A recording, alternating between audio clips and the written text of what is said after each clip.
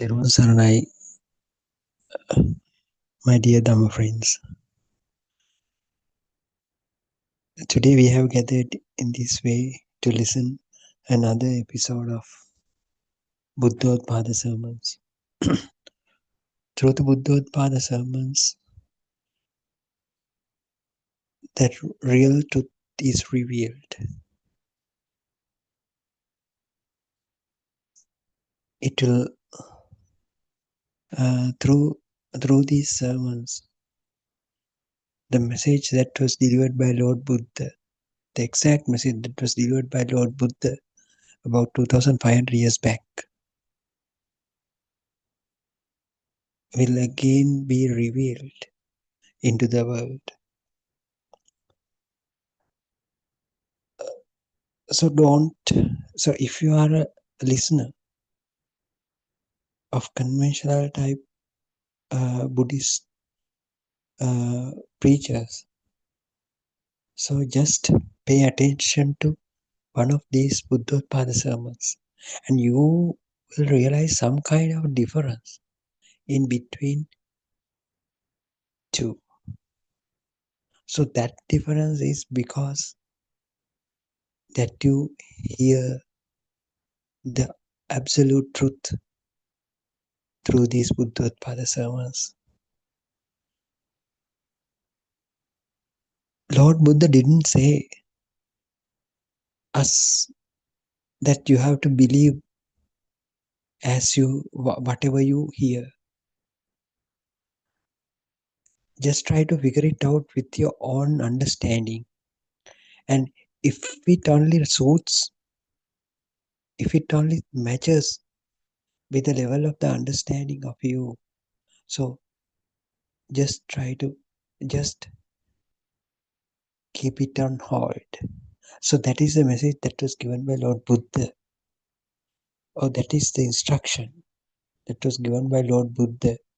So it is valid into your day-to-day life as well, because the most of the religions which are available nowadays in the world, so they try to uh, give some kind of give some sort of um, a mythical kind of, or um, uh, some sort of things, some sort of things that uh, will uh, that will exceed your logical thinking capacity. So that means there are certain things that they say that they had been uh, they are belong to some kind of god or some kind of previous merits and so on. So from a logical or scientific mind, if you want to figure it out, it is very very difficult for you to understand, because so they are not very logical, they are not very all these things are depend on certain kind of a belief. So if you believe in gods, so whatever the things related to god they say will be automatically accepted by you. But and also, if you believe in your previous karma, so that will help you to make you convinced that this birth and the following births will be uh, set upon on the previous karma. So likewise, all the rest of the other religions depend on some sort of a belief. But in contrast, for those religions, Buddhism, the absolute real Buddhism, is not driven over the belief. That's why it is not known as another kind of a dogma. So one, if you have a certain kind of a thinking, logical thinking capacity, so the Buddhism is there for you to figure it out. None of the places can be found in the Buddhism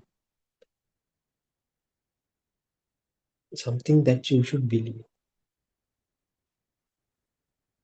If someone says you have to believe this is as Buddhism, this only part as Buddhism, this part as Buddhism, so don't believe it. Don't take it as it has been told by Lord Buddha. What Lord Buddha clearly said is don't believe even if someone says it is said by Lord Buddha. With your inquisitive mind, you can logically think and you can figure them out. So the entire Buddhism has been built upon like a cascade of things that will be one will be subjected for another one's results. So that means the this is the cause and effect dhamma. So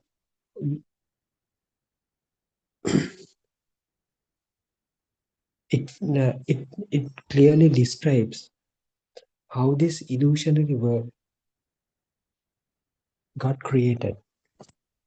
By that, you will be able you will be able to understand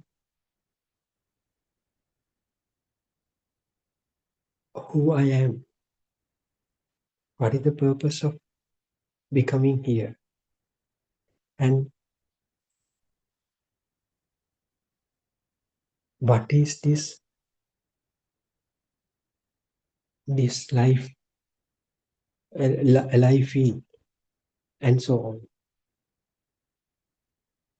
The only thing what Lord Buddha said is, if I say in a nutshell, Lord Buddha said that there is no living being here. That's why it is known as Anatta Dhamma. So, Anatta Dhamma means there can be no soul found in anywhere in this world. So, in order to understand that thing, we have to understand how this a life field is brought about. So, at the beginning of our lives, after being born, we didn't know that we have been born even. So, it can be understood by looking at or observing a little child just after being born. So, he or she or this little baby only responds to whatever the stimuli that comes through his or her senses. So other than that, this little baby does not do things intentionally. So by observing that kind of a baby, it is not very difficult for you to understand. It is there is some kind of a system is functioning within that small child. So then that small baby does not intentionally do anything because his mind has not been developed yet. So when he feels a certain discomfort in his tummy, a high pitched cry comes out from his larynx. So it this little baby did not intentionally cry. It automatically happens. So what happens is when the mother of the when the nipple of the mother uh, became contact with his cheeks, automatically the little baby starts sucking. Then what happens? The breast milk will come out from the breast and it will fill up. The breast milk will fill up his tummy. The burning sensation will be gone then. Then what will happen? The cry will stop. So it happens into a certain system. So nobody governs this. It is a certain process. So as same as hears when the little baby hears his mother's voice, he turns his head towards mother, and when mother says something, he smiles at her. He doesn't do it intentionally. That is the way how the system functions. It happens into a certain system. The receptors of the eye, the receptors of the uh, ears, so they collectively produce a certain sound. So it is it, as a response for that particular sound, the bodily movement takes place. That's why he turns his head towards this direction of the sound. And as it is kind of a pleasurable kind of sound, he keeps my smiling. It is also happens as an involuntary reaction.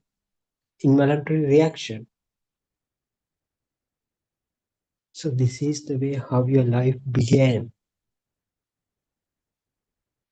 Even though you think uh, that you are now an adult, so by observing a small baby, it is very easy for you to understand this particular fact. So then try then so what why so at the stage of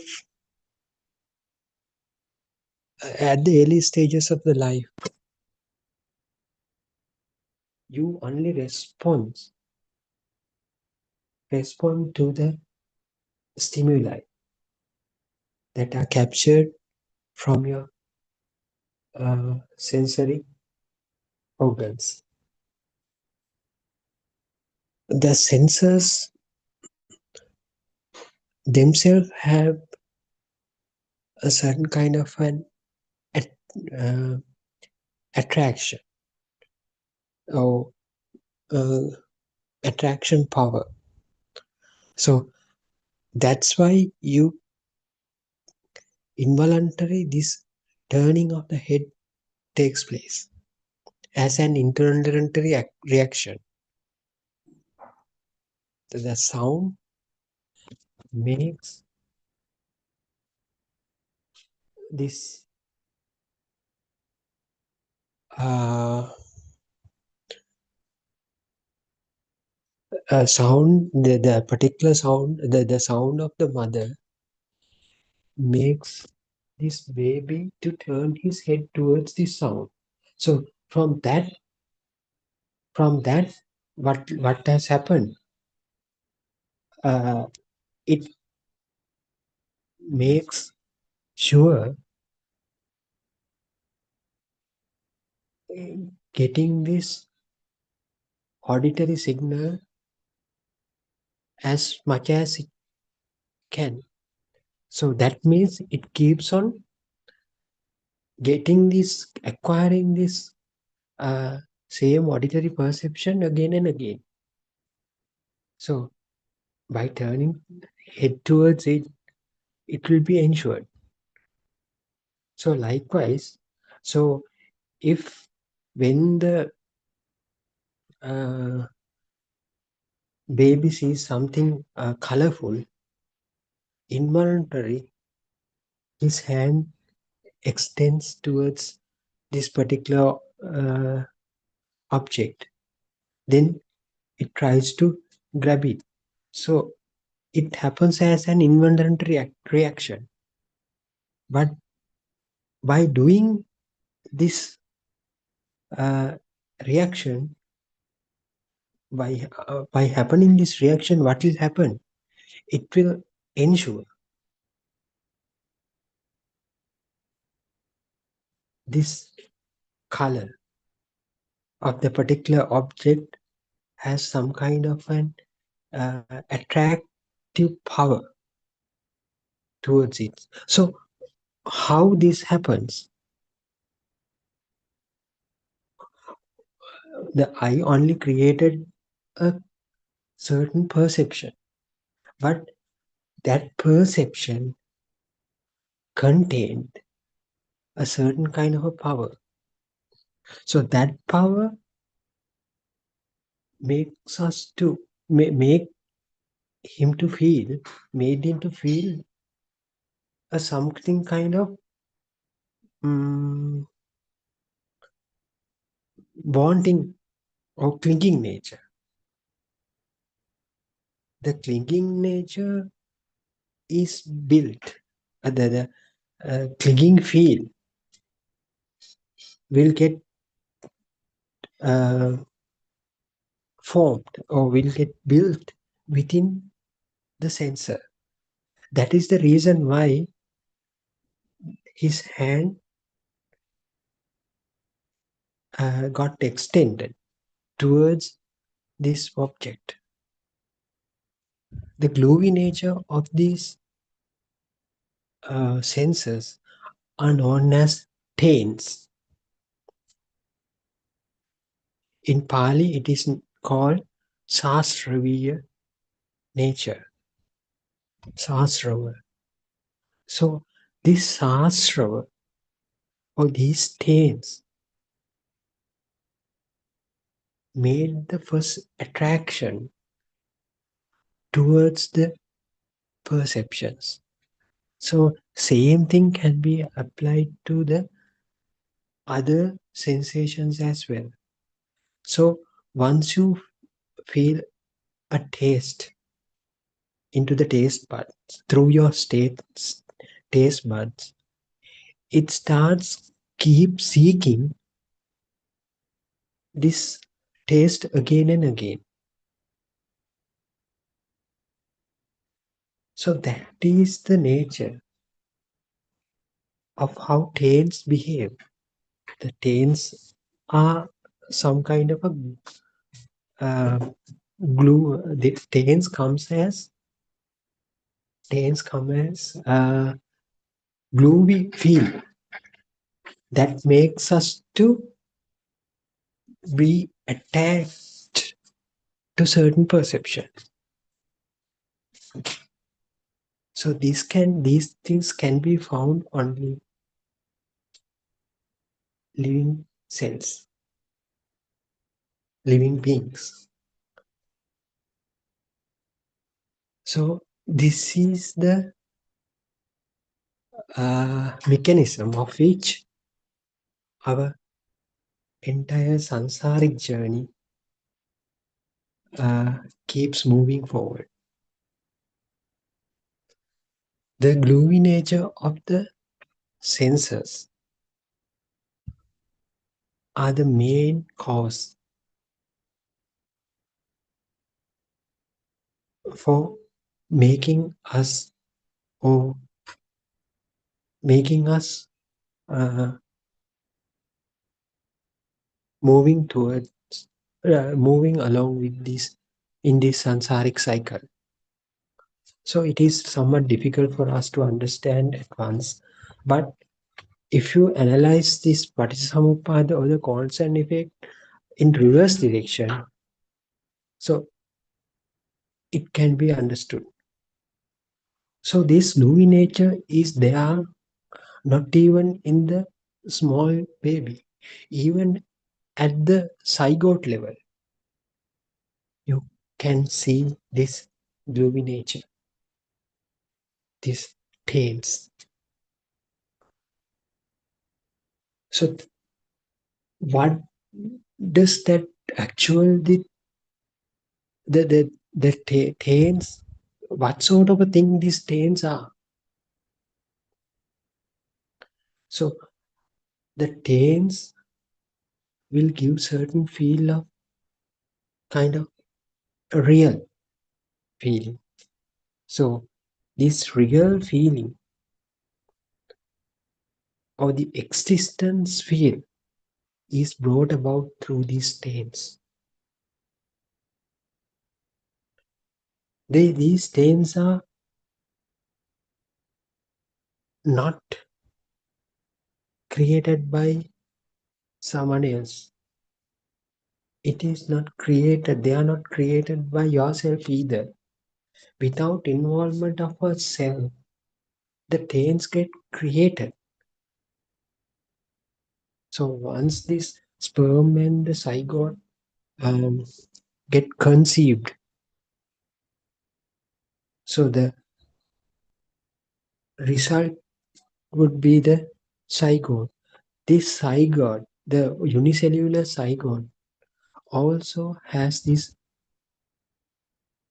tails. So if you even if you call this is a zygote, even in that particular zygote can be uh, absolutely there is a certain kind of a vibration. There is a certain kind of a frequency. That particular frequency get telepathized with a certain kind of frequency somewhere around it. So that is the way how the initial power or the initial energy to grow as a human being is acquired at the level of zygote. So after telepathizing with certain kind of another frequency, another vibration, due to the gluey nature of the zygote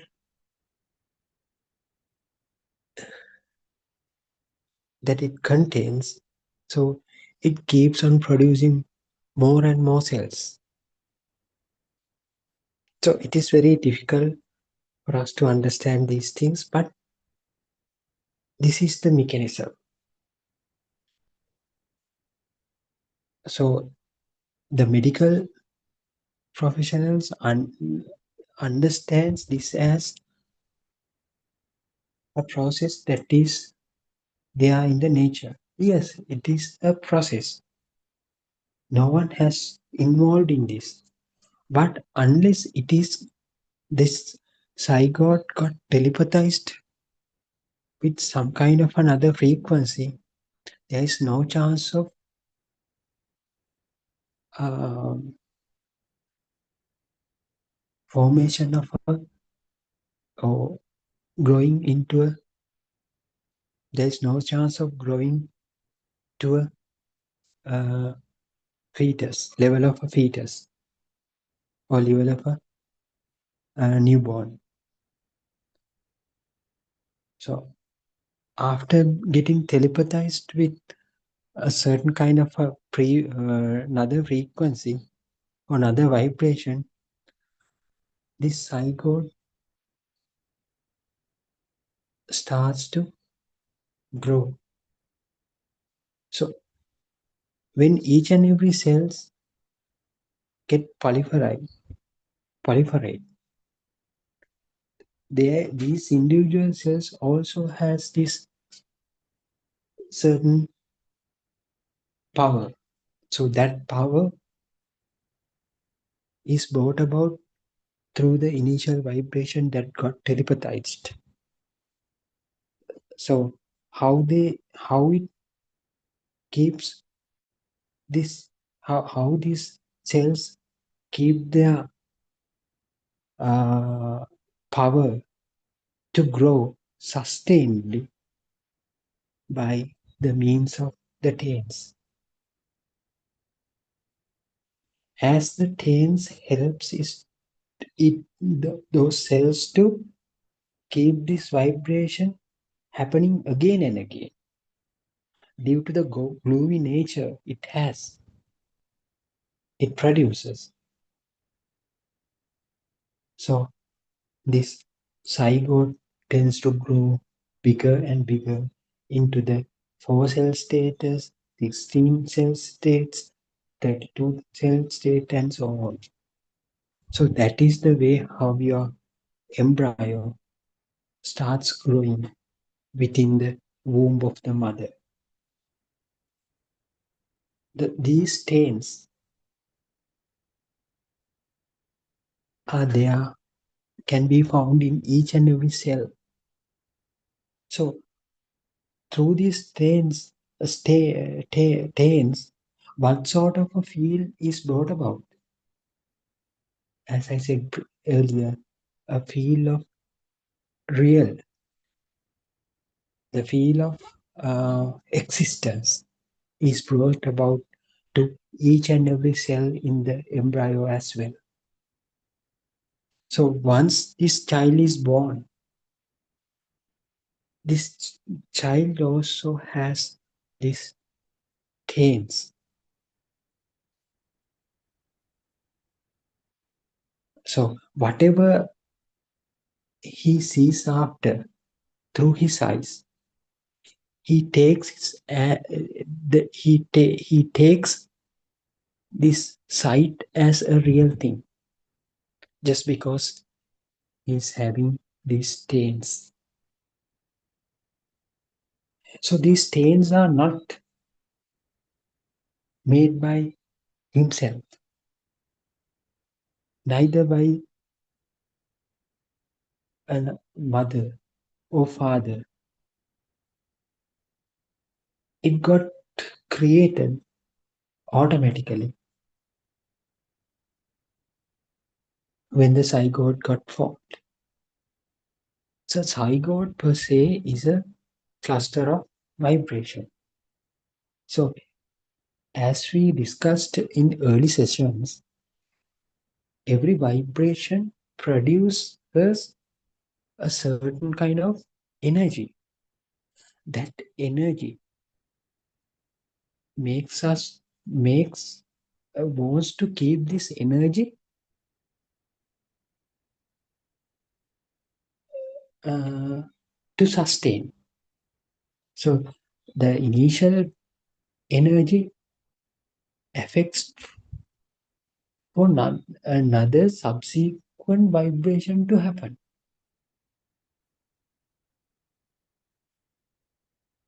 So there you can find some kind of a attachment with the subsequent vibrations. So one vibration will trigger up another vibration to happen. So collectively, when there are two vibrations, the energy that is produced within these vibrations will be more. So collectively, it can produce more vibration to happen next time. So likewise, this cluster of vibration uh, keeps vibrating or resonating with another kind of vibrations as they grow. So that is the way how the zygote grow up to the level of embryo, then to the fetus, then to the level of newborn. So even you keeps hearing this Dhamma in this moment, your each and every cell has this kind of glowy nature within them. So just because this newborn baby has this glowy nature in his eye faculty, that is the reason why it made his arm to extend towards this particular colorful object. That's why I mentioned earlier, it has happened involuntarily, without involvement of the mind. So there, at the initial stages of the life, these different perceptions have not combined to form a thought. So that means you can't assign a functional, you can't demonstrate a functionality of a mind in a newborn because thoughts are not formed yet.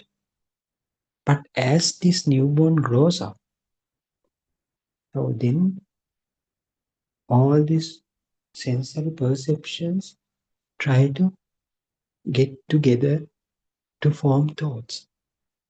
So then, of course, what will happen? After combination of each and every thought, another kind of each and every perception, another kind of a perception will get produced. Maybe that may be the mother.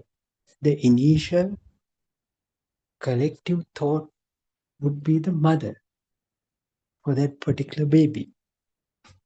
For just after, just by hearing her voice, he then try he then tries to recognize that voice comes from the mother. Just because that the perception that had been created after a combination of all the perception now became a real thing for him.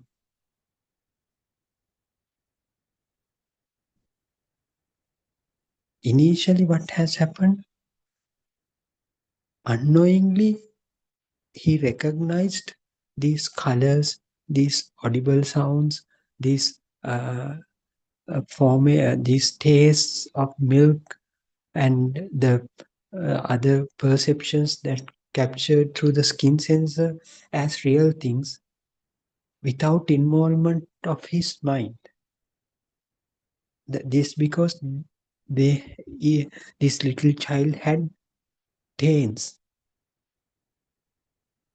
within him. So these taints were brought from the level of zygote, from the stages of zygote.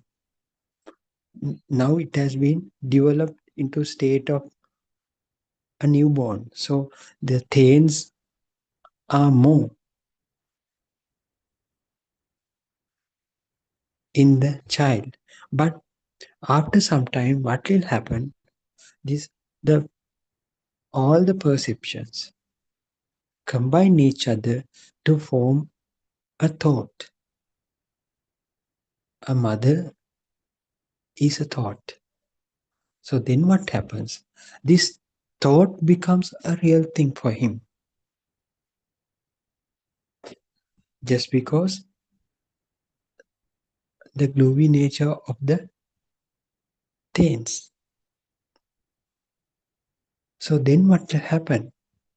So once the little child hear the voice of the mother, he tends to feel he tends to get a mental kind of a picture of the mother. Even seeing, even he doesn't see his mother, he gets a certain kind of a mental picture of the mother because the perception of the mother now has been established as a signal, as a perception. From that day onwards, he does not perceive the uh, figure of the mother as light, the sound of the mother as another kind of auditory signal. Now he starts to deal with the perception of the mother. It's a collective kind of a perception. But in that particular perception, also you can find the gloomy nature.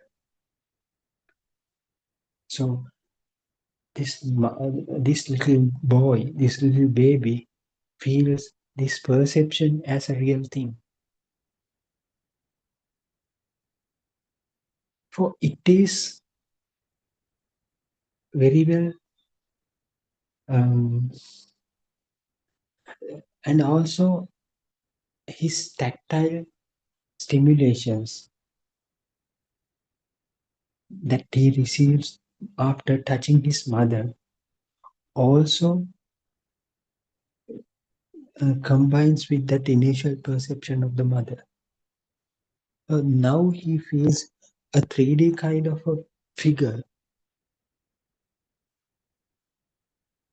as the perception of the mother. So it convinces him that this is a real kind of a thing. But still, but still, he doesn't feel himself as a real object.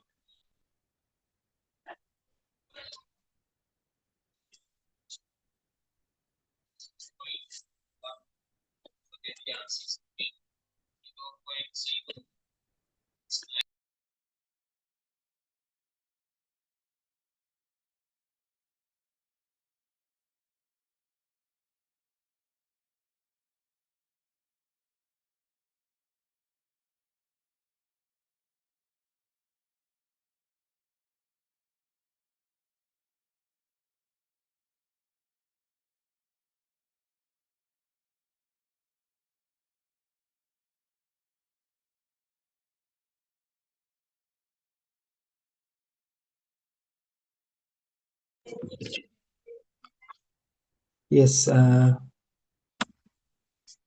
yes. So this is the way this how this initial perceptions become real things for us. So Sera Ternia said, Nahitang parakatang bimban nahitang parakatang agang. That means this perception has not been created by someone else, neither by you either. So this perception has been created as a result of some ongoing process in the nature. So if I say the word nature, when I say the word nature, don't take it as the environment. So we usually call the nature as the environment which around us, but it is not the nature. Uh, the word nature, what I try to highlight is the system. So nature is the system. So this perception has been created as a result of ongoing process that happens automatically without any engagement of a living being. So these things have to be very clear for you. So we say the way how your perception of the mother became a real thing for you. But even at those stages, you don't feel like you yourself as an existing living being. Only you start to deal with the perceptions that around you that can be found around you as real things. So in the early stages of your life, you tend to interact with those perceptions as real things. So then of course you will recognize your father so as a real real entity, and also you will recognize your toys. So then your bedroom, your cradle or cot, your pillows, and so one by one, you try to recognize them as worldly objects. So this is the way how this little baby recognizes his world. But still, in this in his early childhood, he he does not feel like he is existing. So, what is the mechanism of um, recognizing himself as a living being? So, it takes time. So, when he turns into the age of 4 or 5, then when he starts to move within the society or interact with more and more people, they will ask, or particularly your parents will ask, tell your name. They will ask your name. They will say, baby. This small child will say, baby, I'm baby. Why he say reply as why he replies as that?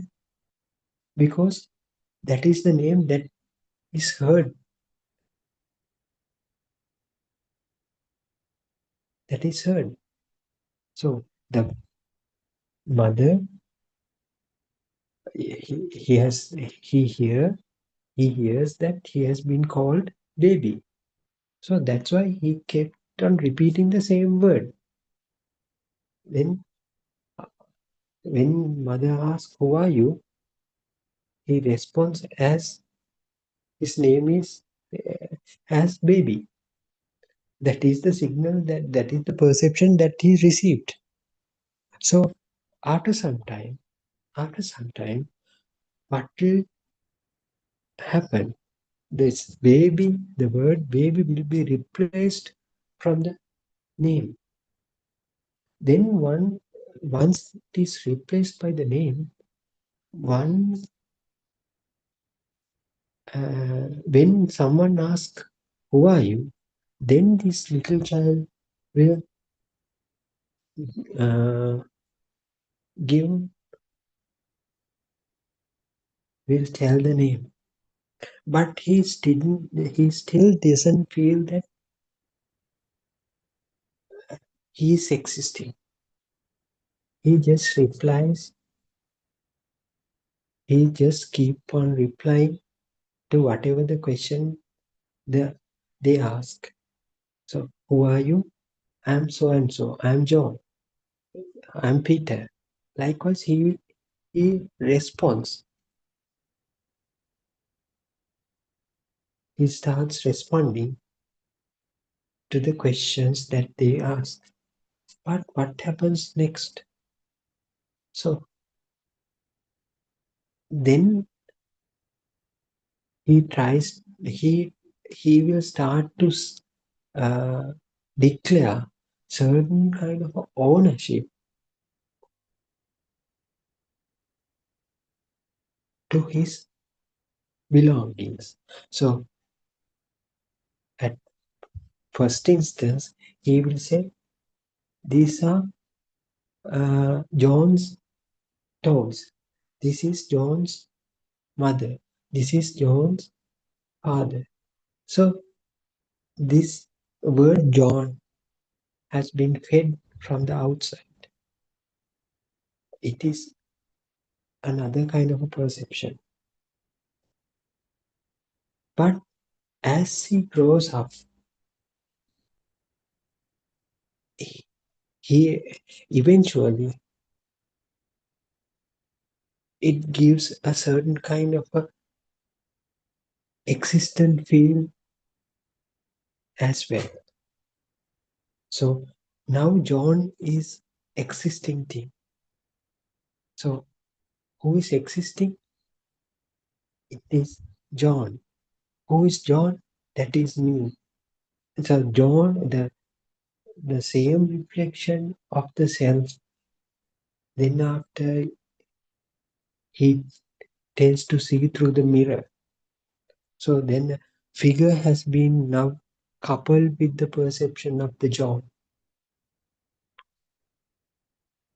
So then you have a certain figure as well as a name.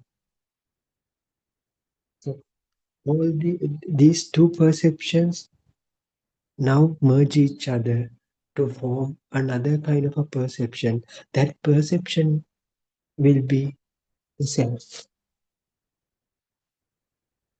Then from that day onwards, he tends to feel that I am a living being. So to that point, until you reach that particular point, it has a certain gap from the birth to that field. Maybe 2, 3 years later, he tends to feel like that. So in the early stages of his life, he didn't feel that he is alive, he is a living being.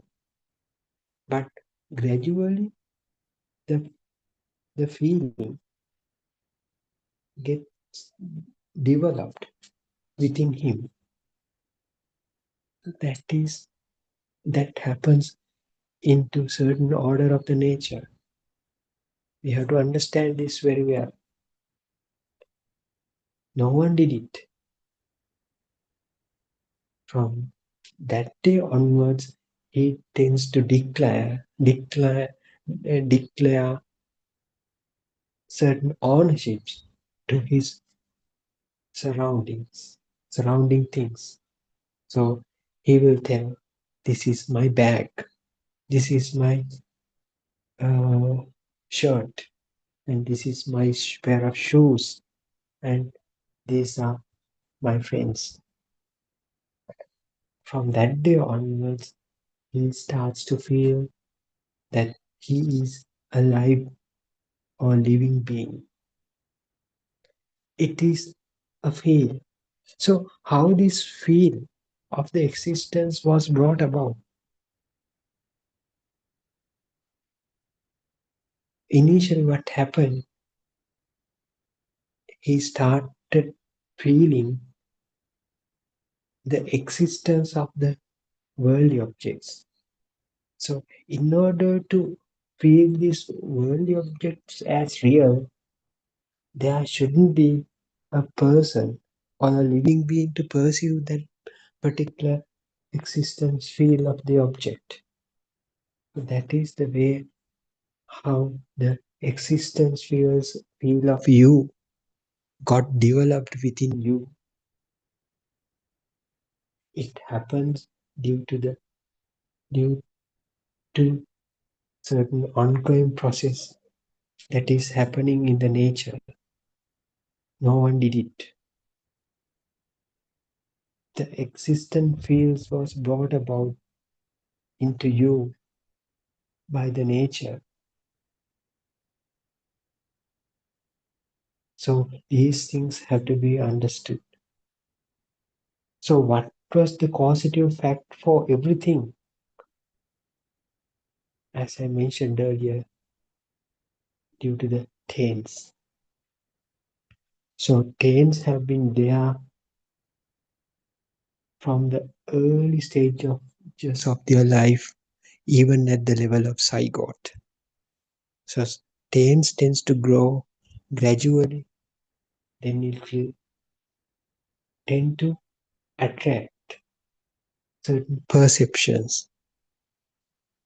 For seeing things make you to feel a certain attraction towards it.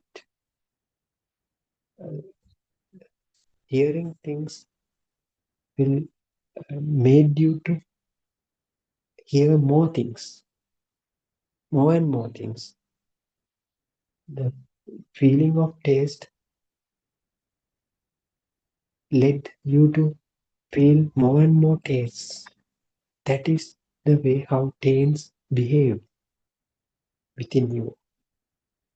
So ultimately, all these taints led you to feel a certain feeling of existence of a self. So it is so complex kind of a process. It is so complicated kind of a process. But this is the way how nature behaves. No one had did it, neither by you. So we have to understand the mechanism of which the nature produce the self feeling, a feeling of your existence. So it is very well explained through these sutras as well.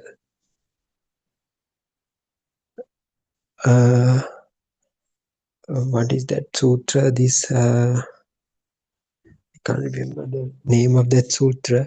So um, it says whenever there are two different polarities get created, so we'll say positive and negative means two different polarities. So it is inevitable of creating or generating certain kind of a power in between. You can't stop creating certain energy, generating certain energy in between those two polarities. So this energy will lead to produce more and more different endings. So that is the way how this vibration would lead, one vibration would lead to form another kind of subsequent vibrations. So this is the way how this taint gets formed. Actually, we say them as taints. It underlying there is certain kind of a power. The progression of the power, the initial power, will be presented as this the perception or the alive perception. It is a kind of representation of the power that was there in this zygote. Now it has been represented as a self.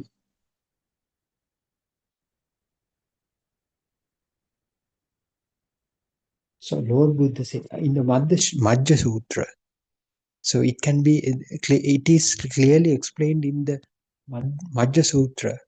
In the Pali words, it says, Yo Bante Viditwana. Yo Bante means there will be two different ends. Once these two different ends get created, generation of certain kind of a power in between is not preventable. So that initial power would lead to produce more and more different endings or more and more vibrations, subsequent vibrations. So these particular subsequent vibrations again will produce more energy. For this energy or this collection of energy will give rise to a certain field. That field is known as the life field. This life field is the causative fact for causative beginning for this entire sansaric journey. So it is a power. It is a collection of power. The power cannot be destroyed. So it will keep on transformed from one to another. So it cannot be uh, um, dissociated. So only way of stopping this power to create more subsequent energies is by understanding this process. Only way of stopping this samsaric cycle is acquiring or is realizing this process. So once you realize this Dhamma, once you realize this entire process, so that will make you to understand that there is no such a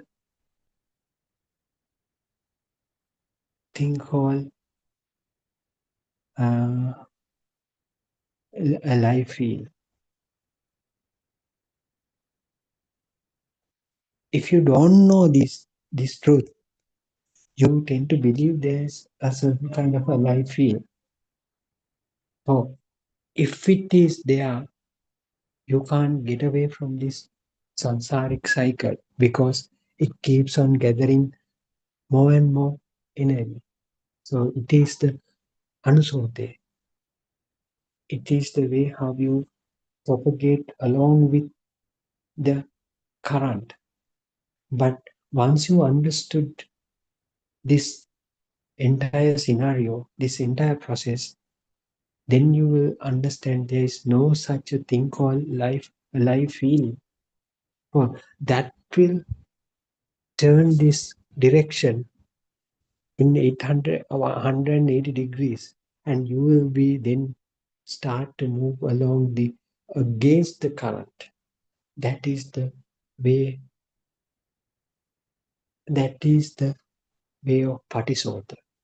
That is the direction of Patisotha. So it is somewhat difficult for us to understand, but that this is the truth. These things can be found in the sutras as well. So only problem here is the way how these sutras got have been interpreted, either into Sinhala or whatever the language. So they are there. These things are there in the sutra, but the way they have been translated into Sinhala or different languages, there are certain kind of gaps in it. So that's why that is the reason why the people can't nowadays easily understand this truth. So anyway, just keep these things in mind and try to figure it out as much as possible. The more you understand this truth, the more you realize, the more you can move closer to end of the samsaric journey. So we can talk further tomorrow as well. So until then, uh, good night and triple G bless you.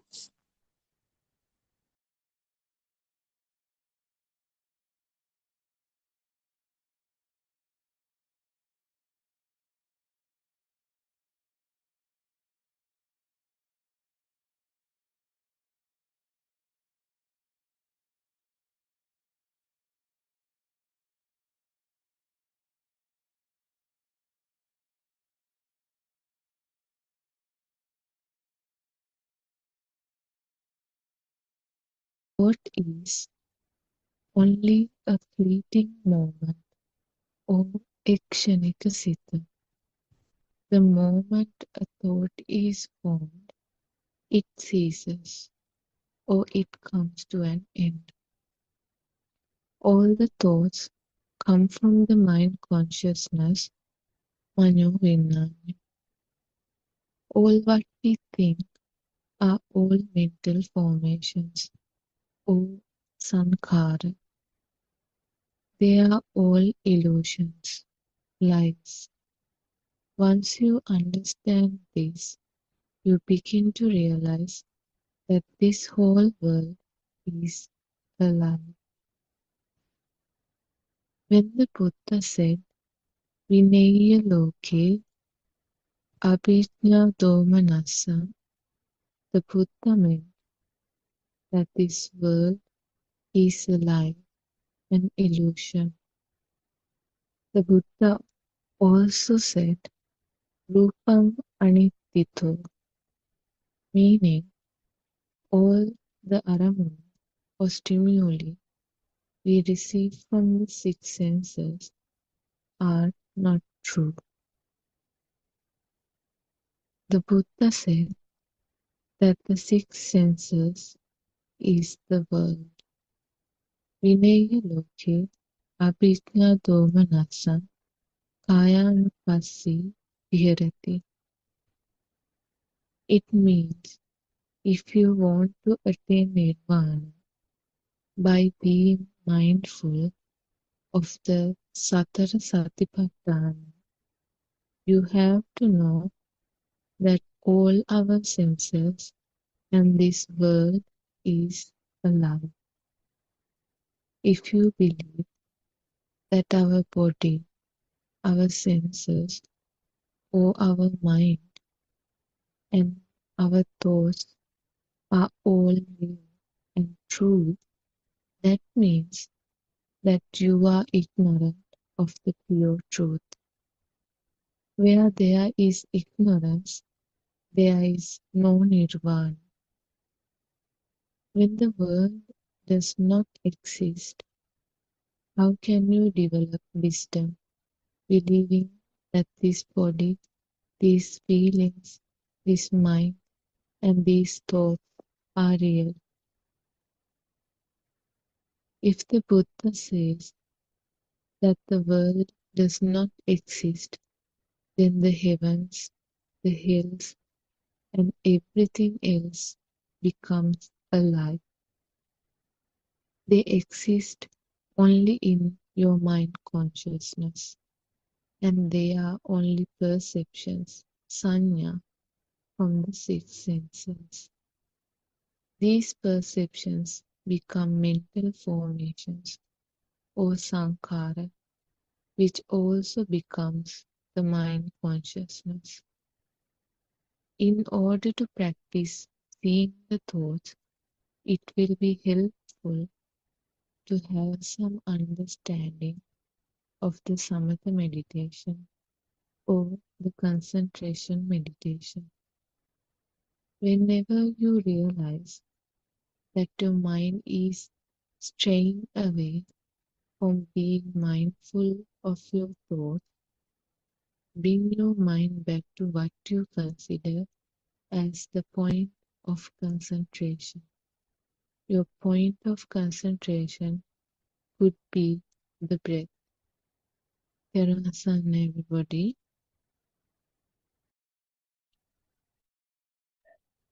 Therwan Sarnai Shani. Thank you for reading the 2 pages from the book The True Dharma Has Awakened, Volume 2. We have been discussing about the thought and the mind, and it was briefly mentioned how the thoughts are formed.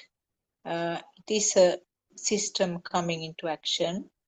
The five senses, that means the eye, ear, nose, tongue, and the skin, the five senses will create something, and the mechanism we call it vibration.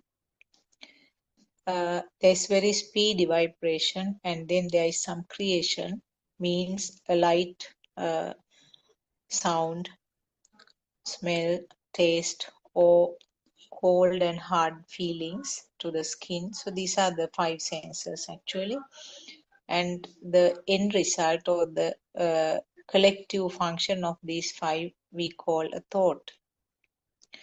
So it's important how the thoughts are formed. It's important to know uh, with very good clarity how these thoughts are formed. Then only you can have a deep understanding about this system, how it comes to work. Uh, and they are all the thoughts are actually mental constructs. And mental formations or constructs, and this mechanism, this speedy mechanism is called sankhara, where some of these perceptions are collected together, and the result is this what's called the mind consciousness or the vijnana. So mind consciousness means basically all thoughts. So we have been mentioning this earlier also. Everything is a thought basically. Whatever the action, the words you talk are also thoughts. So also it was mentioned that right at the beginning, for a beginner, it's advisable to do a little bit of concentration meditation to calm down yourself. And it means that the attention is focused on one point, one event or one action. Commonest thing is a breathing meditation, where the focusing is done to the place where the airflow touches in the nose. Sorry. So it can slightly vary from person to person. For a person, it might be the nostril. So for another person, it may be the root of the nose. or for another person he might feel better to the upper lip. So wherever I'm giving a little more description about this breathing meditation. So whatever the place where the prominently the flow of the air is felt, can be focused, and this is a very simple meditation, what's called the breathing meditation. In Pali it's called Anapanasati Bhavanava. So it's useful for a short while to calm down yourself, and then you can research on these topics, how these thoughts are formed, uh, and you sort of penetrate deep and deep into these matters and try to understand what is this process, how it happens. So from there onwards, I think we can start our discussion. Therwan Sarnai, Dr. Kokila. Therwan Sarnai, all Dhamma friends.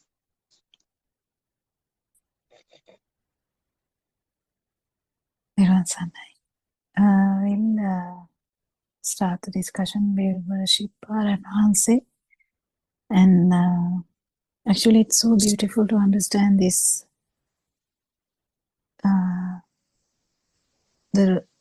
What we so-called real dream, that's so-called world we live in, how it has formed. It's so beautiful to research about this. So I invite everyone to do that research. This dream or this world, it's just the 6 sensory organs. That's all. That's all, and nothing else. So if you can understand this, that is a production of the sensory organs. We can understand how this world is different from each other. Why it is different is, one reason is sensory organs can be different. The other reason is the power underneath. That's an power in that system can be different too.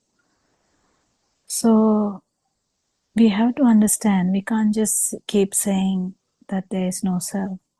Actually, we have to understand, if there is no self, what are we feeling here as self? That's what we keep understanding. Yes, there is a manifestation. There is output of 6 sensory organs. Yes, dream is there. We can't say it is not there. Dream is there. But is it actually there?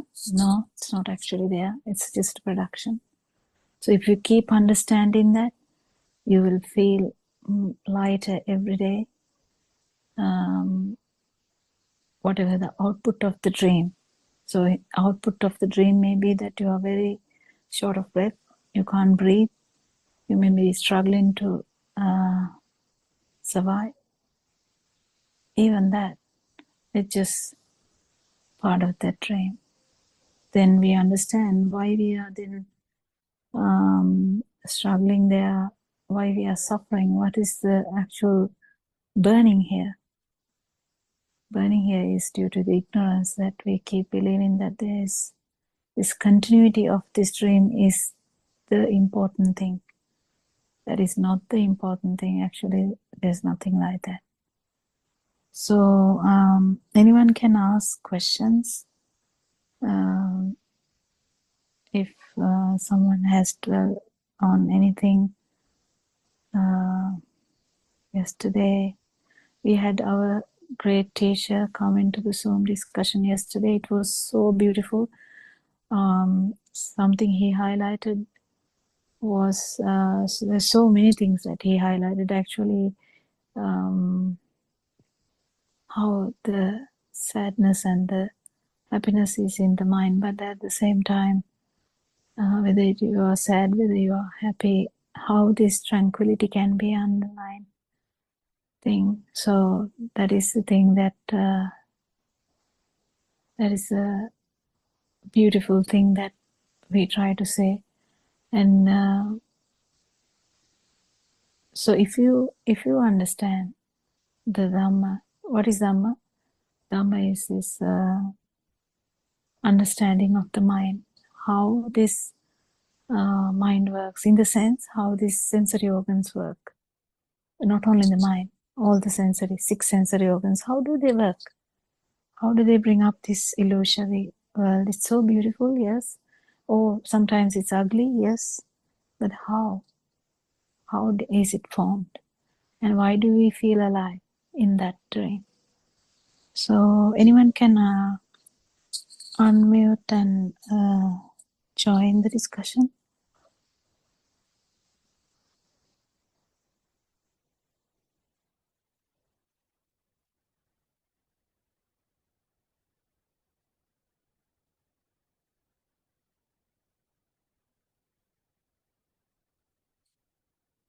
I think Dr. Sakuntala went for the programs Monday, Sunday Yes. or Saturday. I'm not sure. I think both days, No, didn't you? Sunday. Sunday. Sunday to Sunday, yes. How was it? How did you feel? It was actually good. It was the first program in that center. Actually, it's not easy access to that place because the road is not motorable. About 1.5 kilometers out of that, about 1 kilometer stretch is not motorable. Actually, the three-wheelers also uh, find it very difficult to go up there. So we had to do the walking. But when you go to the top, actually, it's a very calm and quiet with lush greenery around with the mountain tops. And we were on top of one mountain, and there were peaks around, all covered in green. So there were about 37 people altogether. First 2.5 hours, we discussed the darshana, that means how these thoughts are formed, because there were several. My question was, how did you feel? Yeah. I could now, especially when I was doing the walking part, that I will say, because other times actually when I was doing the talking, Are you the person who is holding the? yes, mostly yes. Oh, okay. So that time actually I was engrossed in the explanations and answering the questions, etc. But during that walking session, we walked down that whole stretch, 1.5 kilometers back. Because I have done the steps several times. I mean, more or less that practice was there, and automatically that I felt that there was uh, there was no person walking. I could feel the sensors which were sort of alternatively taking role, and the sensors were alternatively felt. But there was no tiredness or no concern about the sunny weather also. And didn't realize that a long stretch walk down, it was sort of kind of tireless and effortless walking at the end. So even though we were explaining the steps one by one, uh, probably because I have done it several times earlier, I automatically felt that I was going to the third and fourth steps of this practical procedure, so that there was uh, no thinking part, and felt that automatically the action is taking. So it was like the sensor functions were taken all alternatively, one after the other. So it was very relaxed and uh, very relaxed type of walking meditation with very little thoughts, I would say. Time to time there were disturbances, time to time sort of thoughts came up, and then I got dragged away. But more or less, most of the walk was like that. Thoughts can come. Sorry? Thoughts can come. It doesn't matter. Then you Yeah. have to know that thought has come. Yeah, thoughts can come. I mean, I was carried away by some of the thoughts. Yeah, okay. Occasionally, because there was one place where there was a strange sound of a bird, and several people who were walking sort of got distracted to that, and they even went up to that place to see what was the bird. So that time I felt that my thoughts also sort of got along that one without realizing that it is only a sound. So there were a couple of occasions like that. Apart That's from really that, interesting. That part is really interesting. mm, Just mm, imagine someone is doing this insight meditation, yeah, stops that and run away to see a bird. That's a beautiful example of how this mind works. Oh my goodness. yes, yes. It's really good. It's like smelling like a cake, and the meditation is over. You run to the run to eat that. It was a very unusual, very strange sort of sound. I mean, we knew that it was a sound, the bird sound. And then at the end of the meditation, we had a little discussion about that stretch also, how we walked, and how the people experienced it. And then the comments came. Some people said it was this. We saw the bird. Yes, we saw it. It was a valikukula. Valikukula is that our natural bird. So they went up to that. So it was complete distraction from the point of this walking meditation. Yeah. So they went and peeped up. Uh, I got distracted, but yeah. Can you see that the exact point is missed, isn't it? Yeah, that's how it is. That's how it is. Yeah. So this mind sensor is so thick that no penetration is done, or no liberation is done, and not only that, and you get carried away. So actually, that means you have slipped to the complete outside. Yes. In Yeah. between, there were thoughts, as you said. I mean, sort of flash of a second, some thoughts will come about some topic, and then I realized that it's a thought, and then sort of it became one of the senses that I was observing. But this particular one, I felt that I got carried away by that sound, and because the others sort of wanted to go to the edge of the road and peep and find out. So that was one of the points that I could remember. Yes. Interesting. Any questions that came up with the question and answer thing? Now what we did was we explained them each step, and then we because the latter part of the program was done in a different temple at the base of the mountain, base of the hill. So that place actually didn't have much space for this walking meditation. So we more or less walked around the bo tree, and some were asking, some were asking, especially when they had most of them had a difficulty between differentiating the sensor from the thought. Now, for example, felt something, felt sand. So straight away it was like that. Now, not something like felt something hard, and the interpretation of the mind was sand. And so things like that, there were a lot of confusions. We'll elaborate on that because Joel is also here. So Yes. we need to understand that this bodily sensations, mainly bodily sensations, the skin and the mainly skin I'm talking about, there can be sensory output without the mind getting involved. So the solidity, you don't necessarily need the mind sensor to understand the solidity, the feel.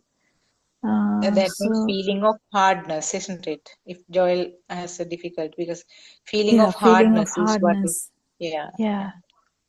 yeah, solid kind of thing. And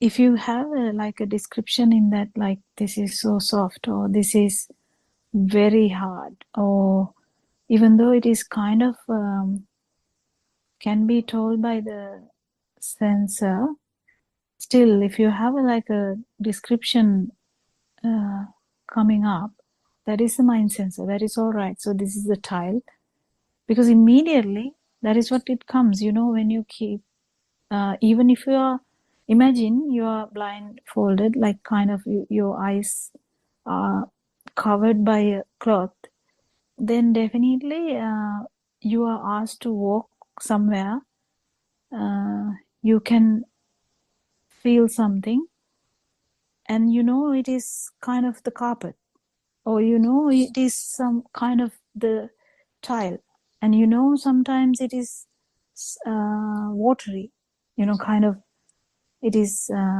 slippery because of its watery. So even when we don't have other sensory organs, still just the bodily sensations, the skin, you have different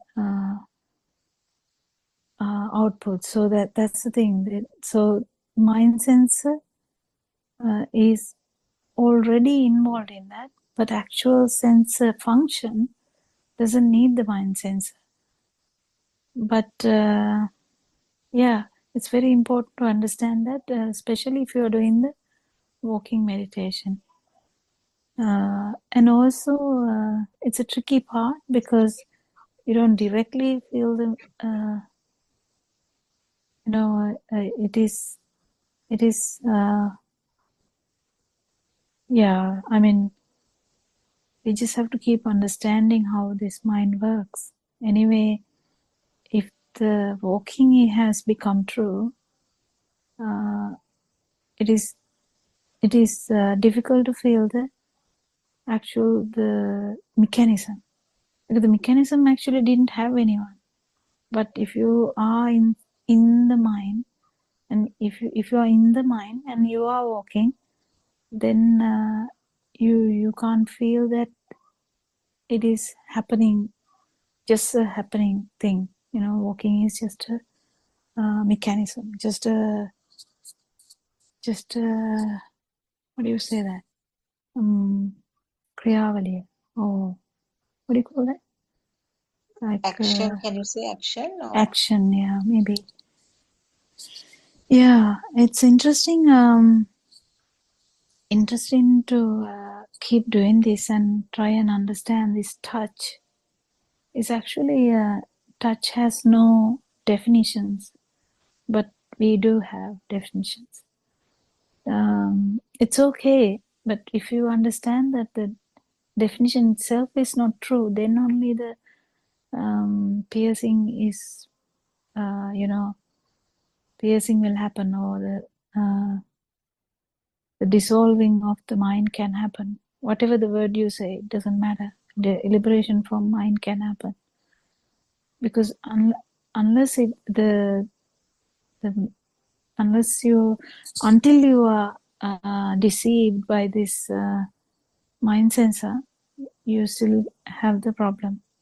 You just have to know that. That's okay. Anything else? Do you have any questions, Charles? Or you are just listening today, probably? Just being selfless these days makes life easy. And Yeah, that's good. and What I noted down yesterday was what Aryan once was saying that that was real. He said, "Love is not benefit or business, and love is everywhere. Be selfless, and love is a feeling." I was just pondering these things, and I think yesterday, Auntie Sudharma said, when you're doing something, you won't feel that you're doing it. You just go on doing it. So yeah, you don't feel tired. You don't feel anything, and that's nice. That's awesome. And Yeah, also, that's when awesome. I'm doing this concentration meditation, suddenly I see I'm sleeping. I don't know how I go to sleep when I do that meditation, but I go to sleep. Yeah, this feels good, really good. Thank you. All good. So, anything else? Yes, Sudharma. Teruvan Saranai, Dr. Kokila. First of all, I worship Pagyananse's faith, spiritual teacher. And Dr. Kokila, I was listening to Dr. Sakuntala's experience, and I was wondering whether at that point, when she heard the call of the bird, I mean, with some sort of awareness that it is the mind sensor, that thought occurs, that awareness without contemplation, with that awareness, if she walks to that place and see the truth, see the bird, but without contemplation, without any attachment or aversion, get that experience, and then continuing to walk. What is it? Yeah, definitely. Definitely, Sudharma. It No, you're shouldn't like, have done. no. Yeah, If definitely it should Aranwanse have happened was like there, that. if Yes. Aranwanse was there, I would say so. I would say so. But the problem is, it is us who go there, and our inquisitive mind trying to find Yeah, the bird. It's yeah, definitely different from the talk. I can understand. So we yeah. can't really justify that in that way. But Of course, no. maybe when Narayanan is there, this is the thing. We can't really, if we are in the path, we can't really talk about the fruit, in the sense the outcome. So the outcome we can't compare with the now we can't put Aranwanse in that position and think that this may be the way that Aranwanse must be doing. That is not how it works, actually. You can't really compare like that, because he doesn't feel alive, so it doesn't necessarily mean, the burning is not there. I should say in that way, the burning is not there. It doesn't matter whether he actually even see it or not, or recognize it or not. It doesn't really matter. That is the thing. But this practice is different. Practice is for practitioners, like the people who try to see this truth in one at least one particular moment, to get to the non-vibration. That's completely different to the person who is already achieved that. So you can't really compare. So we can't really say that. So that what Sudharma said was, it's kind of the Lord Buddha doing that, or Aranwanse, someone around doing that. Then you can say like that. But the problem is, as practitioners, we are in the path, so we go there to practice and see whether we can feel the non-vibration, the sensory function, without that power that we talk about. So to feel that, you can't really miss the practice when we are doing it, because then only it will train you into that exact moment that where we feel the non-vibration. So just imagine you keep hearing multiple birds. If they are just hearing only, that's it. That's it. But that's the Arahant's state. If it is hearing only, that's an Arahant state. But in the path, when we are trying to do this, because we are in the path, we try to try and bring it up. When we do that, first step is first step would be we hear the sound. In the sense, not we, there is a sound, and you identify it as a bird sound. And then whether the bird sound is true? No, bird sound is not true. That it is a bird sound itself is just a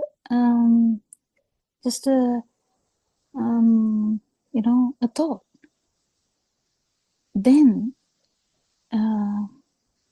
the hearing part is just a mechanism. It's just hearing. And then if you feel it only, the non-vibration will be felt. So this is very tricky. This is just a explanation. This is not the experience. If you actually experience it, it would be direct, very direct liberation from mind, exactly to feel that whole first bit is not there. That thinking part is also not there. And that dream part is also not there. The bird sound part is also not there. It's a sound only. If it's just a sound only, there's no self there. That's how you can say that. So it's a very unique experience. So if we Interestingly, Dr. Kokila, with all that effort, Dr. Sakuntala saw the peasant or the jungle fowl in her mind. No, there wasn't a jungle fowl outside. yeah. That happened actually at the time of the discussion because I didn't see it. I just heard the sound. And then at the end of the discussion, we just asked the participants, what were your experiences during this walk? Then only they came up. Until that time, I had no about this jungle fowl. What was a bird? I had no idea. It's very beautiful. Yeah, but the thing is, we miss these very interesting moments. We miss them. We miss the chance. Basically,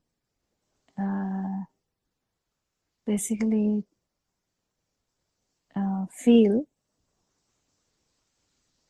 without the mind power. We miss it.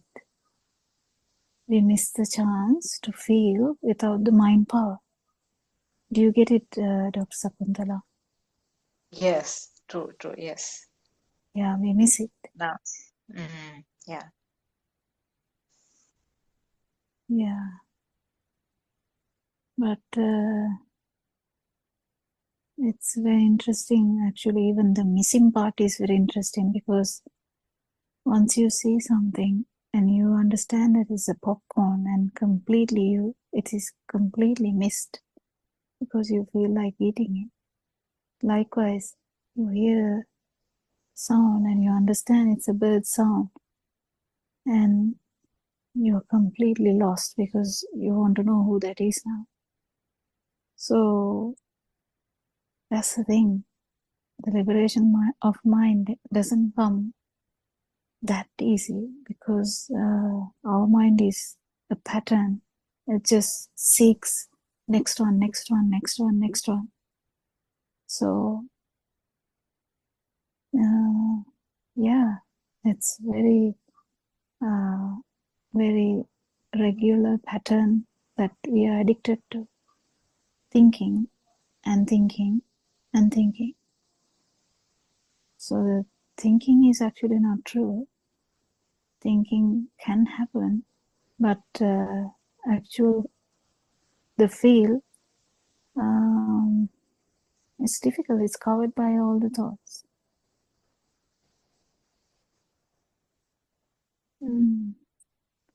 What do you think, Sarangika? තෙරුවන් සරණයි Dr. Kokila.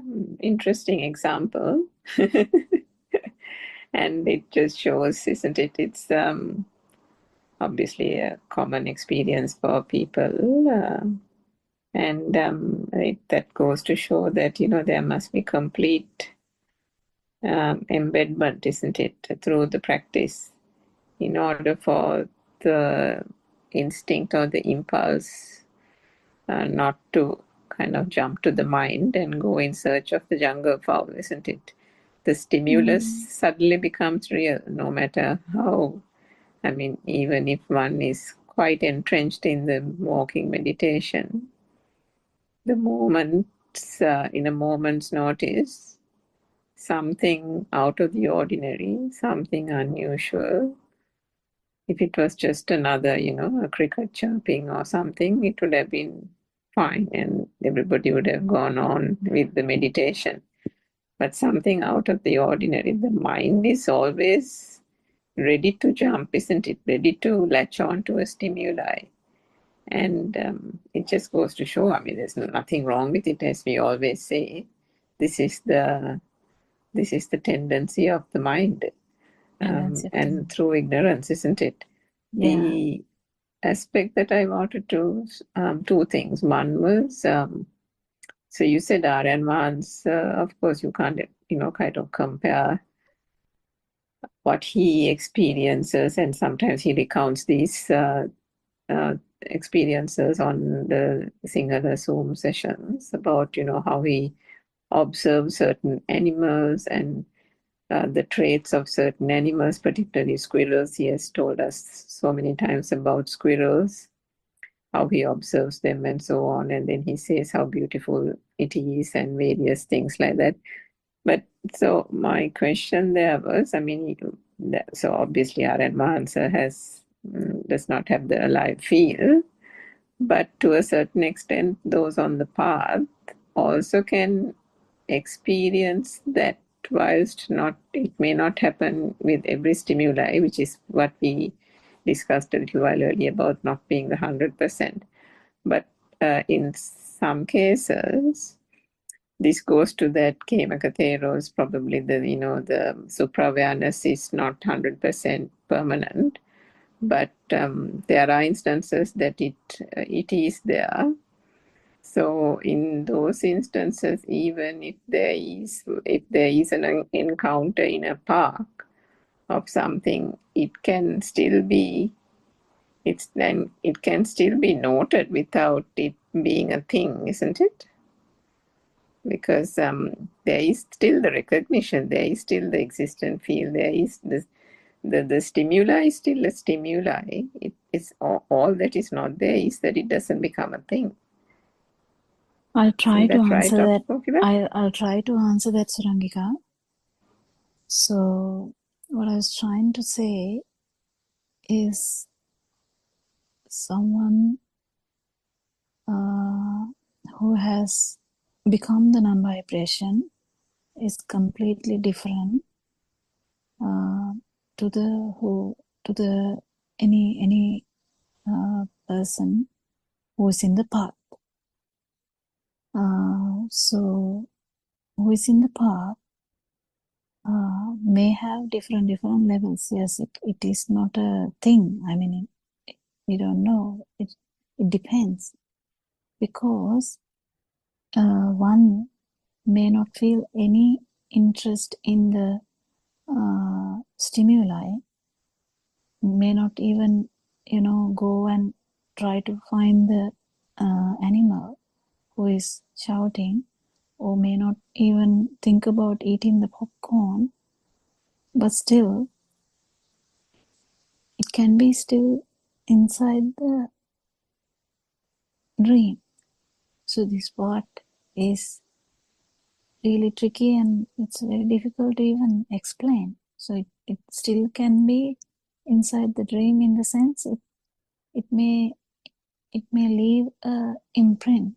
So there's a perception of something happening, you know. But if the mind component is not strong at all, then it would be the feel. So the feel is also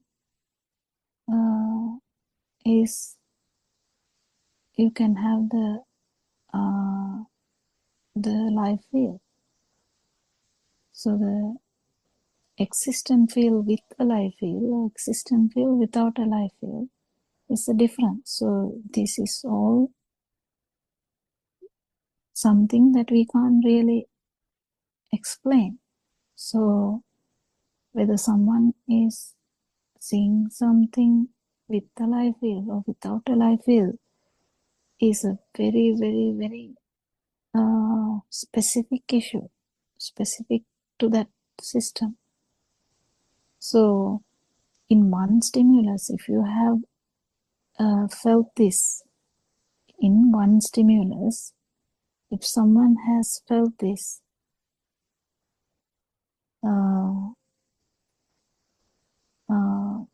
sensory function without the power or feel of existence without the life feel, yes, for that instance, definitely it has happened.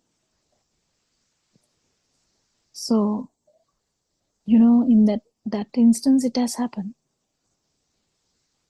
And at that instance, you clearly get the idea that all we have studied, all we have listened, all we have taught, that feel of existence and the life feel, if the feel of existence is not a thing, a life feel is not there. So this is very, very, very specific thing. Very sensitive issue also. So that's the thing. So that is the beginning of the path. To just in one moment to feel the difference between the sensory faculty function without that power. So whether it is going to happen in every stimuli, then the story is over. There's no story, then there's no path. There's no path complete. But if someone is in the path, this may come and go, yes, but it's not there all the time. But when it comes and goes, each time the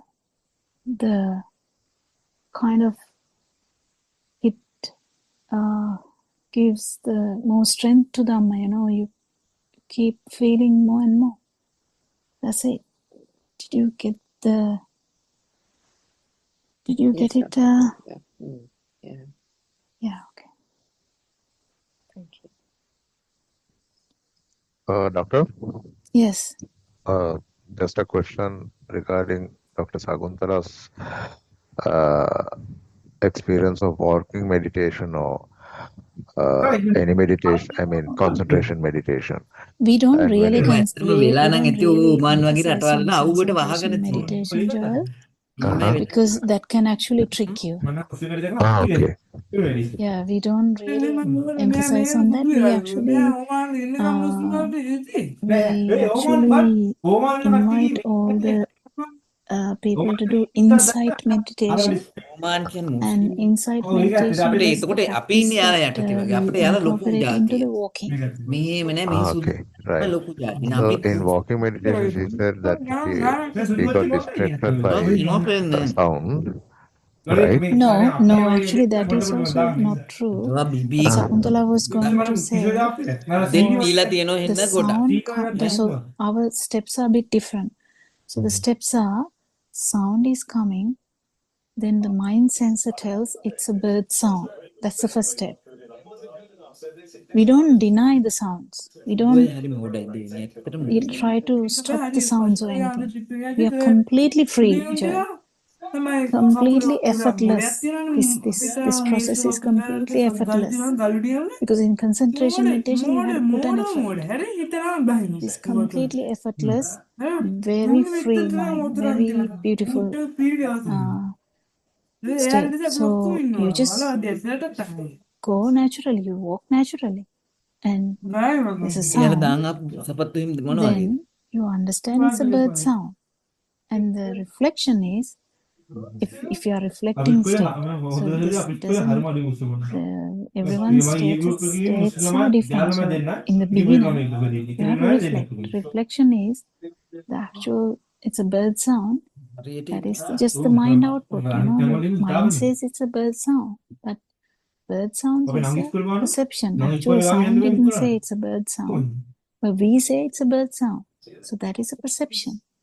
That perception is not true. It's just like a, just another thought. So that's a mind sensor. And then the third step is, so the first step is whatever you hear or see or smell or the skin or the taste or any thoughts, whenever they happen, you identify them as they are. There's no any change, or we are not going to spoil the experience. We are just experiencing the experience, and the sound is there. But then when we understand that actually it's not a bird sound, it's a sound, then I don't think we have come to that point, Joel, the third part, how we understand whether the sound is real. This is very tricky actually. We have to, actually in one session we have to discuss that, Joel, so that you understand that sound is actually is a production of the ear. I think we discussed it slightly, but not a lot. Sound is just a production of the ear. Because we are talking about the humans when we talk about this six sensory organs. So six sensory organ means 5 sensory organs, and they vibrate at the same time. This mind is formed, so we understand that it's a valikokula, the sound of a valikokula. So that's the mind sensor. It's a thought basically, but actual there's a sound too. Like this sound is the sensory function. Sensory function is actually the fast vibration of the ear, and fast vibration of the ear, if there is no fast vibration of the ear, you can't actually hear anything. You are deaf. But because there is vibration in the ear, we can actually telepathize to any sound. So when we say we hear something, what actually happens is the two vibrations synchronize. They synchronize. They become one. That's how we hear. So it's actually, we can't really say the sound is outside.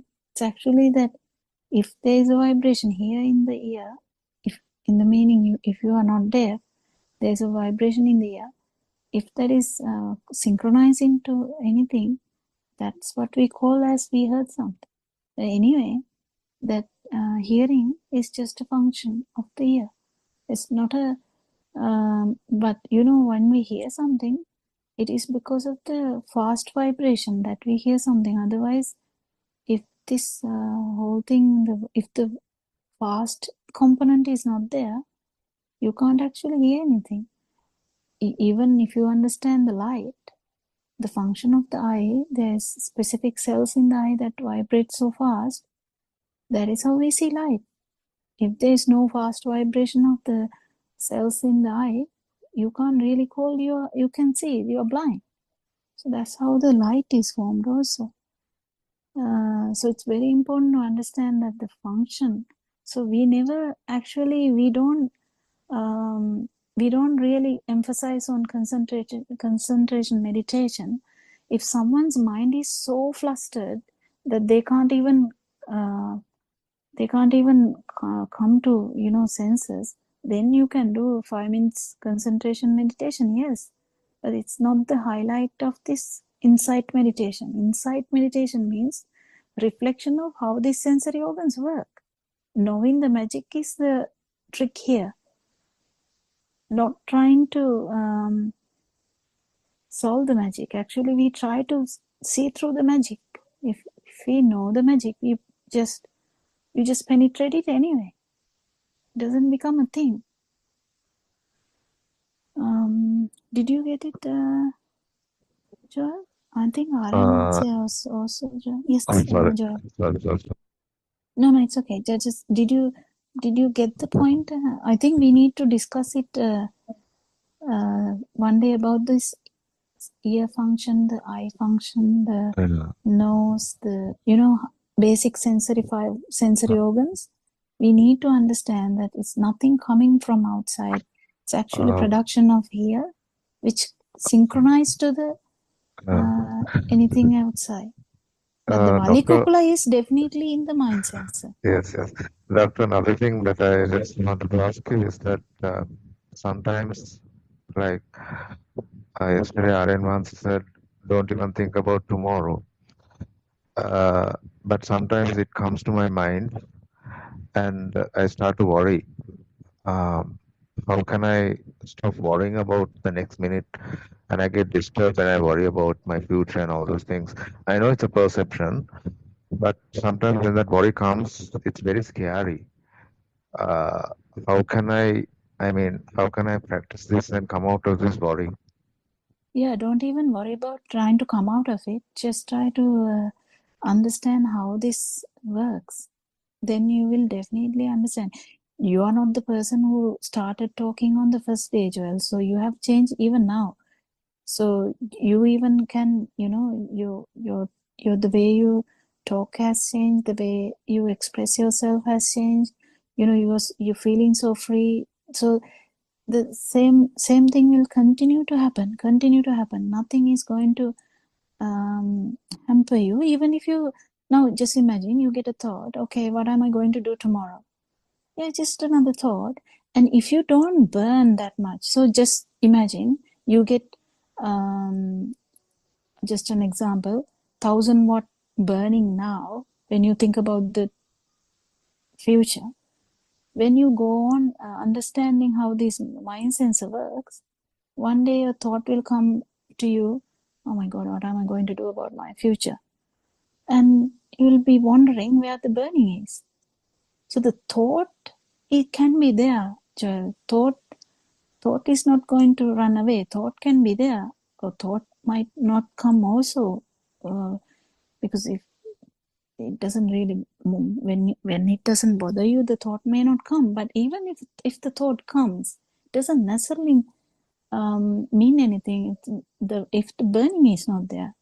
So imagine we are planning something for tomorrow. We have a program like Dr. Sakuntala went to a program like that. So just imagine like that. There's a program tomorrow. So there's a thought. There's a program tomorrow. Yes, it's just another thought. So, but then when you keep understanding Dhamma, what happens is this underlying burning will slowly go away. It takes time. Well, what can you do? You can only do try and understand these 6 sensory organs. How this has created such a world that we were engrossed in. We were like I can't say even the how much engrossed we were in. Like we thought we are inside that, and we were crying. We were happy one time. We are sad sometimes. Everything. But when you keep understanding this world of you, world of someone else, world of an animal, world of a a dog or whatever, how these worlds are formed and how they feel that it is actually true. how does it become a thing? That's what we keep understanding. So the underlying mechanism, understanding how this works, is the key.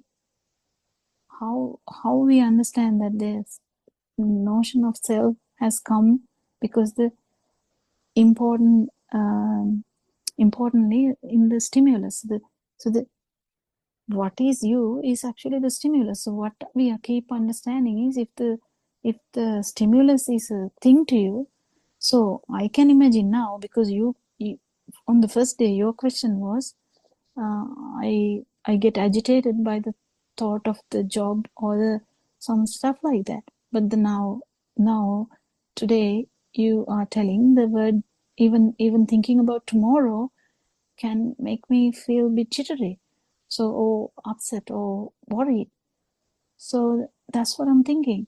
So that's your thinking. So what thinking, or this mind sensor brings up the thought tomorrow. Just someone might talk about tomorrow and you might be thinking, oh my God, is there a tomorrow or something like that? I don't want tomorrow to come, or what am I going to do tomorrow, or what I'm going to do in future. It's okay. The question is okay, but the burning will be gone. So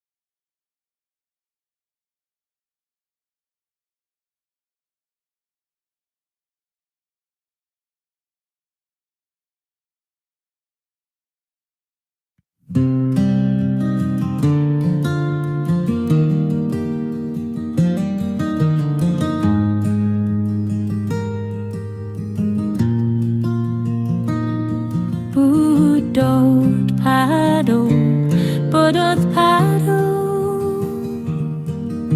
awakening in silence deep. Buddothpado,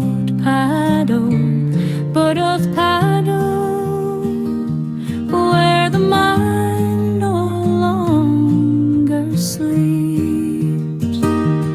Buddothpado, Buddothpado, breath is soft and flowing free.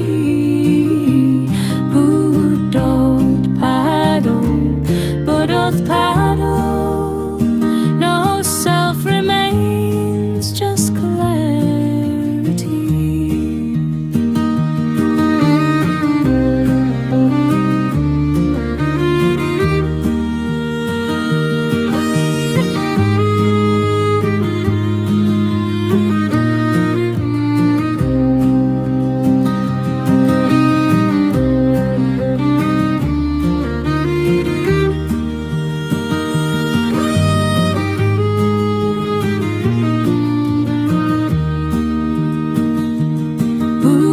Buddothpado, Buddothpado, stillness shines like morning light. Buddothpado, Buddothpado, truth appears beyond sight. Buddothpado,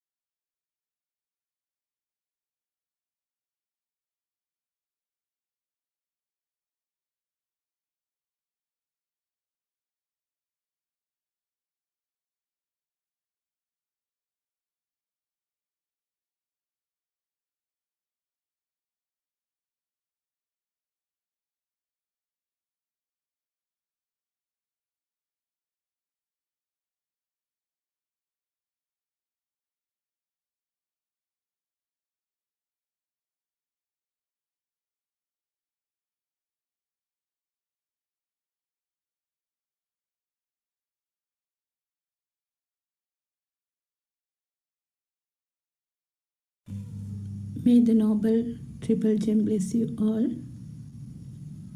Thiruvan Saranai Aryan Hansa. May I pay homage at your feet. Thiruvan Saranai, Dhamma friends. One has to feel this Dhamma. Janato, Passato. In other words, who sees this Dhamma should feel it as well. One should feel when the soul is arising, when the soul is arising within. For this, we have to be true to ourselves, because our mind, it is cheating. It is cheating us always. So the mind could say, I can feel it now. But it could be the illusion of the mind. So the mind is like that. But this Dhamma, it penetrates the illusion, which means it actually sees through the illusion.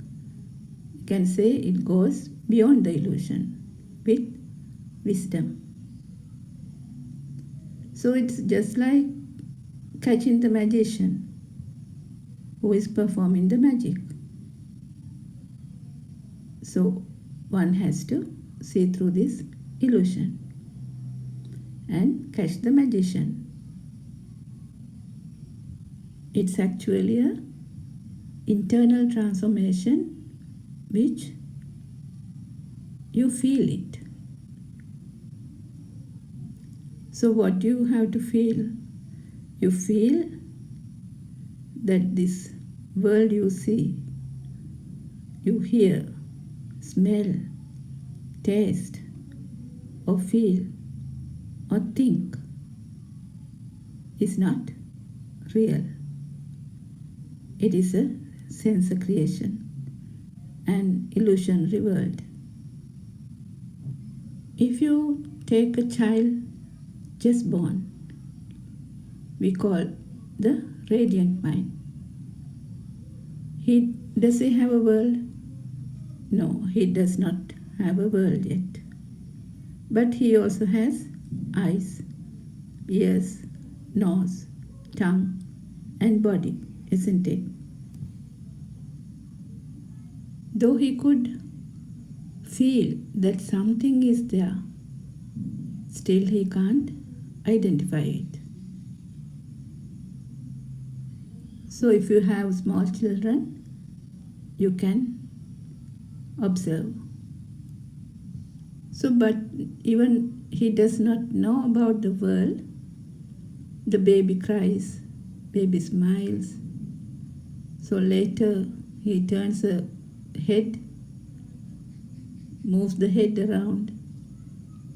He also moves the head around towards the sound. So he cries when he is not comfortable. He also feels the pain when the needle is pricked. He sucks the milk when hungry. So he can move the hands and legs. But what we have to know is, all this happens automatically, isn't it? All the actions happen automatically. So the baby does not give any name to it. No names are attached. He does not know the parents, siblings, country which is he's born, grandparents, or whoever comes to visit him. He only knows to smile when he is comfortable. Most of the time, the baby is asleep, isn't it? And he cries when he is hungry or uncomfortable. So we can see a system is working.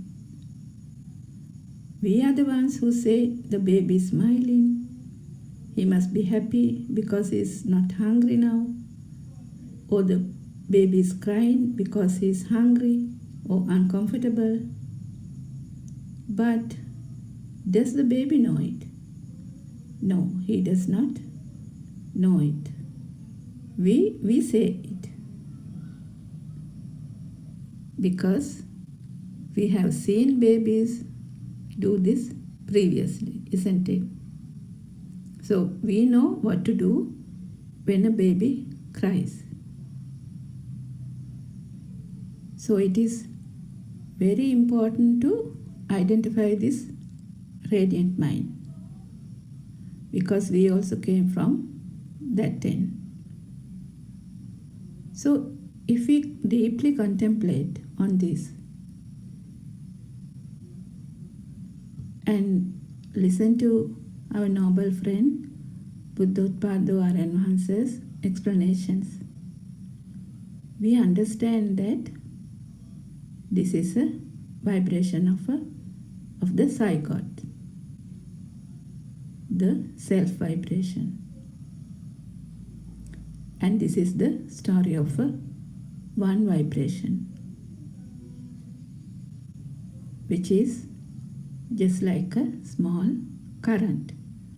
So without this current, the system does not work. So this system, it actually starts when the first breath, with the first breath, the baby takes. So this first breath is very important, because only with that the system starts to work. So if we talk about this first breath, a bit more about this first breath, it is often triggered by the sudden change of the temperature, light and the environment, because it is a new environment for the baby. So with the first breath, the baby's system, especially lungs, the circulatory system, starts to work. What I wanted to highlight here is that all these are happening naturally. It's a natural process. So what happens if the baby does not take the first breath? Then the doctors taps on the back, isn't it? So then the baby starts to cry. So then only the machine starts to work. But later, what happens? The baby starts to crawl, sits, stands, walk, and falls sometimes.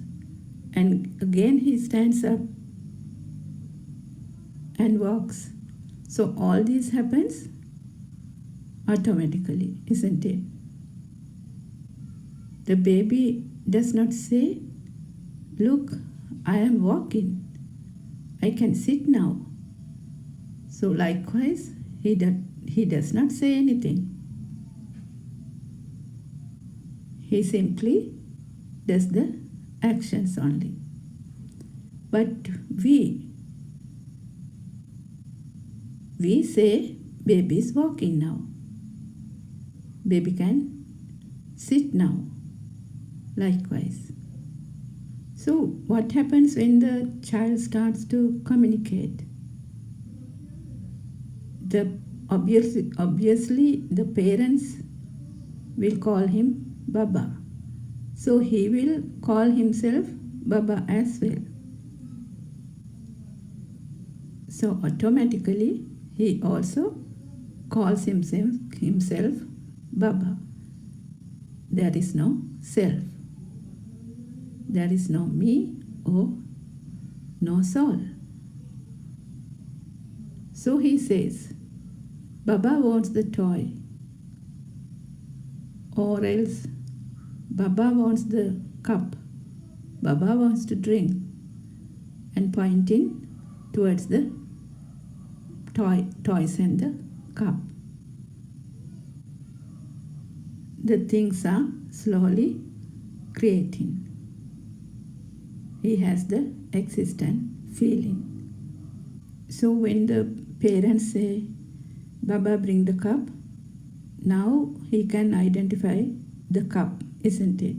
So likewise, slowly the objects are creating. So also, usually the mother, she shows herself and say, Amma, Amma, say Amma. So the baby says the word Amma. So the mother is so happy because the baby has said Amma. But that also a natural process. Say you take the baby to the garden. Say the baby is about 7-8 months old, and show a crow and say kaka or kaka and repeats it. So the next time baby imitates that, the same sound, and say kaka, isn't it? So likewise, the sounds are introduced. All these are perceptions. So then the baby goes to the child goes to the Montessori.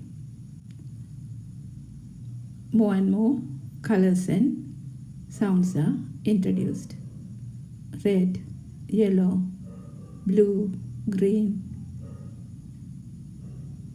So day by day, more and more objects are added. More and more colors and sounds are added. Now the baby can identify color pencil, pencil box, lunch box, desk, chair, teacher, friend, pictures, and so on, isn't it? And when the child goes to the garden and looks around, the teacher points out to a Aralia tree and say, this is an Aralia tree. The flower is called Aralia, and the color of the flower is white. And she might pluck the flower and give it to the child's hand and say, feel the petals. It is soft. Smell it. It has a nice smell. Likewise, the image of the Aralia tree is created in the child's world. So say the child has gone home, and when he closed the eyes, he get the image of the Aralia flower, isn't it? The softness of the petals, the smell, the nice fragrance, a solid image of the Aralia flower is there creating, isn't it? Ditta, Sutta, Mutta. So all the senses merge into make this image of the Aralia flower. But we know the teacher only gave the sound of the Aralia flower. If we analyze this further, say the teacher says, the children to write about the mother. Say there are about 30 children in the class. So the children will think and write about their prospective mothers, isn't it? Each and every one of the children, they have their individual words created by the senses. Say the teacher says, write a poem about your pet. So again, the 30 children in the class, they will write accordingly to their mental image of the pet, isn't it? So some would write about a cat, a dog, a rabbit, a parrot. Likewise, they have different individual worlds. So likewise, imagine a classroom in China, Russia, Germany, Poland, or any other country in the world. Even though the senses are the same, they will have a different set of names. So if we take the cat, so in Sri Lanka we call the pusa or balala. But in Chinese, the cat is called meow. In Russian language, cat is called koshka. Likewise, they have given different sounds to the same animal. So what happens if a Sri Lankan child is taken to China, for example? He will talk and think in the Chinese language. So these all are perceptions. But there is no sound in a perception. But to understand this, we have to contemplate with wisdom, isn't it? Everything is a perception. So when we talk about the light perception, there are two. There is no light in the light perception.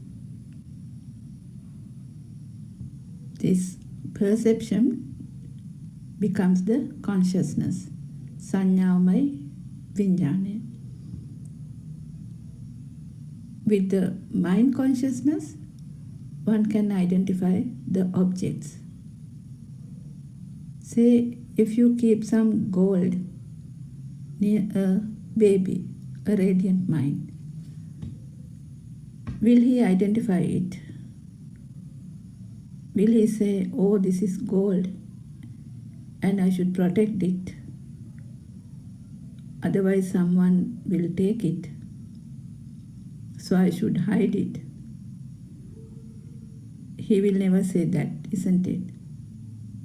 He doesn't know even what is it.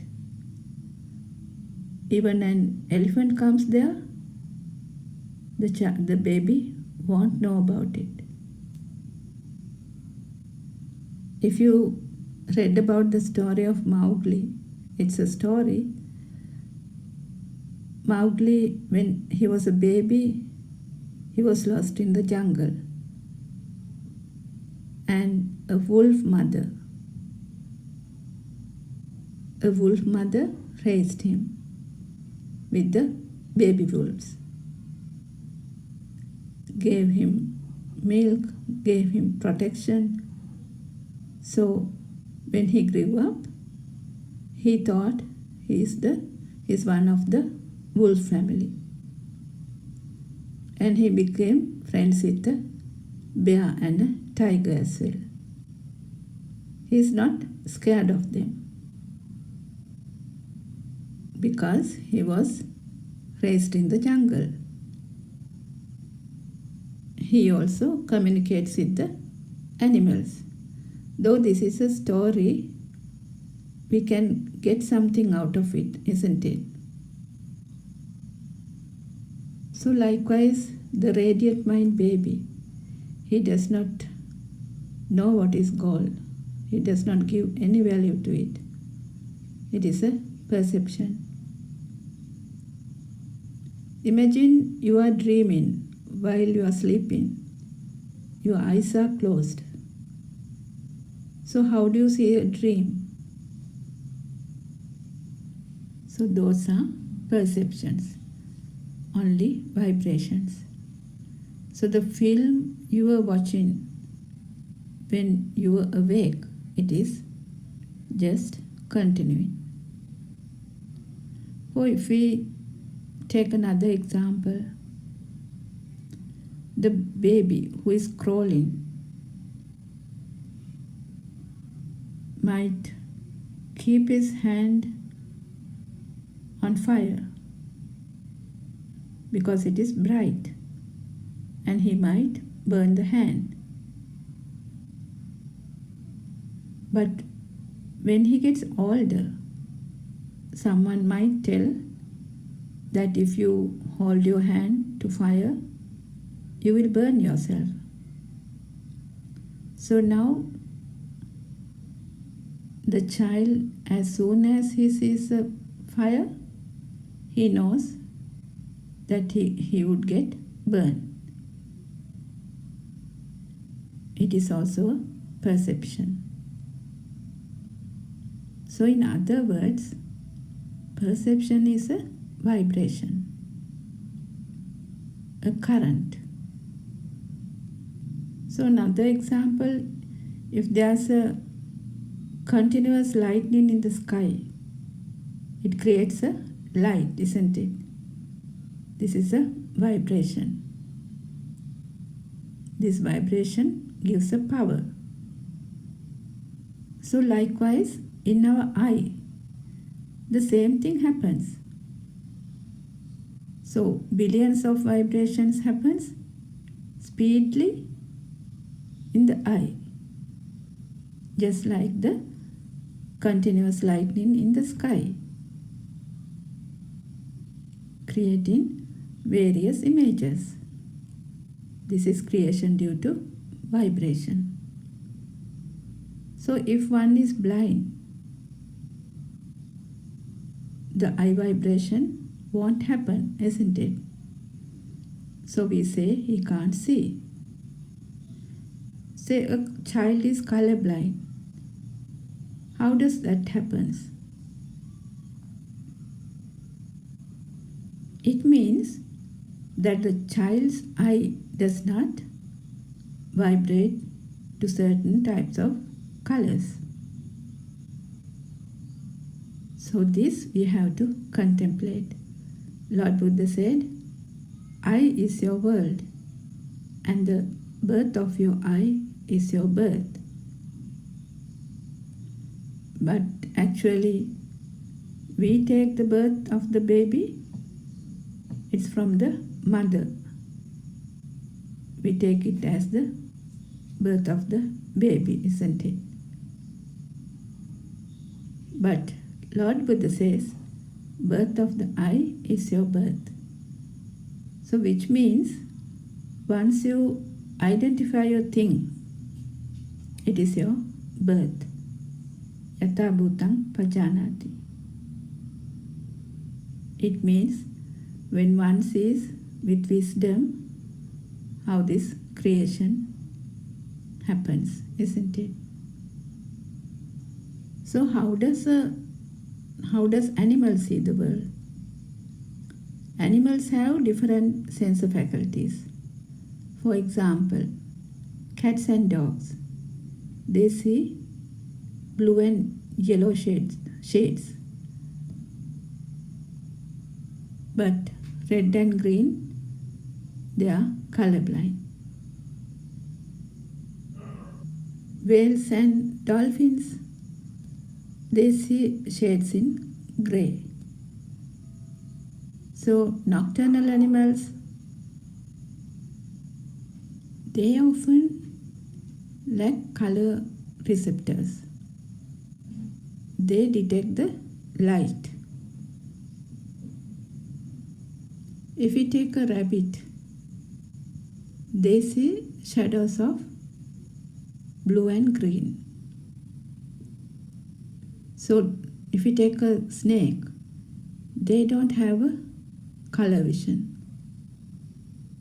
They have a special sensor to detect the heat. So likewise, it is very interesting, isn't it? The animal world is different and they experience the world differently from the humans.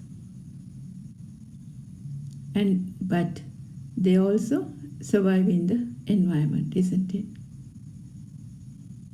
So all are vibrations. In other words, a telepathy system works. For example, when light waves resonate with eye sensor, the eye begins to vibrate. So likewise, each sensory organ function by resonating with the corresponding form of the vibration. So likewise, the eye vibrates to light, ear vibrates to sound, tongue vibrates to taste, nose vibrates to smell.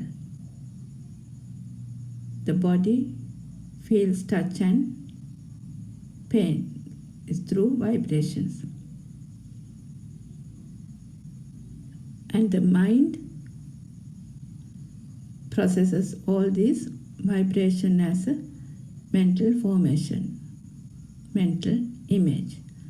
But we have to know that all in one vibration. Ditta, Sutta, Mutta. So all the sensor vibrations merge and create the mind vibration. So this mind vibration is what we experience as the mind consciousness. So it is how the child's mind sensor is created. And with that, there is a duality. So which means the external world seems to exist and the self who sees it also is created. So this existent field and the alive field, it's like two sides of a coin, which gives rise to attachments or disattachments. So example, the child could say, this pencil is mine. That's my mother. My father is at work. This money is mine. I hate you. Oh, I love you. Because we take this external world as real, isn't it? So the friends, houses, parents, siblings, teachers, computers, phones, anything, even a feeling, jealousy, hatred, everything is a creation. It is happening in the system. In other words, it is an illusion. It is the illusion. So this illusion gives rise to the defilements, desires, ill will, jealousy, and all that. What happens with that? It will ultimately leads to the suffering. So, in other words, as long as the external world is real to you, you will have the suffering. It is inevitable. So this suffering could be due to a broken cup, to a loved one who died. For example, Patachara, Kisagotami, they took the outside world as real. So in that world, there's a husband, children, parents, houses, and everything. Also, there is a strong self or me who is suffering. What actually we wanted to highlight is that how much the outside world is real to you, the suffering is more. And the self is more powerful. But once you know how the world is created with senses, and once you know this is a stimulation world, you will also understand that there is actually no one called me either. No self, no soul. It is a system. So where is this me actually? Is it in the body or is it in the mind? So imagine this me is in the body. So can you prevent any sicknesses? Even a small headache, stomach ache, body ache, a knee pain, or heart attack, cancer? No, you can't. So imagine you are walking barefoot. So you prick a stone. You feel the pain. Can you stop it? No, you can't. Likewise, during the COVID time, we could see how the people died, isn't it? No one could stop it. There was no cure either. It didn't matter, or rich or poor, adults, children, which religion, from which culture, which country. Nothing mattered, isn't it? So where was this self? So it is a natural process. So definitely we can't find this me in the body. So if you have met with an accident, you might have to amputate your leg or the arm. So there is also no self there, isn't it? So what about the mind? Imagine we are trying to do some concentration meditation, focusing on breathing. So say you have gone for a retreat in another place, far from your home. Can you stop the thoughts coming? You might be sitting there, but the mind might be back at home, isn't it? So different questions will come to your mind. How are the children doing? Have they gone to school today? Did they eat? Did I lock the cupboard? What about the gas? Did I switch off the iron? and so on and so on.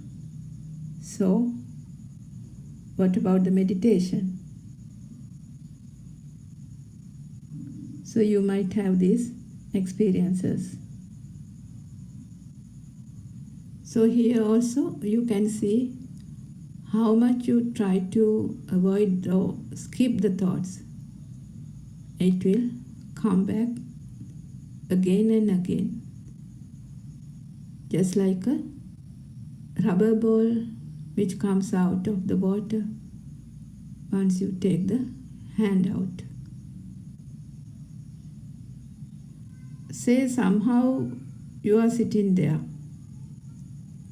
but after some time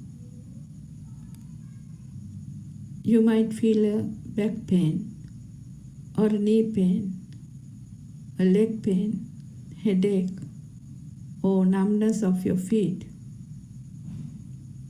So again your thoughts go on wandering. You might even feel like changing position because your feet, legs are numb. So is there a me anywhere? No, it is a system. But when you see something or hear, smell, feel, taste or think, you feel like you are there. So how can we find this invisible me? So this is the most difficult part in this path, isn't it? Is there actually a soul, or is it also a creation? So we'll find out how this soul pops up. Say you observe still every poor day, and you sit in the same place. Imagine. So every month you sit in the same place. So one day when you go there, you see that another, say someone else is sitting there in your place. So what would you feel? You will feel irritated, isn't it?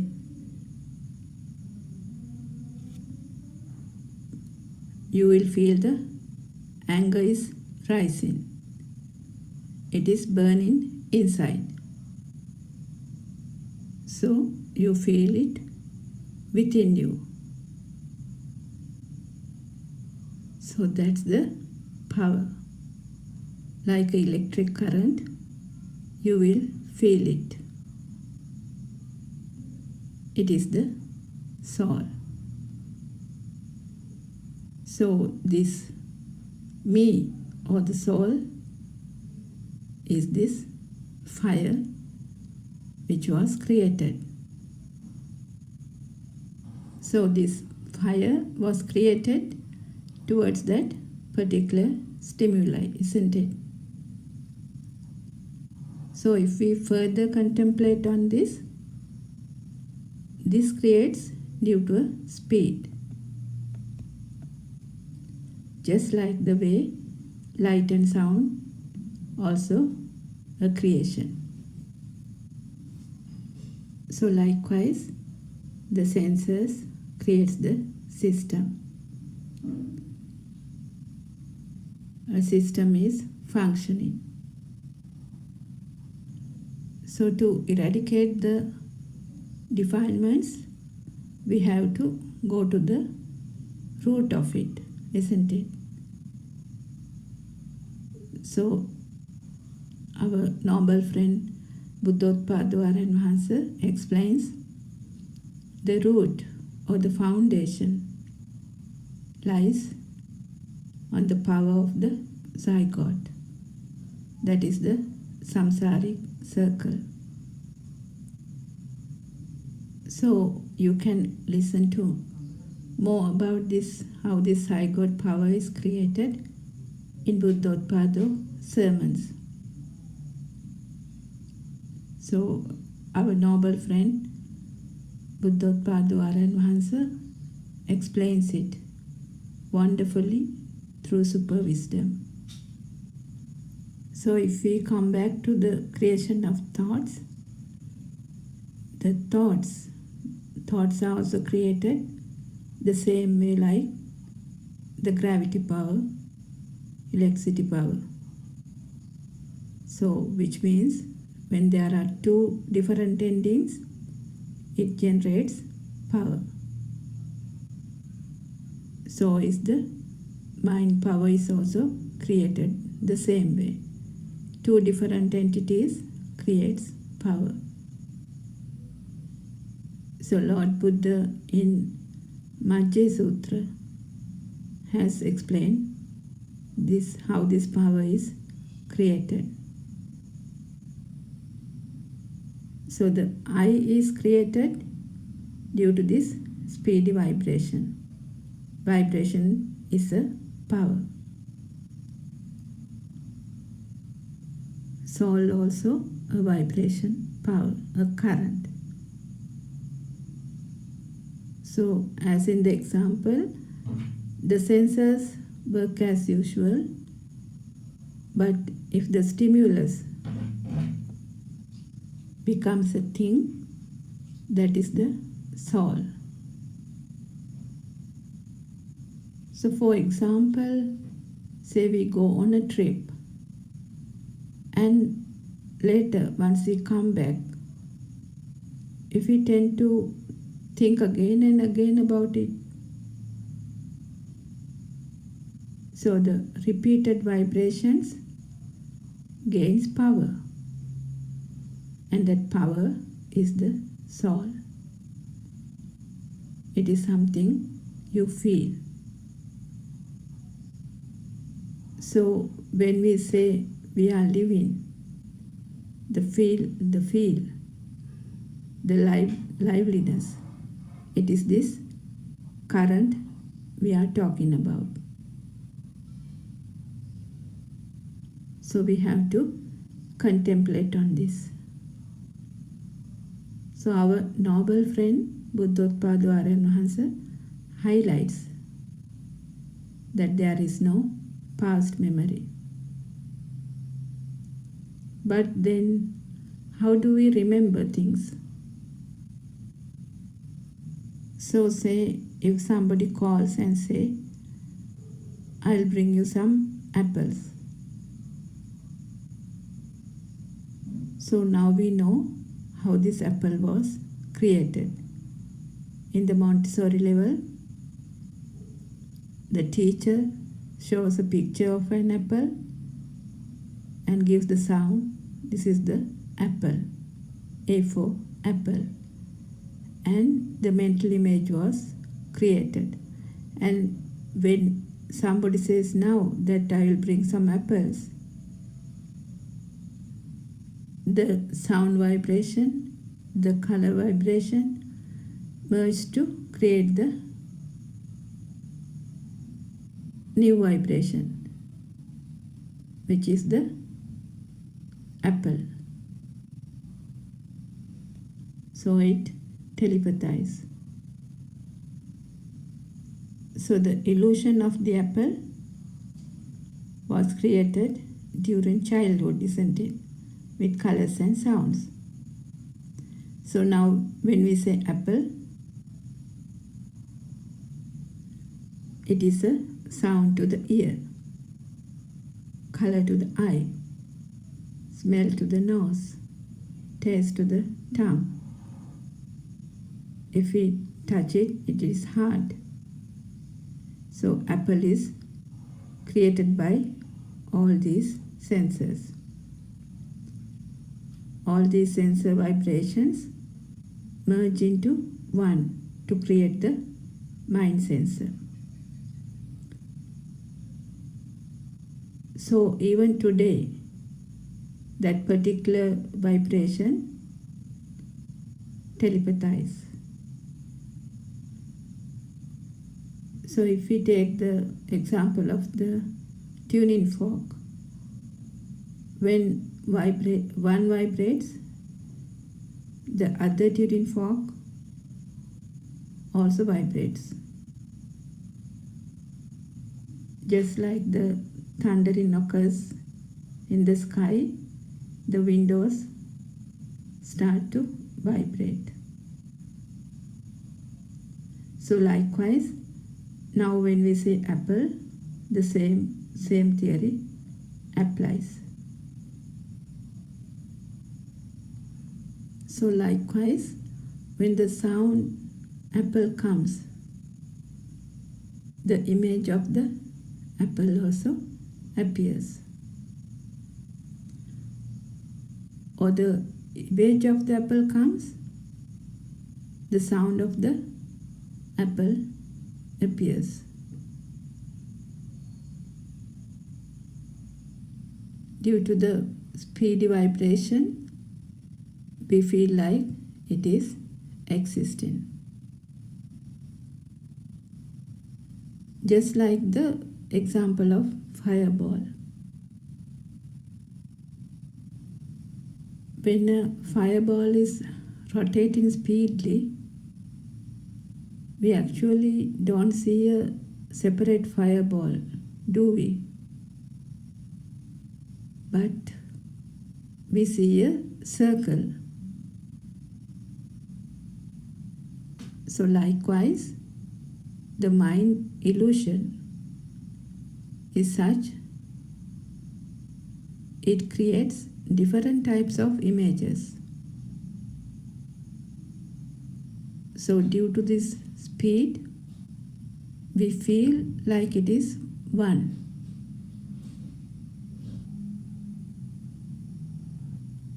So likewise, the sense world is created with colors and sound.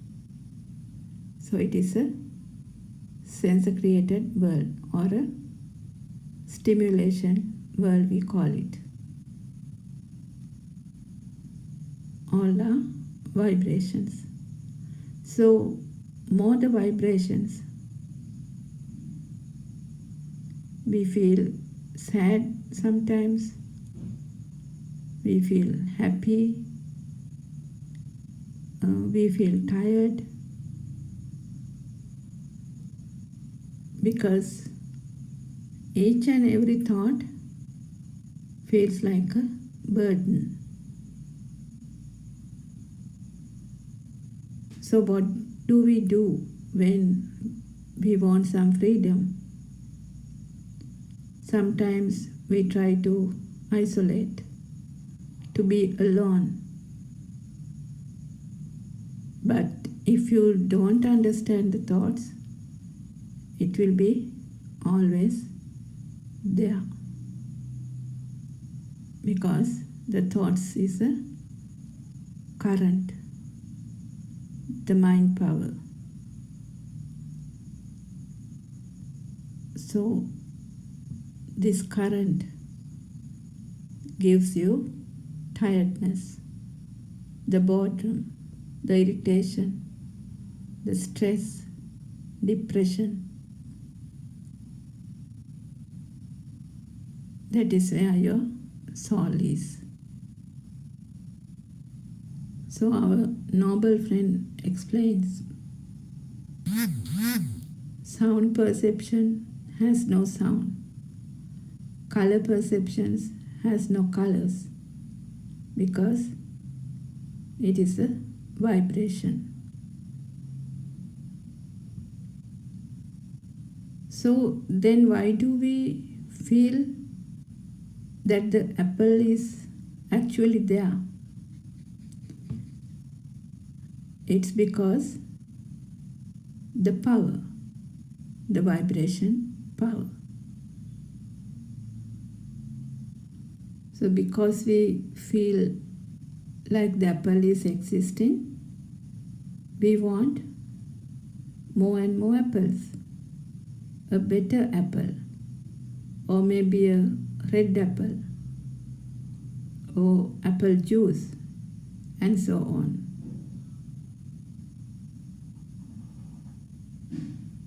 say if we want to buy a dress, we usually choose, isn't it? The color, the brightness, the material, the print. So we choose until we are satisfied, isn't it? So likewise, all the 6 senses are the same. So say if we eat something, we want a better thing next time. Say we saw a film, so next time again we want to see it. Or we listen to another song, a new song, so we repeatedly want to listen to it. So likewise, the power is repeating. So what we have to understand here is, this is a system which happens automatically. So likewise, the soul is also created in this system. So once you know this is a system, and also know how it is created, we won't get caught to it, isn't it? We won't get caught to this illusion,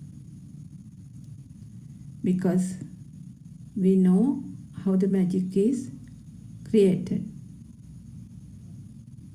So once you know the system, how the world is created by the 6 senses due to the speedy vibration, and when you see that there is nothing in a vibration, you will no longer get caught to this illusion, isn't it? So the one who sees through this illusion with wisdom, he is the one who is free from the mind. He no longer gets caught in this illusion. He finds the tranquility.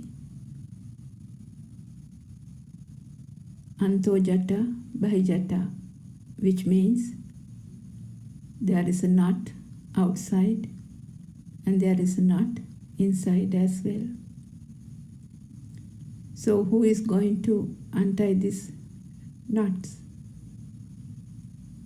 The one who has gone through this path and seen through this illusion with wisdom will untie all these knots.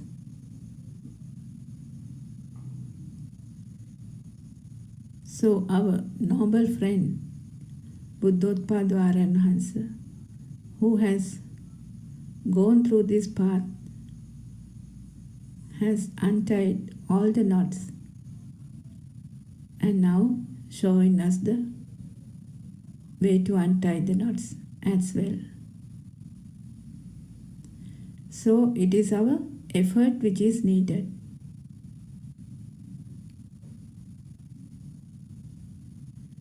A noble friend can only show us the way.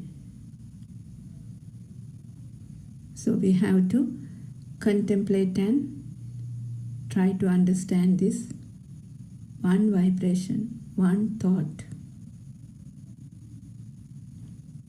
which means how the thoughts are created, how the soul is created. Is there actually a soul there? So this is the story of a one vibration.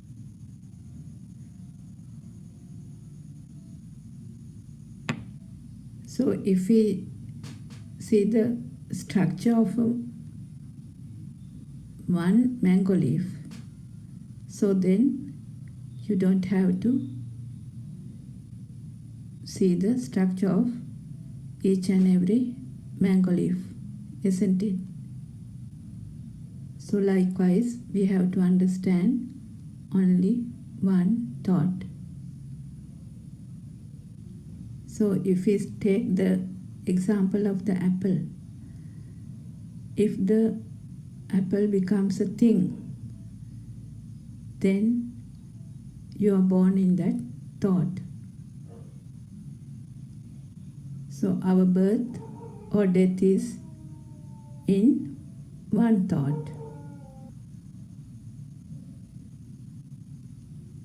So if you feel the fire, if you feel the fire within in any stimulus which comes from any of the senses,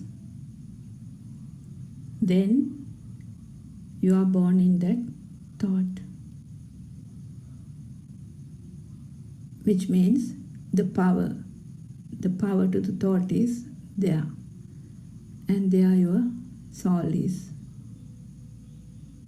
You are born in that thought. So if you are born in that thought, in that particular thought, there is a death as well. So even if you think of past, it is this moment thought. Even if you think of future, it is a thought in this particular moment. So we have only this present moment, isn't it? We have this present moment and we live in this present moment. And this present moment also not real. Then there's the solace. If any thought becomes real to you, that's where the soul is. That's where the defilements are, the vibration. So what we have to know is that thoughts naturally comes.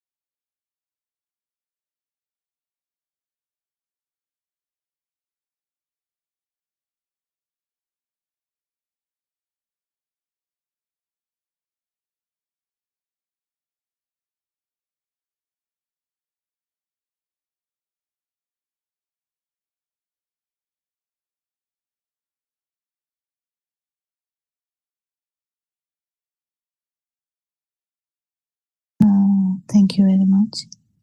May Triple Gem bless you all. Thank you. Thank you, Thank you, Doctor. friends.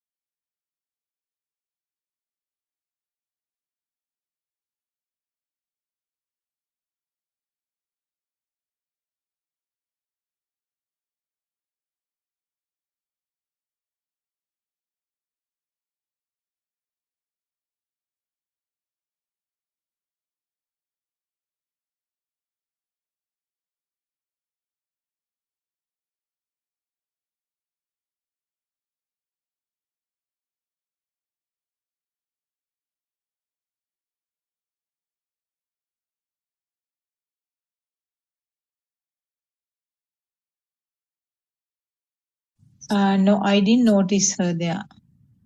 Okay, maybe we'll start, and if she comes, we can. Yes, So, excuse me. Yeah, Doctor. She is unable to come today for the Zoom meeting. Yeah, she's having to visit okay.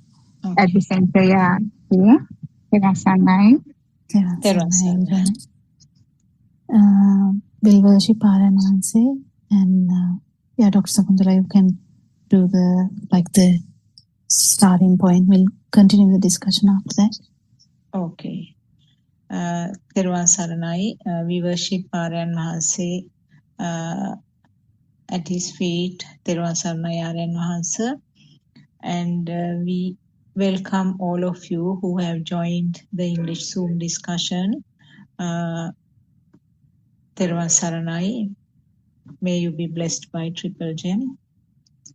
So it's our regular daily English Zoom discussion, and we are explaining and we are trying to discuss the true Buddha teachings, which has been disclosed 2,600 years ago. And our noble friend R.N. Mahanse has explained most of those facts which were hidden actually for some time, and also the influence of some other teachings from the other religions have also made some sort of alterations of the initial Buddhist teaching. So now we are listening to the true facts which are revealed according to the Sutra Deshana. Sutra Deshana were the Pali discussions or the Pali teachings done by Lord Buddha. So we are starting with the simple things. We were talking about how the thoughts are formed and the nature of this mind. Mind means just a flow of thoughts, very fast flow of thoughts. But in the mundane world, or we were under the impression that thought is something solid, which is persisting, or which was there in the past and which is there now, and also which is going to last in the future also. But now we know that it's just a flow of thoughts, and each thought is a collection, or each thought is an aggregation of the sensor input. The senses, there are 5 main senses: the eye, ear, nose, tongue, and the skin. So these senses are continuously functioning, and there is input, or there is some creations, or depending on the sensor, it will be a shape, it will be a sound, a taste, smell, or warm, cold, and hard feeling. So this is what we are trying to understand now.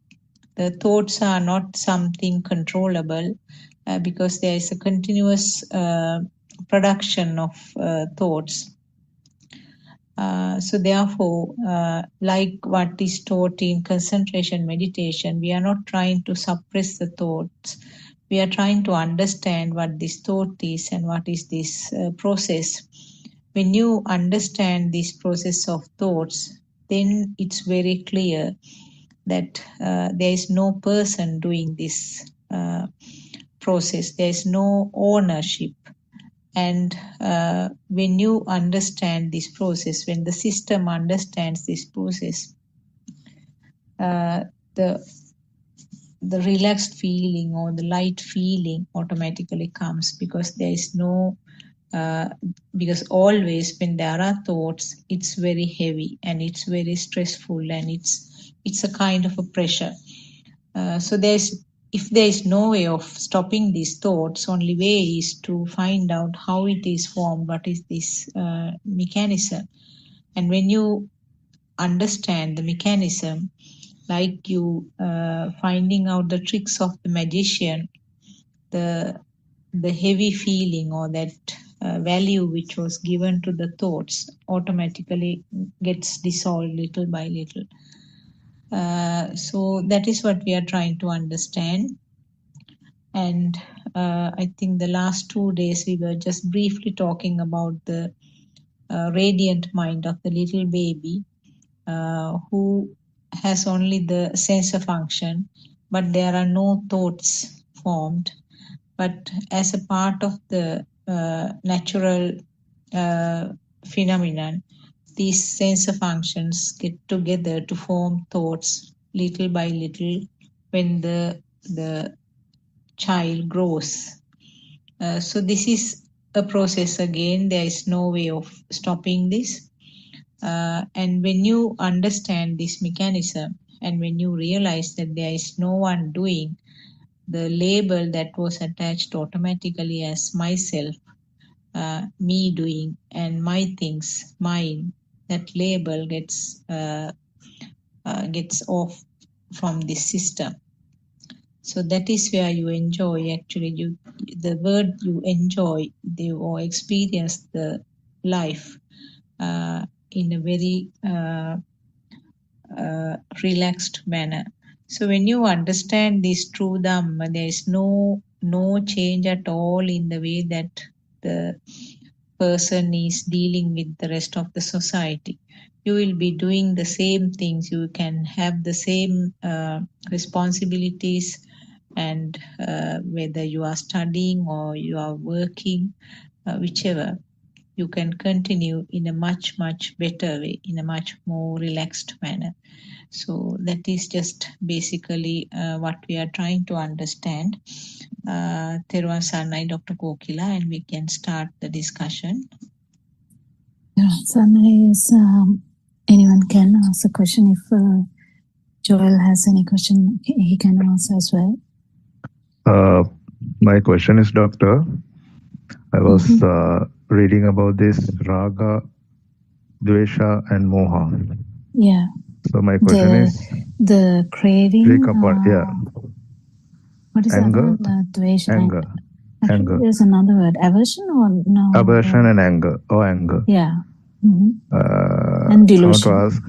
Yeah. I was just thinking, whereas when we ignore, that is moha. When we ignore raga and dvesha, is where the I component come in. Is it so? Actually, I component is raga, dvesha, moha. So just try and see whether you can get this. So the burning is the I component, or me. We'll take it as me, because when we say I, it can be the visual I too, like the E by E. But what we are trying to say is that me feeling, or feeling as a self, is actually that burning. That burning we have categorized in such ways. So the clinging is also a kind of burning. Anger or aversion is also kind of burning. And delusion, it's not very evident, but it is also kind of burning because delusion is the underlying reason, and even though there is no like big major anger, major craving, still if there is a delusion or like kind of ravatima. What is ravatima, Surangita? What's the kind of what's a good word for that? Like, I mean, I think it's deluded as well, Dr. Kokila. Yeah. Yeah, we deceived maybe. Deceived. Yeah, kind of that. We deceive ourselves to think that there is a self here. Yeah, even that is a burning. And all these are kind of that. But the point here is that is me. There's no separate me. So what we call of this, that you said me component is actually this burning, and burning is just categorized. That's all. This is all words. So there's nothing, it's not a big thing, but what we understand is here is this burning is what we believe as self. That's how the self view has come. Why we believe that there is a self is there's a change here in this system. So we feel that if there is a burning or any change in this system, that has to be me. So that's how the self view comes. But actually what is happening here is due to the misunderstanding of that this the sensory organs is actually holded, so like someone is actually holding the sensory organs. Because of that view that we feel that I am burning.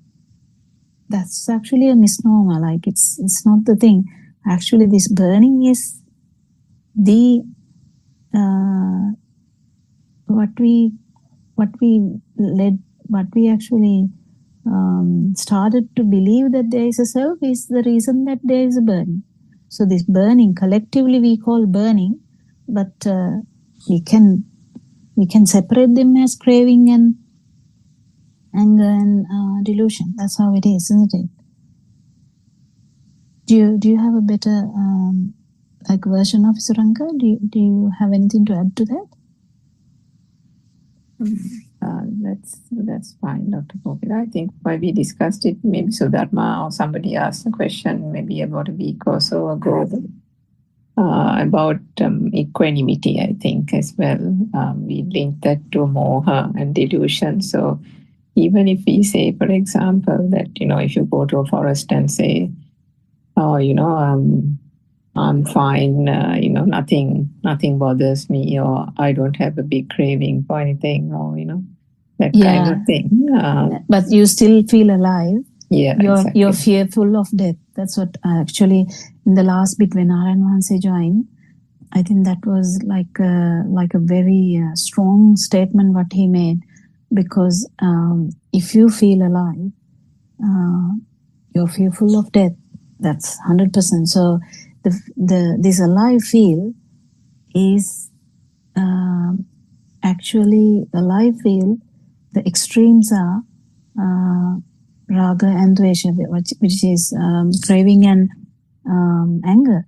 But actually, the delusion part is always there because we are actually deceived, and that in the feel of, because there's always chance of getting angry or getting craving if there's underlying alive feel. So the alive feel is also something we can actually get rid of. That is the people might feel really, like, oh, really, kind of thing. But it is true, and you can feel it. You can feel it one day, and also when imagine one stimulus, whatever thought, if it was not a thing, then if you feel the liberation from mind, you can feel the the power, and also you can feel the sensation, whatever that sensory organ function without that power.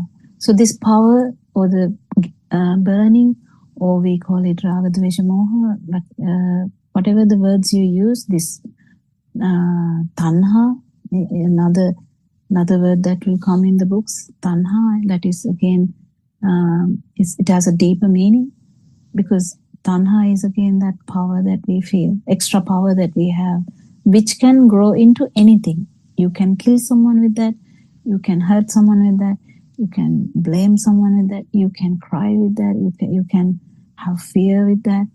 So all these associations are with the self vibration. Without the self vibration, that's like another level of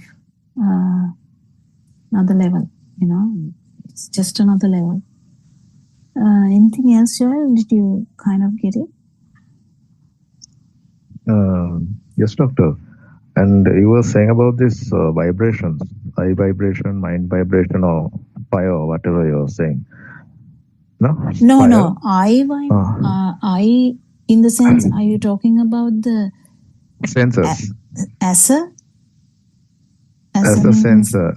Yeah, that I. Okay, now I have to be clear here, because word I brings so many complications. So if you're talking about the eye sensor, where when we see the light, that vibration is different. This power is different. So that's what he was trying to say. So because an Arahant, or Lord Buddha, we can take as an example, an Arahant, or who has felt this truth and who has become that truth, will still see, will still feel, will still hear. But that power is not there. That's what he was trying to say. So the alive feel is not there, but all the sensory functions are there. Nothing happens to the sensory functions, and until the last breath, they will be working as normal as all good, because we all know that nothing happens, because it's not like having dementia or anything. It's not like having all your abilities are vanishing. Nothing like that. So all the functions, all the abilities you have, if you are a mathematician, you will know all about that. If you are a kind of whatever the aspects that you are good at, you will be still good at them. It's just that the burning part will not be there, but the sensory part will be still working. That was the thing that he was trying to say. So you still see, you still hear, you still feel the temperature, solidity, liquidity, you still feel them, you still taste really well, you smell really well. Actually, what happens is you are able to feel them as best as ever, rather than without the burning. That's what he was trying to say. That he was trying to actually clarify or bring it up so that we don't mistakenly say anything, because sometimes we can misunderstand. So does an Arahant not feel? No, he feels the best. Actually, he feels everyone. So imagine someone comes to the Zoom and talk, you can feel them. Someone comes and sit down in front of you asking for help, you will feel them. That's how it works, because there is no burning here. You feel everything. Do you get it? Another question that I was thinking about yesterday when I started to read the book again. Yeah. I don't know whether this is out of point, but I just want to ask this because this is a question mark I'm having, because people say this kind of vibration and law of attraction, all these things. What is it all about? Are you talking about the Western type of thing, the law of attraction? Yeah, that's a bit confusing. That's why I asked. I don't know whether this question is good for in this forum, but I just wanted to ask because we are talking about the burning fire and all sensory things. So is it connected or what is it? Yeah. Okay. So, but I have to get clear because why I listen to a lot of podcasts. So I'm not sure what you meant by the law of attraction. What did you mean by law of attraction? Because there are so many law of attractions. If you listen to like 10 podcasts, people talk so many various things. So which one were you actually referring to? Like one thing I heard is like when you think of a thing, for example, if I say, I want a ball, right? Yeah. And if I if I think that I have it, I will get it. Oh yeah. I mean, it's definitely in the section where we try to achieve something. You keep thinking about something, you will keep doing something to get it. So it's like the underlying thing. Imagine, for an example, if someone is from a family where there is so many hardships, that child will definitely get an idea. Okay, my father is suffering through trying to feed us. Okay, if I grow bigger, I'm going to earn some money and be a rich man. So that's the underlying the kind of idea that he has taken it as true. It's kind of getting stronger and stronger. Whatever they are going to suffer, if mother can't buy ice cream for him, he will be like, oh, here again, if I have money, I'll buy ice cream. That's how it starts. And then it happens again. Then you want a bicycle, but father can't afford it. Then you will be like, oh, I should do something about it. I will earn money and I can buy all the bicycles for the whole village, kind of thing. So this whatever the way pattern we keep thinking, it is going to manifest. So it's not a big deal. It's the same thing in such a way, like any manifestation is there, but that is all in the aspect of vibration. This is all vibratory stories. So whatever the plan that comes to mind, you know that whenever plan comes to mind, you will subconsciously keep doing stuff for that. Definitely it is going to happen. You imagine you want to buy a house. It is in your mind. It's not superficial. It's not coming up, but it's there. You know it is there. And but you try to save some money. You think about it, but you don't really go ahead and do anything. But you move forward for that. And people say, think about it in the morning, think about it at the night, think about it 10 times a day, whatever. It's just, one thought. That's how even the hatred goes on like that. Imagine you see like the friend in the classroom who bullies you. You keep thinking about that boy, and every day that boy will be like telling something nasty, and this keeps happening. And this is, we call it volitional formation, I think. But I think it is better to understand without these big words, because you can understand day by day the power from that thought is going to get stronger and stronger. And one fine day, this timid boy is going to actually attack that bullying person, because the power that he is gaining from one simple thought, he's bullying me, he's doing the wrong thing, why is he doing to me? Like, it keeps on going. One thought is going to give so much power. That's what actually led you to come to this Zoom meeting, to ask, how do I stop recurrent thoughts? That's what the main question that happened. But you took it in a different way, because you wanted to actually stop that. But in a child or in a person who doesn't know what's happening here, and you will get carried away by that.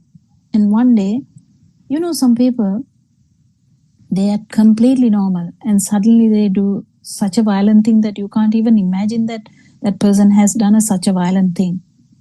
But do you know that it was in his system? It was in his system. He didn't voice it out. He might not voice it out. He might not act on it. But that is how the power is getting complicated and again getting added on.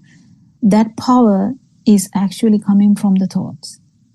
It can be a hidden thought. It can be a very overt thought. Very overt thoughts are very easy to tackle. Like, you will be shouting at them every day. You know that they are angry. But some people are there, they will just keep it like a pressurized pressure cooker. Kind of like a pressure cooker. So same thing. It's not quite different to trying to manifest money, trying to manifest whatever,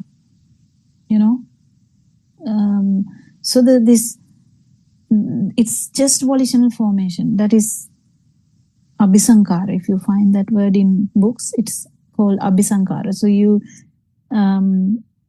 think about it more and more and more and more, and it just starts to manifest. That's how it is. That's how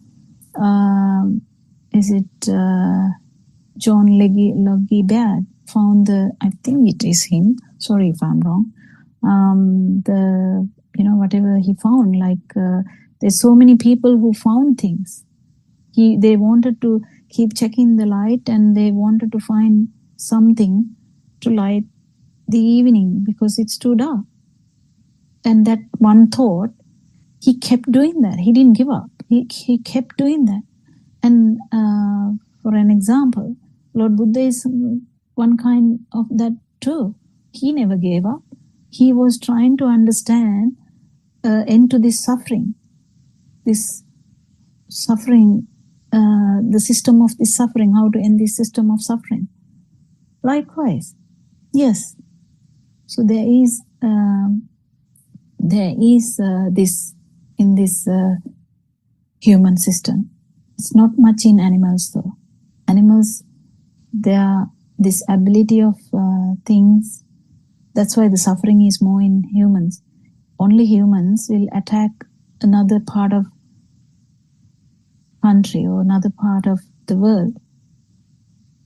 Usually animals, they will attack if they are angry at that point and eat or either, mark the territory, but they're not like planning in such a way. If there is a plan in such a way, it's definitely a human, isn't it? What do you think, Joel? Yes, Doctor. Thanks for clarifying that. Thank you so much. Yeah. Anything else, Surangika? Oh, Sakuntala, in that case? Anyone of you can actually...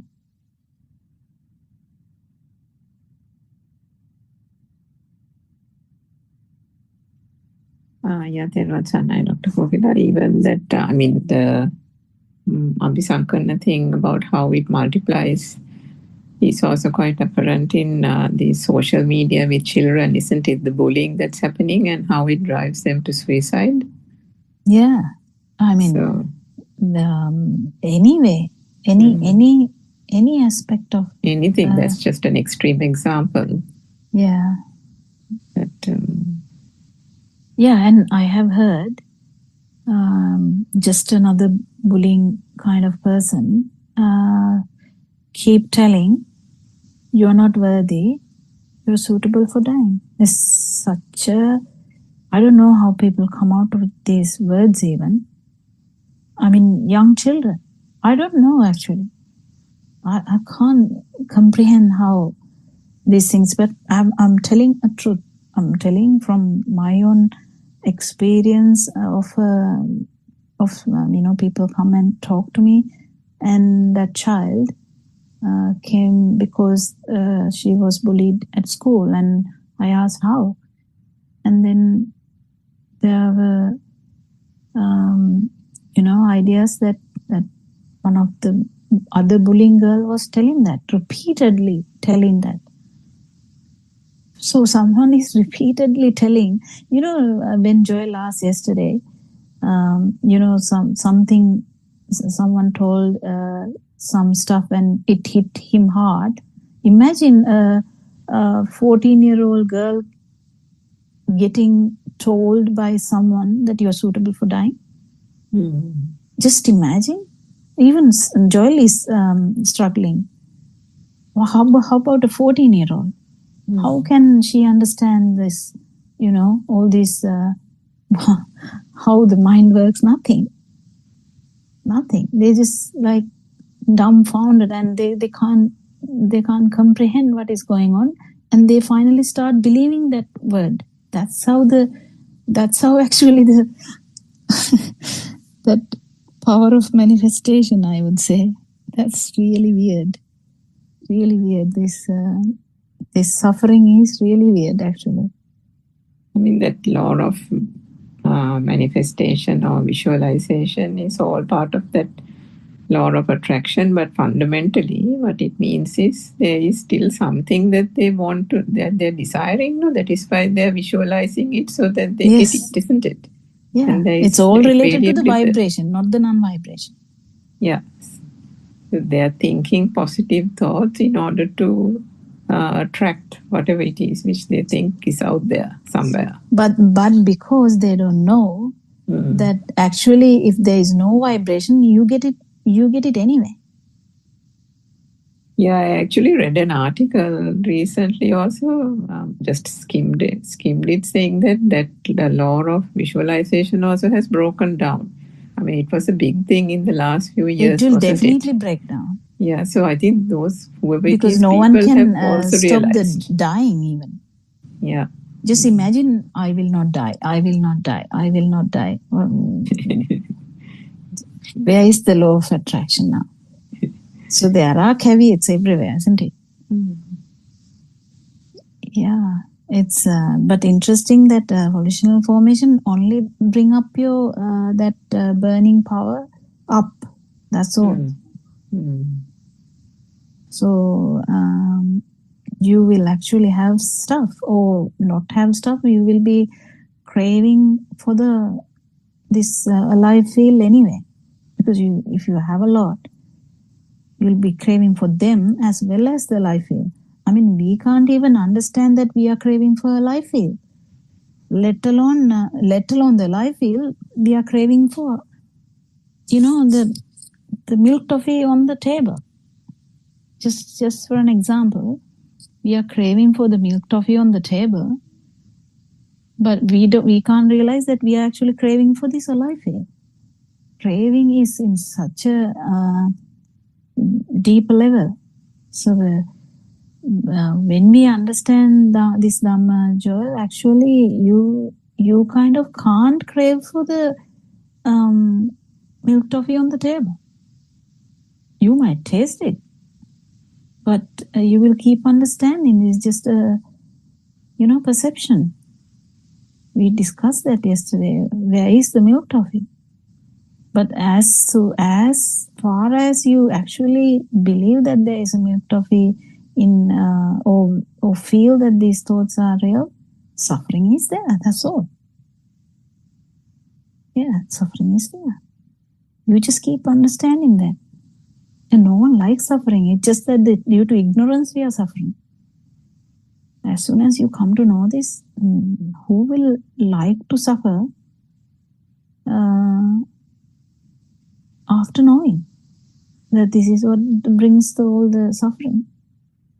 Because at one moment or another, definitely you know that there is this body, this system is going to stop. Whether you are 100 years of age, whether you are 80 years of age, whether you are 50 years of age, it doesn't matter. So you have a good understanding about your normal life too. You have common sense. You know that these things are bringing suffering. You know that the illness, you can get any illness. Tell me about it. You can get any illness. So the suffering, you grow older. You would like to be like 20-year-old your form, but you can't. Even though in your mind you are trying to act as your 20-year-old, you're not. So the body is aging. The system is aging, not the mind, but the system is aging. So law of attraction, what has it done? Only law of attraction or whatever has brought is suffering, because we are trying to maintain our body, we are trying to maintain the everything around us so that everything will be good, because we are scared about the bad. We are so scared about the bad, we are trying to maintain everything good. So we struggle a lot. We have to have some amount of money. We have to have, it's okay to have money. It's not a big problem, because we need to feed our children. We need to do our responsibility. But if you question yourself, are you actually doing it because of that? Or because you crave living yourself? Because you believe that you are living, isn't it? What do you think, Suranka? All that is to sustain that underlying feeling of being alive. Yeah, that's the thing. That's the thing. That's the basic thing. I told once that I was thinking that everything is, all my defilements must be around kids. But, it's not true. When you go deeper and deeper, you understand. You just like being alive. How? Due to the ignorance, due to the vibration, due to the feel. And what do you feel? You just feel the sensory organs, but you feel like you are there. That is the burning we are talking about. That's what Aranwansi also was trying to point out. We don't lose the sensory organs, sensory function. When you keep understanding this Dhamma, that burning goes away, or that additional power, or the power which gives you the ability to suffer. So if you want to actually win the death, you just have to understand that you have never been living. Actually, you have to become that. It's really beautiful Dhamma, isn't it, Suranka?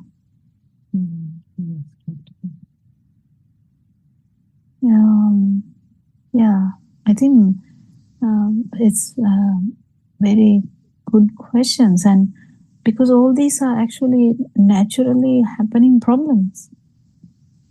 When people talk about consciousness, because I know a lot of scientists, everyone is moving forward towards that. They think it is the universal thing, but it is kind of a universal thing. But there's a universal thing than that. Actual universal thing is the non-vibration. But what actually difficult to understand is that there's no non-vibration as well, because when there's no power, you can't talk about a vibration, and when there is no vibration, you can't talk about the power, and there's nothing to talk about. In the sense, there's nothing to feel. So then you can't really talk about non-vibration, because it's not a new feeling. That's the thing. It's not a kind of a new feeling. It is. You will keep feeling the sensory function, but there's no another kind of power. It's just absence of power, absence of burning, absence of raga, dvesha, moha, absence of a life fear, so that you will never fear death also.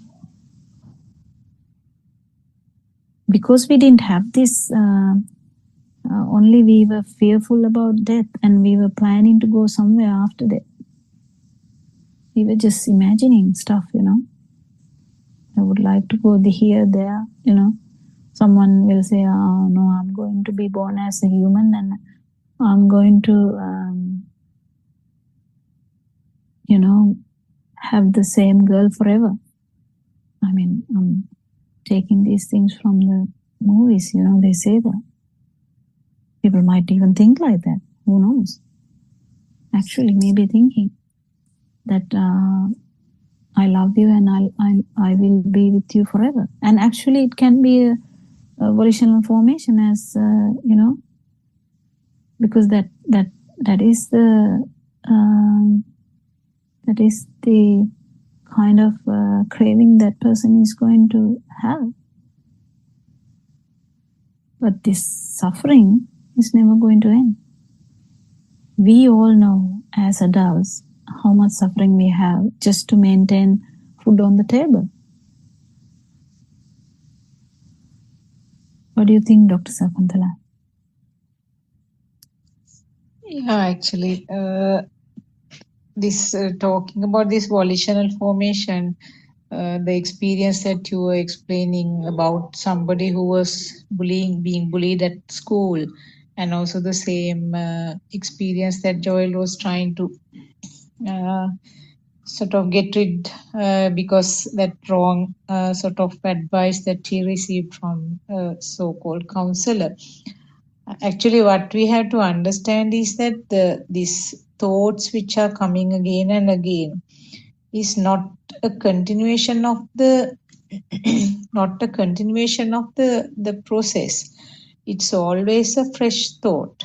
It's always a fresh spark which comes up. But due to the ignorance, we feel that it is just a same thought which is surfacing time to time. But when you go deep and when you really understand this mechanism, then we find out that each thought is a fresh one, which has no connection to the previous one. But because of this volitional formation, as you all were discussing very beautifully, it has become so strong. It has been given such a value. It keeps coming. So then, because it's just the mind is another sensor faculty, like the function of the eye, ear, when they are functioning, there's continuous input, there's continuous stimuli happening. So in the same way, the mind is also another sensor faculty, where from the previous experiences, the thoughts are formed. And when this thought is, when this strong value is added, like this, what is described by this volitional formation or abhisankaranaya, the same thought can come up again and again very frequently. What we sometimes don't feel is that between two such similar thoughts, there are thousands of other thoughts coming up, which we do not even identify. Because the simple thoughts like walking or combing hair, maybe having a cup of tea, there are so many things happening because all these things are thoughts. And in between two such unpleasant thoughts, there's a string of maybe hundreds or thousands of thoughts coming up, which are not given any value at all. So we don't feel that they have come up even. So what we feel is that this thought is there always. This thought is somewhere hiding underneath and then coming up throughout the day. That is what the interpretation is. So when we understand that each thought is a freshly prepared one, where the sensor functions, the collective action of the sensor faculties, the 5 sensor faculties, results in this thought formation or each thought, then automatically the value or the empowerment given to that thought gets less and less. That is the only way to get rid of that volitional formation of this abhisankarana of the thoughts. So, I mean, what is generally done is that focusing to a different point where, I mean, a person might go for a movie or meet some friends, listen to some music or something like that. Try to focus to something else, which is just a very temporary measure.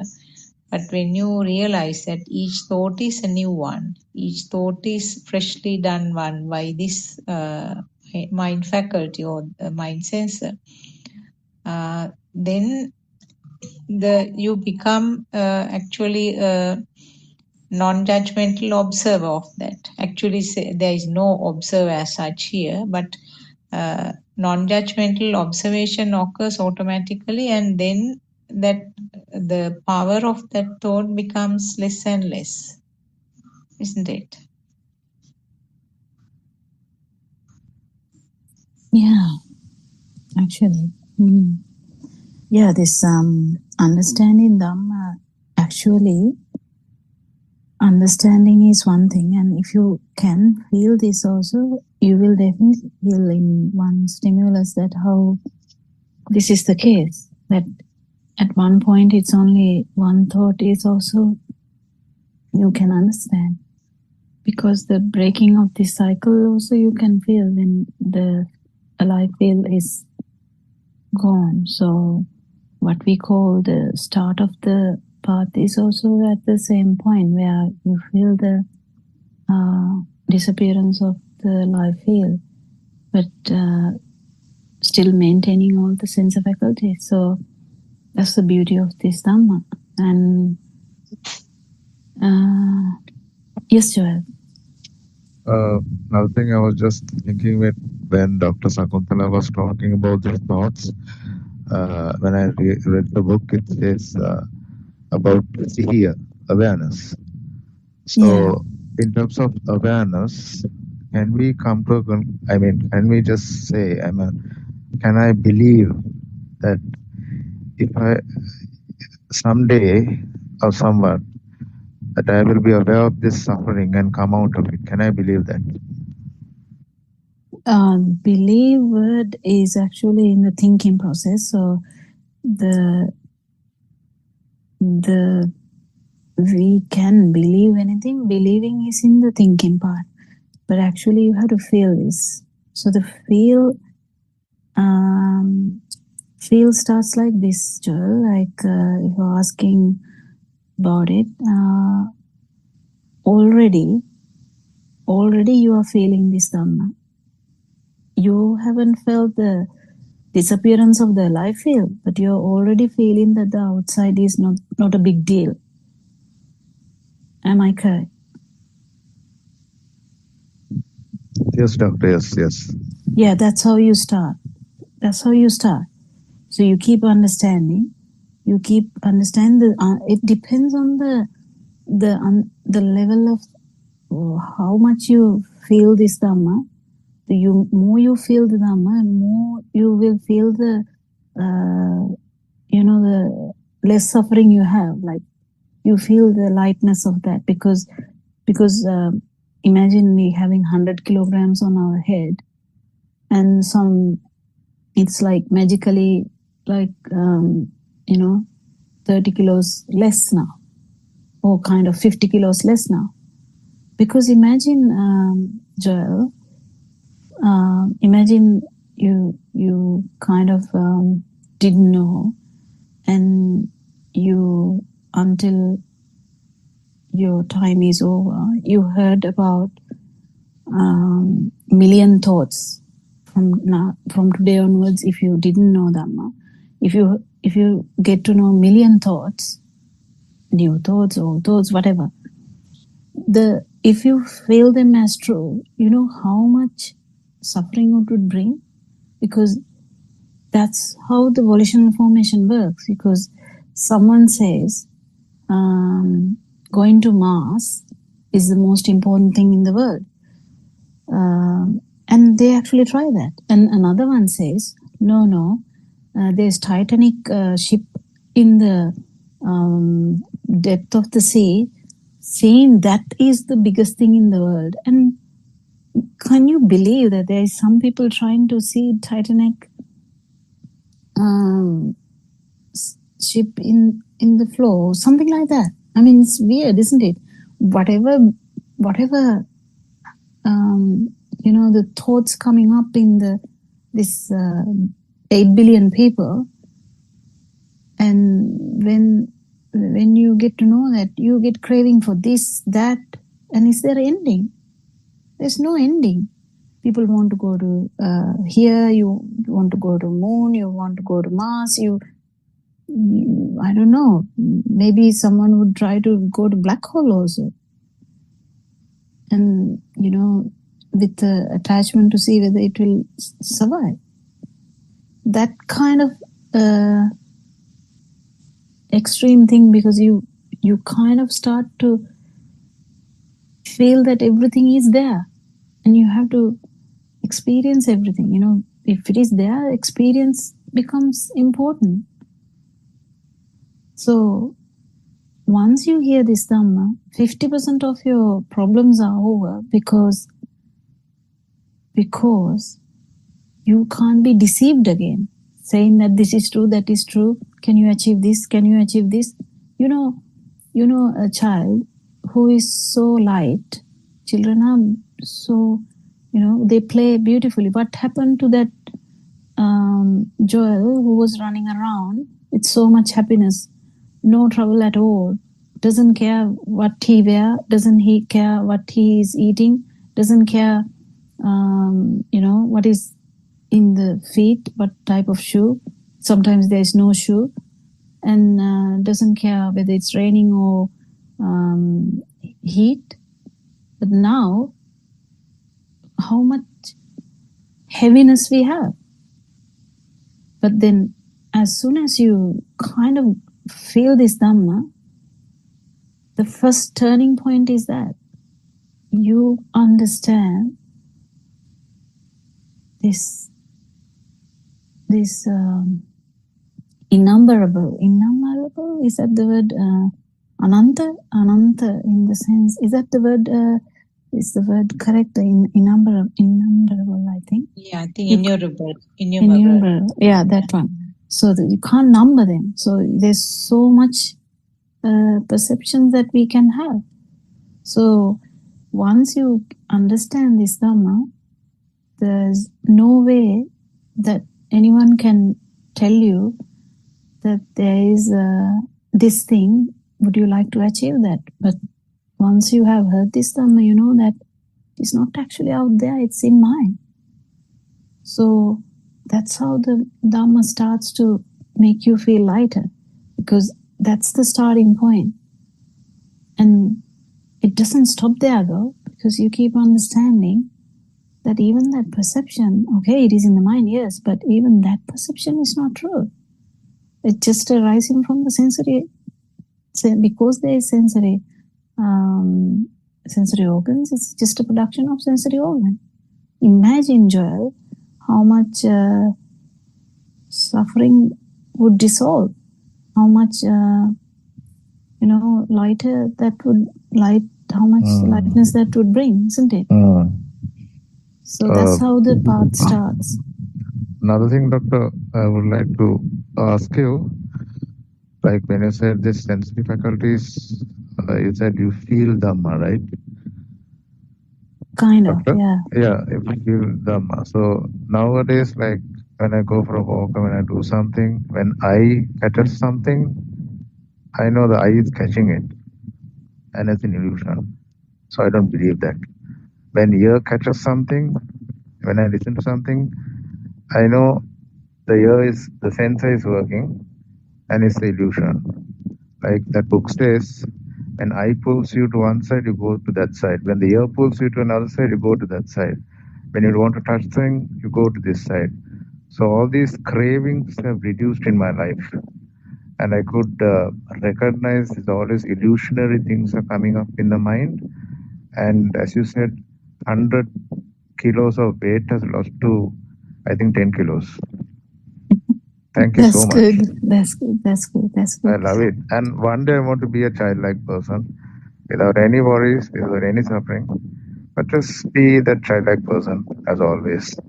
As Yeah, the but book Joel, says. there's a thing now. When you understand Dhamma, there is always someone who is wishing for that. You know, we wish for that beautiful state. We wish for that, but in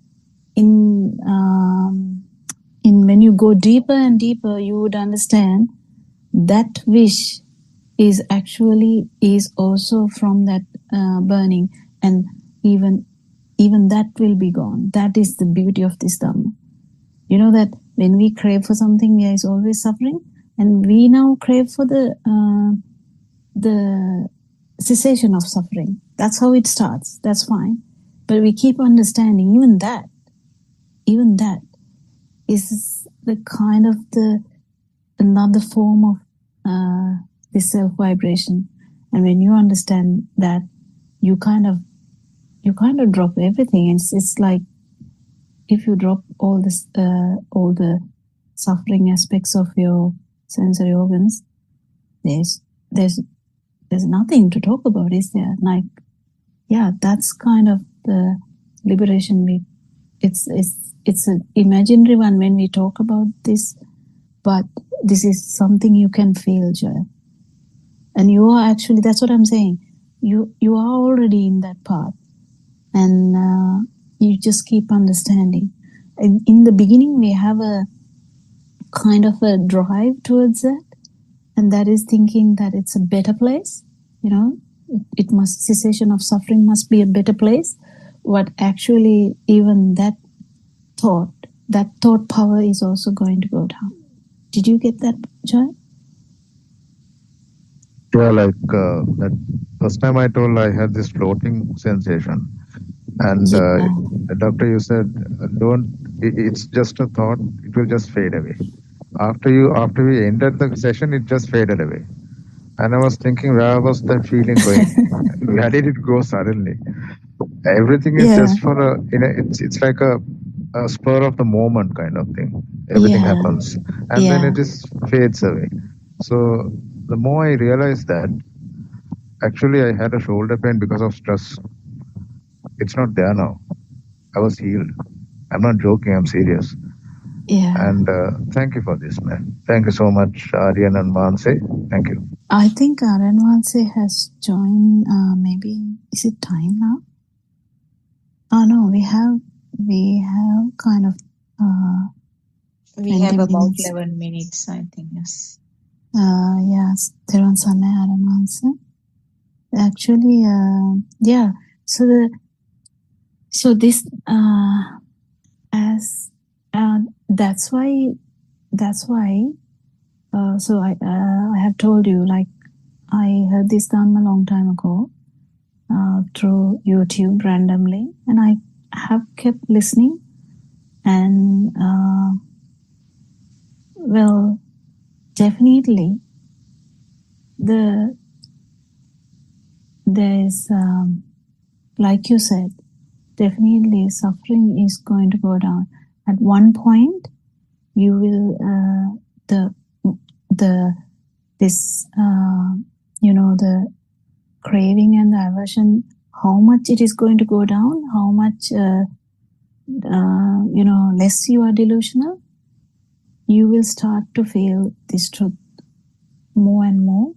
And even the craving for this Dhamma, or craving for this anything like saying, there must be some place like Nibbana, there's nothing like that. Actually, this is only cessation of suffering. So as you said, even the 10 kilo, the 100 kilogram, the minus 90 kilograms, is if there's any 10 there, even that 10 is going to get dissolved with the understanding of that even the senses are just the sensory function will be there, but this power is from the delusional aspect of thinking that there is so beauty of this Dhamma is the tranquility you will feel, and other thing is you will feel the if the thoughts are not true, kind of whatever the thoughts, if you keep understanding these perceptions, this dream is not true, you might actually awaken from that dream, and you will feel that. And the being awakened from the dream is, as you said, just has to be felt, and it's not that difficult if you can feel Dhamma. I'm not sure whether anyone is going to talk, but anyway, it's being very good to understand this Dhamma, the life pattern. When Dr. Sakuntala said the responsibilities haven't changed, but the suffering is not there. That is the main important thing. The responsibilities are still there, but suffering is not there. So sense faculties are working, but suffering is not there. There are few things that you wouldn't attend as normally. There are, the way you talk might be different because you won't indulge in, unnecessary talk, because you're not trying to, it will just not naturally come, it's not something that you would stop. So you will naturally not harm anyone because you know that it's a perception. Anyway, you don't feel that because it's not there. When this self-vibration is dissolving, whatever associated with that self-vibration is going to dwindle less and less as well, because the anger, the fear, the shame, the guilt, the jealousy, what else? Whatever the words you have, they are all part and parcel of this self-vibration. So when the self-vibration is going down, whatever these words express, because these are the way the words are there to express some feelings. So these are going to not be there. And finally, what you will end up is with the feel, where you will feel every being, everything. So kind of you can help everyone, whatever the way they can, mostly from separating, helping to understand Dhamma. Anything else to add to that? I think, we may. Just briefly, I thought of mentioning this. Joel mentioned about the shoulder pain. Now, any of these pains, now you said I had a pain. So that actually has two components now. As long as there is a physical body, we are bound to have discomforts and illnesses and pain. So that will not be prevented by Dhamma. But there is a mind component to any pain, where this pain is tagged or attached to myself. It's happening to me.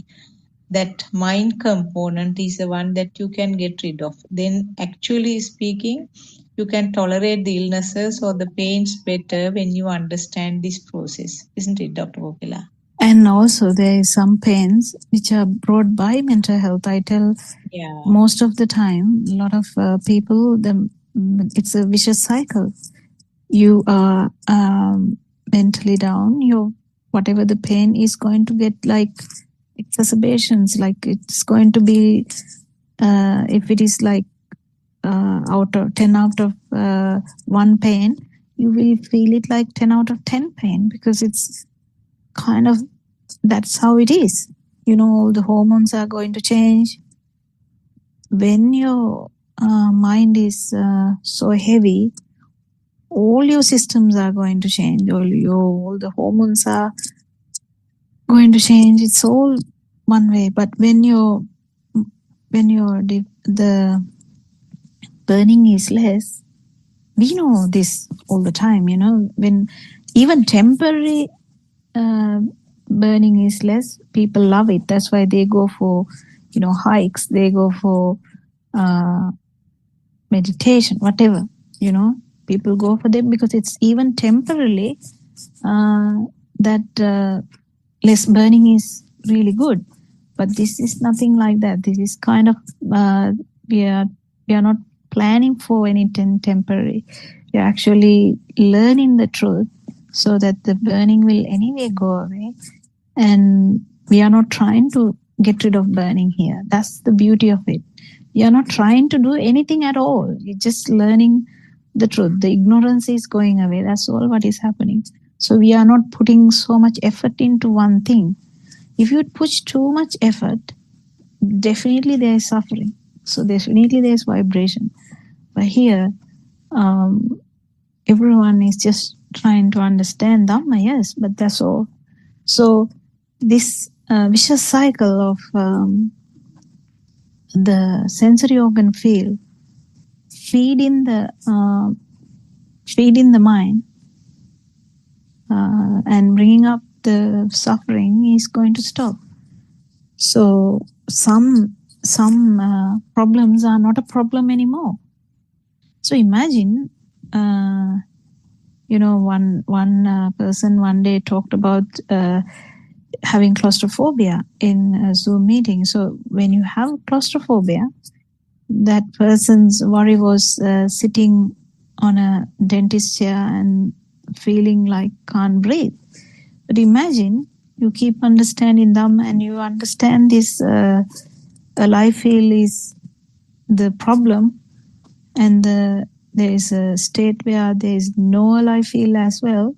It's kind of, you're not scared to die anymore.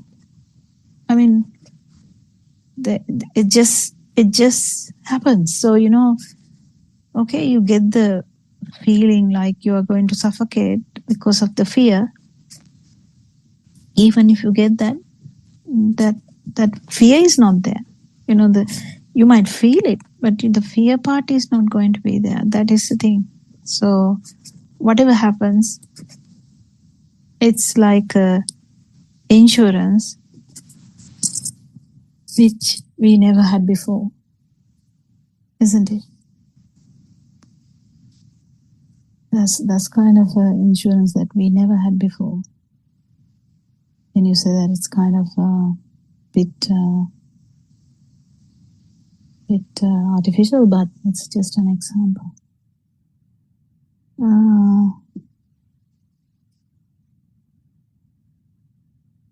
I think we are running into 4 o'clock Zoom meeting. So we worship Aranwanse with so much gratitude for sharing his wisdom with us and helping us. He released his wisdom through YouTube, and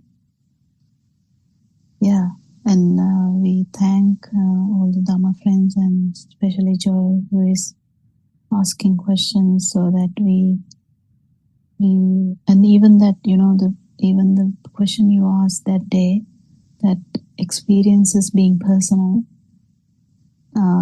that's such a deep question.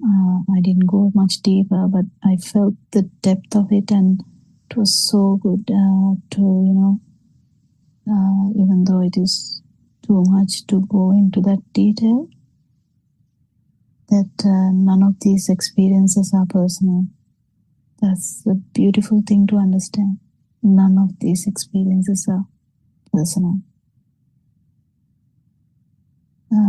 Thank you very much.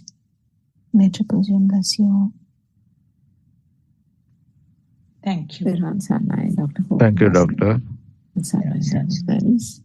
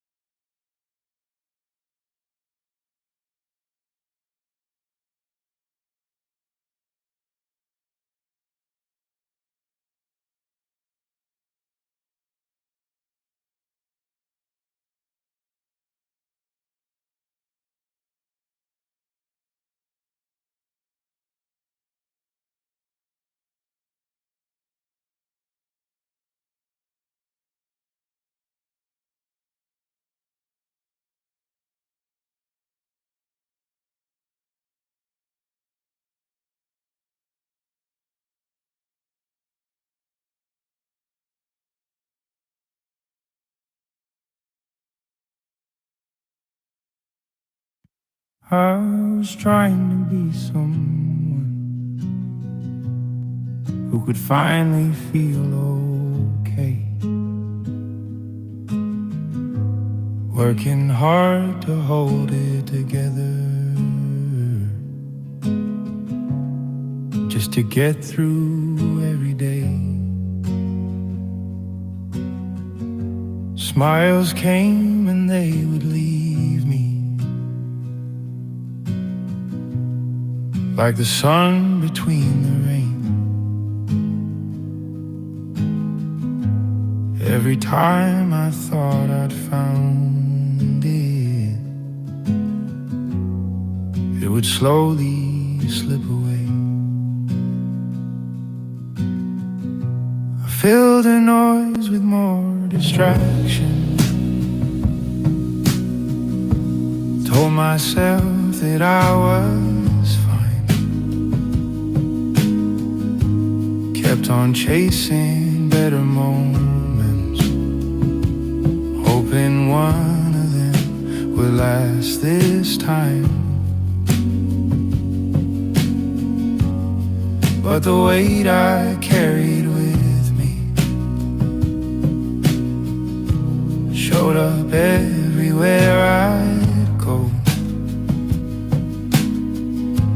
even in the quiet hours.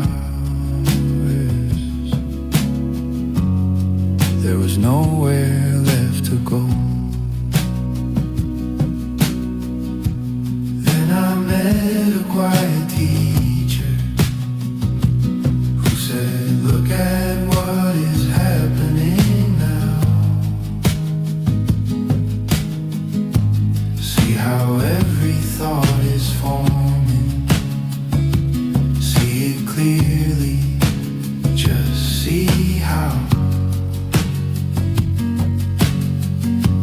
nothing out there calling itself a thing. No one here that must defend. Just a quiet seeing of it. And the struggle began to fade away. Buddothpado, showed me what I could not see, not by faith and not by belief, but by looking quietly. Buddothpado,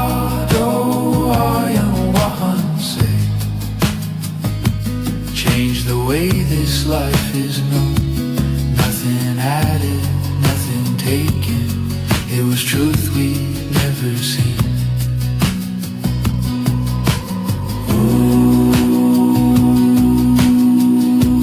Nothing added, nothing taken. It was truth we'd never seen. Nothing added, nothing taken. It was truth we'd never seen. Buddothpado, showed the way by asking, see. When the search at last grew silent, there was space to simply be. Nothing added, nothing taken. It was truth we'd never seen. Nothing added, nothing taken. And nothing was the same.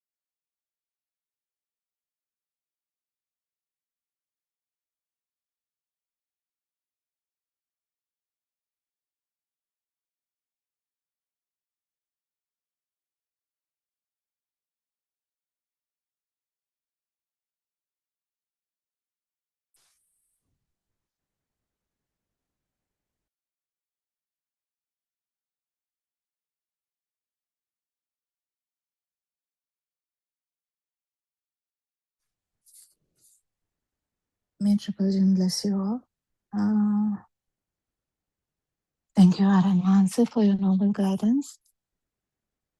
We'll talk about the no-self anger. We talk about it every day. Actually, Buddothpado PeoTV 24/7 talks about this no-self anger in different ways. Different Dharma friends try to talk about this as much as they can. So this is an effort actually to deliver this in English medium where world uses English medium much, like 1,000 times more than Sinhala medium. Sinhala is a very limited language. And thank you, Aranwansa, for going from home to home in village to village in Sri Lanka at this moment. We can see how much effort it should be, like physically. But you know, how he feels about it and how everyone is actually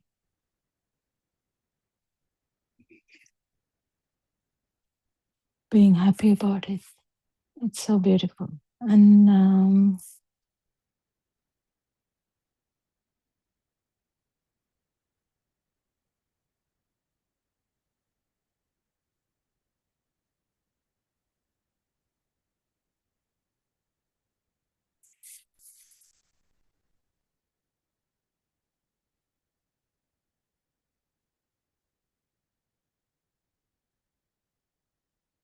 so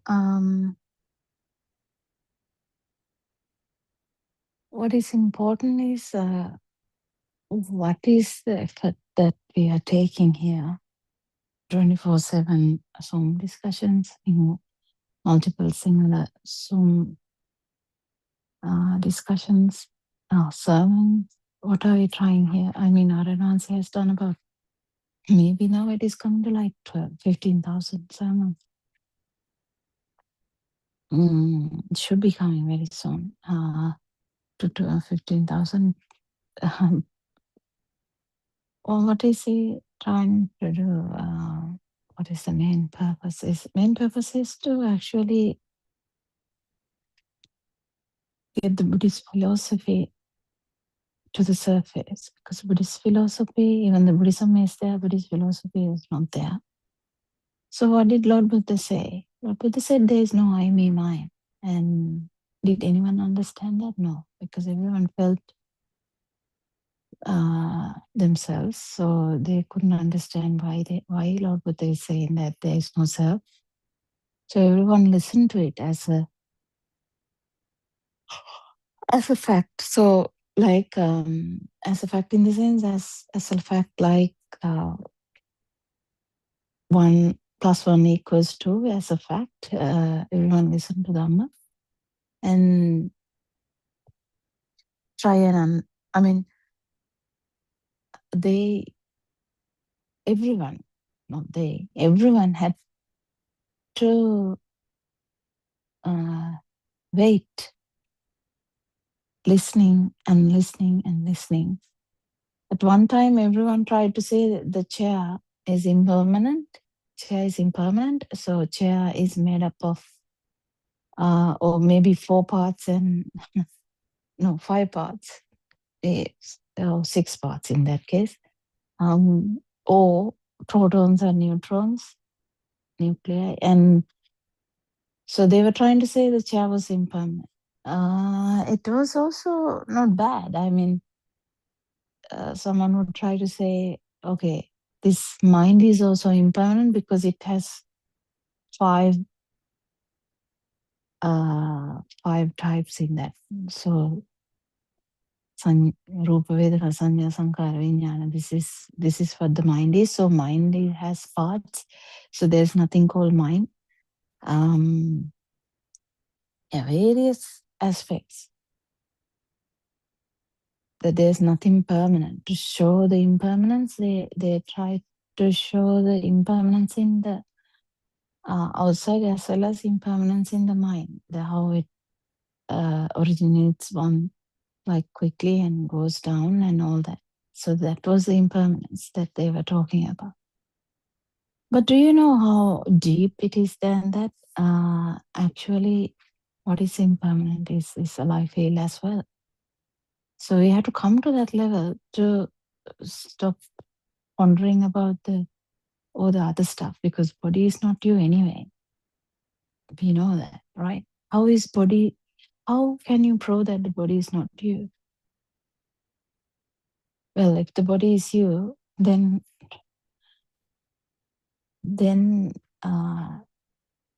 you should become the body and see. I mean, at least try and do that and see how different that is.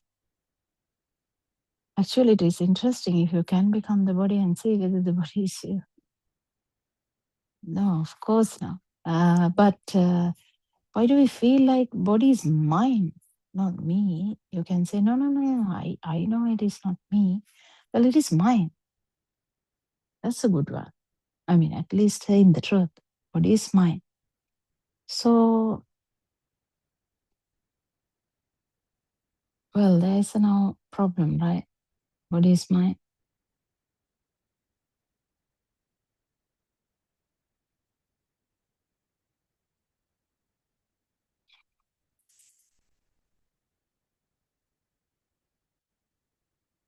Body is mine.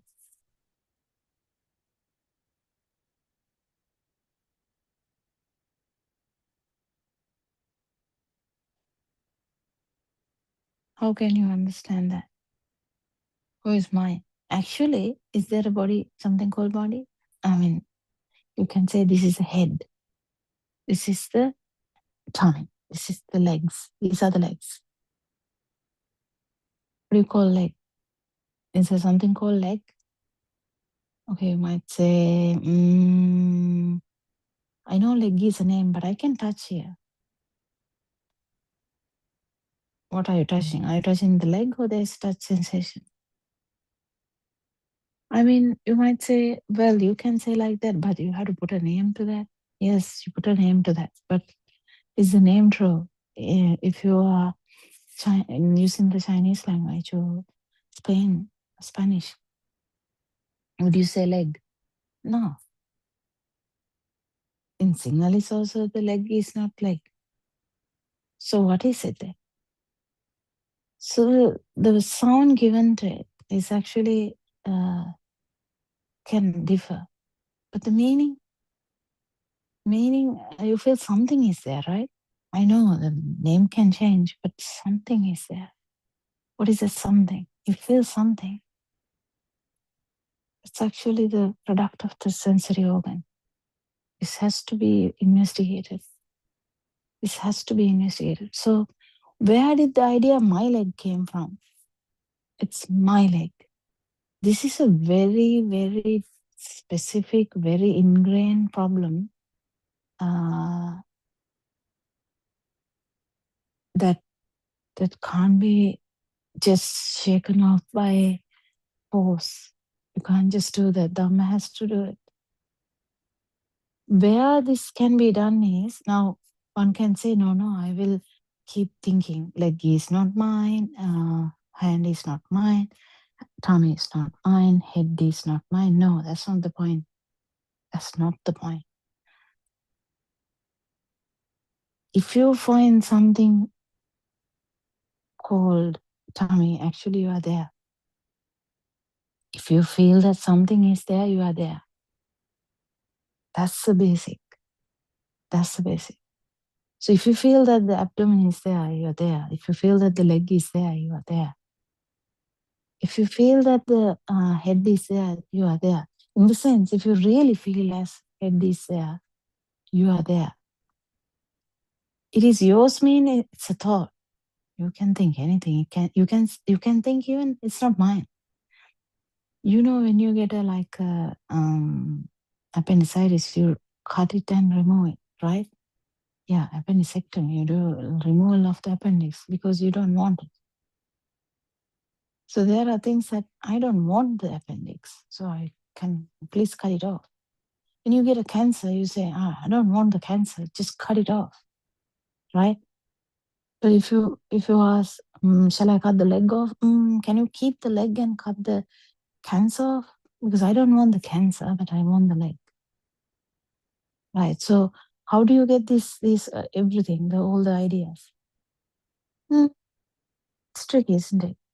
Yes, because the leg is already taken as yours. It's an idea. It's a belief. It's not just a belief. It's a strong, engraved idea that we have. This body is mine. Anything apart from body is not mine. Like cancer is not mine. It's not mine. I don't want it. But if you fully understand that it can't be cut off, it can be like you might start saying, I have a cancer. My cancer is getting better. My cancer is getting worse. Yeah. You start saying that. Now the cancer also has become yours. So, where does this idea of mine come from? Me, mine, my cancer, my leg, my head. It's an idea which stems from ignorance that there is me, right? Actually, when you are very little, always your parents would try to teach you about your body parts. Because that's kind of beginning to live. You learn the body parts, you learn your name, you learn about yourself. You know, we write essays about myself. I'm so and so. I'm this much old. I live here. I go to the school. No one asks, who am I? Well, we never thought about it. So that's okay. So I am so and so. I'm John. I'm Kirsty.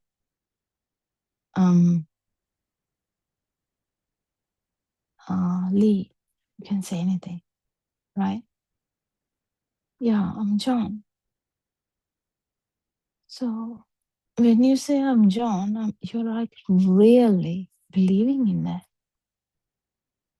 And if you talk about Dhamma, you might start saying, yeah, I know John is a name given by someone. I know my mother gave the name to me. But even if you don't name it, I am. This body is mine. This body is mine. You have to put a name so that it is easy to communicate. Yes. You can call A, B, C. Yeah. This is A, this is B, this is C. That's for the easiness. Or we can call this is Anne, this is Bernard, this is Charlie, right? Yeah. But we can say A, B, C as well. So this is A. So who is A? This person. Who is this person? Well, is the body. Is body the A or the next one? Is it the second body the B? Is the third body the C? Is it the body? You might have a problem there. I mean, think about it. Then you might say, no, actually, I don't know now whether the body is A and whether the body is the B, Bernard, whether the body is a C, Charlie. So which one is it? So if you come to a clear understanding, you might say, I mean, body is called A. That's fine. You will understand. Okay, body is called A, but I don't know whether we can call it anything now. Yes. Well, even if you put no name, Just imagine, put no name.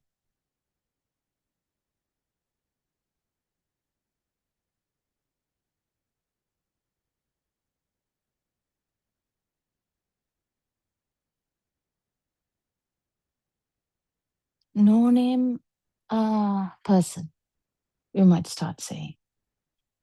So even if you don't put a name, just imagine you don't put a name. No, we have a time where the baby is not named yet. And everyone comes home and you say, no, we haven't named the baby yet.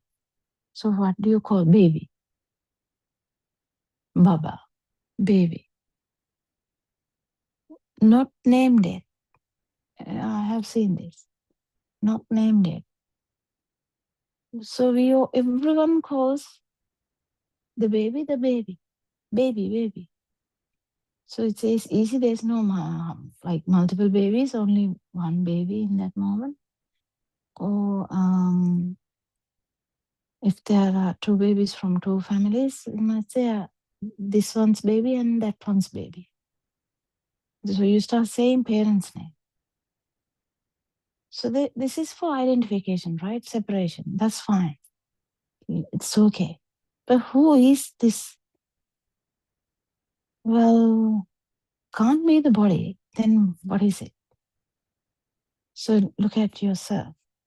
Are you John? Are you Anne? Well, I am John. I am Anne. I have been called Anne for ages. Like I'm 75 now. If someone says, I'm just taking a number. I'm 25 now, or I'm 75 now. I have been called Anne for 25 years. I've been called John for 75 years. So it has become kind of my name. It has become so familiar. John has become me. Well, to be honest, if you keep arguing with that person, the person might actually realize the name is a given name. Right. Okay. Drop the argument about the name. Name is a given name. Right. Okay. But then who are you? Then the body is there. So the body, which part of the body is you? Interesting now. Lord Buddha also did this. Which part of the body is you? He put everything out. He put everything out and tried to show that there is no you. Well, you can do that with prajna. Don't cut your body open. Just with wisdom, just see which part of the body is you. Which part is yours? In the sense, which part is yours? Which part is you? Well, there's a different scenario here.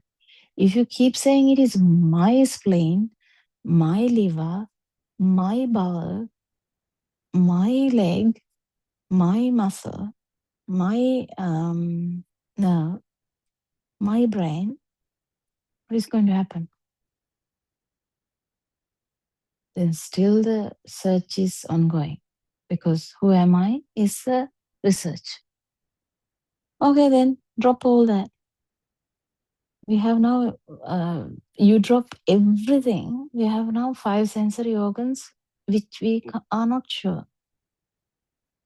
Because eyes, you feel like they are a bit different, because with eyes,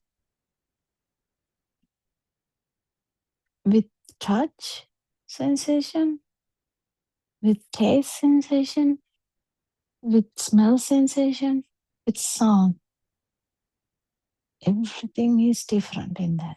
Why? There's kind of a awareness or feel that there's someone, that there's this side and the outside. Well, then the culprit can be the sensory organs, right? Mm-hmm.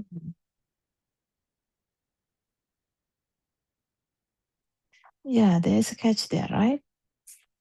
Yes, you might say, I know the every other body part we can understand that we labeled it as mind, but actually, I don't know who am I? I don't know the answer to that. But then when I come to the eyes, the ears, the nose, the tongue, there's a bit of difficulty to understand that because the duality is there. I'm here and the TV is in front of me. Wow. Then, of course, here am I, this side is me. The duality starts. Now the problem is again coming. Okay, then who am I? I think this duality is mine. That's why we have called it me. Right. Right, there's sense in that, right? Yes, because when you look at something, the tree is in front of me, then of course this side must be me. This side, this side, this side, this side, this side. You look at the tree, this side is me. You look at the table, this side is me. You look at the settee, this side is me. You look at the ice cream, this side is me. You look at your mother, this side is me. Right? If the mother is there, I'm here. Right, okay. Now there's at least some understanding why we feel there's someone. Right? It's a feel. Do you get it? It's a feel that we have. It's not actually the body. It's not actually the mind even. It's a feel that we have that we are here. Can you understand that? Mind, again, mind, we didn't go to the mind. So we can, if we fully understand that the thinking ability, someone might actually put that as me as well. Because this mind is talking all the time, like underneath. That is me. That's actually a very dangerous situation where this, like, just imagine you are in a class. Your teacher is talking. You're watching the teacher. You're actually listening to teacher, but your mind works 1,000 miles away. You're thinking about something else. You're thinking about the ice cream man. Or you're thinking about your boyfriend or girlfriend. Or you're thinking about some money to buy a frock or a shirt. So, because the eye is working, you've seen this teacher as well, but the thinking is different. So you might think, no, that's me. I'm thinking. Eyes are working independently. The sound, I can hear teacher talking also. Sound is working independently, but there is a mind. That is me.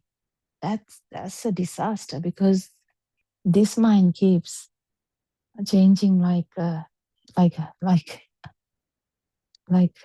so fast. Then which part of the mind, which mind is yours? It's much more difficult than even the body because body parts are limited. Think about the billions of thoughts that you have. Which one is you? Which one? Which one is you? Which thought? Is it the thought about America? Is it the thought about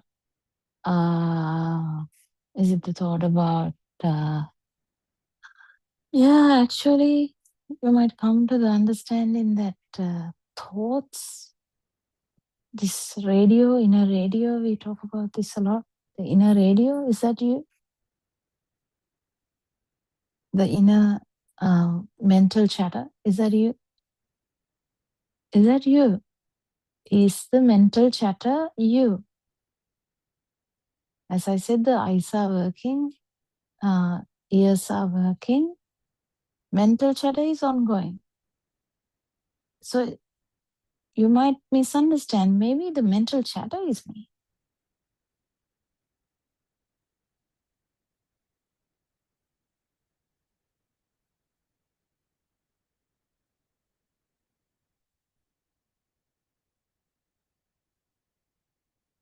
Is the mental chatter you, or is your body you?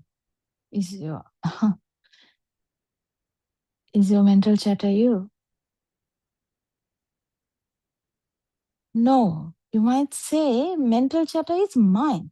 Oh, that's have some sense. Let have some sense. Because it's a feel that you have. Mental chatter is not me. I get it. But it is mine. I thought about it. I am thinking. So obviously, mental chatter can't be you. Right? But now again, this problem comes. It's mine. Mental chatter is mine. Right? Now again in trouble. Who am I? So when we talk about the sensory organs, we came to the understanding. You are looking at something. There's some duality felt. There's some subject-object situation. Object is the tree. Of course I'm here. That is a fear. This fear, you kind of thought, actually decided, or kind of have an understanding forever, for your whole samsaric journey.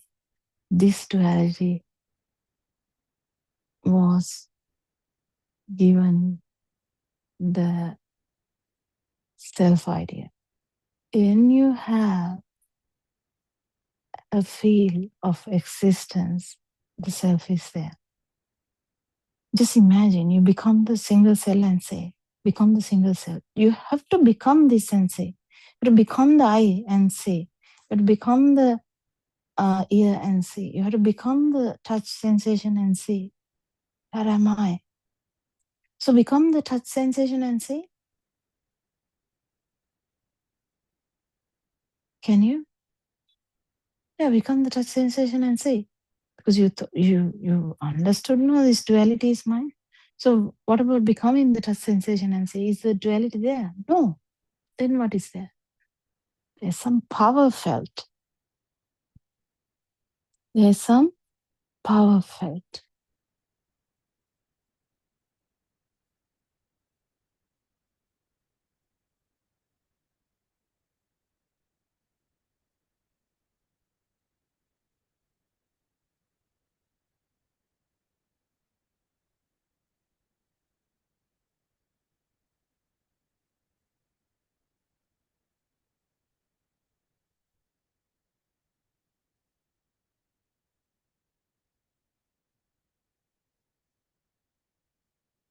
What is power? No, that's me. No, that's not you. That's not you either. This is very tricky now. That's not you either. That's what the beginning of the zygote even.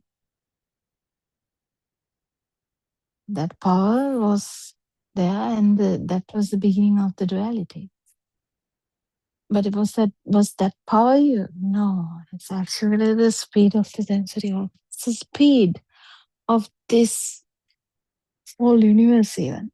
It's the speed.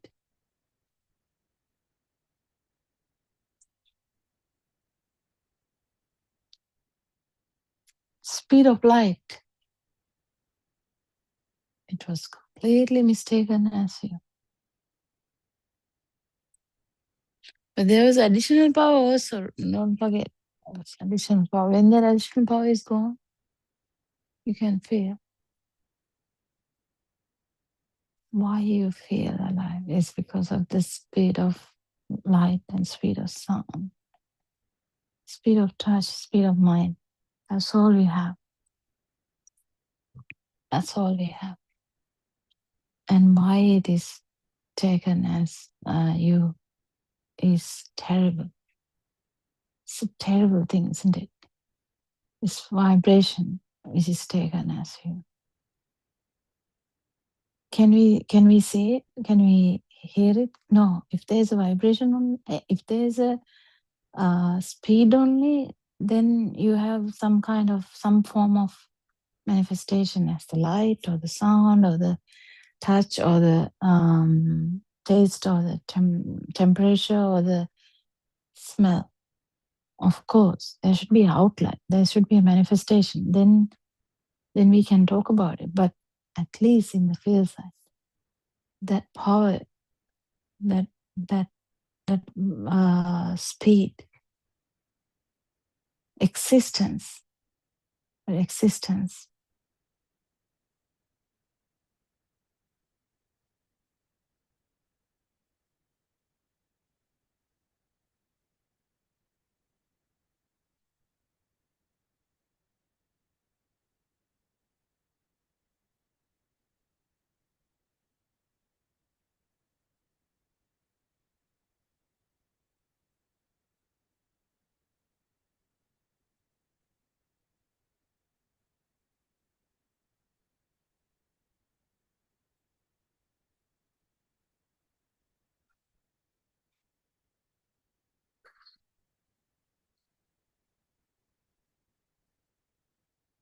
The day that you understand that this duality is actually not there, and even that it is the vibratory nature which gave you the life here, done. I mean, that opens up so much wisdom, because you fully realize that the life field is actually a creation of sensory organs. And it is actually due to the initial vibration which synchronized to the psycho. The mental power that synchronized to the zygote is the main reason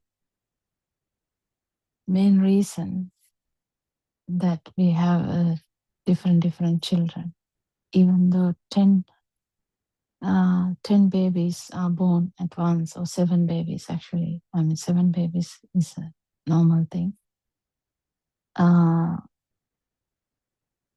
Just take triplets, easy. Even the triplets, they are different. Even if they are from one sac, I don't know whether you understand that. There can be 3 different sacs in the uterus, but even if it is from one sac, still the 3 babies are different. Their vibrations are different. Things happening to them are different. Their way of handling things are different. Their power is different. Their defilements are different. How? No one knew. That's because of this synchronization of this power to that zygote. That power, with the genetic background of the mother and father, which is the zygote, the base, or the structure, or the ovum and the sperm coming together, that physical part of it. Physical part of it there, how did this power come from? Mental part. Actually, it's not the mental part of it, it's the feel side of it. How did it start? That's where no scientist can explain how this keep happening, how the babies are different, how the babies are different even in birth, how their outcomes are different. So that vibration, that vibration, if you understand, even that vibration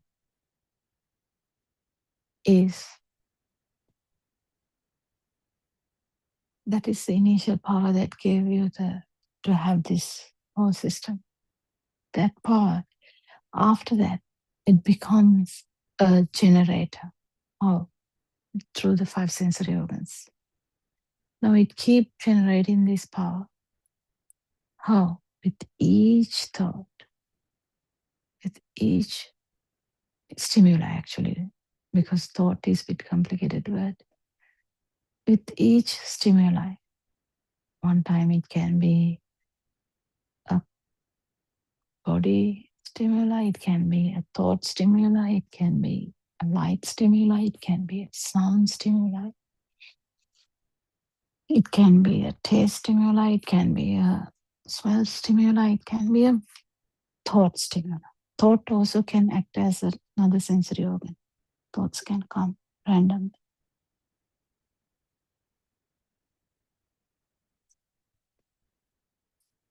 So there are 6 ways for you to feel the aliveness. Why do we feel alive? Is this weak body consciousness? Do you know that skin is the biggest sensory organ ever? Ever. It has so many aspects in that. The pain receptors are there, temperature receptors are there, touch receptors are there. So you feel the excitation in them. And in vain, with so much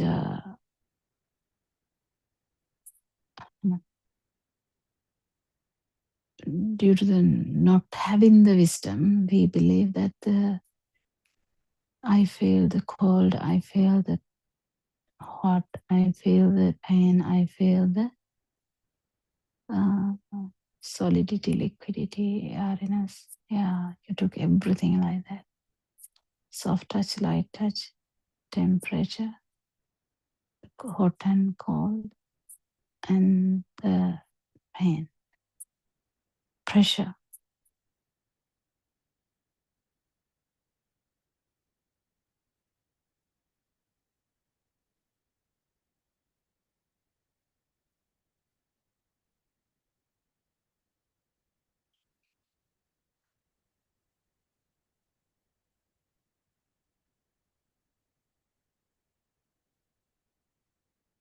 If the gravity is not there, actually you will be floating. If you watch Artemis 2, the spaceship that went to go around the moon, you can understand that if the gravity is not there, you're floating. And if you float for some time, your muscle power, every power, the nerves, they start not working.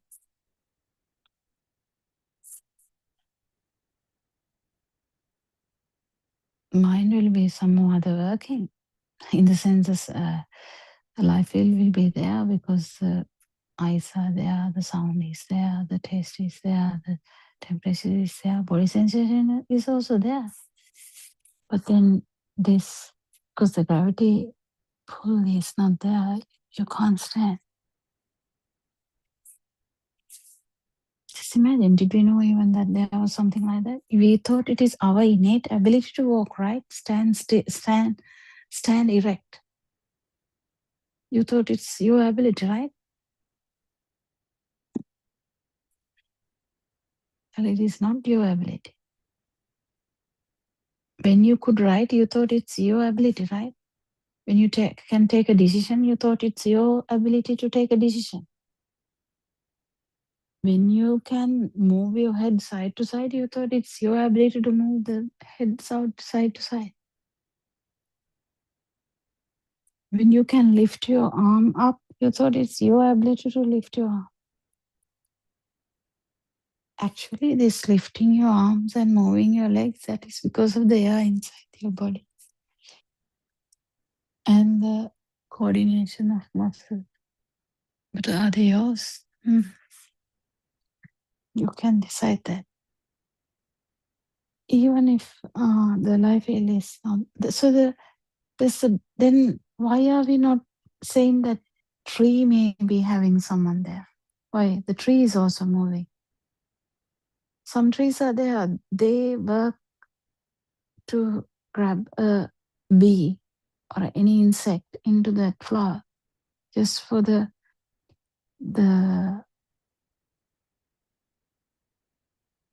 flower to have the babies, in the sense, I can't remember the word for that, paragana in English. You know that what happens with the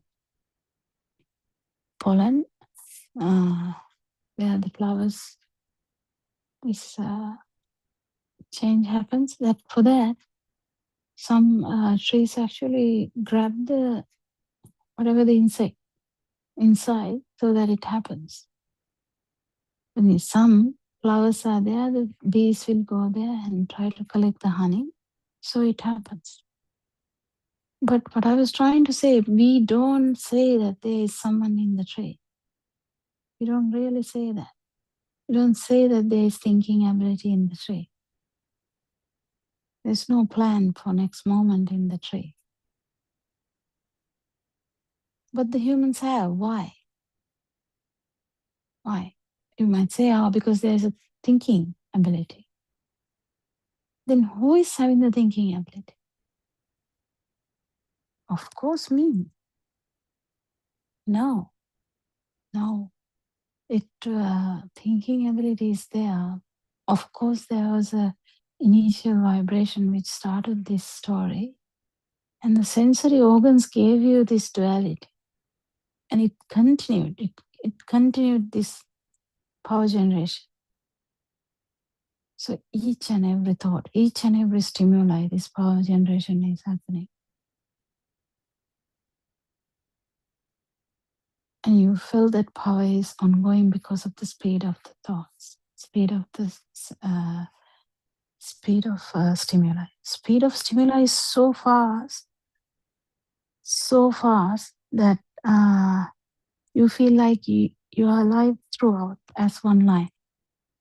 That's how it happens. But actually there is no line. It is felt like that, one line. That line is actually a mirage. That is what the mirage is about. This alive feel is impermanent. You have to feel that. Alive feel is impermanent. What is impermanent? Chair. Chair is also impermanent because chair is actually processed in the eye if you're looking at a chair. But you might say, no. Even if the chair is not there, because chair is the name, even if the chair is not there, I see a pattern of light. Okay, then what is the pattern of light? No, pattern of light is also a creation of the eye. That's the fast vibration of the eye. Then what do you feel? You feel something that is the speed of light. If you can understand, if you can actually feel this, you can understand that actually what was there was speed of light. If you felt something that is speed of light, if you felt something that is speed of sound, if you felt something that is speed of touch. So can you have one line? No, you can't. At one time, your speed of light, can you have one line? No. But that is so far. You might feel like that. That's okay. This everything happens so fast. This actual stimuli, from one stimuli to other stimuli, it's even like maybe thousands fraction of a second. So when something happens so fast, you can't really find the difference. What you see is the outcome. Outcome is life here.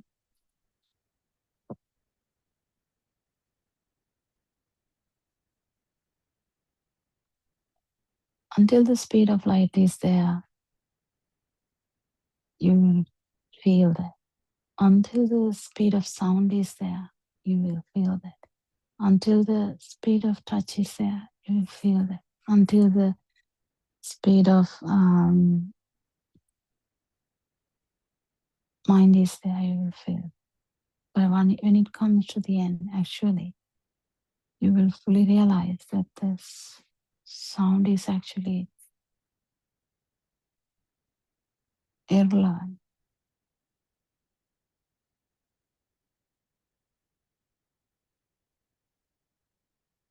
Mental chatter will happen, but you will understand that it's irrelevant. What is relevant is this alive field that is also a creation. You have to feel this stuff. If you don't feel this, you just keep doubting.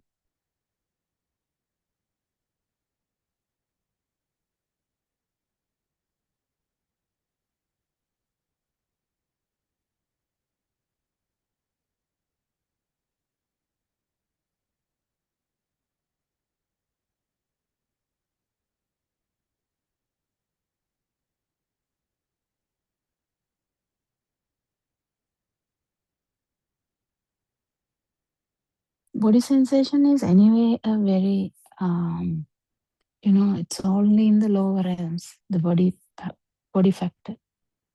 There are 31 realms in one vibration. It means there are 31 realms in one stimuli. In one stimuli. This is the levels of the vibration. So the levels of the vibration, this become irrelevant when there is non-vibration. But the levels of the vibration can be talked about when there is a vibration. Non-vibration, you can't talk about any 31 realms. 31 realms is for the vibration. That's for the mithya drushti, what's that? And wrong view. With the wrong view, 31 realms is existing. But you have to understand this fully. 31 realms mean actually something felt. So if you feel the body, actually it is the low realm anyway. The humans are kind of the highest in the lower realm.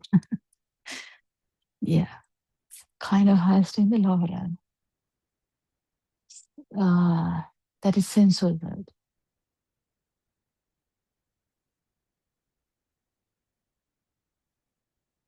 The God is also in that world.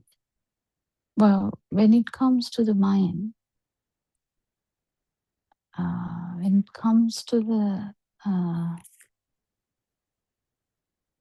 just imagine the mind wave and the sound wave.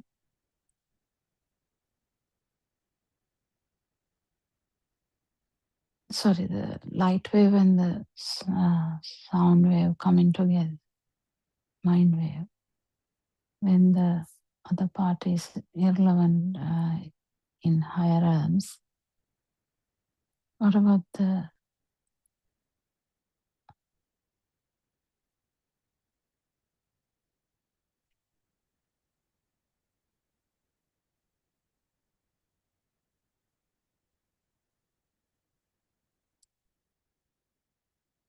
there's so many types, right?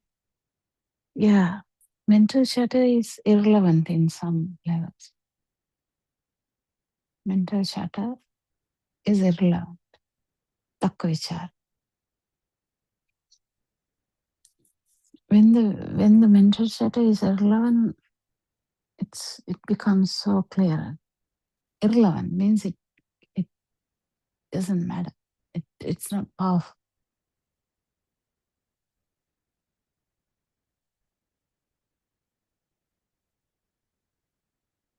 Because the higher levels actually vitakka vichara priti sukha ekagara, right?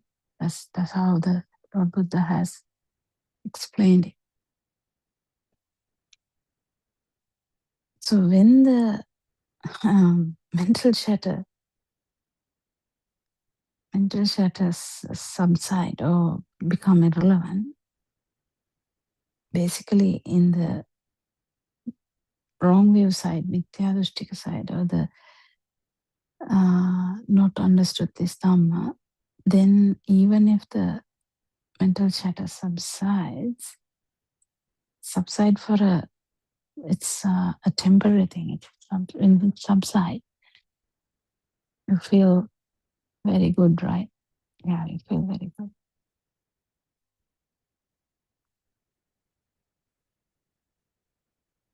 This all you feel very good because this is not Dhamma I'm talking about. I'm talking about the mithya drushtika side, the wrong view side. That we talk about 31 realms. 16 or something. When Lord Buddha was born, at that time they were talking about 16 Brahma levels. And when the mental chatter become irrelevant,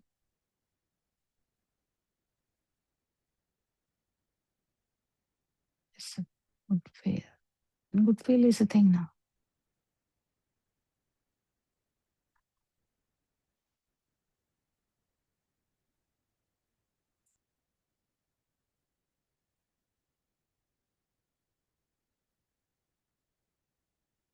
actually Preeti is the happiness. Happiness is there. Then Sukha, the good feel.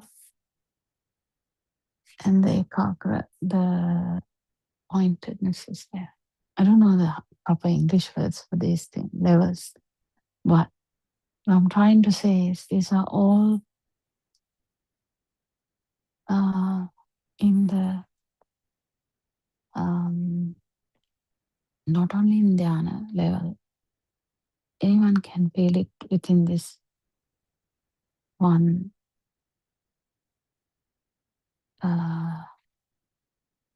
stimuli.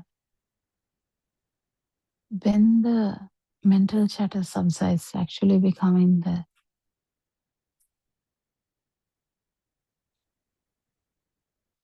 light wave, sound wave is becoming irrelevant.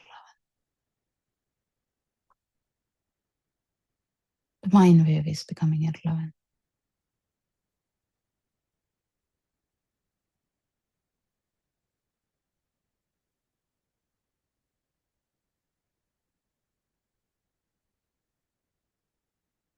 What about the feel side then?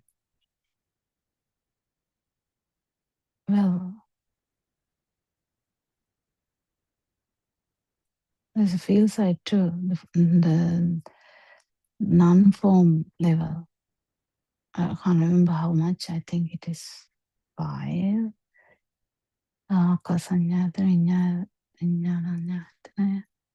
Like that. I can't even say them. That I think 5.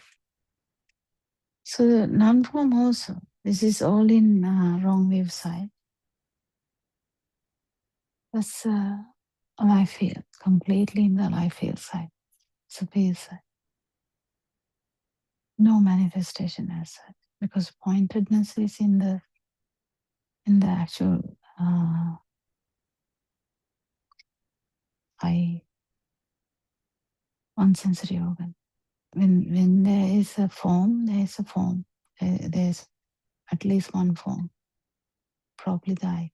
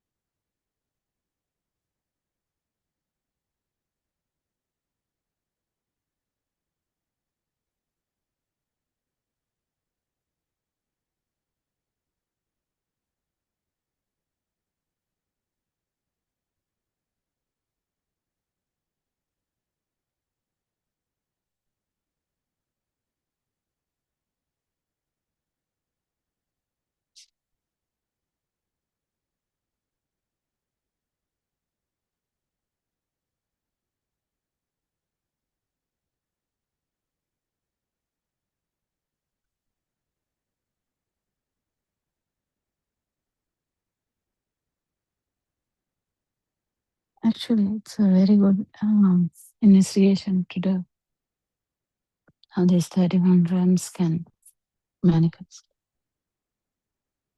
So have you become the light? Basically, can you become the light and say the 31 realms?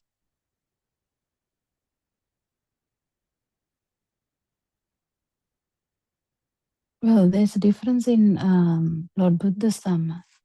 If there's no self-view, you can become the light as well.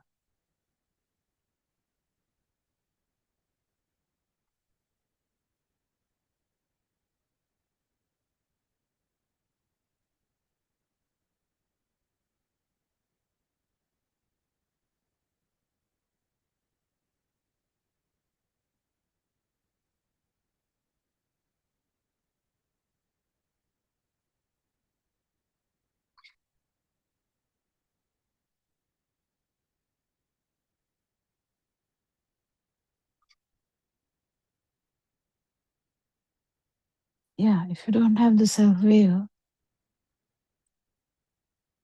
the end is actually Nibbana, because the life is slowly the power, not the power of the veil is gone.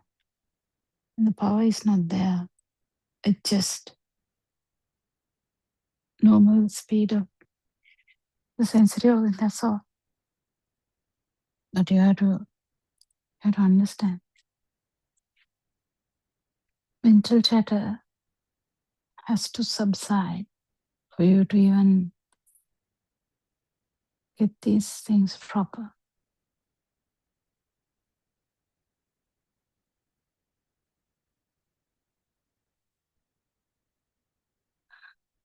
Even in day-to-day life, the mental chatters should subside for you to feel them with a culture. So, thank you, Dhamma friends. Thank you, Art and Answer, for your noble guidance. We worship you every day.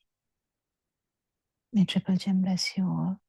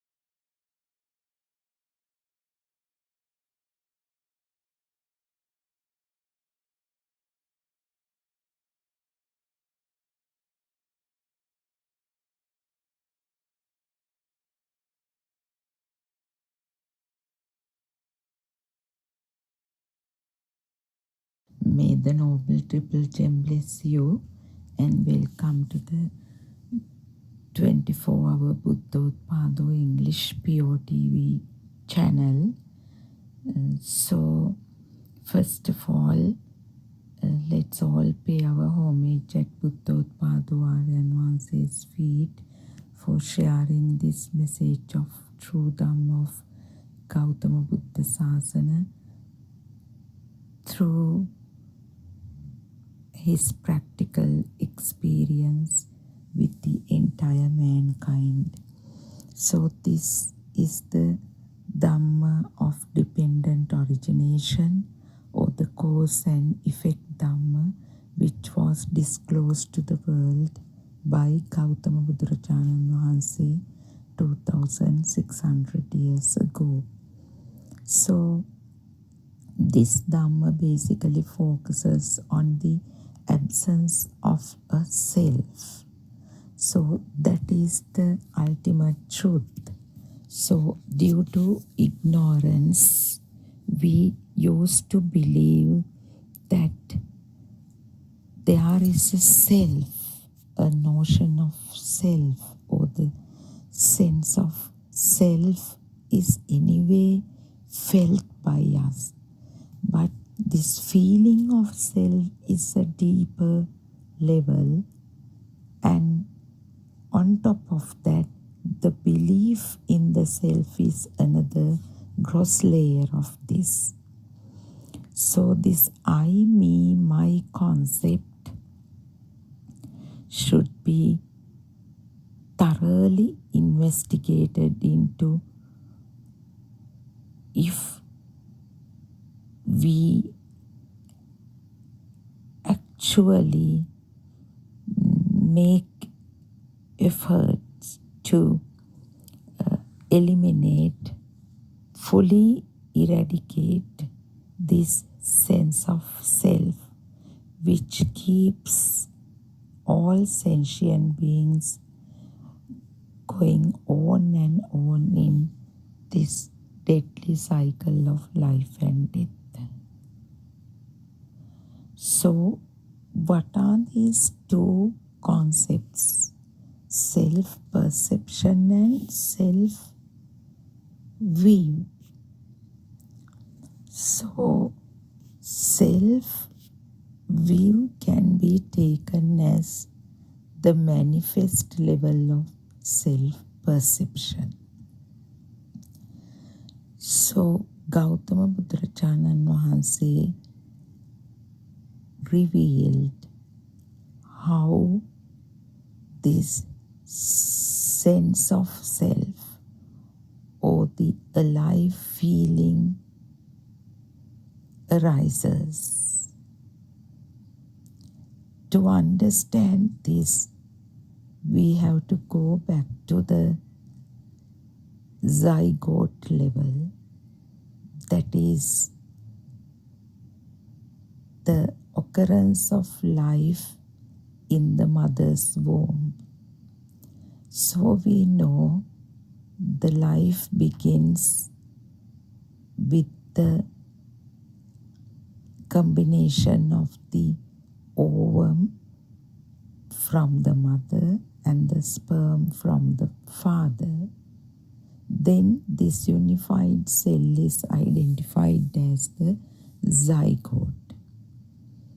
So this zygote itself is a vibration.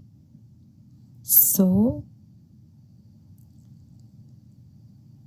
the power of the last breath of a certain sentient being telepathizes into this unified cell.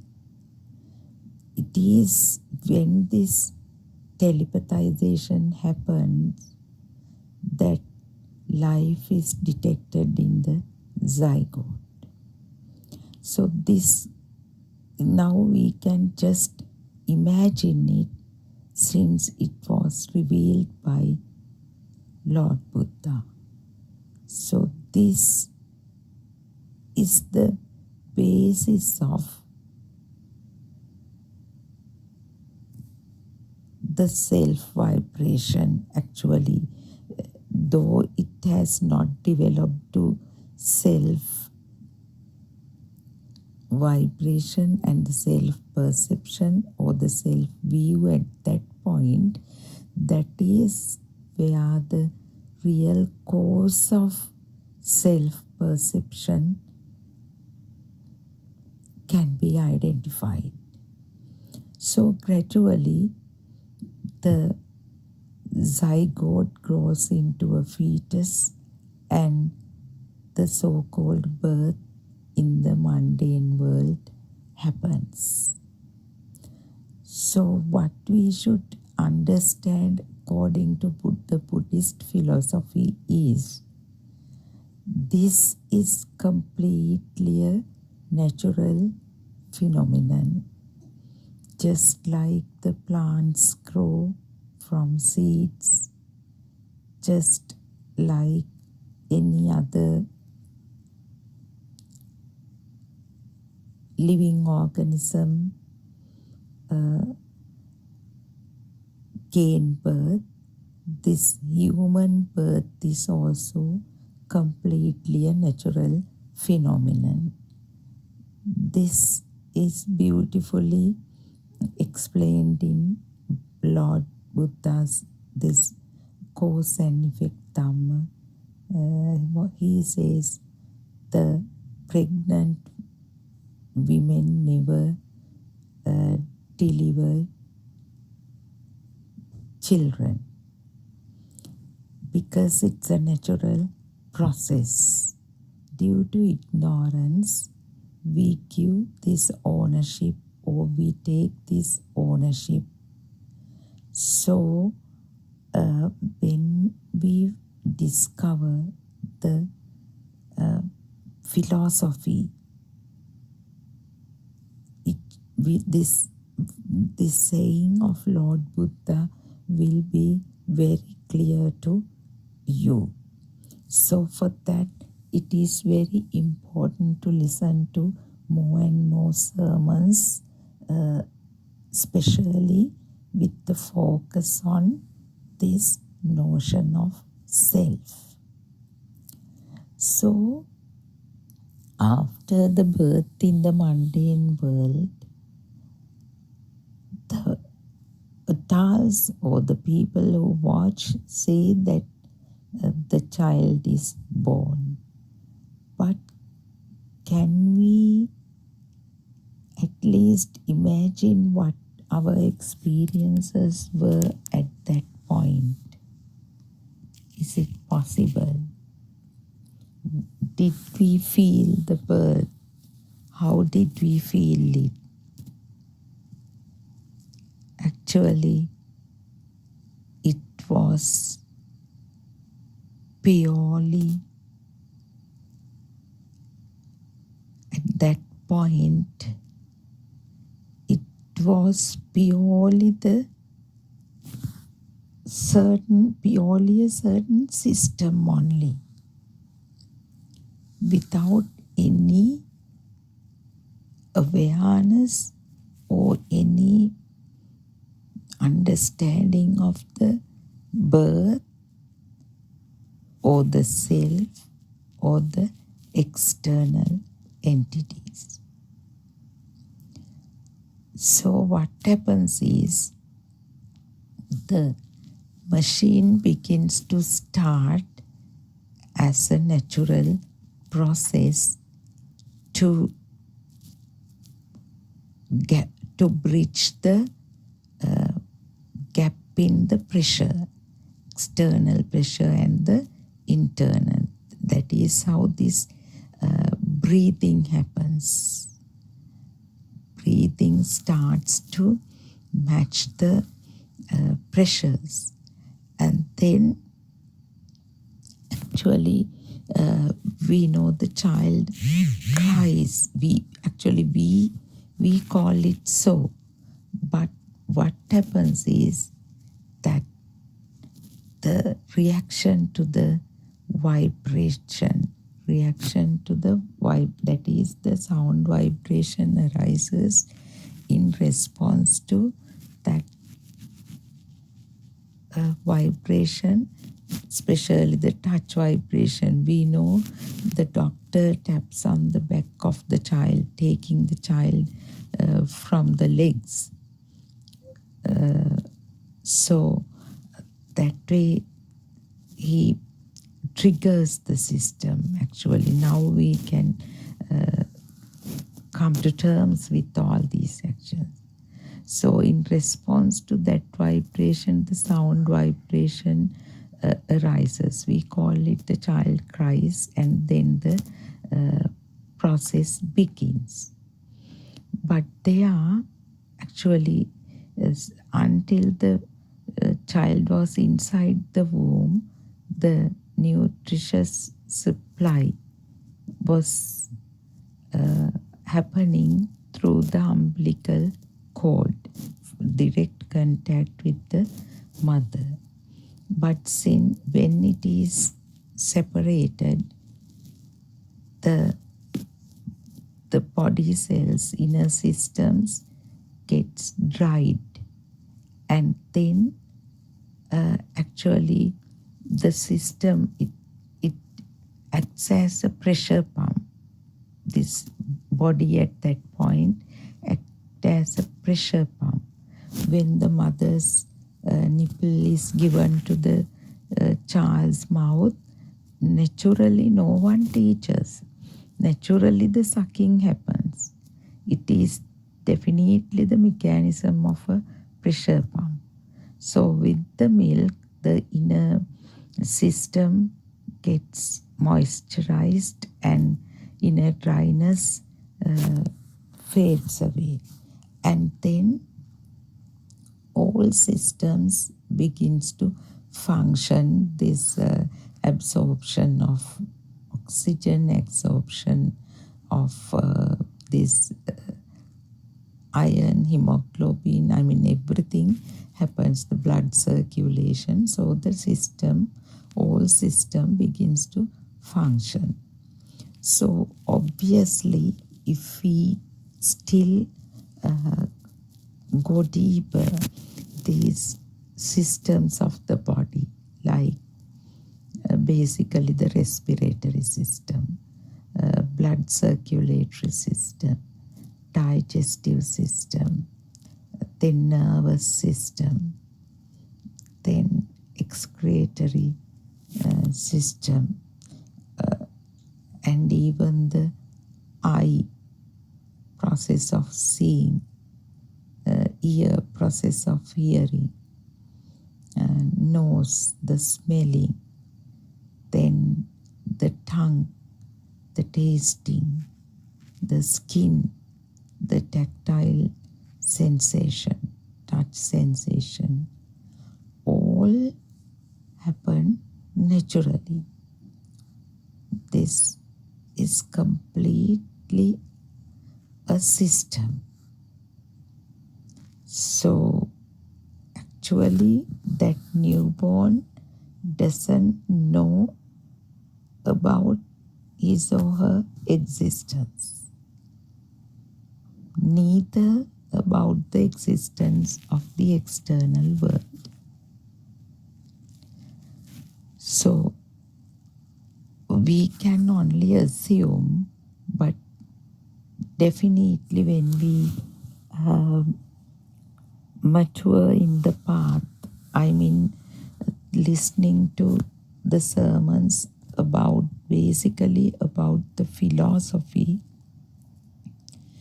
it is very easy for us to experience the newborn experience through wisdom. This is not mere imagination. When the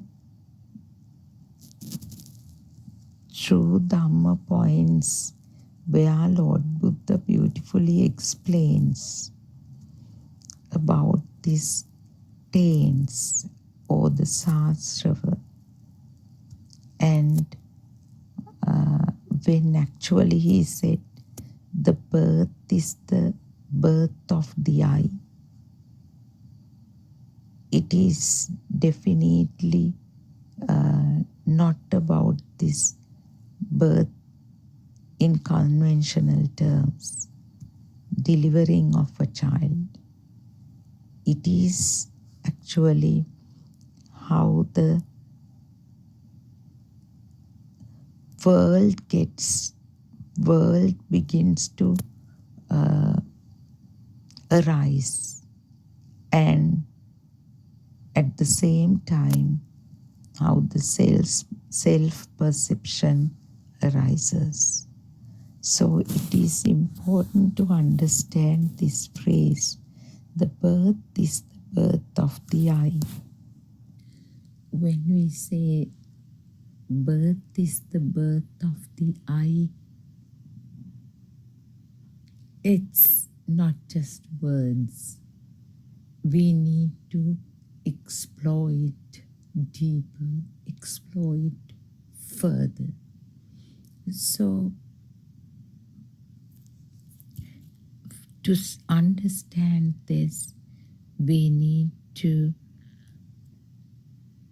understand the mechanism of the five sense faculties basically, because at the level of the newborn, we call it he possesses a radiant mind, Prabhashwara Chitta. So at that level, the child does not feel the existence of the external world or the self. But the I begins to function. When the I begins to function, actually, if the system is healthy, if the I is healthy, seeing happens. Actually, that's why in the Buddhist philosophy, the definition of I is the process of seeing. Definition of the ear is process of hearing. Definition of the nose is the process of smelling. Definition of the skin or the body is the process of tactile sensation or process of touching. And the mind is the process of thinking. So since we are talking about the basic level of the mechanism, that is the radiant mind experience, we cannot talk about the mind as such, because mind arises when the sense faculty experiences spark collectively. At the radiant mind level, the experiences of individual sense faculties are felt. That is, the eye function is just seeing only. Ear function is just hearing only. Nose function is just smelling only. Body function is just feeling the tactility only. So tongue function is just feeling the taste only. But now let's compare this with the experience of a grown-up system. That's our system.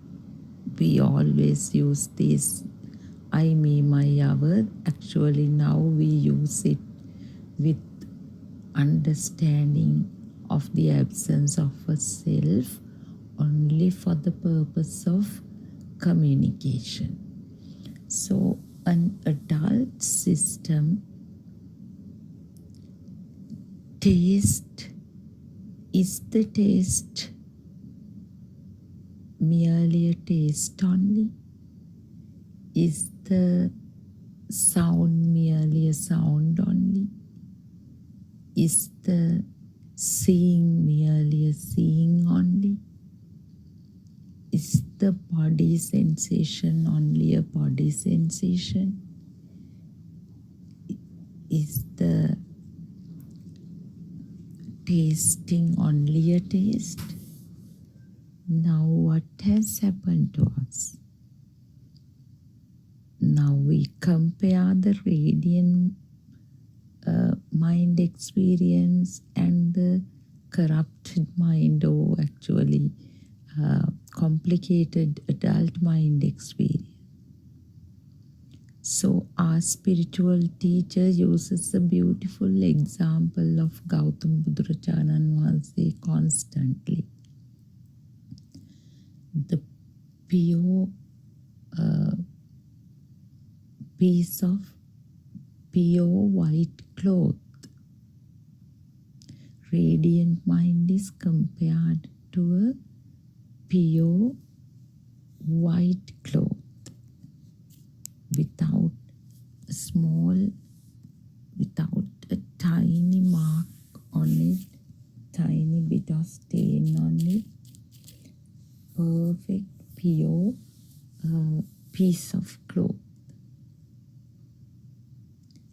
And over the time, what has happened to it was it has got all the stain, making it actually dirty. Now the cloth, it's a metaphor. The newborn with the radiant mind was the pure white cloth, the piece of pure white cloth. But now the grown-up mind is the dirtiest cloth, piece of cloth, with all the stains and marks on it. How did it happen? Now, I mentioned before that we have to, compare it to understand. All these Dhamma talks, actually explanations are given using the thinking ability and the analytical skills in order to communicate these Dhamma points. So otherwise a listener may find what we say as contradictory to the philosophy. Talking about the absence of self, the use of words like I, me, mine, our would complicate you or confuse the listeners. So these words are used only for the purpose of communication of this message. So actually the difference is now the seeing is the seeing of light or seeing of coconut trees, seeing of toys, seeing of dresses. But the radiant mind level, it was just see. Now the hearing is hearing the human voice, hearing the television, hearing the birds cry or call, hearing the sound of the vehicle. Now the smelling is smelling of the perfume, the smelling of the fragrance of the rose or the fragrance of the jasmine, and feeling body sensation is the temperature of something, heat of something, or the coldness of something, hardness, softness, sharpness. So that is what Lord Buddha compared and explained through this piece of pure white cloth and the piece of dirty, stained cloth. So in this path, so if we use this extended metaphor, with the wisdom, what happens is purifying or cleaning this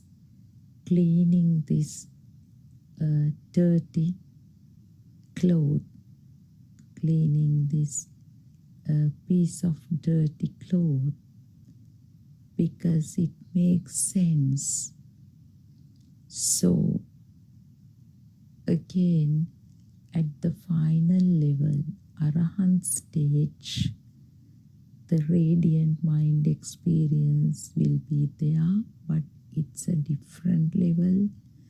The difference is, at the beginning, I told that a certain vibration, that power left from the last thought of the previous birth telepathizes into the zygote. So that vibration is the dormant self-power, actually. All the power which give rise to defilements, the tendency to give rise to defilements is there in this vibration.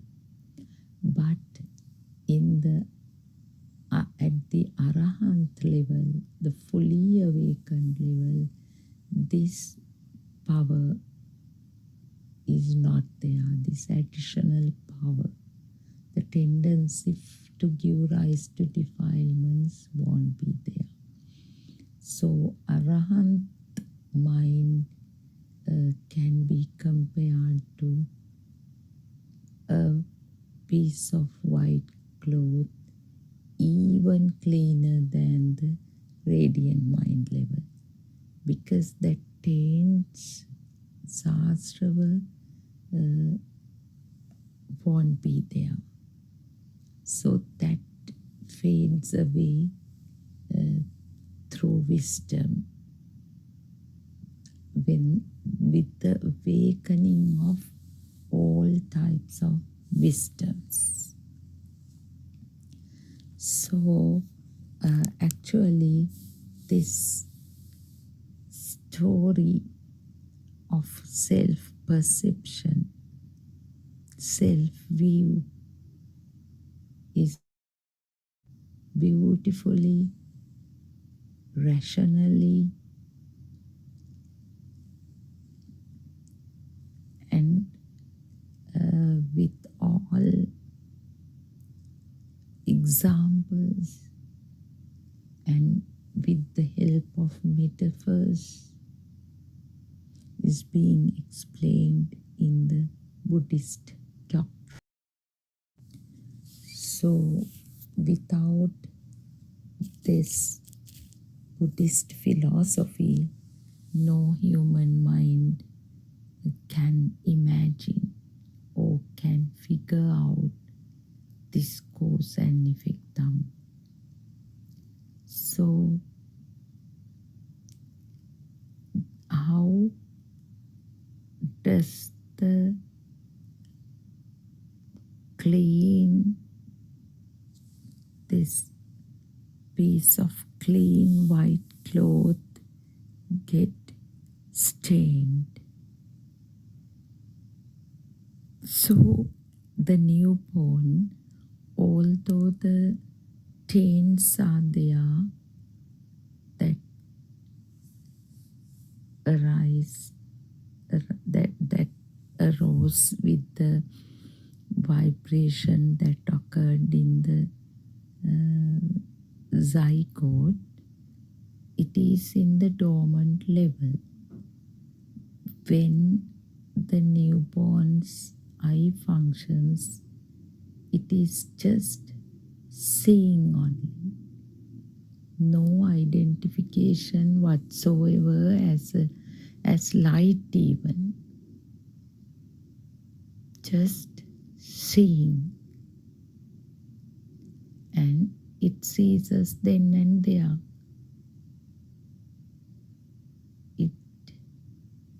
Then the ear functions, sounds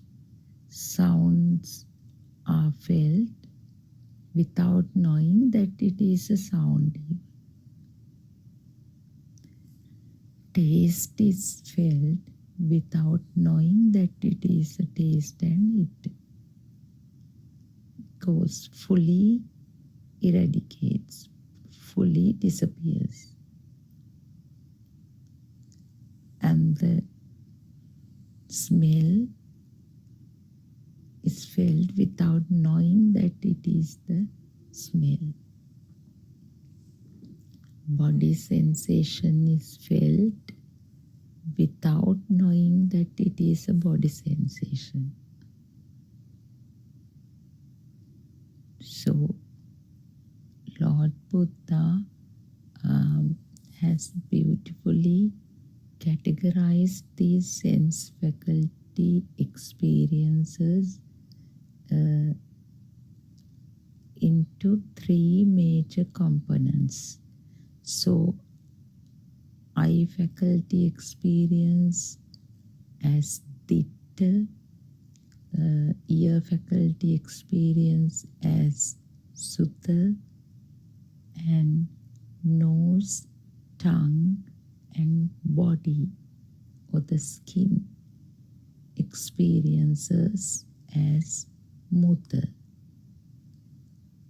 So the three aspects are ditta, sutta, mutta in relation to sense faculty experience. So I'm at newborn level, at the radiant mind level, they are just isolated sense faculty experiences that happen without any awareness of the source or any awareness of aggregates. They are just arising and ceasing, and no whatsoever connection between these experiences.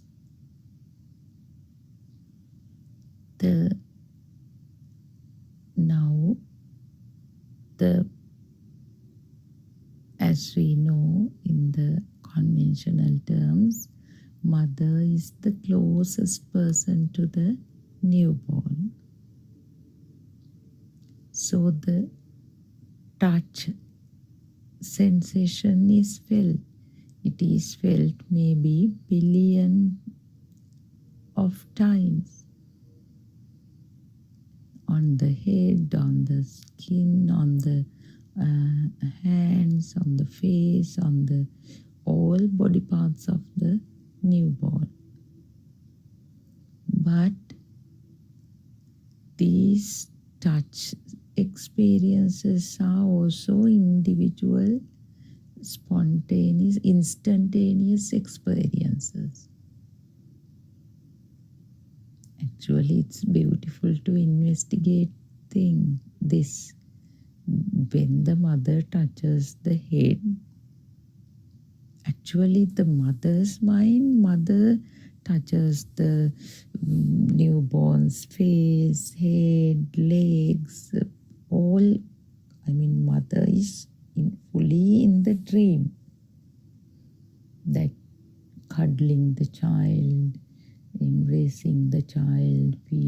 child, but child's story is completely different. It is only a touch sensation for the child, but this touch sensation is also just arising and ceasing. No whatsoever feeling of, my full body is being touched. No, not that kind of experience. So then as the eye functions, actually this process of seeing, when it gets better with the growth, the shape of light gets clearer and clearer, because that vibration growth means actually the physical eye is also a lump of vibrations, but however this happens as a natural phenomenon, the growth. So the seeing gets clearer and clearer. So the consciousness, eye consciousness, gives some perceives certain shapes now, shapes of light with certain boundaries, but they are mere shapes of light, mere shapes.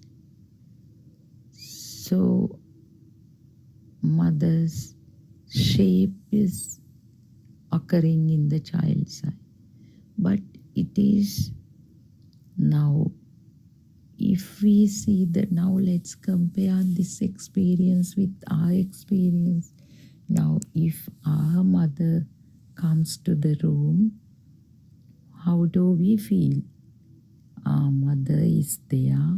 Then when she goes out and comes back, or the same mother comes back, then again mother gives us the cup of tea, the same mother gives the cup of tea. So our story is very different. We are fully in the film.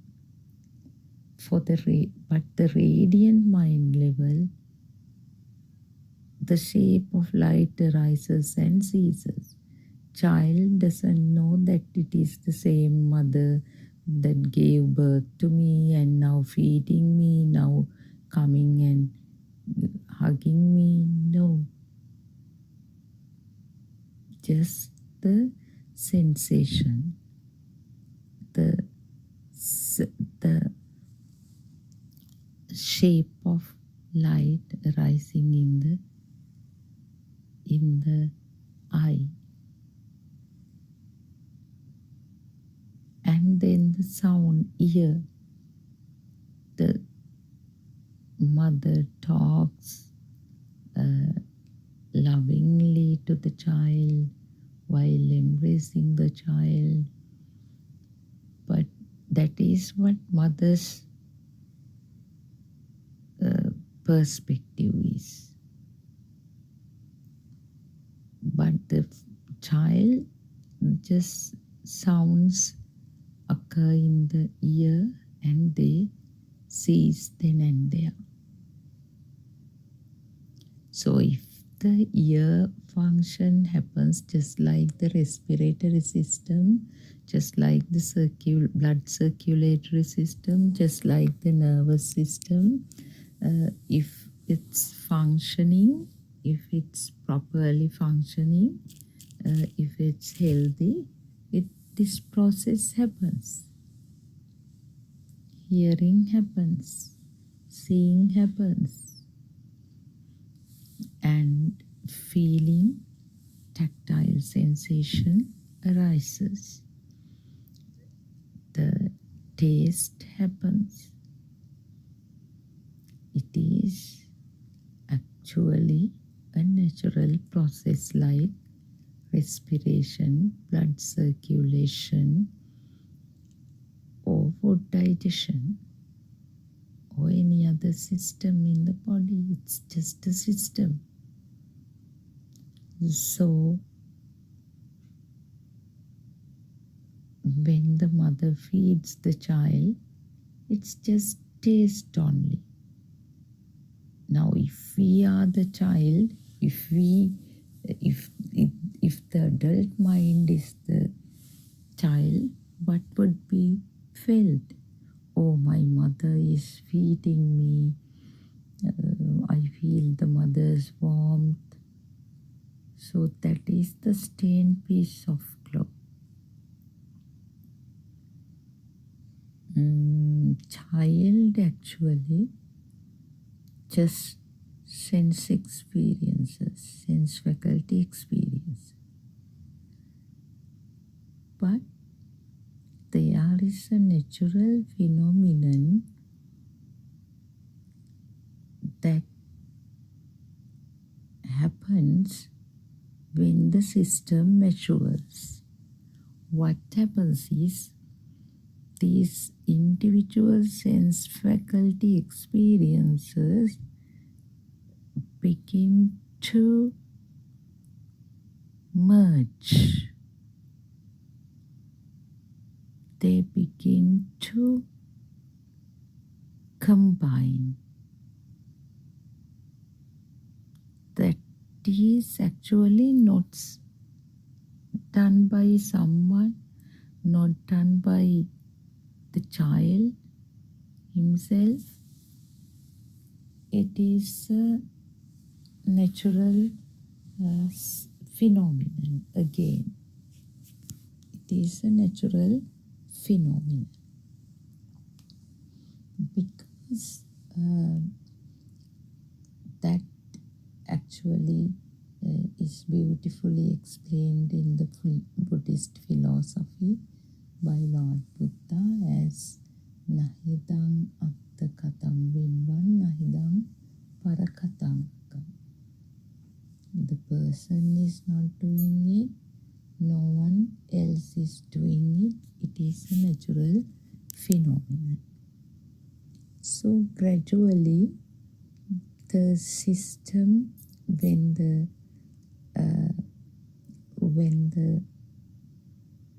system matures, this shape of light of the mother, when it occurs repeatedly, the child feels that something is there actually, that existence is felt. When the system matures up to that point, definitely the self-perception also develops on the other side. When the existence feel arises, on the other side, the self-perception arises. And now the something is there feeling begins to grow. Now, as I said before, the sense faculty experiences begin to merge. Still, the child doesn't know any name that we use in the mundane world. But still, as an automated process, the eye faculty experience begin to converge with the ear faculty experience, or the taste experience, or the body sensation. So the mother, that shape connects with the sound when it happens repeatedly. Actually, repeatedly, now the system is mature, so the seeing is clear, and automatically seeing is associated with the voice, then the smell, then the touch sensation coming from the mother. This doesn't happen at once, but it is a gradual process. So that way the perception, or that perception, initial individual perception, gets stronger, more stabilized when 2-3 sense experiences merge. Now, if we take an adult mind experience, grown-up mind experience, now just imagine a situation where we eat pineapple. So pineapple, now shape of the pineapple, taste of the pineapple, then the texture, smell of the pineapple, smell, taste, the shape, its texture, and the sound made to our ear, the pineapple, all come together. We don't have to eat. They all come together, spark together. So ignorantly we feel as if we are eating an existing entity called pineapple, because that feeling arises because of the converging or the merging of all sense faculty experiences along with the name. At this level, the name also arises. But now the level of the child in the cot, still the child may not know the name, but still some gradual converging of sense faculty experiences happens, making the initial perception stronger and stronger. So no identification is there. So gradually when the child comes to the preschool level or age 3, 4, 5, these perceptions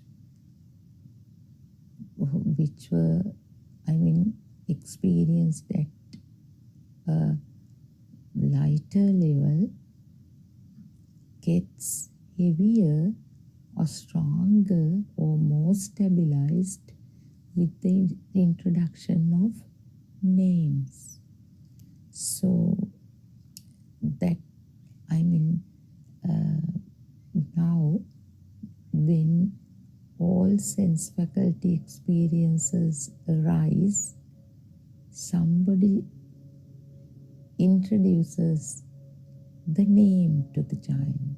It's mother, your mom. So a complete thought as if there is a mother that exists is felt. And when this gets stabilized, the feeling that mother is there arises. It is inevitable. When this full thought with the name along with all sensory experiences arise, the feeling that mother is there is inevitable. And the worst thing is the feeling of self is also inevitable. The moment it is felt that mother exists out there, the self exists on the other side. So that is the Ajatta Bahidda concept, or internal external concept, or the duality explained in Buddhist philosophy, Buddothpado. That is how it arises. And so the danger is this stimulus of the mother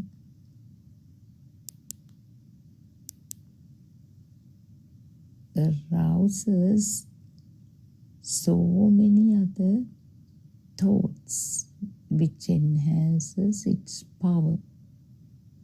Single thought is also generating power, but now if we take the thought of the mother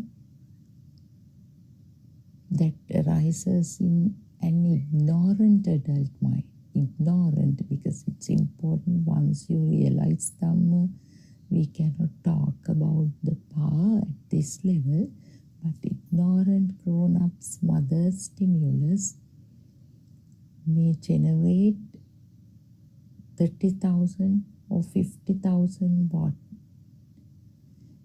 watts, because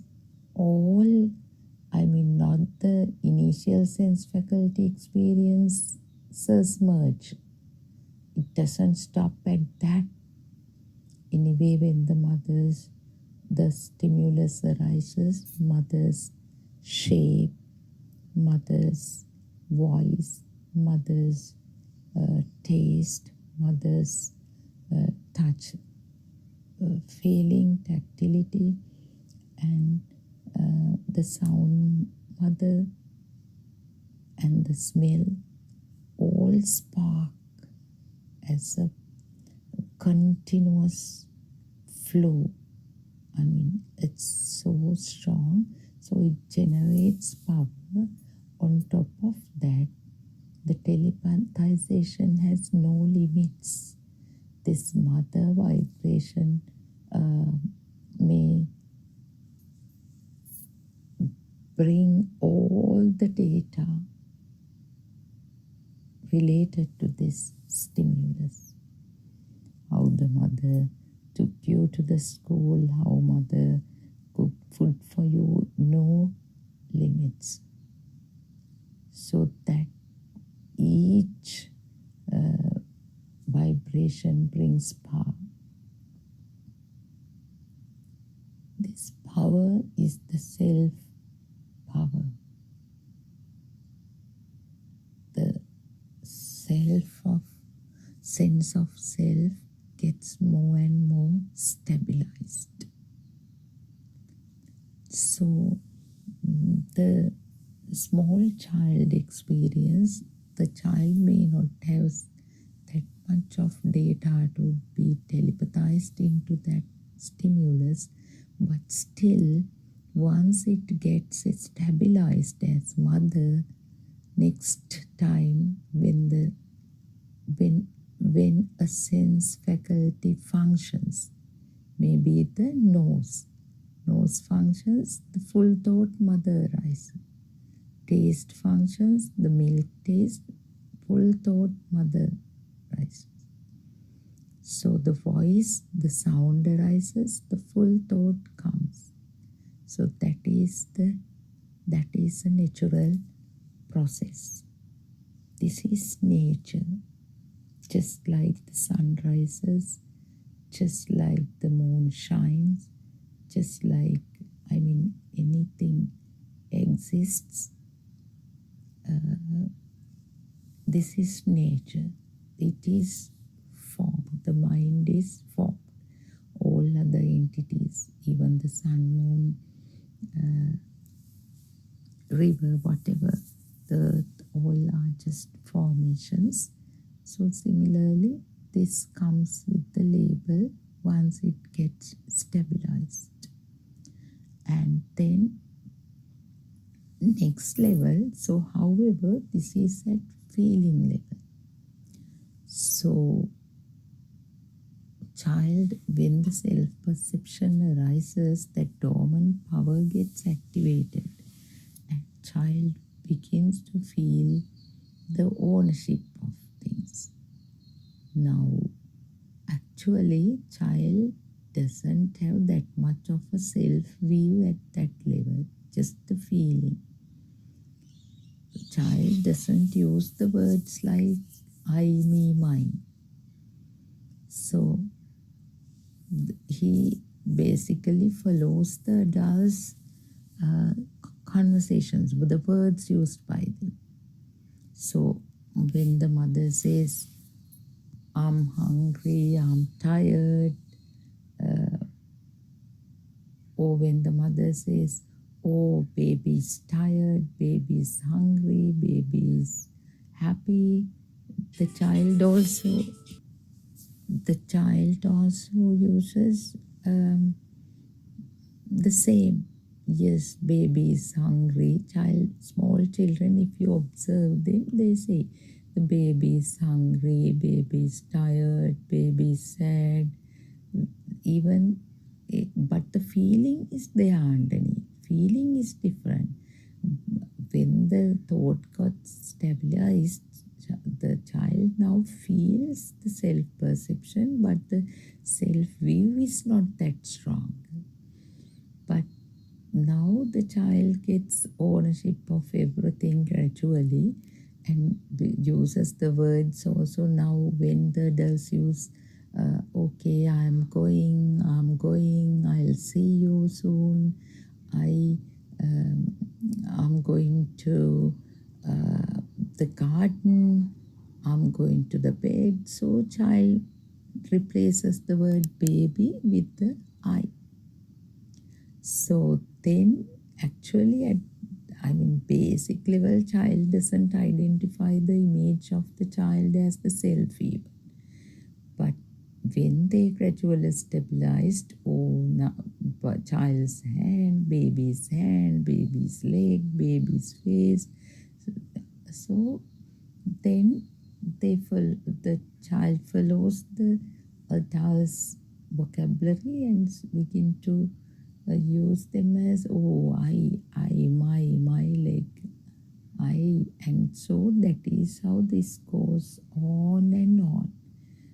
Accumulating all data. There's no place to accumulate. Let's talk about that again, and you will hear this in many other Dhamma sermons as well. So accumulation is not accumulating data in the brain or somewhere in the mind. Mind is also instantaneous. It is beautiful to know that everything, all billions of pieces of data just arise instantaneously in this phenomenon or in this process of telepathization, generating a lot of power and strengthening the notion of self. But notion of self, we should remember, is a myth. It's total ignorance. There is no self other than that particular vibration which telepathized into the zygote, which has all tendency to develop into a strong self-view. So it's worth investigating whether there is a self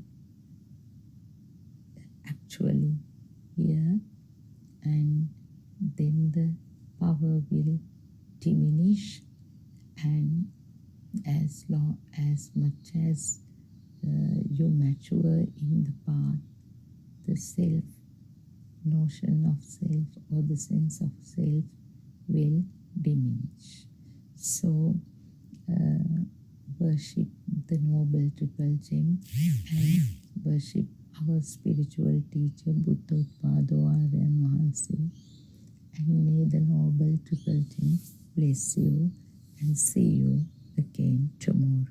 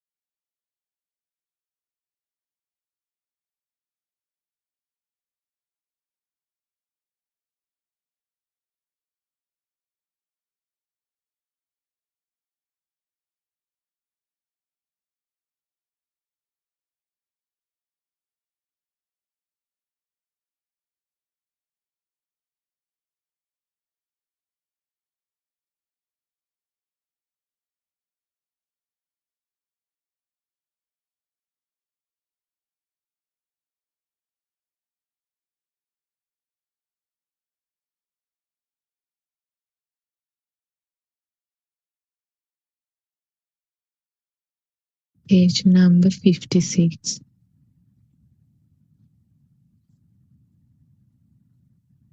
As you continue to be mindful, your wisdom, also known as the Bodhyanga or Buddha nature, continues to develop. This Buddha nature is an emptiness, a supreme solitude, Uttaritara Hudakala. As wisdom grows, the mind becomes pure and untamed. When the ignorance is erased little by little, you begin to see the pure truth in everything. You awaken to a pure and untamed mind, O Prabhashvara Sita. The Prabhashvara Sita that you had when you were born, the Prabhashvara Sita does not have fetters or akusal such as lobha, dvesha, and moha. When you begin to reduce or dissolve your fetters such as lobha, dvesha, and moha, you are known as a Srinasvara Rahatan Vahanse.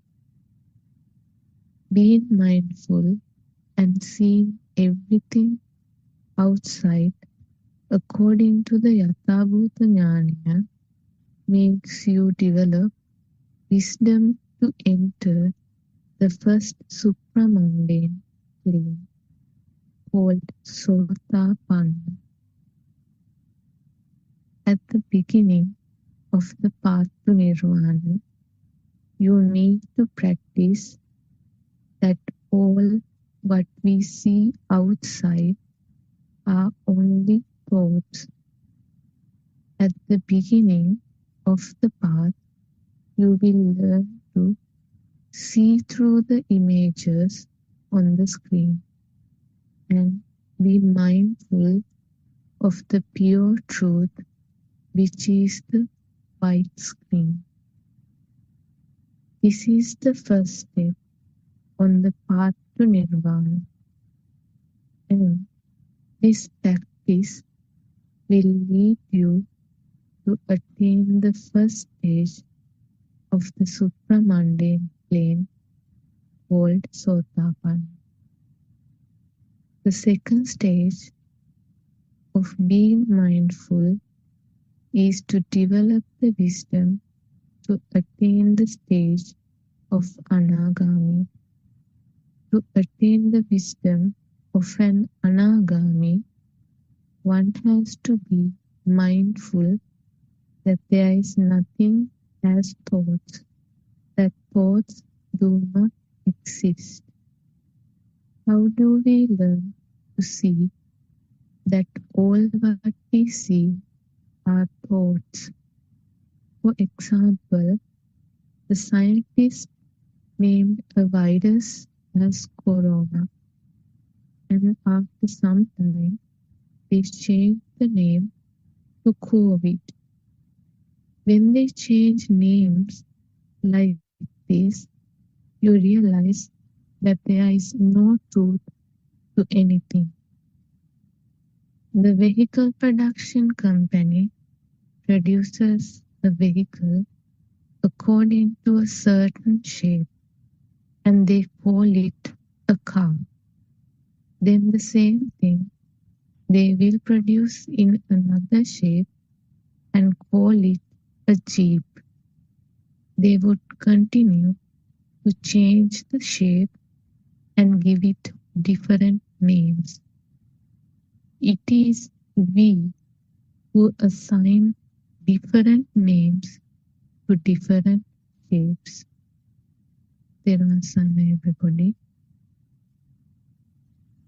Therwan Saranai Shani, thank you for reading the book and starting the discussion.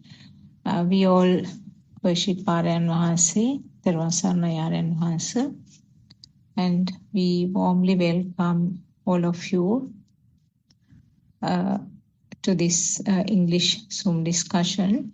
Therwan Saranai to everybody, and also we are very grateful to our colleagues who are doing the technical side of these Zoom discussions. Therwan Saranai everybody. So as usual, we will discuss briefly what was read from the book and then go for the discussion. We learned few new words today from today's reading, because all this time we were discussing and talking about the thoughts and the mind, and we listened to few new words. One was this radiant mind or Prabhashara Manasa, and also we talked about being mindful. Now here we use this word mindful, but we know that this same term is being used in the Western world for a slightly different meaning.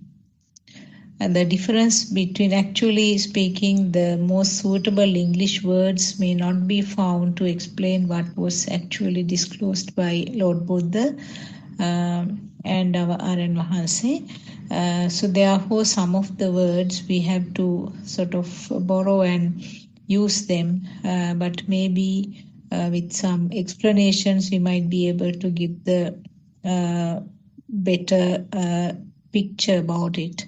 So being mindful is being used in various aspects. Nowadays we hear it very often.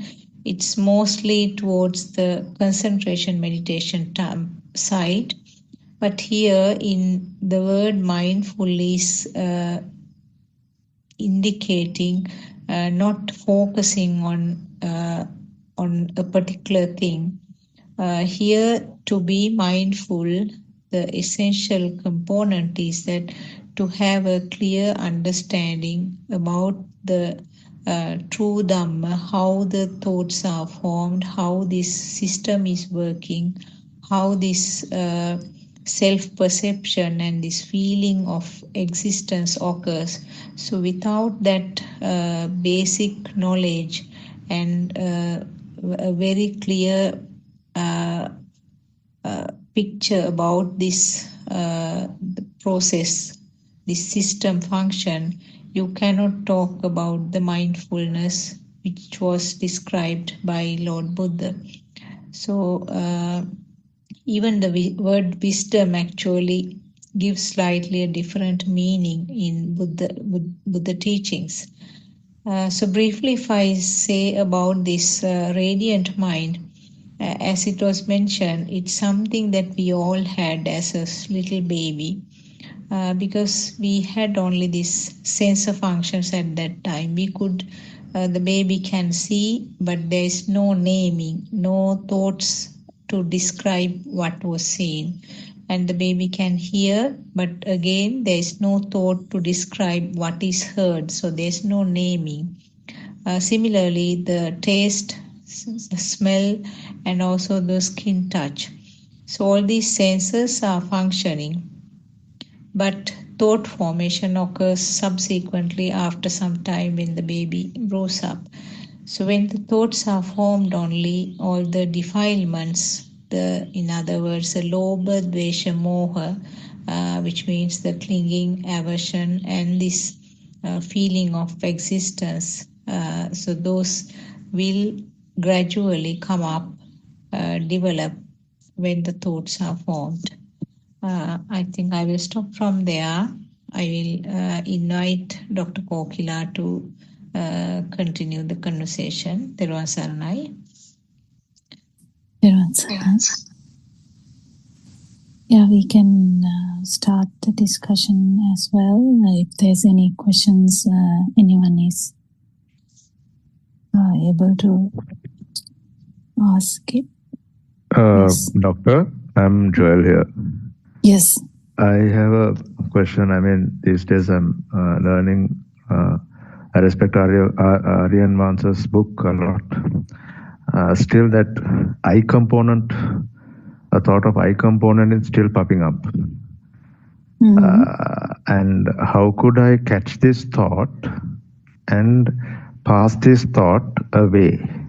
Is there any practical tips that I can do to, when I thought comes or any thought comes, how could I just, how could I reduce that vibration? Is there any practical way or practical exercises that I could do, Doctor? Well,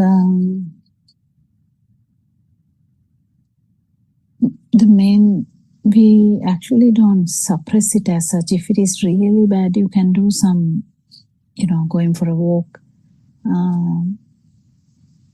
maybe something like hiking or some activities with nature might help that. But what we mainly focus here is usually understanding that thoughts are not real, that's all. We don't really try to suppress any thought, because thought has no kind of, we know that we get the burning with that. Some thoughts bring up the burning, because this is a question that has been repeatedly asked in the Zoom discussions before. So, like when a child dies, mother is so much in sorrow, so sad, that the thought of the son is tearing the mother away. So mothers come to the Zoom meeting and they ask Aryan say that how am I going to reduce this burning? Actually, there's we know that if we actually engage in some other activities, this will get suppressed. Thought coming up, but that is not the point we talk about, because while doing that, we can do that. Go for a walk, be with the nature. You can do some breathing techniques. It doesn't necessarily mean anything. Just changing the subject kind of thing, changing the topic kind of thing, or kind of staying away from the stimulus. But in Dhamma, what we are trying to understand is that this is a thought. Most importantly, Joel, what we try to understand is that understanding I, me, myself. What is I? What is me? What is myself? That is all we are trying to search for. So if I ask, where is Joel? Joel might say, I'm here. So when you say I'm here, if I keep asking, where are you? You might say, I'm sitting on a chair. But then, are you sitting on a chair? So we try and see whether the I is inside the body or associated with the body. But then, if you keep understanding this Dhamma, you can see that it's only we focus on the body is there. Otherwise, we don't know that we are sitting. If we are if you are engrossed in a sensation, we can't even feel that we are sitting, isn't it? So, when we keep understanding that the focusing on the body only brings up the body, then you tend to think, okay, then maybe this is Joel, maybe the mind. I'm calling myself Joel, but when we ask who is Joel, then maybe if it is not the body, because you always say, in the sense any human being always say, this is my heart, this is my liver, this is my skin, this is my face, these are my legs. So who is mine? If all the body parts are mine, who is me? So, and when we try to think about the other way around, okay, then me must be the mind. Well, is that so? Because you're so much struggling to handle the mind. You first foremost, you join this Zoom discussion to actually find out how to tame this mind. You wanted to tame it, kind of handle it. You wanted to control the mind because you didn't want some thoughts to come to the surface. You wanted them to go away and to the better thoughts to come all the time.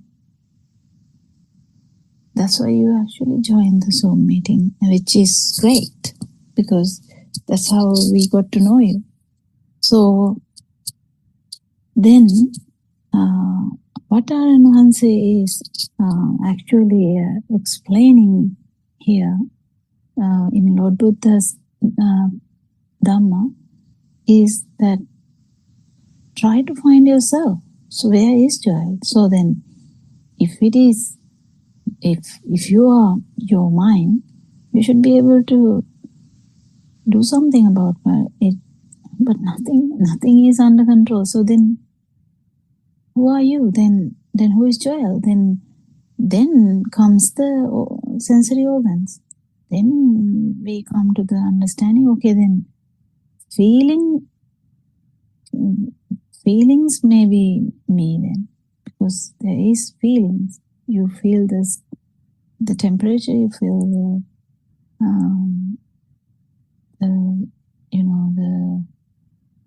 the fluidity, the solidity, you smell, maybe these functions may be the me. But then, can you call that true? You can't really control any of these things. You, a sensible person will really understand none of these things are Joel. So where is Joel? I mean, I'm not only talking about the word. Word Joel has no meaning actually, but you feel alive. That's why this whole thing is. So you feel alive because there's so much, fast vibration of sensory organs. That's why you feel alive. So the misunderstanding of this is happening everywhere. So the feeling of existence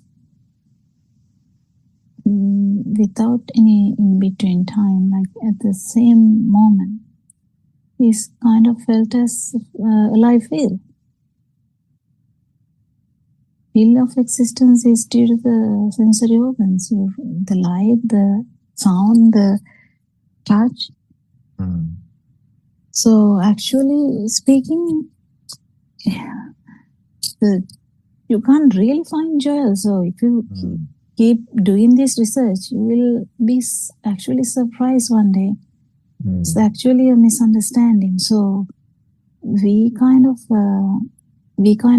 I mean, you can go through the science also if you're really keen to do that. But even in science, all the world-renowned scientists are struggling here because they came to realize that even consciousness is kind of like a quantum packet. So there are research ongoing about these things, but no one is actually pointing out that there is no self. People are like, even people might get, they kind of not out with that yet. Kind of it's very difficult and difficult to prove also. But this is something that you have to feel also, that feel of existence is there when the actual stimulus is felt as a thing. This happens in every level.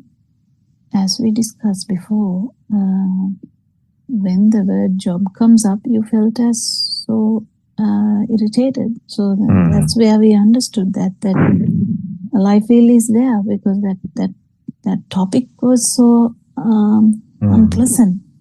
So likewise, so it's easy if you keep understanding that you can't really pinpoint anything here.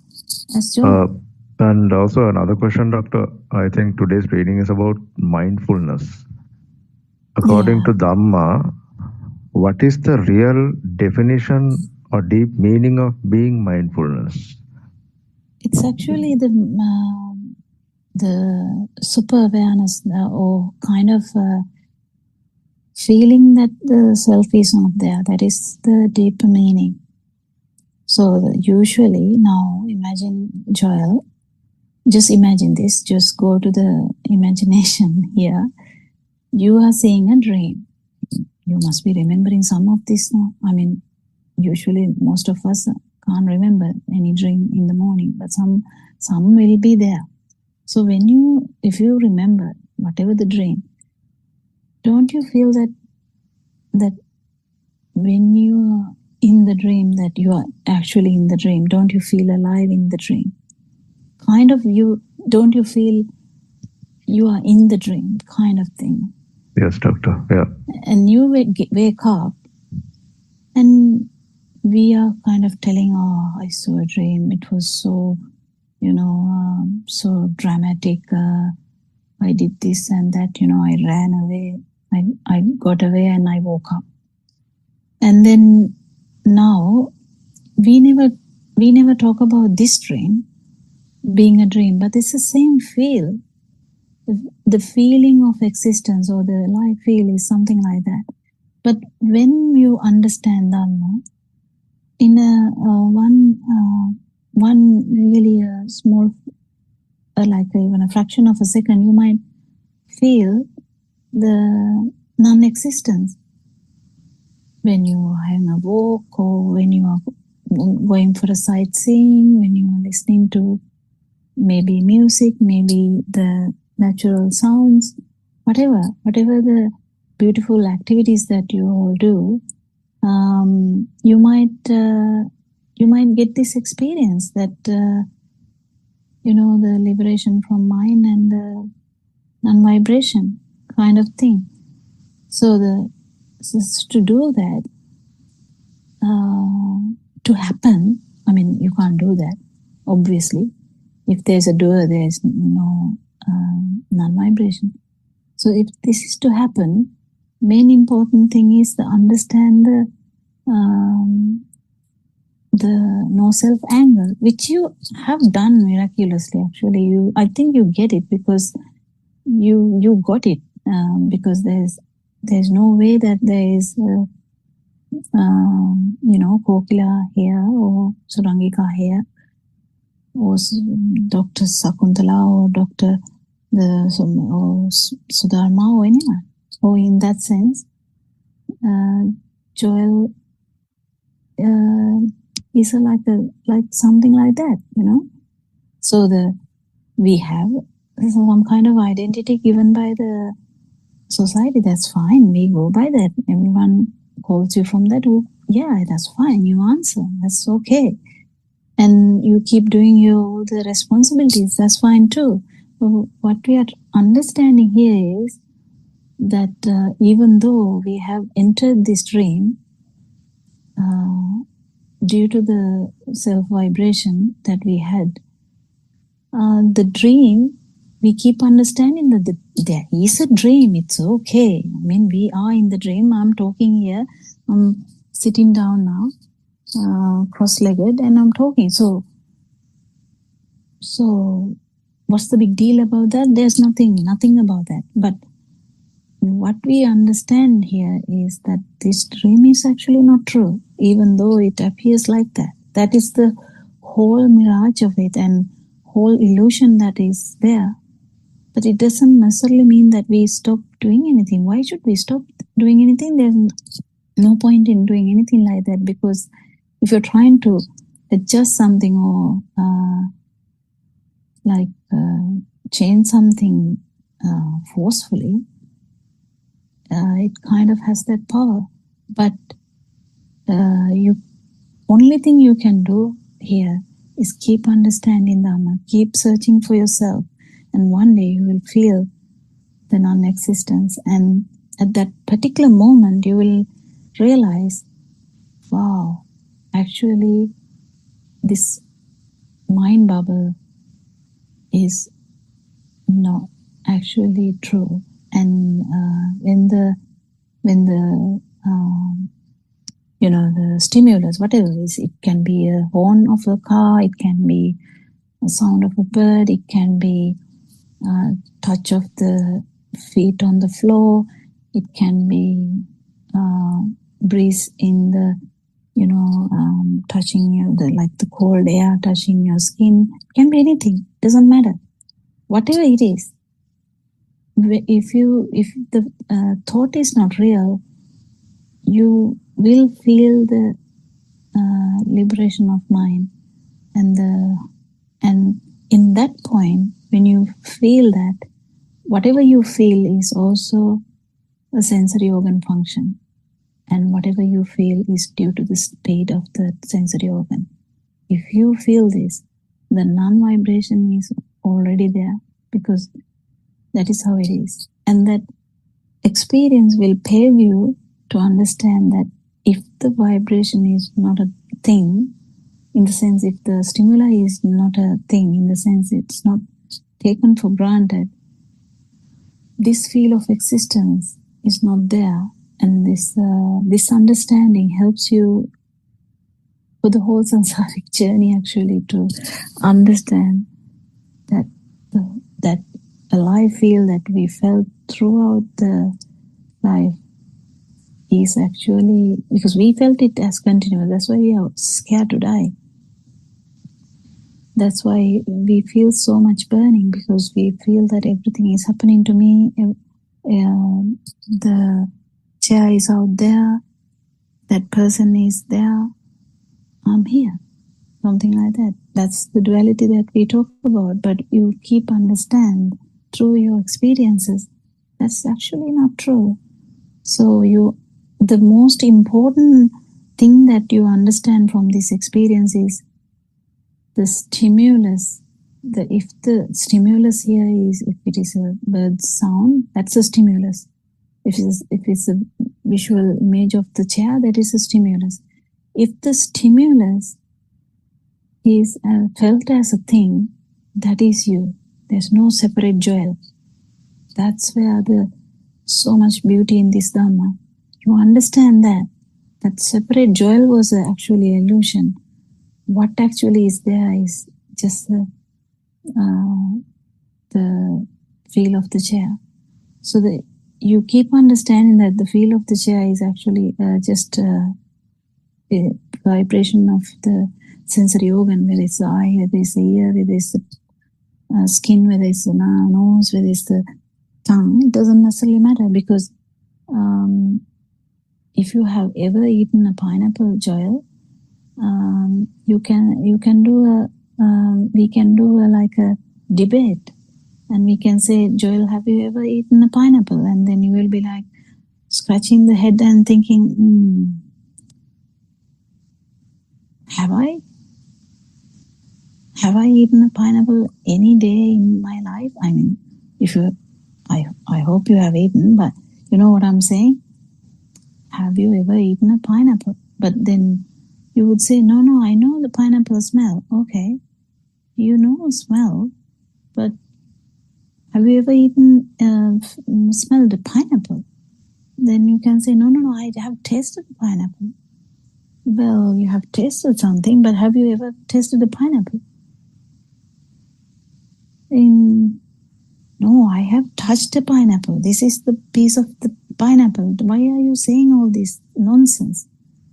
Okay, well, you touched something, yes, but did you touch the pineapple? Then I can see this. Can you not see? Are you blind?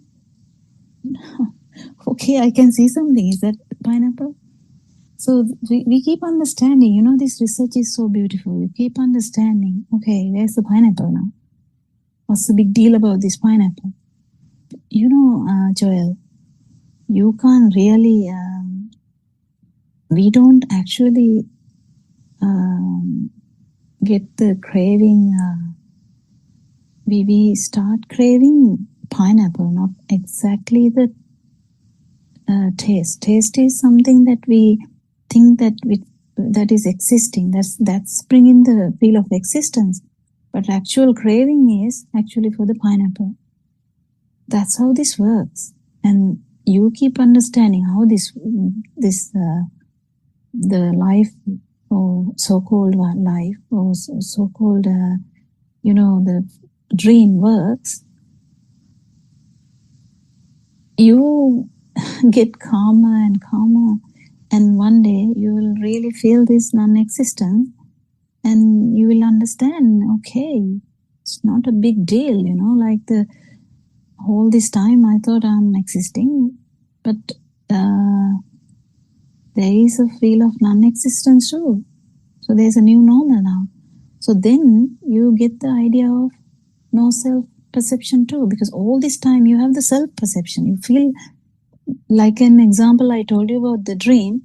You feel existent in that dream, actual dream that we see at night.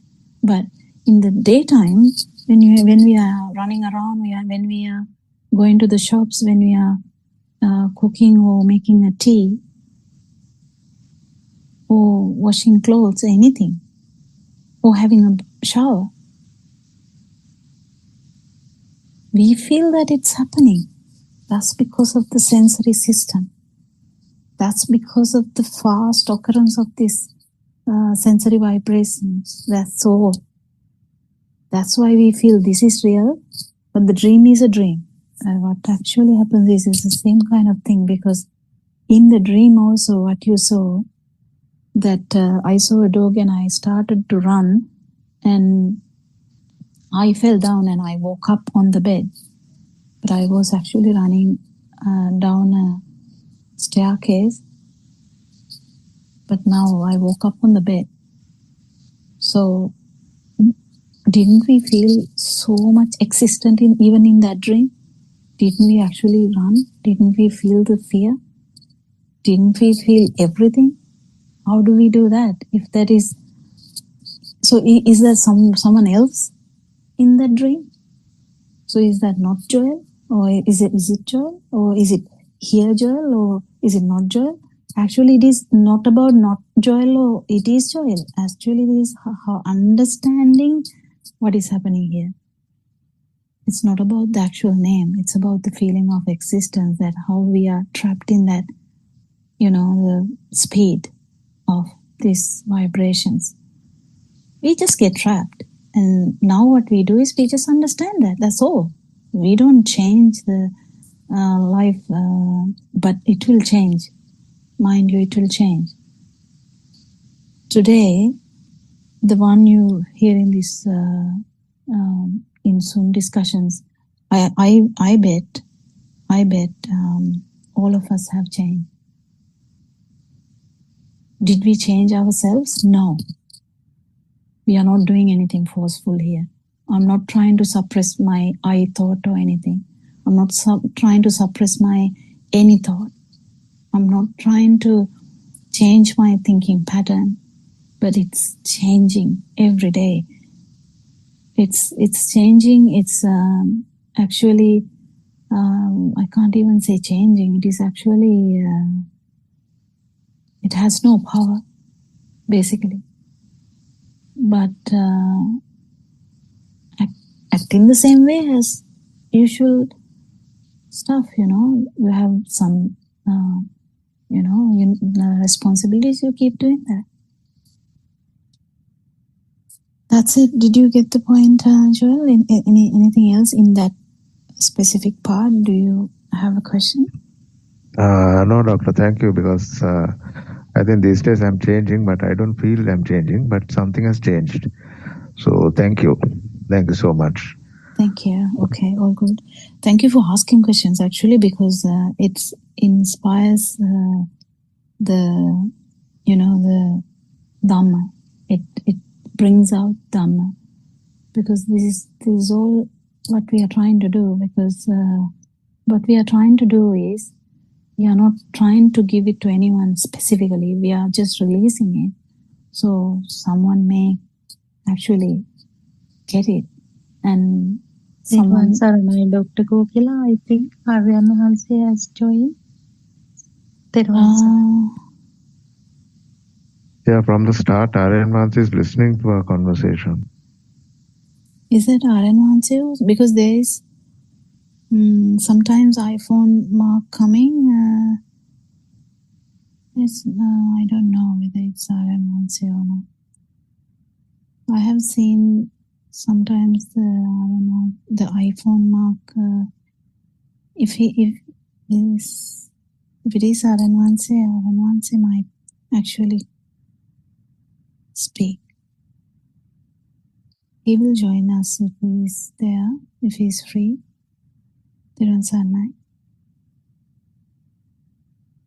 Yeah, because I have seen 2 phones now with the iPhone mark. I have noted it before. I have noted it multiple times, and even when Aryan is talking, I have seen another kind of saying without the name, just saying the iPhone. So I'm thinking, I don't know. Anyway, we'll see. If Aryan is there, he will start talking. So the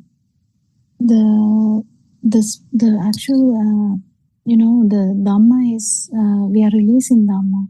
So we are trying to do this with help of Aryan Vansi, the noble friend, and then randomly people hear this. That's what happened to us. I mean, we randomly heard that and started listening, and for some reason kept listening.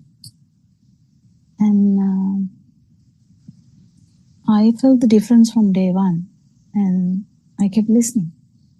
No one has forced me to listen. No one has asked me to listen. I actually listen with great difficulty with time management. but I haven't stopped listening to Aranwanse's sermons until today. I somehow or other try to manage to listen to whatever he says. Anything else to add to our discussion today?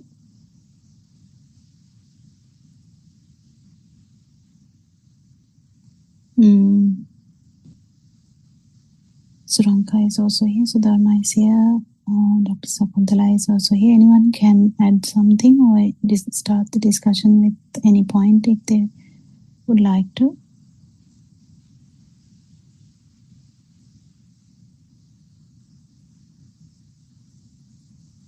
Yes, Terwasana, yes, Dr. Kokila, I think as you mentioned very clearly, this about this suppression of thoughts, as you said very correctly in Buddhist teaching, when we understand this, how the thoughts are formed, actually there is no need to try to suppress it.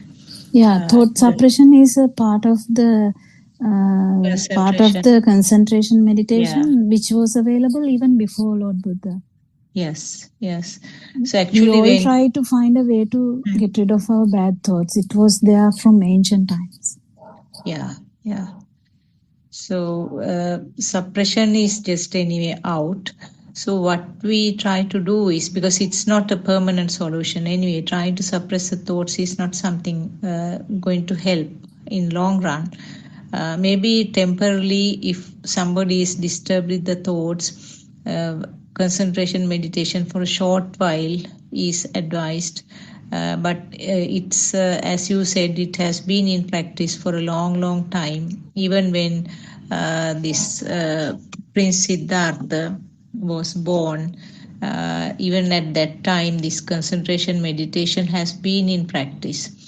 So when he was trying to find the truth, he also practiced this concentration meditation and found out that it is not the permanent solution. So what is sort of explained in Buddhist teaching and what is explained by our Enhance is that how to analyze and find out how these thoughts are formed. What is this process and what is this system? So when you and what is the reason for this power we have so much suffering? Exactly, yes. So when you find out the mechanism of this system, how this current is formed, in other words, what Lord Buddha explained was that if you learn the magic, the tactics, tricks of the magician, the power and this, not the power, actually the enthusiasm to see the magic becomes zero, or it becomes some sort of laughing stock. You are not surprised by the magic. So similarly, how this system is functioning, how the thoughts are formed, when you learn this mechanism, when you learn this function of this system, you eventually realize that the value which was given to the thoughts becomes less and less. It becomes fade away. So that is the basic teaching of Buddhism. And we keep understanding that even the death is again just a similar thought. So every human being, whatever the religion, whatever the political position, whatever, I don't know, whatever the thing, is scared to die, or if they are willing to die also, some people are actually willing to die, but that's in thinking that after death there will be better solution. Yes. That's why some are willing to die. People do a lot of various things thinking that this is bad. Now at this moment my life is bad, and if I don't have this life, then the next one will be better. That's how the the need to end the life is also coming. That's how it works.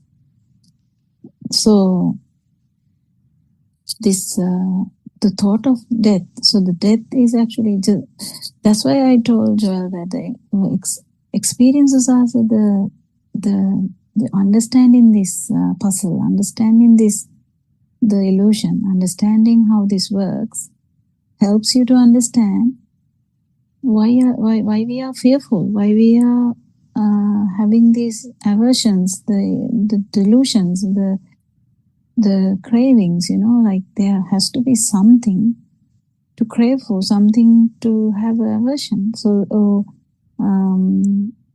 the main thing is we feel alive, so we are scared to die, thinking that the feeling alive is the normal thing, and you like it so much. In the sense, it's not even obvious. That is the thing, that we like to survive is underlying. It's an underlying thing, because we like to, okay, I'll tell a few things that we like to. I can say, what are things we can say? We like independence. Okay. We like, what else? Ability to do all the things by myself without bothering someone else. What else? You want to be peaceful.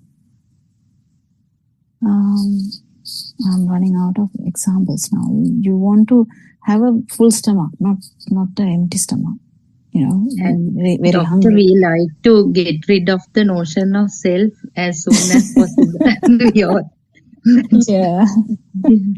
That's also coming to this problem of wanting. And Dr. Kokila, when Joel asked that smart question, that because already he has understood that this feeling of self is the big trouble.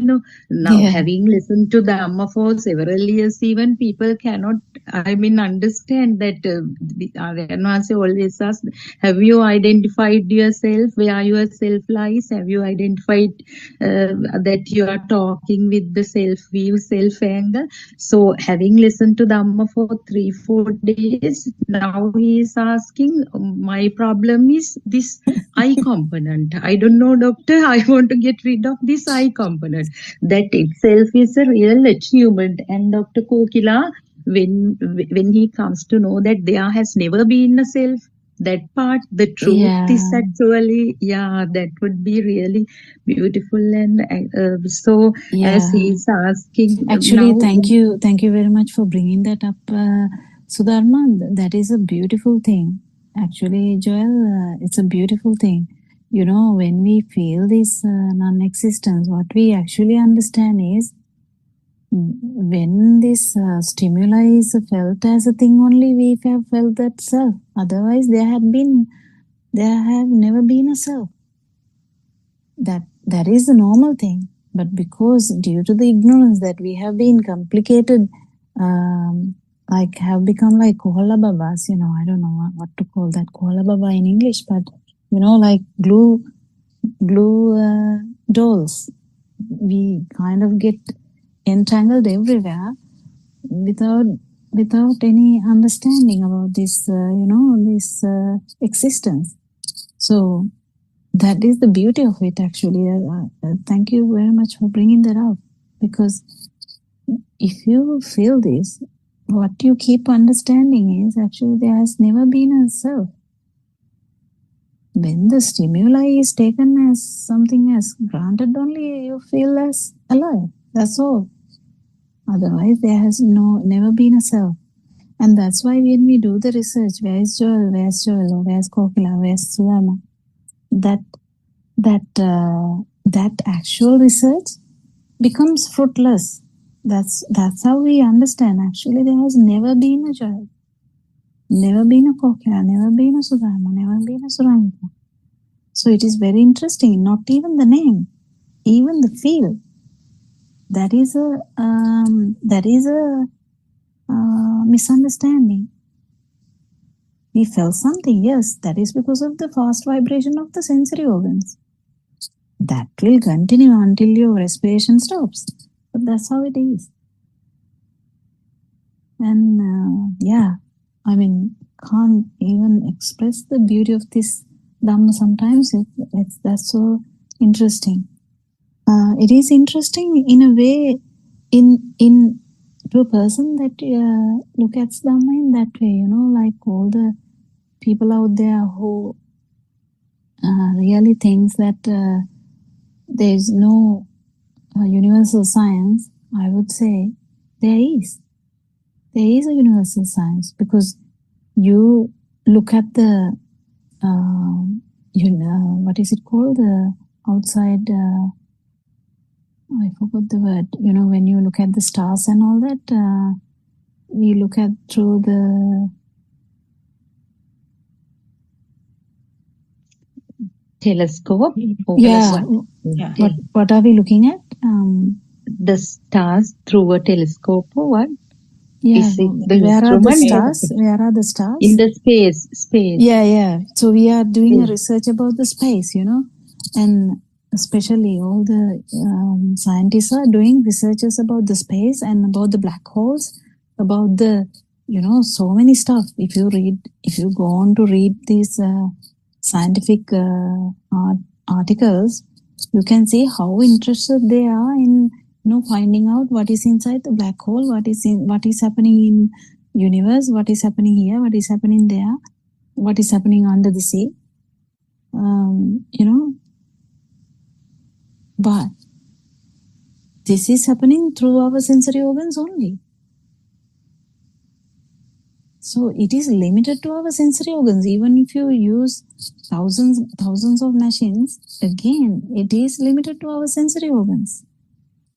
So the you know, the kind of a animal would see the world differently.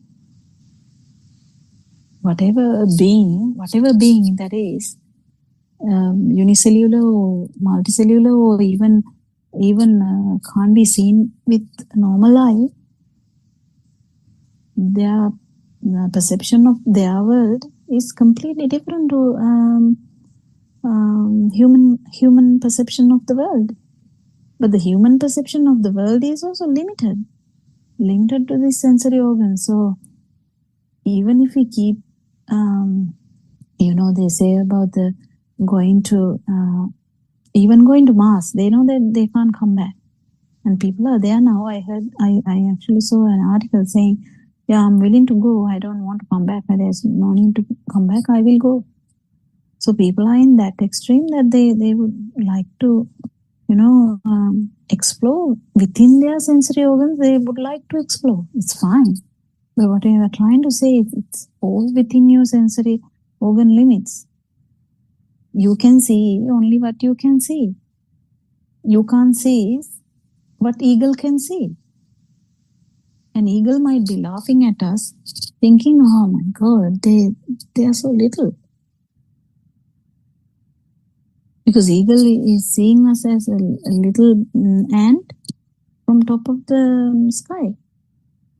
But we are here planning to completely burn one side of the earth because they are not listening to us. So that's how the perception works. So the perception works in such a beautiful way, but the ignorance is playing up, and to think that my world is the world, and my world is the world, and so-called my is also there then. Because if there's a world, there is a my. Because there is always a doer. If there is a action that you take for granted, always there is a doer. If you are talking something very, you know, with the power, that thinking that what you're talking is true, then 100% the talker is there. I don't know whether there's an English word called talker, but the person who talks is there. So the same time, if you're thinking something, and if the thinking, whatever that thinking perception is felt as a thing, always the thinker is there. That's how it works, because that's how the perception works. if you're in a dream also, if you feel that in the dream the dog is barking at you, always the one who perceives that is there. That's how the duality comes. And this beauty of the duality is, it is an illusion. And after understanding that, are we going to fight with the duality? No. We just take it as it is. So it doesn't matter. Yeah. It doesn't matter. The door is there. The window is there.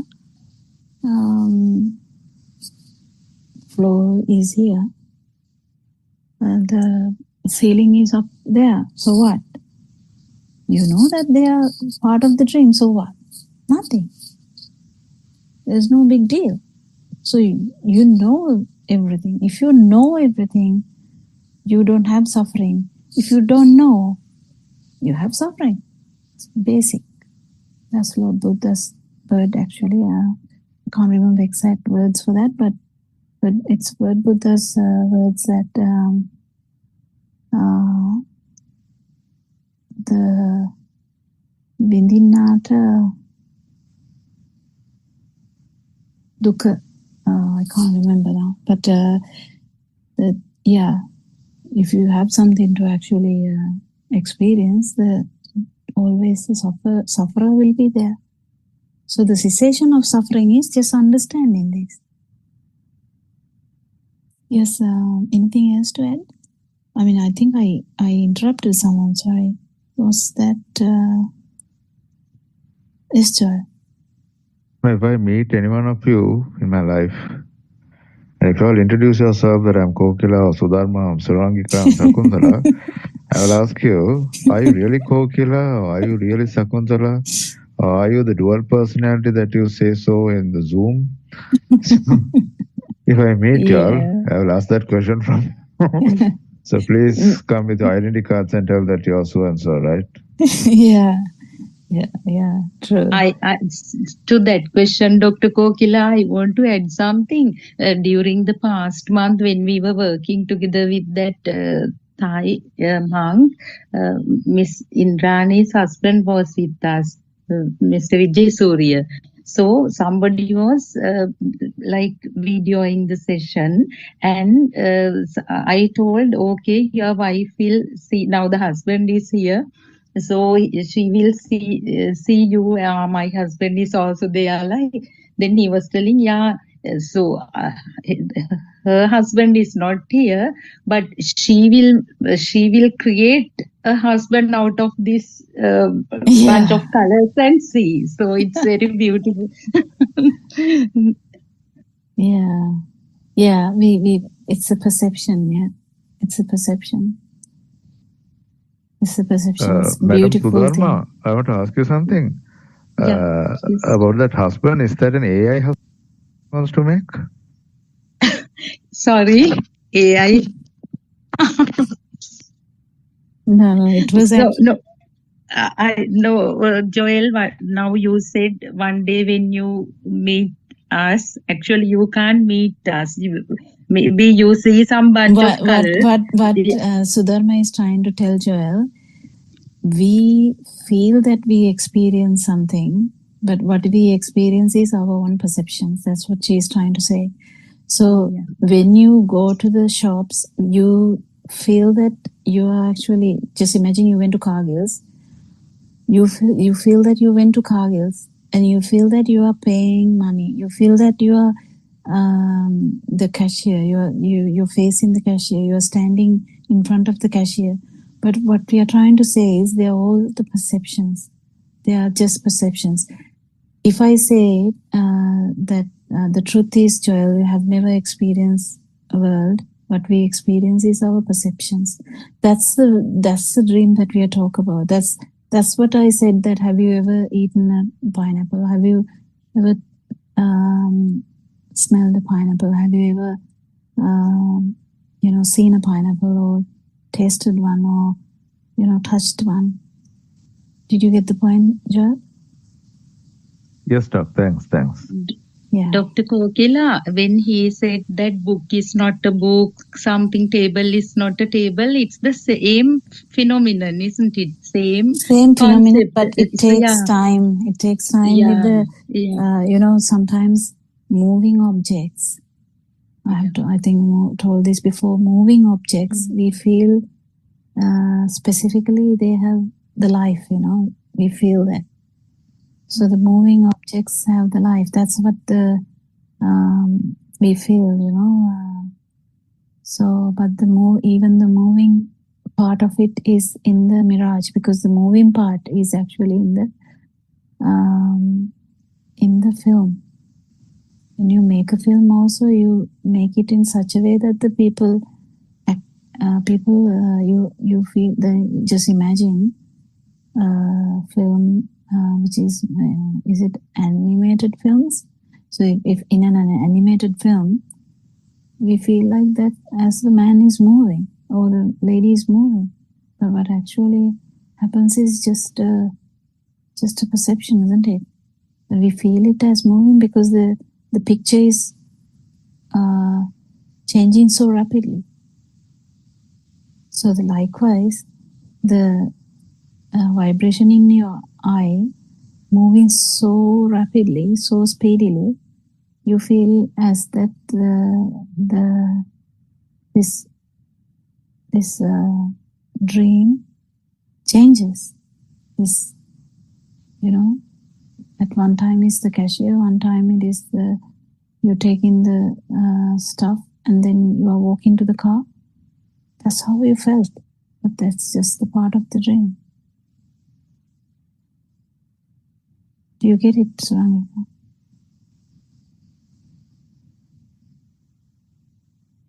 Yeah, doctor. And the other thing, when it comes to these names and forms, everything is a combination of a name and a certain form. No, people not here. Here, of course, everybody knows. But when we work with other, in this real life context, when we try to explain Dhamma, most of the people cannot understand that we have assigned labels to abstract things also. Yeah, but like there's something anger. underneath also, Sudharma. It's not only name and forms. We have a consciousness too, so we have to understand that part too. So we have something we feel also. Even that is not true. That's what I'm trying to say. That's why I asked you that question, because that's actually was directed to you. Yes, doctor. Because the feel, let alone the name and the form and the name, let alone that, whatever you feel is also part of the mirage. Yeah, that's what you tried to explain through this movie thing and stuff. No, how we feel as if something is really existing. We just understand that. That's all we do. That's all we do. So whatever the vibration here is actually a function of the sensory organs. Nothing other than that. So the feel would be there, the vibration would be there, but you understand that it is only the sensory organ function. So the sensory organs will be working until the last breath.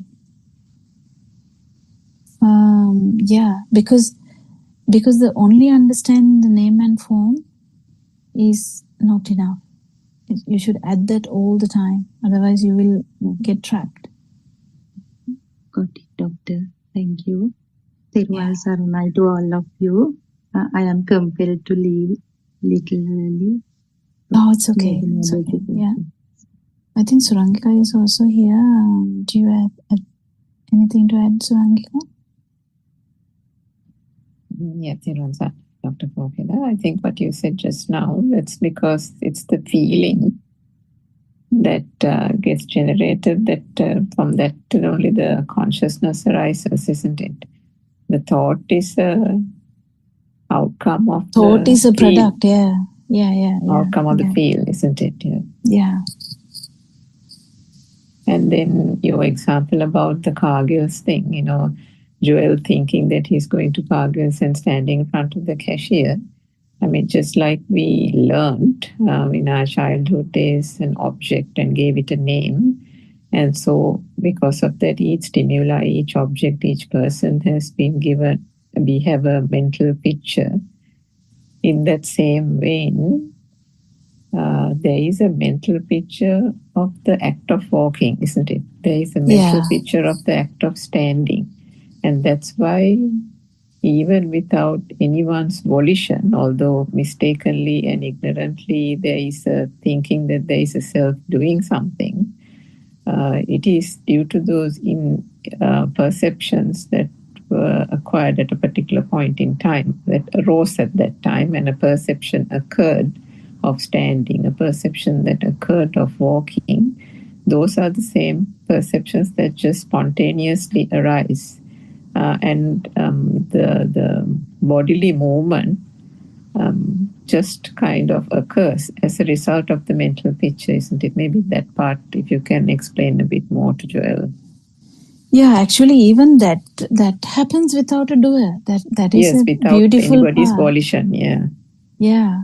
So once the thoughts are formed, we have all these kind of thoughts. We, in the sense, there's no we, but there are. What happens is stimuli. So it can be the cashier once, then you start walking outside with the goods that you have. So whatever the thought, particular thought that is going to arise, it doesn't matter. So the important factor here is that even the perception to pay is from the past experiences we have. Otherwise, how do we know that we have to pay? We can just go to a shop and just take something and go away. We can't. We know that we have to do something at the cashier, and then after that we know how to walk back to the car. But how it is that? That's just a habit, and these habits are actually perceptions that has occurred before. But this system works like that, and what we understand here is that the system works, but there is no actually self. So the system works. The talking happens. The actions happen, thoughts are happening. But what happens here is, due to the ignorance, we have a power underneath which is suffering or burning that we have with all these actions. But after listening to Dhamma, what happens is this burning will go away, because you know that these actions are not happening because of a self. It is the beauty of this is, like, you have heard so much about the trees, how the trees produce a flower, and how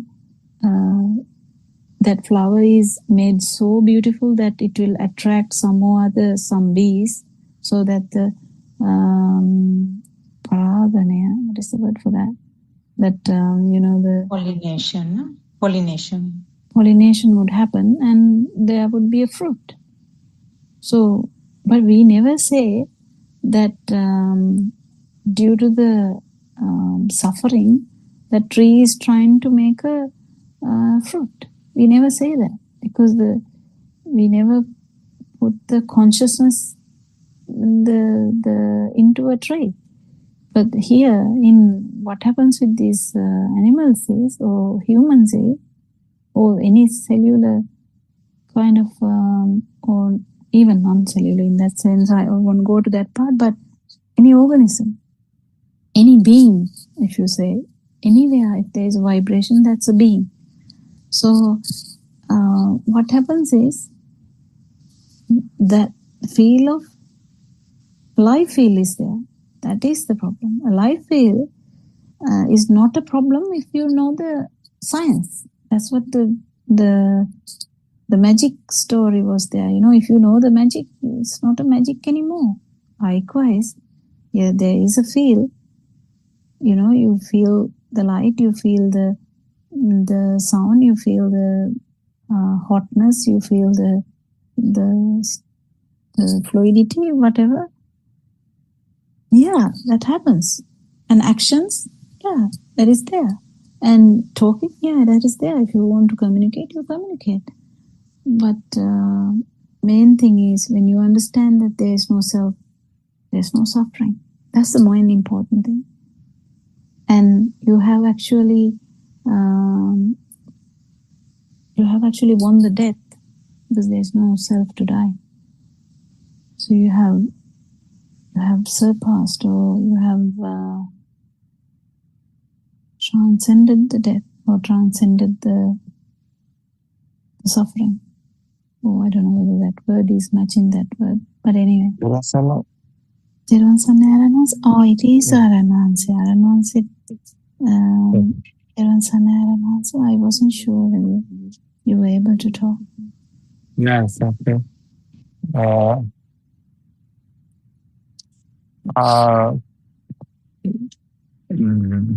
I heard that discussions. So, yeah, Terasana, do you hear me? Yeah, there's a little bit of yeah, it's okay. disturbance. Some noise. Now we can hear. No, yeah, it's okay. That's I heard your discussion. Yes, sir. Yeah, it's okay. But what is this LFP? How is this? You know this sensor feel? Yeah. Sensor is other one. LFP is other one. Yeah. What is the difference is this? What do you think? Difference has to be felt. Our nuances or the feel of existence should be absent. Normally, existence also there. Yeah. In that sense, it's not fully absent. Yeah, in existence that also sense. there.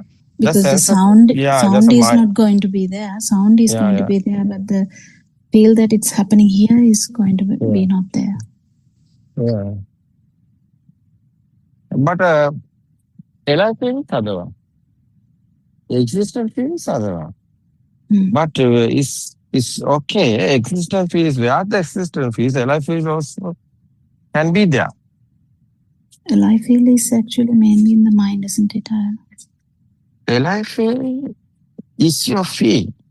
You can feel it. It's yourself. It's not thinking. We can't say others.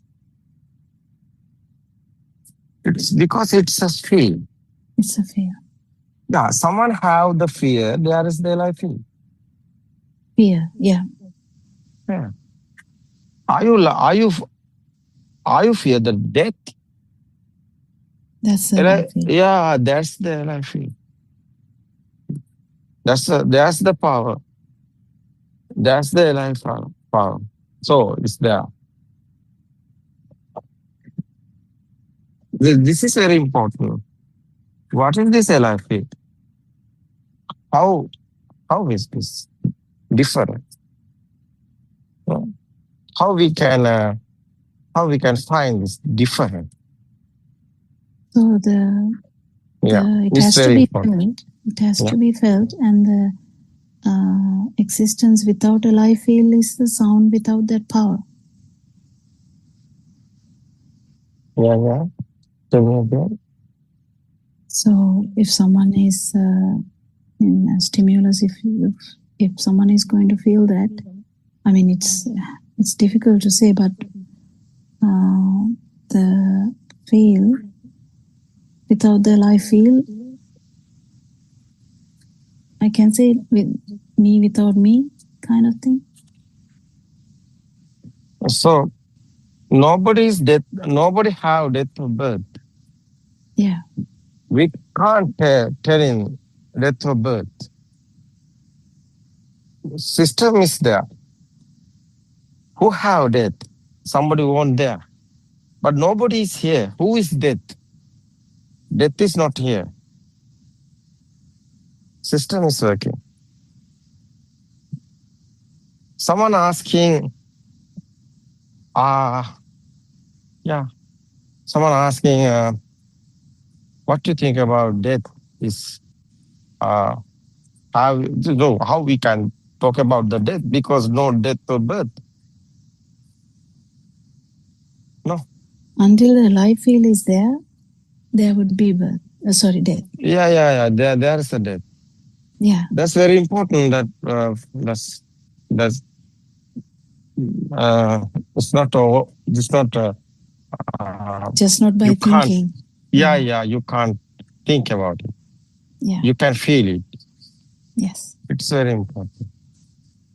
ආර්යයන් වහන්සේ Yeah. මම මේකට අලුත් what's your name? මම Joel. මම ඇත්තටම මම ක්‍රිස්තියානි කෙනෙක්. බට් මේ දවස් 5ක් ඇහුවාම මගේ සමහර දේවල් ගොඩක් අඩු වුණා. මයංග ගොඩක් දේවල් අඩු වුණා. And thank you for your name is Andrew. No, I'm Joel. Joel. Yes. Joel. Are you Sri Lanka? Yes. It's okay. Mama Nuara. It's okay. Candy. Yeah. Now you are there, Australia. Where are you? No, I am based in Kandy. Oh yeah. And I got to know this last week. So yes, I just started to come and I read a book also. It's okay. ඊට පස්සේ මම practice කරන සමහර දේවල් දන්නේ නැති දේවල් doctor කෝකිලා ළඟ අහගන්නවා. Thank you. It's good, yeah. Kokila, long period Kokila in this in with the truth. That's good. In with the truth. No Kokila. The truth is the Dhamma is the truth. We don't know the truth. We are like a blind. It's okay. We know the truth is okay. We know what happened here. So we don't know what happened here. We are in illusion. He's actually catching up very fast. Yeah, I heard his discussion with you. So I invest that. It's nice. That's what will happen here. No? Yes, sir. Yeah, it's good. It's good, it's okay. We are welcome to you. The truth. Yeah, the truth. Welcome to the truth. Ending the cycle of birth. Ending the journey. එසේමයි ආර්යයන් වහන්සේ. It's okay. Nice to meet. It's okay today. I think his time is now. I think our time is gone. Yeah, it's okay. Tomorrow we can join again. Yeah. Yes, sir. Yes, Kokila.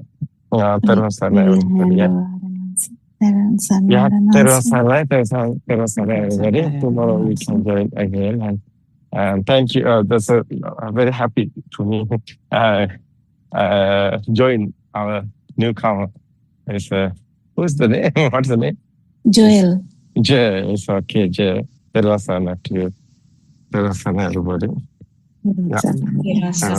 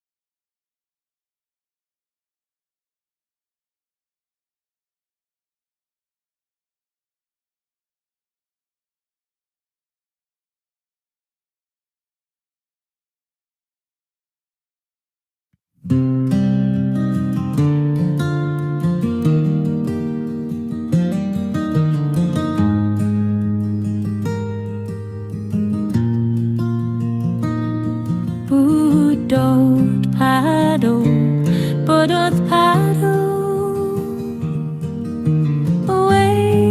awakening in silence deep. Buddothpado, Buddothpado, where the mind no longer sleeps. Buddothpado, Buddothpado, breath is soft and flowing free. Buddothpado, Buddothpado, no self remains, just clarity.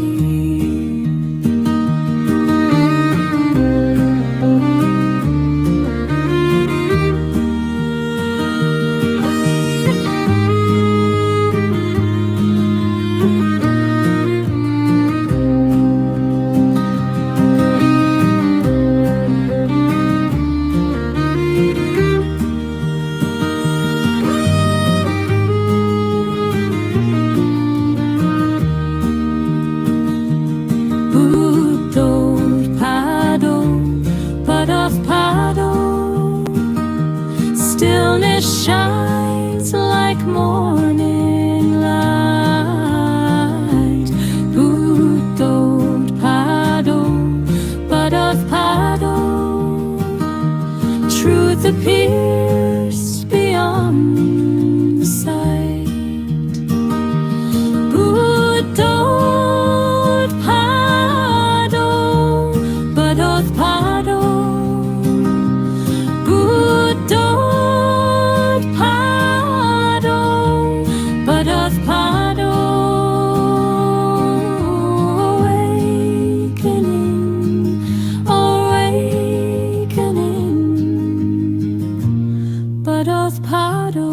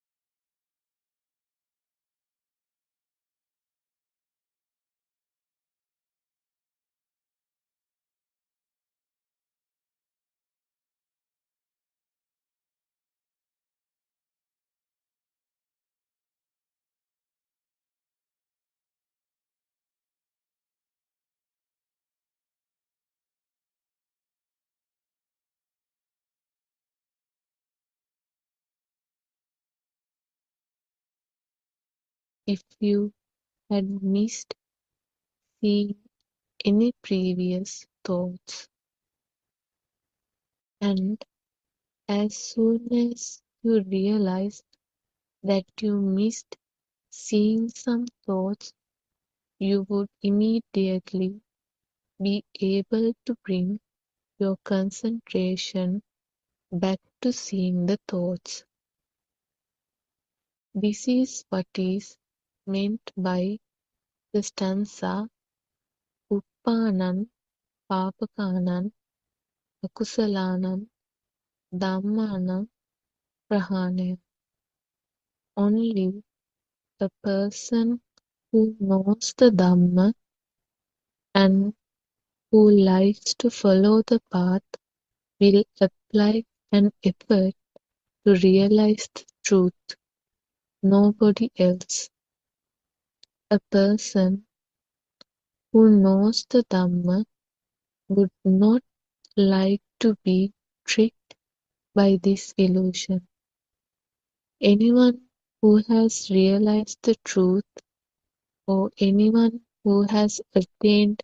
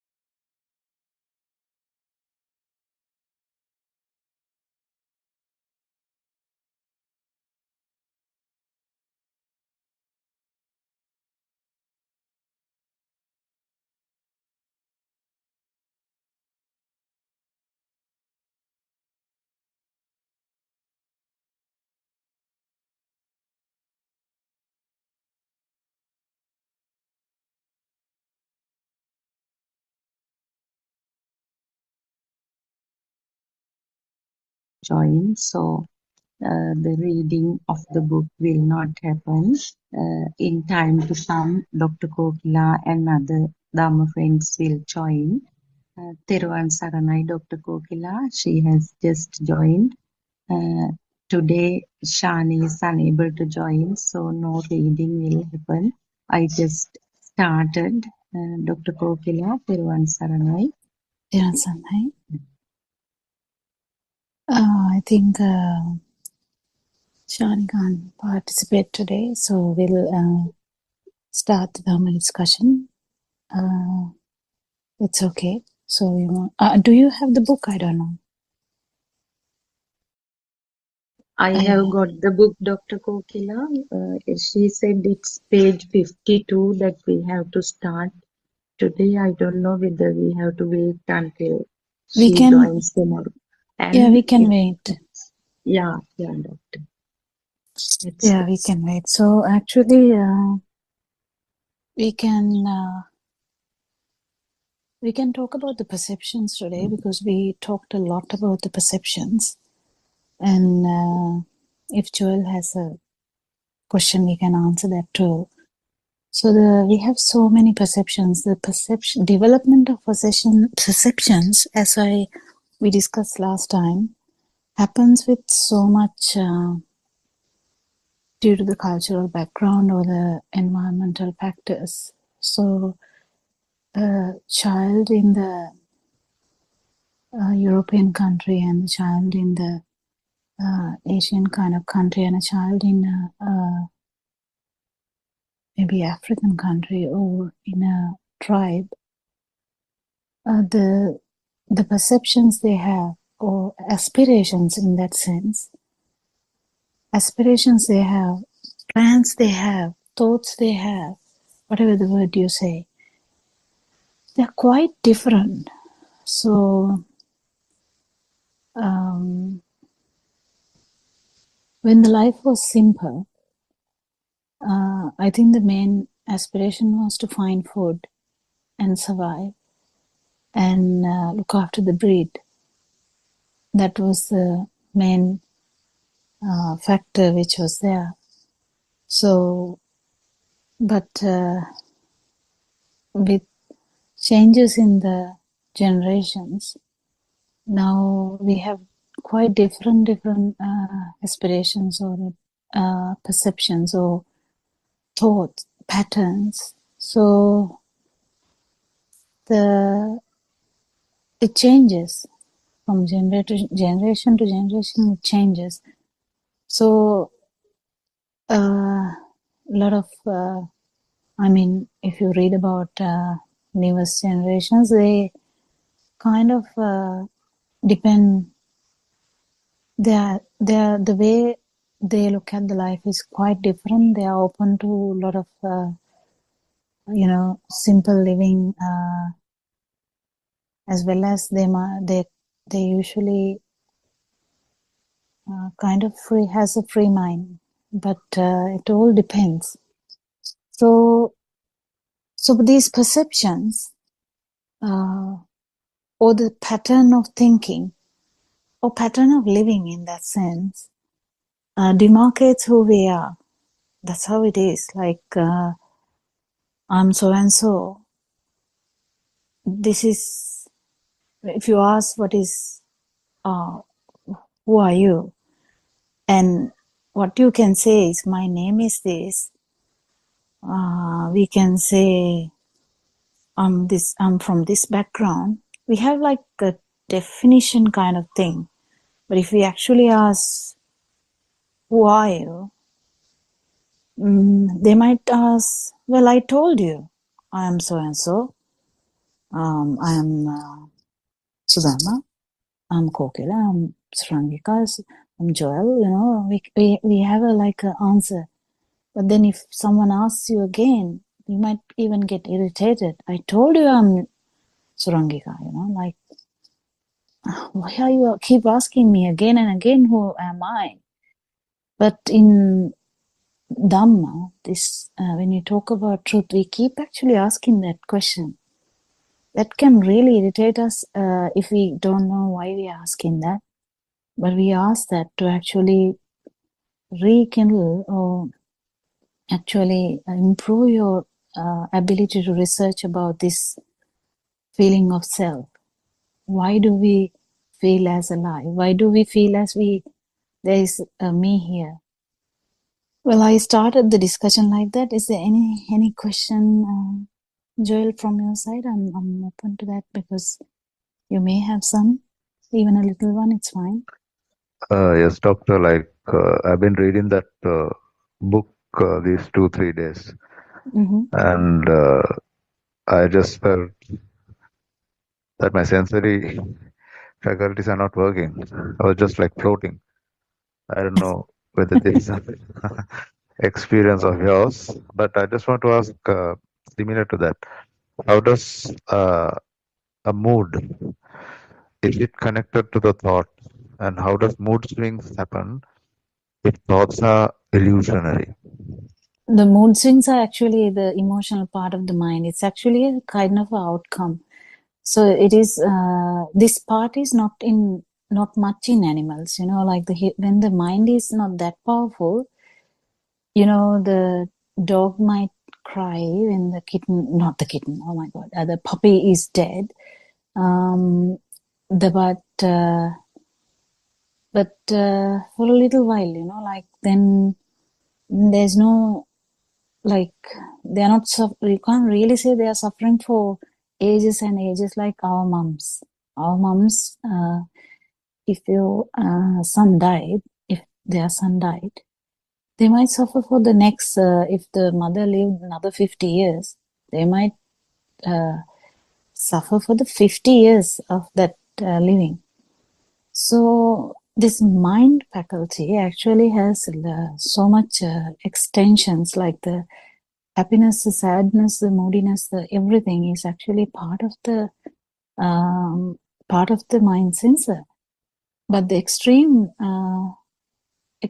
changes in that is actually due to this the misunderstanding of self, actually, because most of the time these problems are directed directly towards me, because if someone shouts, if it is not directed at you, you are not really angry. Imagine someone shouts from the road. I'm telling an example. Someone is shouting from the road. You go to the front and see who is shouting and why he is shouting, and you realize that he is shouting at the neighbor, not me. Then you are like, oh, okay, he shouldn't shout. You're kind of calm because you know that he shouldn't shout. We'll say he's drunk, but he shouldn't shout. But you're not that bothered because he's not shouting at you. You know that he's not facing your house. You know that he's facing some other's house. Likewise, so this, the burning which happens, or the moodiness that happens, or whatever the emotional changes that happen, is directly related to me or my family or myself. So that part is what we are dealing with. Otherwise, actually, it's a part of the mind sensor. So the some animals will have like a bit of an emotional part, but usually their emotional parts are short-lived. One day my son was telling me that the shortest memory power is of like a fish, but I don't know, it was like a story he was telling, but it could be true. But the human ability to resynchronize to your past is massive, and the resynchronization to your kind of the past thoughts can bring back the same emotions that you had that day. I was explaining that on the first day that you asked me. So that is kind of the mind sensor, yes. And that's weird, but that's how we feel alive. In the other way around, we mistake our ability to feel the emotions as a self, because you feel, I'm feeling sad. If someone questions, really, are you feeling sad, or is it your... But if someone knows Dhamma, they will not shout at you. But if they don't know, they will be like, yes, are you like judging me? I'm sad. But then when we talk about in Dhamma way, actually what we try to show is actually it is this sensor, ability of the sensor to feel all that. Because the ability of the sensor is there, because if you see a good old friend suddenly on the road, you will be like, hi, how are you? After such a long time, you feel such a, like a kind of elated mood. That's normal. That's okay. That's how it is. Because you have a mind sensor. You're born with that. But that doesn't necessarily mean that there is a self that is experiencing that. And the other way around, if you meet the same person in the shopping complex again and again and again, you will be like, that becomes a bit neutral, but still you might have that. In the other way around, if you see someone who is kind of noisy or you don't like, you will get a small nudgy feeling or like kind of a annoyed feeling whenever you see him, and you might even, go on as you are shopping, not even seeing him. So this is kind of the production of the mind sensor. Does that make sense, Joe? Yes, doctor. Thank you. Thank you. Anything else? Anything else is like I just said, I'm reading this book. So I just want to ask everyone, is this a feeling that you get that like you're not in this body and you're just like floating? And I can't sense anything because I'm reading this book. So many truths have been revealed here. This me is not, this me is an illusion. Our thoughts are just illusionary. Everything is illusion. So I was like, after I read, even when I'm walking, I don't feel like walking. What's going on? If you kind of understand this, the truth, whatever action you do, so imagine you're walking, imagine you are cleaning the house, imagine you are combing your hair, imagine you're brushing your teeth or dressing up. Well, it's actually not done by you. So we just keep understanding this. It's action, yes. Definitely there's action. Don't misunderstand. There's no argument about that, because there is action. There's hearing, there's seeing, there's talking. There's everything is happening, but the actual feeling that you get is you don't have a burning. That's how you feel. And sometimes we might actually get so light feeling that you might feel like floating. Yeah, that's fine. Don't think too much about it.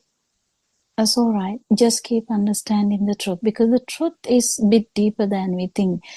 Even the floating feeling, the happiness that we get or the tranquility we get is also a kind of a product of this system, isn't it?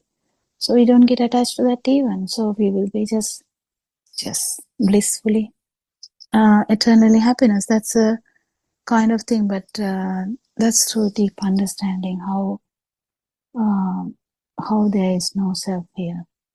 And whatever happens, it's happening to the sensory faculties, yes. And as long as your sensory faculties are working, there would be outcome. That's not a bad thing. It's all right. But just don't keep thinking too much about it, because it's okay. The sadness as well as the both extremes, they are just productions of this sensory organs. And when you keep understanding Dhamma, you will feel lighter and lighter. That's all. That's good. Anyone else? To tell Everyone, Saranai, Dr. Kokila. Yes. Something connected to Joya's question regarding mood swings. Although we feel as if certain mood prevails for a certain period, there is nothing like that. That certain thought power, we feel happiness or sadness or kind of some frustration due to that thought power. Even that thought, again, it repeatedly happens, and so that we feel as if that condition prevails for a certain period. If it's so, if we look at it, what is the example for that? That mood swings, now we feel as if happiness prevails for a certain period, maybe 10-15 minutes, but nothing prevails like that at a stretch. No, the thought, that certain thought created some power, and that is that is mind of, sensor. But with this Dhamma, if you really understand this Dhamma, the lightness you feel, or the tranquility you feel, or the super happiness we might feel, it's nothing related to your sensory organs. So imagine if Joel said that Joel has some kind of very tranquility, but then if that is going to persist even in a calamity, he get angry if someone keep asking the same question. But if someone is actually asking him again and again and again about the topics that he doesn't like, then still if he is happy, then I would take it as the the real outcome of this Dhamma. That is the outcome what we actually expect from a person who really feels Dhamma. Did you actually get that point, Joel? It's very important to understand, isn't it? Because when we are happy, that's fine. We feel so light, we feel very good, all are in positive aspect. But imagine someone understands this, Dhamma, that there's no self, there's sensory organs, and that is it, and then even in a problem, even at a moment that you should be thoroughly upset or really agitated, even at that moment, even if you are exposed to something very terrible, you might underline there would be that feeling. That is the best thing. That's the best thing you might feel in future, actually. Do you get the point, Joel? Yes, doctor, because I think these 4 or 5 days I could openly say that even in my house, I do not get angry, and my anger has gone down a lot.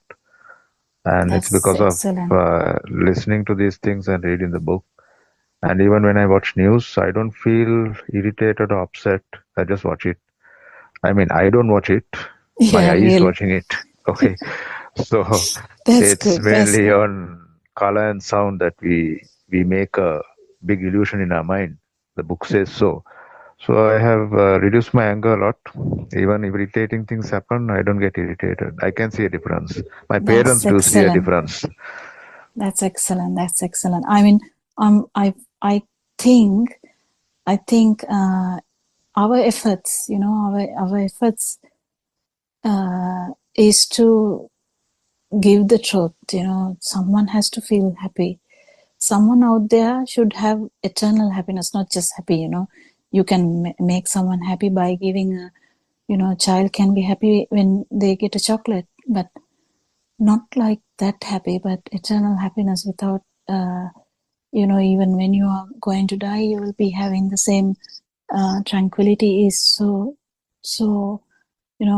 very, very I mean, we can't compare that to any other happiness. So I'm really thankful, and we thank our Buddothpado Aryan Vanse for him sharing his experiences with us and trying to teach us this truth, and we kind of try our best to give that in English language, because language problems are there also. But yeah, that's so amazing. What do you think, Sudharma and Surangika? Do you have anything to add?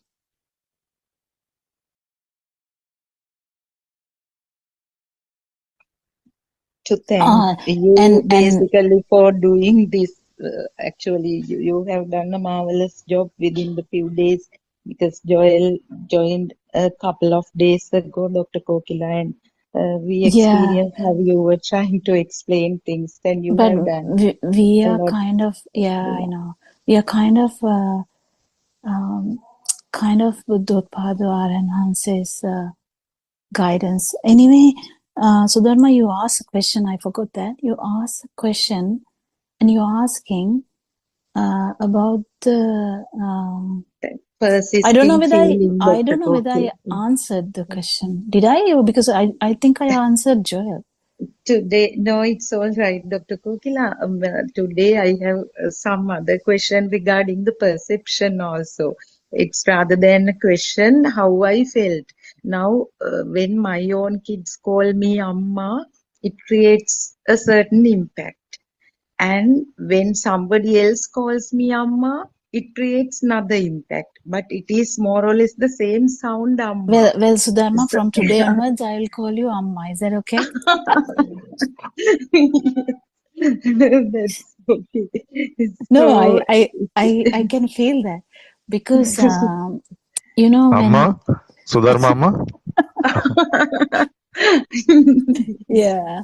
So now actually it's very good that you bringing that up because I have had my friends who get so agitated when a kid comes up and tell auntie, and they're like their eyes roll and they're like the face get tightened. They don't say anything. I mean, when we were younger. Sorry, I'm not talking about now. Now we are aunties anyway. But what I'm trying to say is, when we were younger, I had friends. You know, the kids come up and say, "Auntie, can I have that? Can I have that?" And they're like, "Who is auntie here?"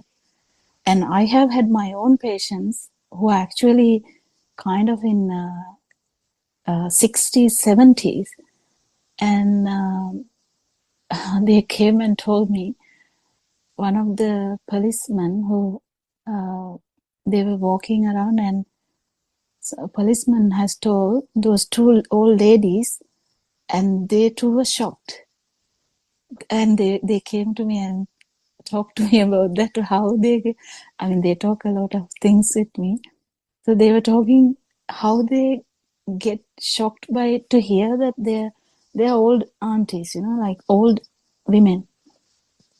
So likewise, we have so many perceptions behind our, you know, it's very tricky. These little things which come up, we don't know why they are coming up even, because if someone, you know, I used to, you know, people when in Sinhala, some people can call Tamuse, and Tamuse is actually Tamunanse in Sinhala. It has been like a long name, but when it is shortened and talked in a different way, it sounds so rude, intimidating. Yeah, and so so no one likes to be called, you know, Tamuse. But then when the friends are calling, sometimes there may be a fashion that the friends may be called Machang and Tamuse, all that, or anyway, you know. So there are simple, actually saying, maybe we can say mathematics, simple mathematics behind these things, simple underlying, I would say subconscious, but there's nothing subconscious, actual, there's no meaning in that, but there is some perception we have which we even can't explain sometimes, because it gives you a feeling with the edge, you know. Age and Dr. Kokila may be representative of certain social class, because not to, I mean, intimidate a certain group of people. Normally we call Amma, especially doctors in hospitals, they address patients as Amma. So age of one thing, one factor. If someone is quite at a certain age, we call Amma. And then this family kind of relationships, mother son. So same perception or the same label has different meanings into them, and somehow we have, I mean, that telepathizes the moment we hear that is rather, depends on the context. That's what I actually tried to figure out, why it has various impacts on different situations. But So actually what you speaking, explained, Sudharma, this is just a sound, okay? Sound, of course, yeah. And yesterday, Dr. Kokila, in the practical program, one lady told me Actually, I quoted this as an example when I was explaining something, the thought formations. I think she told me her son's mother-in-law used to call her Amma, so she didn't want to talk to her. She didn't visit her for some time, and she openly told her son to tell her not to call me Amma, just to call me Akka, I mean sister. And such a story also came up in the discussion.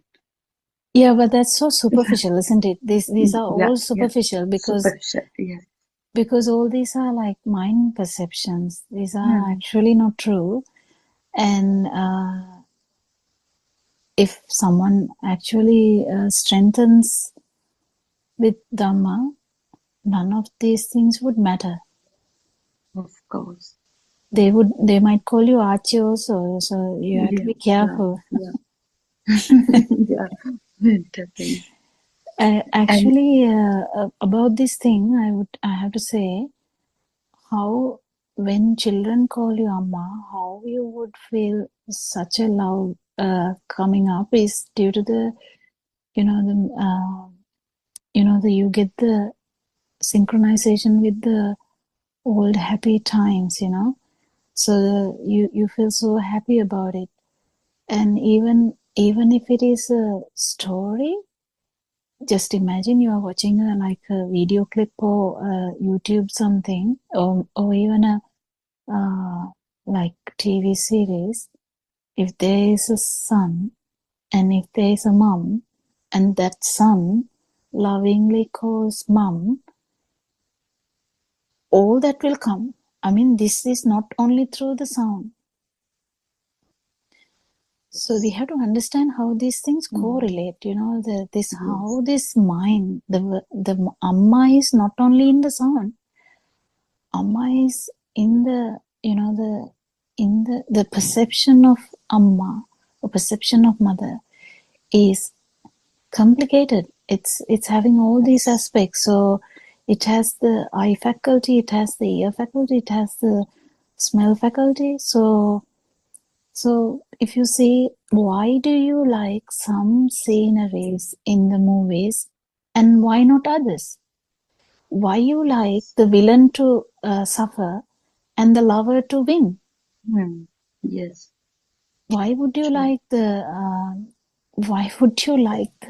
story to end, nicely? Happily ever after, we like that. So we can kind of have the perception. We don't want anything to go wrong because we don't like that. So, but if you actually understand Dhamma and understand that this actually this is just one stimuli at a time, and these episodes, whatever the things happening, is just another episode. You can actually be so relieved that you don't get agitated. Also, to add to the Joel's happiness in understanding Dhamma, you can actually feel others too. That is the beauty of it. Actually, you might feel the person who is calling you with anything, like Amma or Achi, whatever. It doesn't matter, but what perspective they are trying to call you. Because sometimes they don't have a word, so they are lost to words. Sometimes, I try to say Mahatmya, and one day I told Mahatmya to someone, I can't remember whether it's, and that Mahatmya actually told, don't tell Mahatmya, just tell the name. And I was, I quickly corrected myself. Yes, but it's kind of, we try to be polite. At the same time, we try to, catch their attention and forget the name also sometimes, or even, whatever the conversation goes on. So if I don't say Surangika, I say some other thing. And if Suranka gets annoyed, and I can feel it, it's something you feel. So these things are so complicated. So we like our name, 100%. We like our name. Why do we like our name? Is we have an idea that it is me. And if you are called 1,000 times, if I try to call you and say a wrong name, or I might start calling Mrs. Gamage, you might be like, why is she calling me Mrs. Gamage? Yes. What's the problem with Dr. Kokila now? Is she like getting some sickness, so we have an affinity, kind of affinity or clinginess to our own name because of our we are used to that. Identity, isn't it, Dr. Kokila? Yeah, imagine someone comes to a doctor and say, "Hi nurse, can you do this?" There should be such a understanding for that person, not to say I'm not a nurse, I'm a doctor, but to do that, but sometimes someone might actually not worry about that and keep doing that. Smile and keep doing that. And maybe a day or two later, that person will understand, oh my God, I have told nurse to that doctor. They might come and apologize, likewise. So how we get attached to these things, it's very subtle. And we keep understanding how these things affect us, and when you start understanding that there is no self, actually you can become the reception, you can become the nurse, you can become the pharmacist, you can become the patient, you can become anything. That's how you start feeling kind of everyone, isn't it? Years ago, these things didn't matter at all, and we didn't know that we are responding in different ways, even for all these words and how people address us. Now, because of true Dhamma, we are paying attention and we are noticing them. Otherwise, we wouldn't have noticed it. Yeah, anything to add, Surangika? Surangika must be doing a lot of board meetings and stuff. Surangika will have ideas about perceptions, isn't it, Surangika? Dr. Kokila. I think to that Sudharma's last point, it's, back in the day we didn't know. And we had all these, different ways that we reacted for different terms. But the other thing is, even if we felt a twinge, the mind was so powerful that it comes back and immediately gives a justification as to why we thought of it in that way. Yeah. Isn't it? Because it says, I felt a twinge, or, I got indignant because somebody called me Amma or whatever it is. But then, I'm not old. Why did that person think he or she could call me auntie or Amma? So like that, again, the mind comes and covers it up by giving some justification, and because of the lack of any insight to the Dhamma or the truth, that is accepted, and then we feel good about it, and then life goes on, isn't it? So, and a different perspective, a mother actually, someone would feel so happy when Narayan says mother. These are so different stuff, like you might feel like you're heard, or you are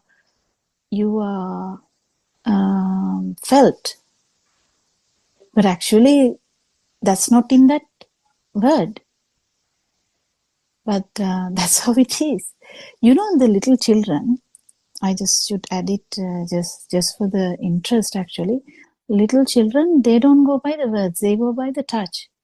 Small children, they go by the touch. They are natural development is also depending on the touch and the loving kindness they feel. So later only they will understand if the mother says, I love you. You know, if mother says, I love you to a little baby doesn't understand what is I love you, you know. Yeah, that baby doesn't know. But then they are felt loved because of the closeness and the loving kindness that the feel. And but when we mature, kind of, you know, we our mind is built. Oh my God, no, not built. Mind is, you know, how do I say that? Mind is forming. Then we want people to express that.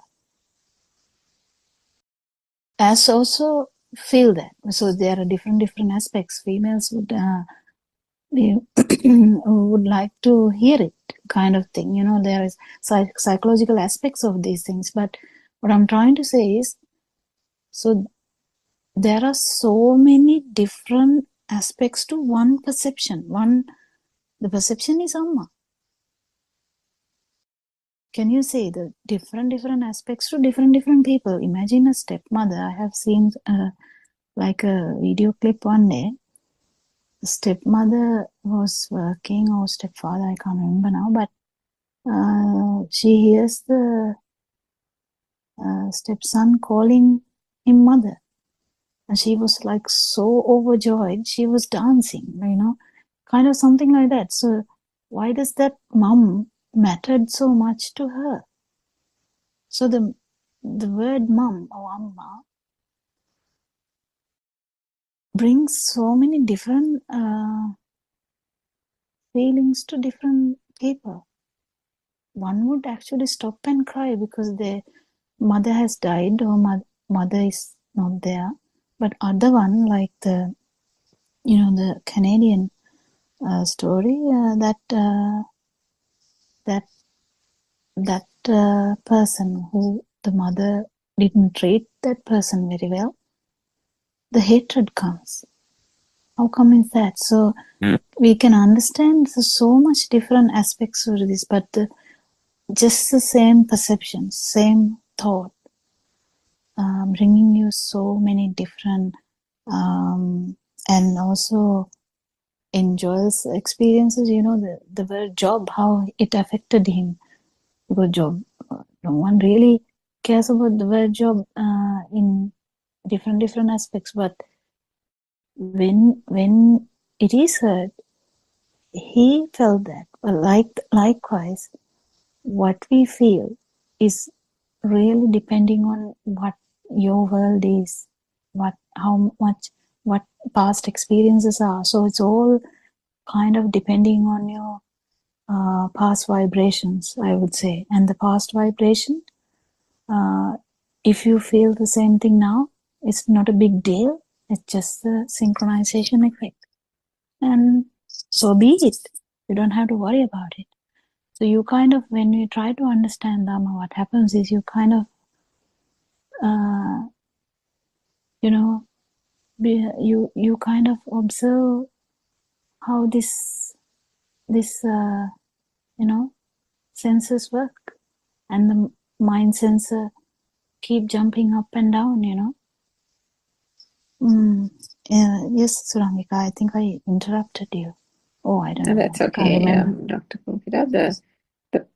The perceptions thing that you mentioned, particularly about the emotions aspect of it, is also, so the thing about the mind consciousness is that it is a culmination of all the other sense faculties. And I thought maybe we can talk about it a bit more, because Joel is reading the book and that might help him get more context around it. So when we think about the sense faculties, and we spoke of this the last few days, so the experiences that are gained are only gained through the sense faculties. So what actually happens is everything that is experienced is only a perception. So that's why, I mean, we've talked about mothers, fathers, children now. In the last few minutes, we've spoken about Amma, and we've spoken about, yesterday we spoke about sound and having different cultures having different connotations for the same sound and therefore taking on different meanings. Then we talked about the mother giving different, somebody can be sad when they think about the mother, somebody can feel happy when they think about the mother. But even for that mother, can you see that what if we think about the sense faculties, every sense faculty will give rise to a perception, because if we think about the eye consciousness or the eye, all that it will emanate is light. So the feeling or the sensation that gives rise from that from the light consciousness, we that is the perception of light. So with the ear, it is the perception of sound. With the nose, it's the perception of smell. But then we don't leave the smell, that basic sense of smell, as smell, right? What we see is if we go out into the garden and we smell something, it's the smell of a jasmine flower. So where did the jasmine come about? How did that come about? So if it was a basic smell, then everything should be smell, right? Smell of, the smell of flowers. All flowers should be the same smell, but we don't take it like that.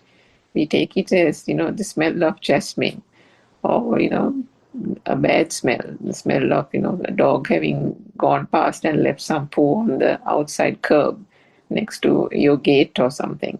So where did we put those labels? How come those labels were attached to those basic perceptions? So everything that is perceived and experienced is coming from these 5 faculties, and the way the mind conscious works is it combines all these sense faculties and takes it into one thought, which is the object. So if we think about a jasmine flower, that perception will come to mind. But if you have touched a jasmine flower before, you can get the sensation of the touch, the smoothness of the petals. In terms of color, you will know that it is white in color. And then the smell, the fragrance of the jasmine. But when someone says jasmine and there is no jasmine flower even in sight, all those perceptions, the smell of the jasmine, the fragrance, the smoothness of the petals, the fact that it was light, all that comes to you in one flash, isn't it? So that perception is what we call thought.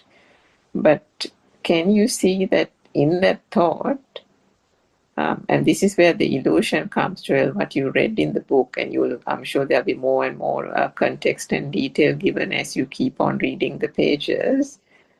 These perceptions, now in that thought, consider the thought. If somebody says jasmine flower to you, immediately the thought object will flash in your mind.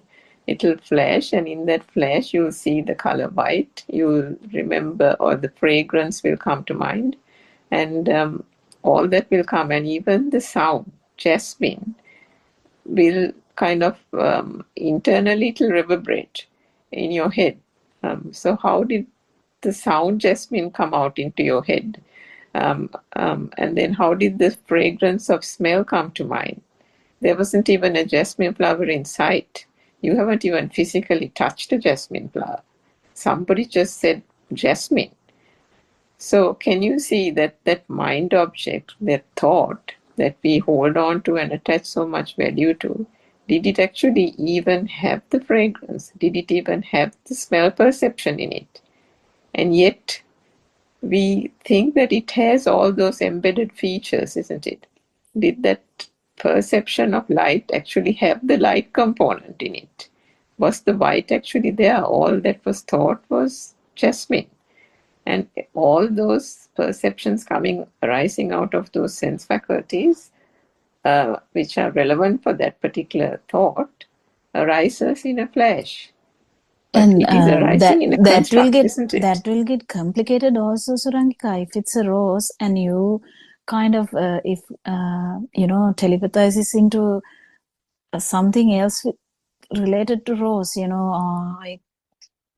this is just like the rose that I got from my in a previous relationship or something.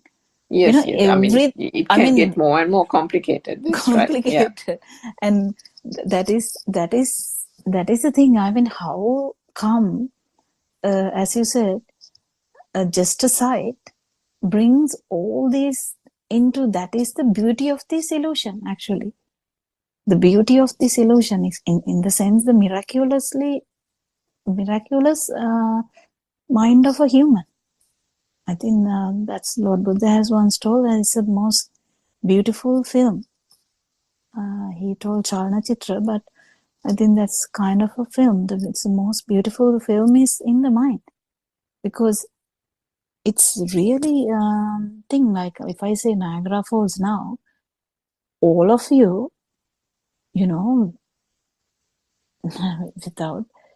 without a gap of a fraction of a second, if all of you have heard that before, all of you can synchronize to the something about Niagara Falls. If you have seen a photo of that, you would, it might come to you. That it is watery.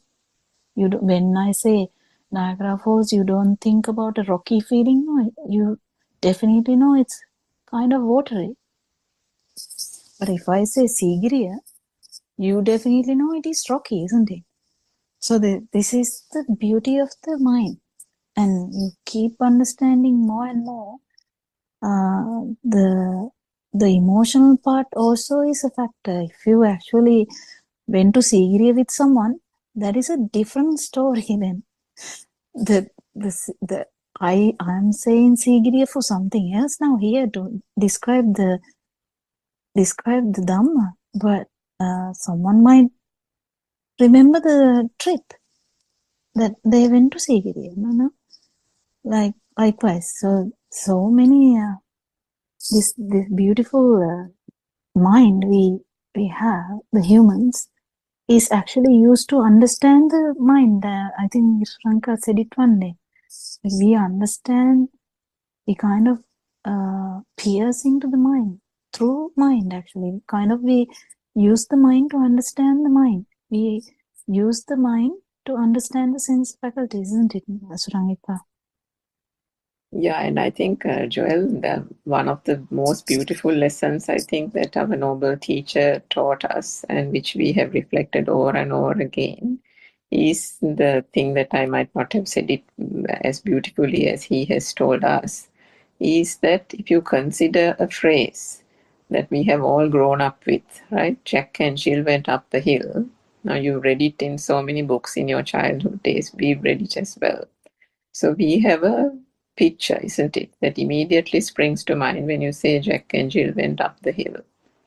Now, if you consider that you're reading that sentence of a book, you will immediately, Jack and Jill went up the hill, the sound, even if you don't say it out loud, the sound kind of emanates, or it kind of reverberates in your head. Then there will be a picture even that will you'll imagine a little girl and a boy going up a hill. Or you might even remember a little book, the book that you read, and there might have been a little picture on that book. You'll probably remember the picture, or a hazy picture, whatever that you can, that flashes in your mind at that moment. Now, how did all that happen? So if that picture had like a blue sky and a little girl with a pink dress or something, all that you will remember, like the pinkness of the dress, the blue of the sky, then the sound, Jack and Jill went up the hill. And, it even actually has a bit of a rhyme, isn't it? All that will come up, like springing up. So how did the sound perception come out? There wasn't a sound. All you did was read a sentence of a book, and that also not out loud, but quietly. So that is why our teacher said, consider how illusory this is. Was there a sound in that sentence? You didn't even read it out loud. And yet you felt the sound, didn't you? You felt that when you said Jack and Jill went up the hill, you felt that there was that perception of sound. Was there actually a sound? The perception of that light, the pink dress, the blue sky. You thought that there was blue there, and you thought there was pink in that dress. But did you actually see pink? Did pink get conjured up in the mind? You felt as if it was. It felt so real. The perception feels so real, but was there anything in it? Was there actually light in the perception? So when you do that to every sense faculty and the perception that arises from every sense faculty, you have that aha moment where you think, oh my God, what we have read and understood and laughed and cried and learned and all these things and crowded all these thoughts and notions and knowledge into our head and went on and had a life, learned, educated, got married, laughed, cried, did all these things. Didn't we do all those from these perceptions? Were these perceptions true? What on earth have we been doing? And then you realize, actually, we haven't been doing anything because there was not a self here. As we discussed yesterday, this is just the system, the mind and the phenomena of the mind. The sense faculties work as long as there is a breath. The sense faculties give rise to a sensation. That sensation is called perception. And that perception, depending on a person's background, depending on a person's education background and so on, that perception also will be different. Like we spoke of yesterday, the culture. So one culture can have a different perception, another culture can have a different perception about the same type of sound. So all these things have then culminated to give one an impression of an object, give one an impression of a person, a name and a label. And all these things have accumulated and accumulated and accumulated over the years to almost to kind of imprint itself into a persona called you. Or I have had that experience, as Dr. Pokida said right at the beginning. How do you explain yourself? How do you describe yourself? It says, I am Jack. I own a house on whatever. My mother and father are, an eminent lawyer and a doctor or something like that, Or I have that MBA or this PhD. Isn't that the way we describe? And then we say, no, but who are you? And then, they are scratching their head and wondering, what on earth is this person saying? I've already said that, I'm that one and this one and I have that, I have this. But aren't those things that were described all also perceptions? And then, you start wondering about all these things. So it's these things will gradually, I think, unravel, isn't it, when you keep on reading the book? But just mentioning, just thinking about that thing that you said about feeling very light when you read that book. I think Dr. Kofida, that explanation that the Buddha has said about different people, how some people can grasp the Dhamma and the truth relatively quickly. Very quick, yeah. Yeah, and so I'm sure if our noble teacher joined this Zoom, he occasionally does when he's not busy, he would also be able to feel as you do, Dr. Pokida, when Joel speaks, because those are things that can be felt, Joel, by those who are, advanced on the path, so that you would really benefit if our noble teacher also joins at some point. So keep joining us until you'll have a lucky day when he joins. Yeah, and his questions are... Can I ask you something? Yeah. Madam Surangika, you told about a book and the sentence. So when I was reading the book, this Aryan Vance's book, it says, "If the book is a book, it's a thing," kind of thing. So we see it as a book because we perceived it as a book, but it's not a book. Something like that. So I was like,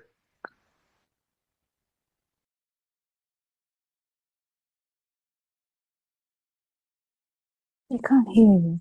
Oh, are you not?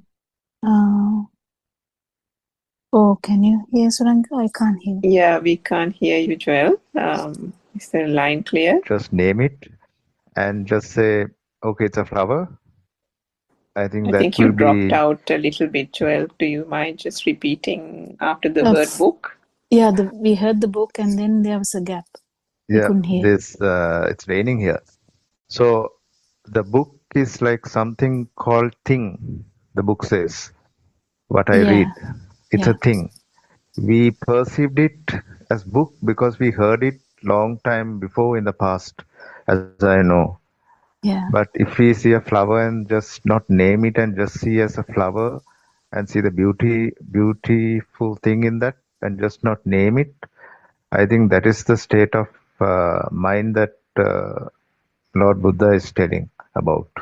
Actually, no, it is much deeper than No. that. Much deeper than that, Joel. So, because you brought it up, I had to tell you now. So, just imagine you are looking at what is in front of you, Joel, now. Banana. Okay, so you have a banana now. So just imagine. So it is the eye faculty which is working, isn't it? Eye faculty is working. So you see a banana. So that is the first step we understand. We see something, yes, but we perceive it as a banana. That's all right. That's from our whatever the learn thing. Yes, but then the next thing is the mind consciousness or this perception true? No, it is a construct. We understand that, but then there's still the consciousness. You know, how do I say that? Eye consciousness or the light, the feel. Because even the baby, if you go to your baby time, Joel being a baby, the baby didn't know anything about a banana. The baby would be staring at that. But what baby sees is just baby feels something, that there is a difference, but the baby feels the light. That's all what happens in the beginning. Even in that sense, there is kind of a life feel. In that, what Lord Buddha explaining is, even that is actually a perception. Even the light is a perception. So in that, what we understand is this, the life feel we have there also is a construct. That is actually like a sensory organ construct, because the eye is happening so fast. That's why we see the light. For the example of that is, Joel, if you have seen lightning happens because of the million times sparking is the lightning. That light we see. It is the same thing in the eye also. It's a fast occurrence of the eye receptors, which causes us to have a synchronization with the light. So there is always a synchronization. Because there is vibration here, only we can see. If there is no vibration here, if I am blind, whatever the vibration out there, we can't synchronize. So what I'm trying to say is, even the baby felt alive, but so Lord Buddha actually even has addressed that. This one thing that we have to understand is, even at that point, what we feel is the speed of the receptors, speed of the sensory organs. So when we understand that, even the feel, when you touch your banana, you might You might feel something, but even that is a construct. Do you get the point, Joel? So if you see Yes, something, you doctor. feel a light, even that is a construct. So actually, there is no no way that you will be hidden anywhere, kind of trapped anywhere. That is what the actual thing is. So when we understand the banana, we'll take it as an example now. How banana works is, banana is a mental construct. You now know that. I don't think I need to explain that because you have understood it very properly now. And then it is the I consciousness that works. And how we feel that the banana is like a thing is because that it has that component of the I consciousness as well. So the I consciousness as well as the mind consciousness. So when we understand these both things, so how we feel that there is a banana is because we have a perception that it is there. When we listen to Dhamma, what actually happens is, what happens is, with the help of the noble friend, we understand that it's actually not a thing there, because usually, before listening to Dhamma, the banana is there on the table. Can't you see? Yeah, there is a banana. But now we know this kind of a perception we have. I mean, so someone might call kesel. Someone might call something else. In Tamil, it's something else. A Chinese person might say something else. So in English only, it is called banana. Or someone might say, oh no, it's not banana, it's a plantain, So any perception we have is according to our culture, as we said, according to our language, anything. Whatever that perception is actually a vibration that has arisen from these sensory faculties. But the problem that brings the suffering is not that. Not actually the banana. The suffering is from the idea that it is there. So this feel of existence actually is misunderstood. Basically, we can say in simple terms, is misunderstood because we feel that because of the speed of the eye, we feel that there is something, and we misunderstand that it has that I am here and there is something there. That's how the duality has come. And actually this duality is part of the illusion too. So this duality is the understanding of this Dhamma actually breaks this duality. When we understand there is no this side here.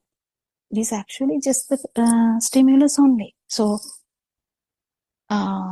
if you keep understanding Dhamma, it is very easy for you to understand what has actually happened is there's a perception of banana, yes.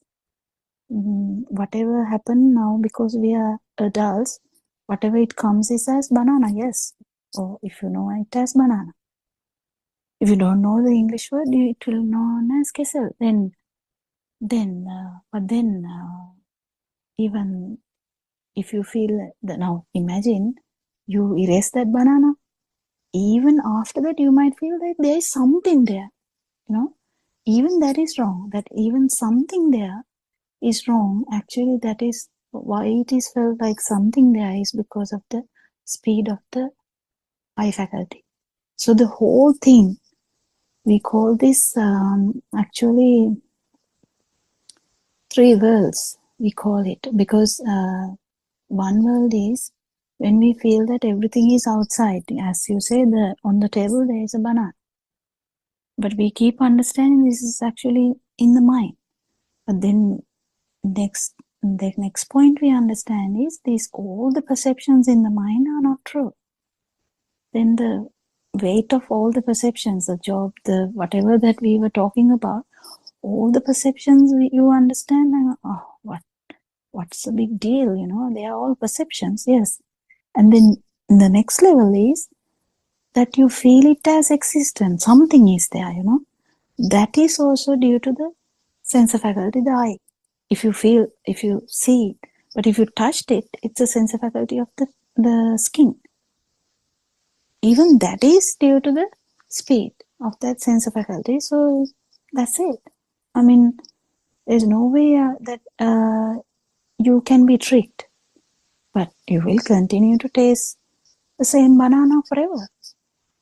Someone who understands Dhamma will continue to taste, and they will be tasting it much more than before, because we are so flustered. No, we are not even, we don't know what we ate for the morning, because we are so thinking so much under so much pressure.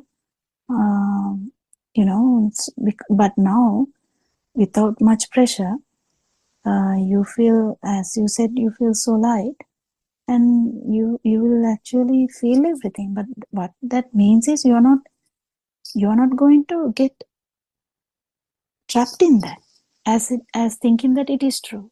You know that they are sensor faculty, isn't it? Did I tell it properly?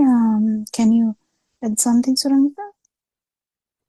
Yeah, okay, Dr. Kokila. And yeah, Joel, so did you understand, Joel? I mean, I was trying to say that it's a bit deeper than only the mind perception.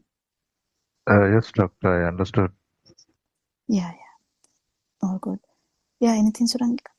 Yeah, so I mean, just to break that down a little bit more, so that so-called banana thing, I mean, if you consider it, all that was discerned to the eye was an object, isn't it? So when did the banana become a banana is another $1 million question that our noble teacher, because there are 3 types of wisdom that has to be ascertained or realized when one breaks down this thought and pierce the thought, as Dr. Kokila said, in order to really get the meaning of it, and then not have the defilements of aversion, clinging, and so on. And in order to do that, the mind object, i.e. the banana, has to be unraveled, analyzed, dissected, whatever you call it. So if we think about the banana, you said you have a banana in front of you. When did the banana become a banana, you know? And she said that the baby in the cot didn't know that it was a banana. So what the light or the eye sensor perceives is just an object. And so it was that object that maybe in your childhood days, even at nursery, Join. So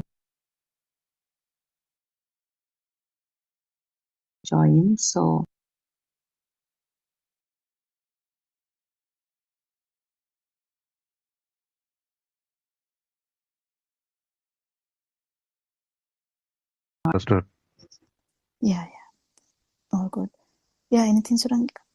yeah, so I mean, just to break that down a little bit more.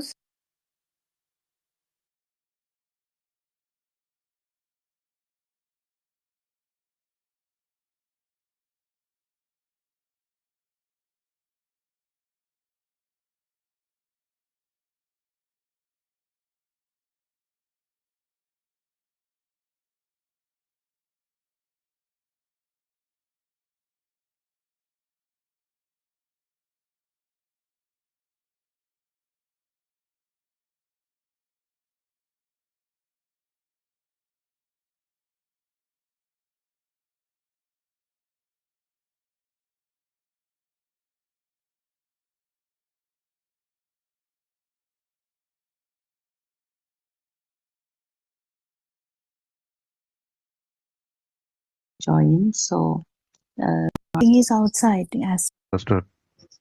Yeah. All good. Yeah, anything, Surangita?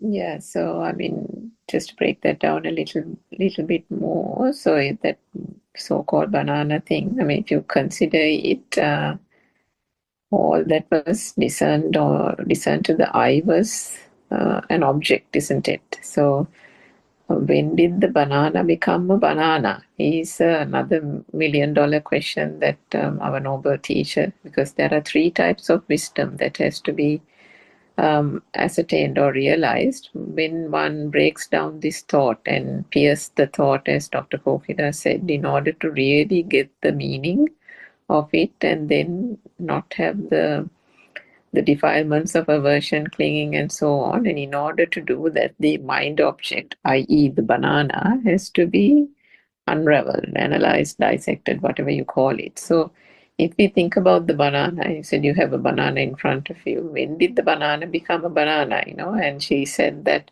the baby in the cot didn't know that it was a banana. So what the light or the eye sensor perceives is just an object.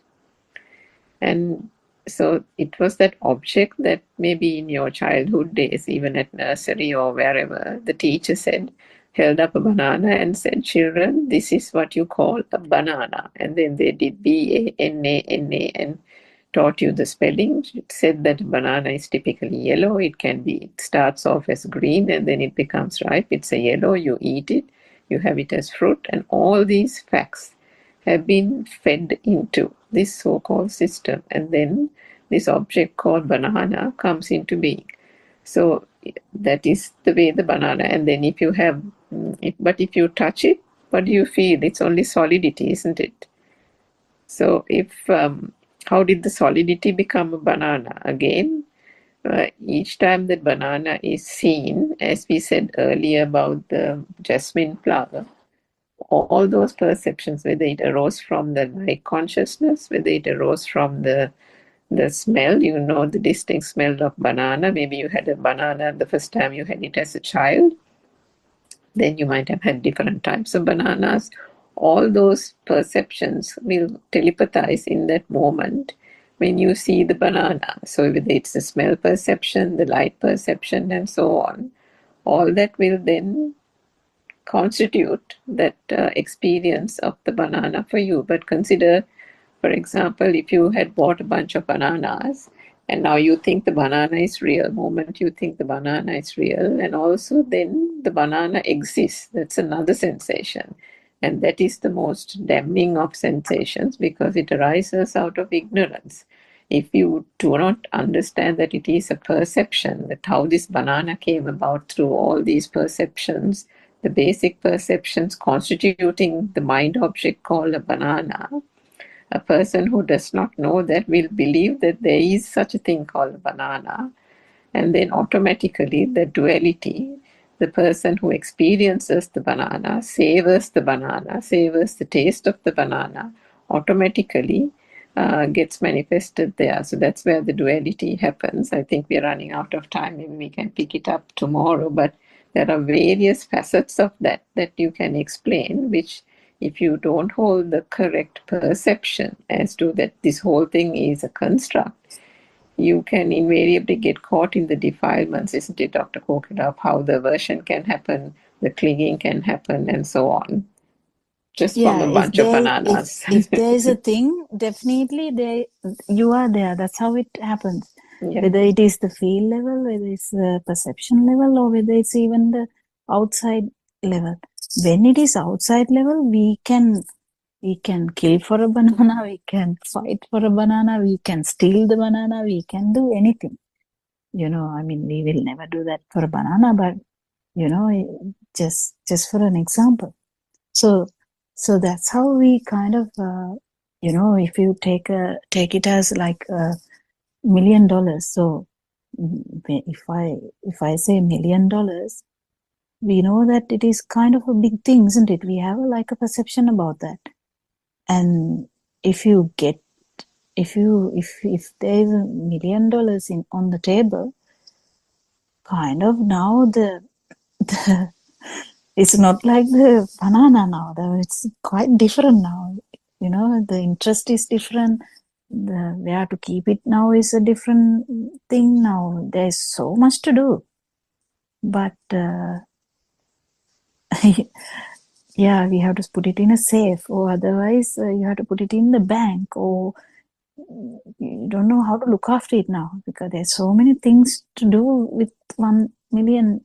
So that's how the things get complicated. So the aversion or the delusion brings the aversion. So and the craving, the craving part is so complicated. If you keep understanding this, this would be so beautiful.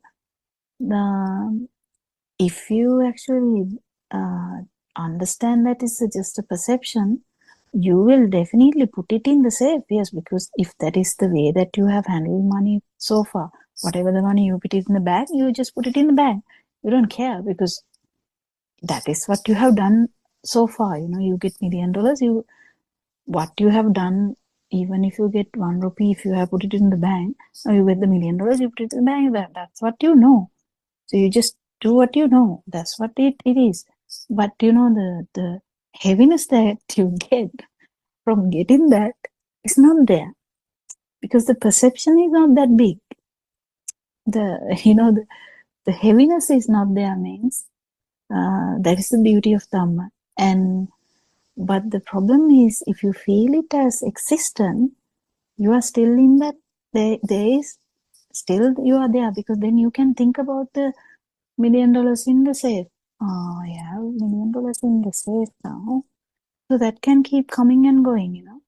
So till the perception is there, the suffering is there. But when you understand that, so even this perception is not true, whatever you feel about it is also just, whatever the sensory organ. If you think about it, it's the mind sensor. If you see it, it's your eye sensor. If you touch it, it's a touch sensor. What's the big deal about it? There's no big deal about it. If someone actually try to, actually steal it, or actually what happens in these countries, usually you get scammed. You know, imagine you wake up one day and see the bank is empty because someone has scammed you and all the money is gone. You will feel something. If you definitely will cry if you are in, the value gives the response. The value is a problem. Actually, what you do with that is not the big problem. Whatever the value given is the suffering part. So the value equals suffering. That is the thing. I think we'll continue. We always run into the 4 o'clock Zoom meeting, so we will hand over the Zoom meeting to the Sinhala Zoom meeting now. So we worship Paramahansa and salute him for teaching us this beautiful Dhamma, and thank you all Dhamma friends for participating, and thank you Joel for asking so much interesting questions, and may Triple Gem bless you all. Thank you so much. Thank you, Doctor. Teruvan Saranai. Thank you very much, Doctor, and all Therefore, Dhamma Dr. friends. Kokila and all Dhamma.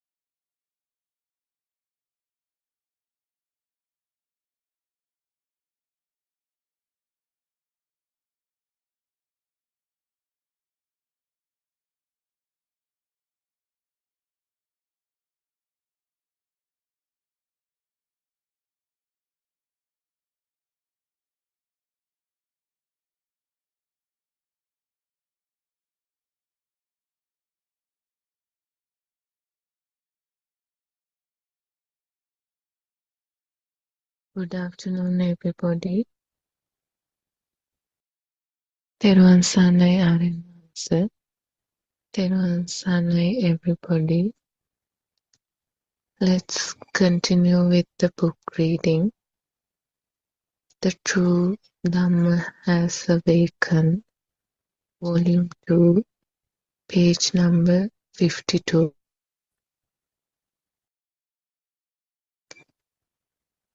If you are able to see that all that you see outside is not true, and if you are able to remain without any reaction towards it, that is called Patisodaya.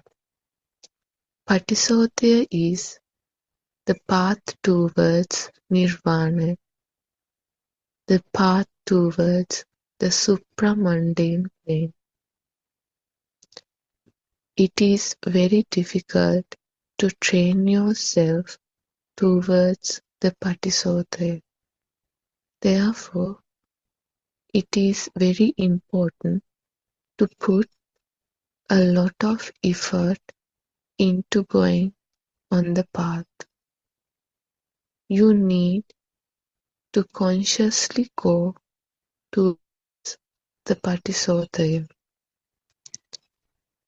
Chandan Janeti means that you need to have a liking to go on the path. Vayamati means you need to put an effort to go on the path. The Buddha showed us the 4 types of right effort,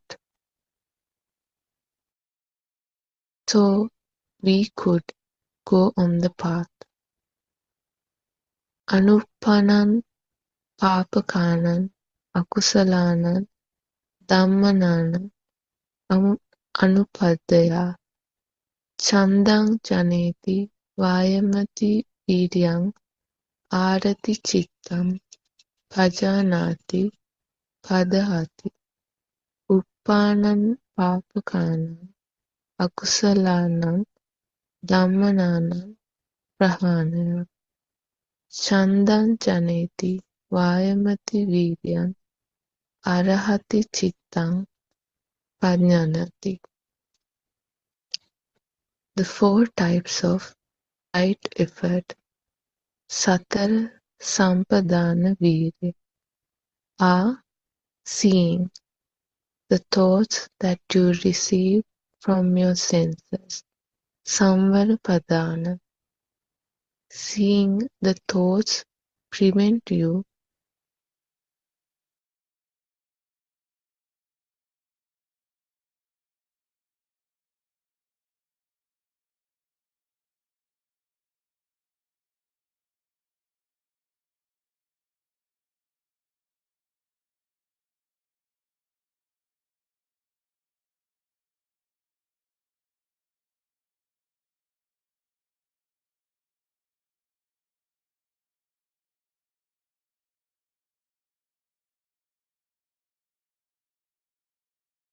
Therun Saranai Shani.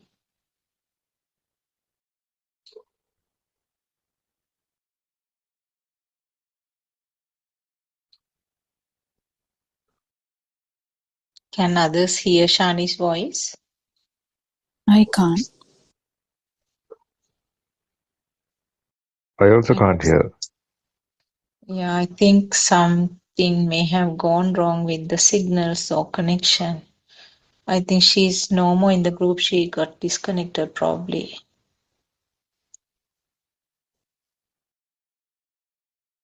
We will wait for a few minutes and see whether she joins.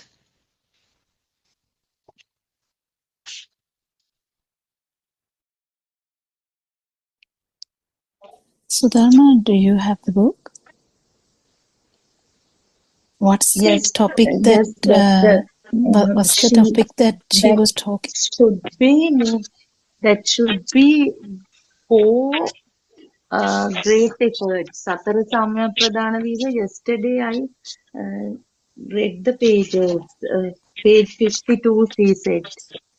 because Dobagota there are always internet connection issues. Ashani Yeah, joined. Ashani joined. Okay.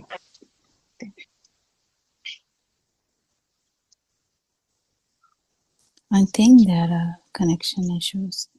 What is Satra Samma Pradhan? I can't even remember. What is the Sinhala word for the, what are the Sinhala Four meanings? great, I think 4 great efforts, Doctor, that from what I read was that Kusal Nokaru Kesal Kirimata Unopan Kusal Oh, okay, yeah, thanks. Yeah, Nokarimata, those yeah, 4 things. thanks. Yeah, Yeah, okay. yeah.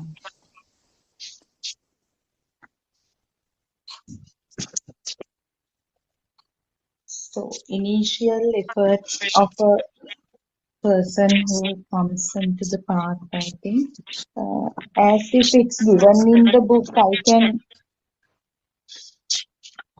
There is Shani, some. can you hear us, Shani? Dr. Kokila, can you hear me? Now we can. So I'll continue with the paragraph. The Buddha taught us the 4 types of right effort because you have to apply an effort period to go on the path and realize the ultimate truth. When you get tricked by the thoughts you receive, or when you believe your thoughts, you create akusal, such as love, pleasure, and moha. When you apply the 4 types of right effort and be aware of the thoughts that you receive in your mind, it means that you are on the correct path to realize the truth. Seeing your thoughts according to the Yoniso Manasikara means that you prevent creating thoughts of Loga, Dvesha, Moha, which would prevent you from realizing the pure truth. That was everybody.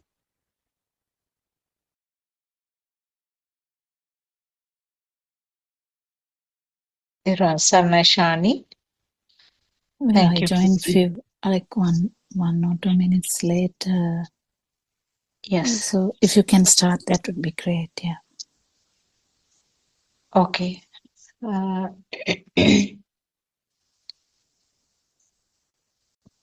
Yes. Terwa Sarnashani.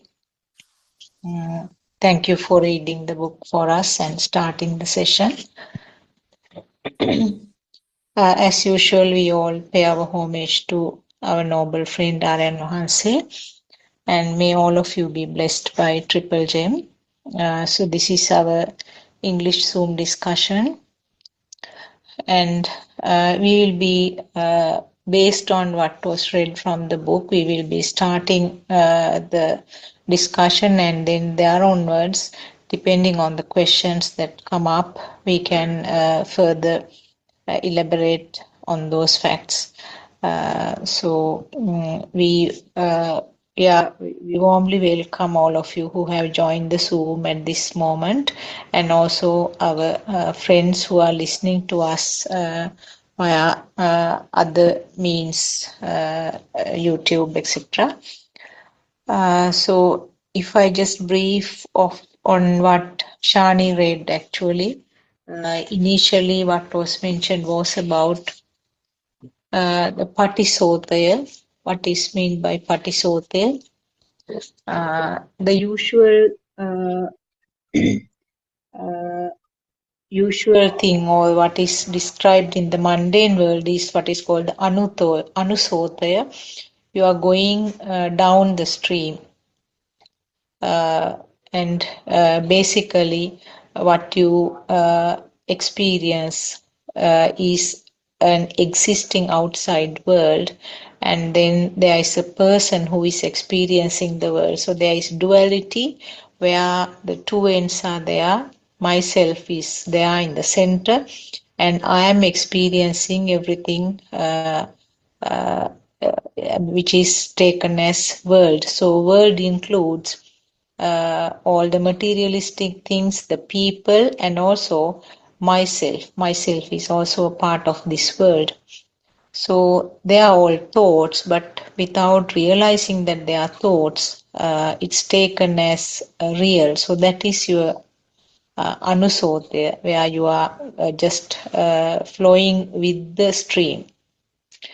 What was described by Lord Buddha was what is called the patisote, where you are trying to swim upwards against the stream, against the current, which is not easy because this is what we have been practicing all over the time. I mean, throughout the samsara journey, the birth cycles, we have been practicing anusodaya. Now we have recognized, we have identified that this is not the truth. Actually, the world is a creation of the senses, and we are trying to understand and trying to swim upwards. So for that, Lord Buddha described this four types of right effort.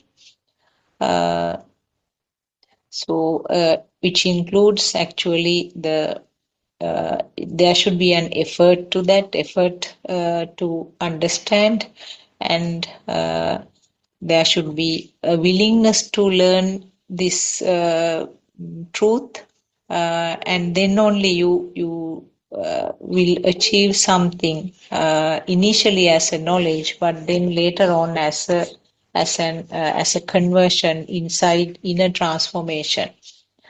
The four types I will just briefly explain. First, you might identify the things which went wrong, or the defilements. Under the defilements in Buddhism, it's explained three things mainly. The lobha means the clinging, dvesha means aversion, and moha means the feeling of existence. Even if you are not attached, or even if you are not rejecting that, but you still feel that it is there, it's existing. So that is your moha. So identifying these defilements, even after some time, after a time gap from the incident, is also a skill. In Pali, it is called kusal. And then further, when you improve, when you start understanding this, that interval becomes less and less. And then the system will understand these defilements then and there, whenever it happens.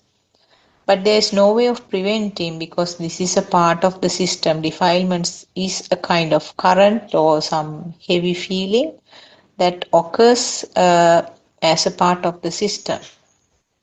So further, when you understand this more and more and move towards the truth, these defilements actually gets less and less significant. And finally, what is felt, what is experienced is just very relaxed and very light feeling. So it is a very brief explanation of what was read from the book. We can start the discussion. If there are questions, we can start the discussion on those lines. Or Dr. Kokila, you can select. Actually, did we talk all the four, or just gave the introduction?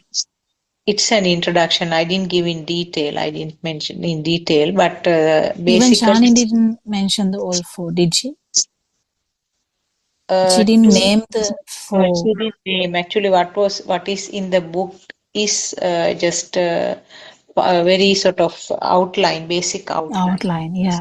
I'll just talk about a little bit, because I think it's very important how this keep happening, because we have we'll get a basic clinging, because when we take these examples are kind of strong.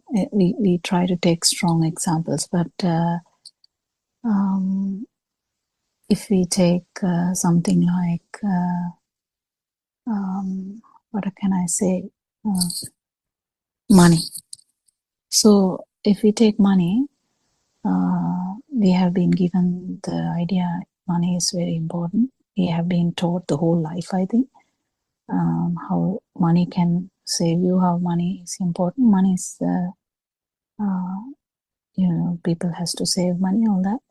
So the perception of money will be there, and so when we try to understand this,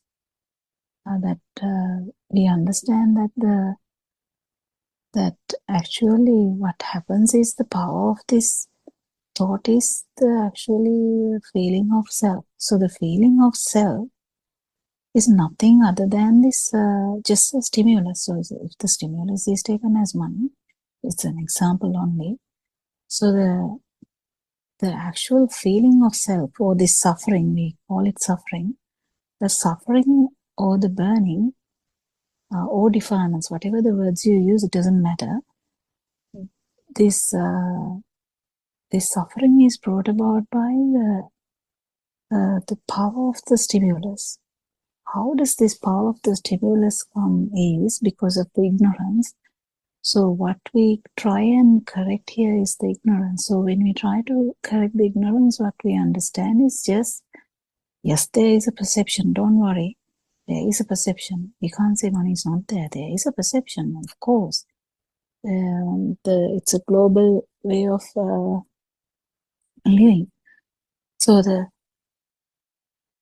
the perception is there, but is it there? When we ask that question, it's actually kind of two-sided, because yes, perception is there, but is it actually there? Well, if I say money, someone who doesn't understand English will not have any idea. That is from the language point of view. But just imagine you give that message through maybe sign language. But then if someone doesn't know the sign language, again, that is fair. But if someone shows you some dollars, maybe, but if that is a person in the some tribe in the jungle, they won't know what that is. They will burn it for, to get some fire. They might put it there to get the fire going. So how is this perception giving a value to one system and not to the other system? Anyway, we keep understanding this, how this keep happening, and we also understand something else, because we don't just stop from the perception of the mind consciousness. So the mind consciousness is the money, but actually we may touch something. Touching, I can touch the money and say this is a 5,000 rupee note, or this is $50 note. So, but that is kind of, by looking at it, it's kind of we feel that something is there, even though it is not. Some might argue, yeah, I know this $50 is not there, but there is something. What is it? I can feel it. See, I can feel this paper. I can feel. Is it a paper? Oh, no, you can't call it a paper. Paper is also perception, but I can feel something. But then you keep understanding that is the touch that we are trying to describe. And that touch is also actually, we have described that it is actually a production of the sensory system.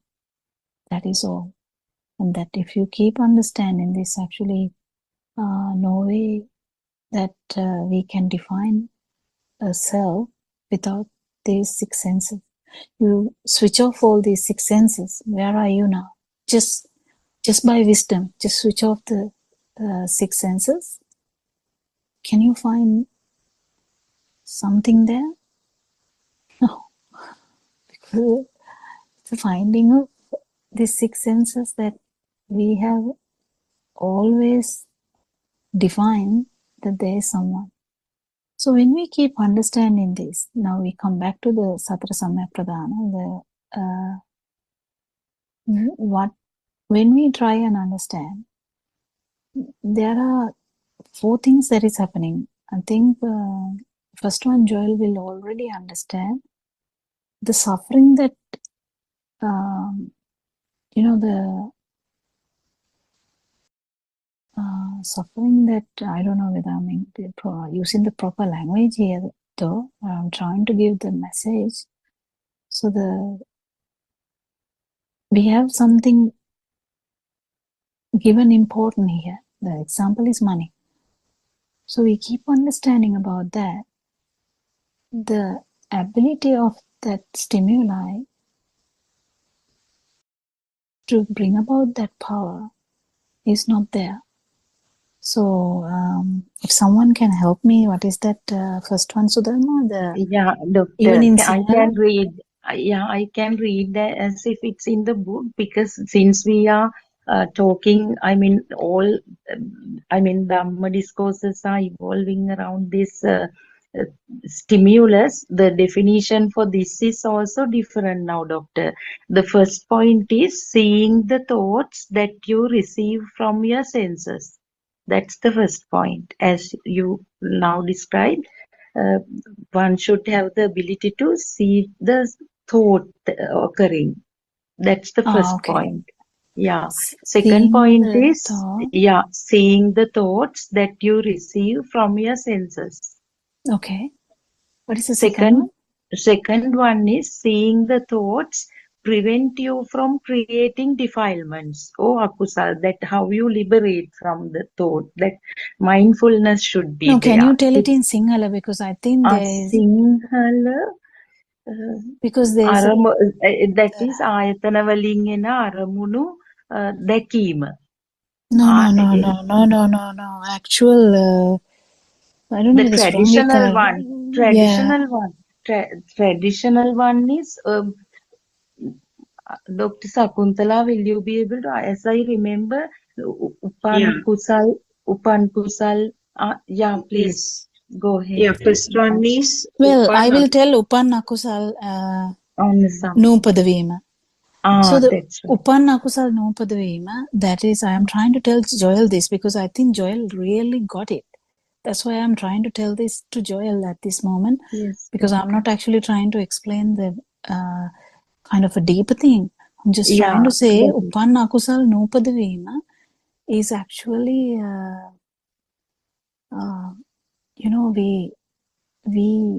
we get we have identified, kind of we have identified, even Joel identified,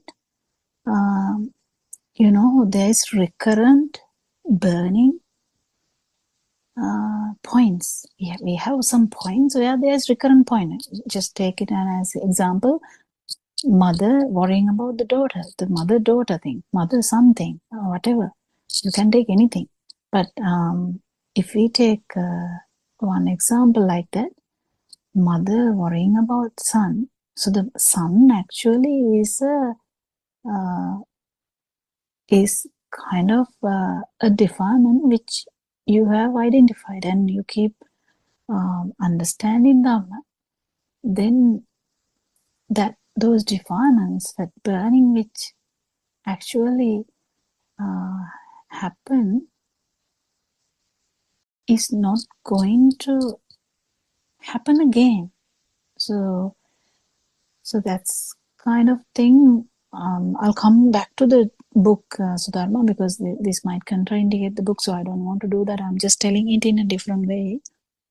So when we understand that, so we kind of dissect one stimulus, or try to understand, or understand Dhamma through thinking. First we do the thinking part, but then we actually keep understanding, okay, this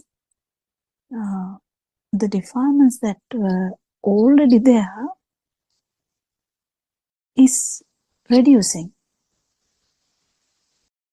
So and it is not coming.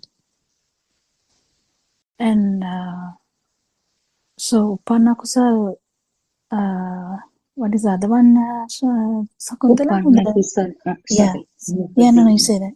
Yeah, Upannakusal. Upannakusal nupadima. Upannakusal උපන් කුසලයේ වර්ධනය ප්‍රහාණය. කිරීම. උපන් අකුසල් ප්‍රහාණය කිරීම, නූපන් අකුසල් උපදවා ගැනීම. Yeah, in that also, actually, akusala means the accompany. So that is the non-vibration. So actually, I think it will get complicated. Here, I think I'll stop here because it's going to get a complicated topic, I think. But what I wanted to tell, I will not go deep into that. But what I'm trying to say is, we have already defilements, but then when we talk about the kusal is like the non-vibration or this no burning at all state.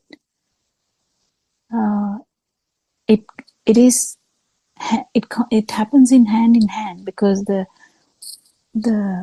already the defilements are coming down. The non-vibration or the non-vibratory state or the a sort of a meditative state keep coming up. So they all go hand in hand. But I'll stop there, because I think it will complicate the picture. But what I was trying to say to Joel was actually, because Joel is here, when we keep understanding Dhamma, what happens is our defilements should go down, and the non-vibration, which we have kind of not experienced before, should surface. And there's more to that, but I'll stop there.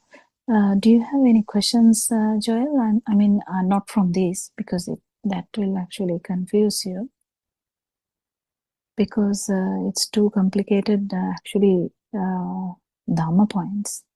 But how about your questions from the book? Any questions from the book? Yes, Doctor. I just today finished the last chapter of that book, and what I want to ask is, like, now I don't have an I or me. It's a mental formation that we have created, that I myself. Mm-hmm. So for me, it's like sometimes in me, I take things personal. So how can I not take things personal and kill this I and surface the vibration that comes? It's for me, it's for me, it's for me.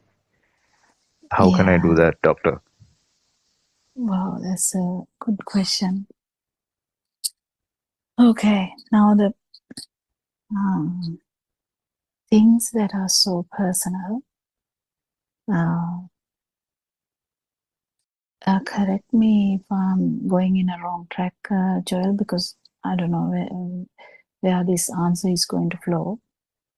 So we take things personally. So when we take a thing personally, that word itself, what does that really mean? Okay, so imagine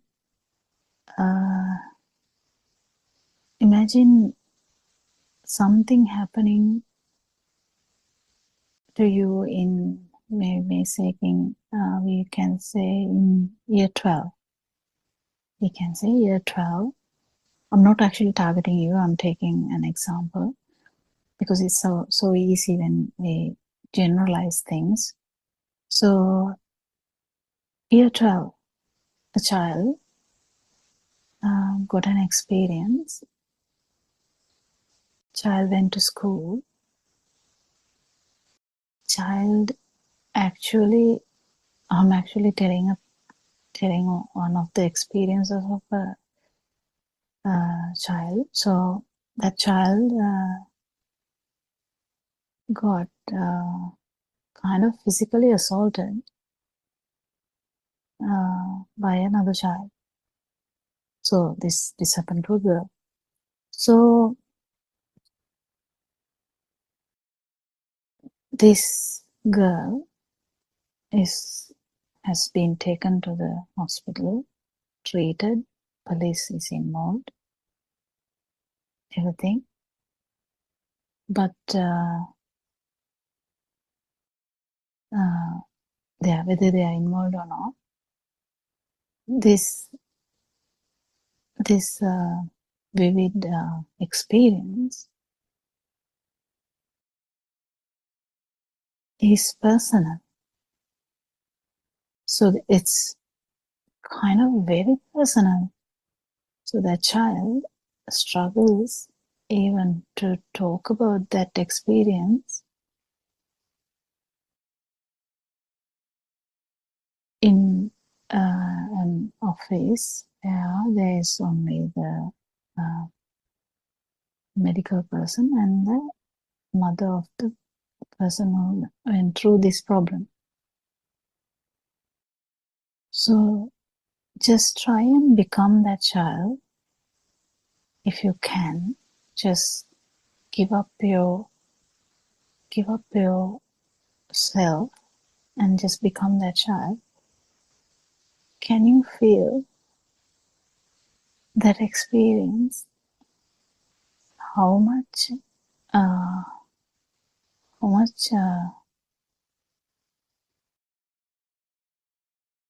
trauma, or we have to use the words here because there's no way I can explain the sadness, shame,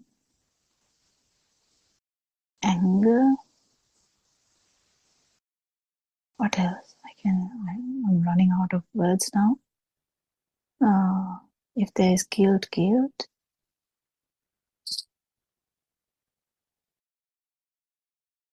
So much. You can't even, lift your head because it's so much and it's personal.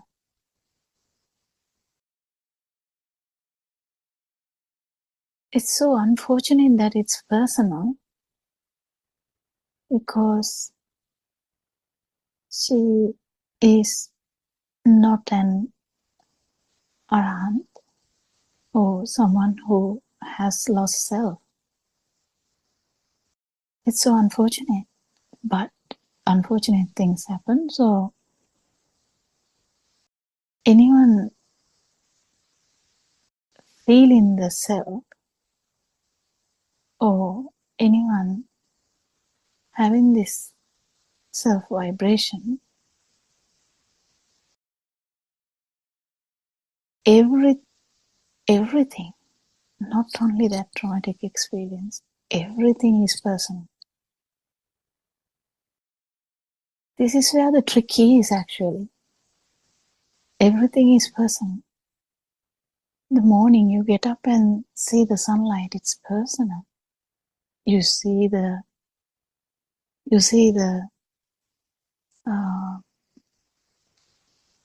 the trees, you see you hear mother making tea, you listen to the sounds of the birds. Well, someone can say they are personal too, because the mother who is struggling to make the tea may not have felt any of them. So they are personal. Can you see this personalization is the duality that we talk about, is the main problem that we talk about, that the main problem that this suffering is this. The personalization is a notion, is an is a is a is a idea because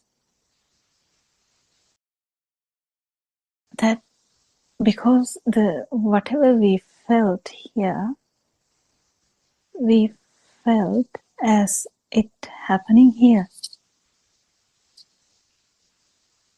So if something is happening here, it should be happening here. That's person. So the morning you go out of the room, you go through the house, you go through the kitchen door and go out, you can feel the morning breeze.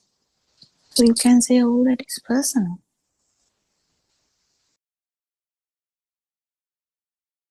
Well, what is personal? That is the research that someone has to do. What is personal? What is feeling what? Who is feeling what? Well, of course, there's some problem here, isn't it? One day, Sudharma went out, opened the door, found one shoe. The other shoe is missing. So it was personal.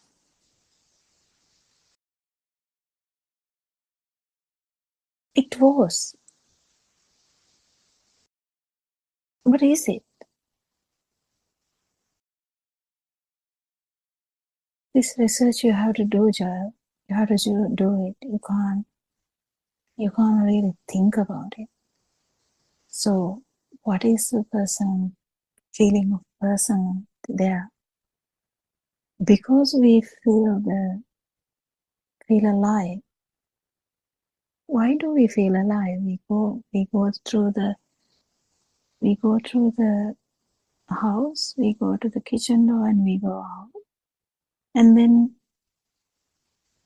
we see so many things. So what happened there? We felt alive. You felt as you walked. It is personal. You felt as you went out, opened the door, went out. You felt as you felt the breeze. You felt the smell. You heard the noise. You saw the light of the sun. And it's so personal. How come is that? How come is that? Joel, you're asking so deep questions, and you're asking a light question. I'm answering deep. I don't know. That's a beautiful question. How come all these feelings have become personal? How come? Well, I would say it's because we have never known another thing. We have never felt anything impersonal. If you have ever felt something impersonal, this cycle is broken, Joel. This cycle, this bloody cycle, which we think that everything is personal, which has happened for the whole time. One moment, if you felt the impersonality,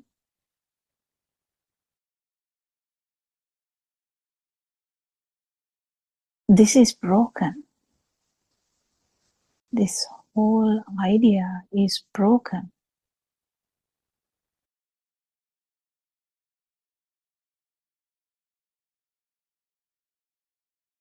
And that is what is the challenge is. But if you keep understanding this Dhamma, And you keep questioning, how come this is personal? Well, Lord Buddha or that this Zoom discussion says it is impersonal. But I feel this as personal. How come? Well, if you do this research, Joel, I think actually you might be able to feel something different, because we have never ever felt something different. We believe what we feel. Yes, everything is personal. I smelled roses. It is personal. I saw the shoe. Even if the thoughts are not allowed here, even the feel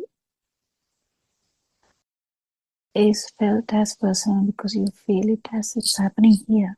The life feel is here. So, do you understand, Joel, the challenges in this Dhamma is to actually feel the non-existence, actually feel the impersonal moment, and to understand, okay,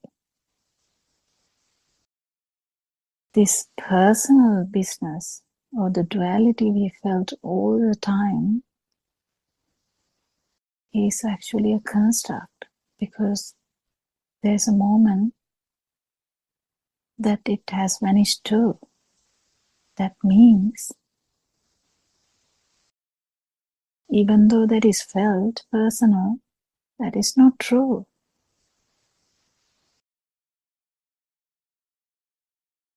Well, I don't know whether I'm talking too much.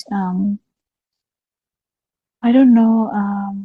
Do you understand anything, Joel? Or Yes, doctor. Taking it things should personal be, is a thought kind of thing that comes, and it's an well, illusion. even in the feel level it is happening. That's what I was trying to say. You were talking about the thoughts, but even in the feel level, you go and the breeze, you felt as alive, isn't it? When the breeze comes, when you look at the tree, even when there is no much, you're not craving for the tree. I mean, who cares about someone might, but no one really worry about the outside at that moment, but you feel alive. How does that happen? Is because this whole thing we feel as that is an illusion. Actually, even the feel level, it is an illusion. So the thoughts, 100%, they are just but when there is a value, it has become personal already. There's no even talk about that. So if I say my father, if he is a thing to me, in the sense, if there's no understanding about that perception, if you really understand this Dhamma and you start feeling that, you understand that father is actually a perception. Doesn't mean that the father is not out there. It's actually meaning you have no experience of actual father. What we have, Joel, is just an experience of your 6 sensory organs. So if your mind is active, you have experiences. Billion experience, maybe, because whatever if you have, maybe millions of experiences. According to the lifetime, if you lived about 100 years, Joel, we can't even count, can we? How much thoughts you have gone through. So the thoughts, each and every thought is taken for granted anyway, if you don't know this Dhamma. And whatever the thoughts that have that power to make you feel alive is personal. That is because of that ignorance and not knowing that that is not the case. So whenever we feel alive, that becomes personal because we felt something about that. So we can hate it or we can like it, whatever the experience. But even beyond that, even the feel of light, feel of sound, that is also personal, even though it is in the feel level. So if you keep understanding that, you understand that everything had been personal, even though we only think about the son or the daughter or the money or the job or whatever. So we remember only specific stuff. And as I said about the trauma, that child, that was so personal. Why? That brought so much impact. So the power that the life feel that exerted at that moment, because it's so much power, because it has, so much aversion you get when something like that happens. But that is so personal that she will remember it all the time, and she will struggle the whole life. So, but if I say is it personal? The patient or the person might get even annoyed because, yes, it happened to me. Why are you asking that? It happened to me. So how can we even discuss about something like that in such a situation? You can't. You just have to heal that person, help that person to heal. And if that person is open and feeling calm and okay, and then you might be able to get that person to understand this whole thing is just another stimulus. It's another occurrence.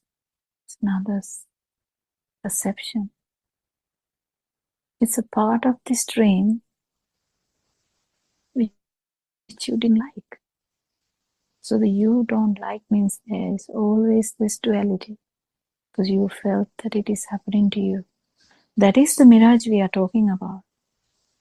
That is the whole point of Dhamma, actually, that you're asking. It's the question, are we not having personal experiences? That's a big question, even though you don't expect that much depth in that.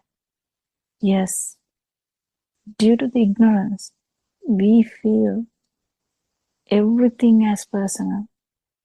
Your mother is your own perception. Even your sister, who is sharing your same mother, even though it is the same mother, siblings will have different perception. So that the personal view is different. What the daughter thinks about the mother is not the way the son thinks. And what they both think about is not the way how the dad thinks about the mother or the wife in that case. So how can these experiences feel so personal? Because that is how this system works. It's so complicated because of the mind sensor. 5 senses, not that complicated, but now even that is complicated, because you feel like the light is happening here or the sound is happening here, because the consciousness is always you feel it happening here.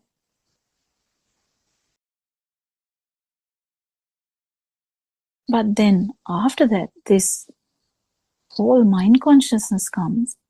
Slowly the baby is starting to get into this mind bubble. After that, you are trapped in the mind bubble. This mind bubble, these personal experiences are much augmented, bigger, wild, having all the meanings, words, because I was struggling to tell the words anger, guilt, shame, anxiety, whatever the words,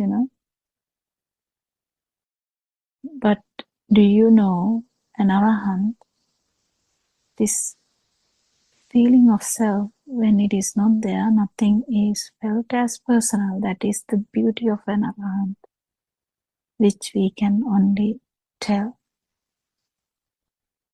And that's a person without burning.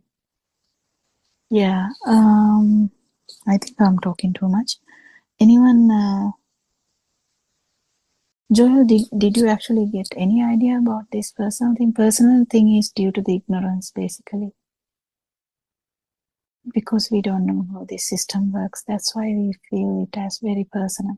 But if you at least once in your life felt an experience with impersonality, or in the sense without self, without this feeling of self, then you will one day understand, Joel, this whole thing that we have been feeling as a long-term Joel is actually just a joke. Yes.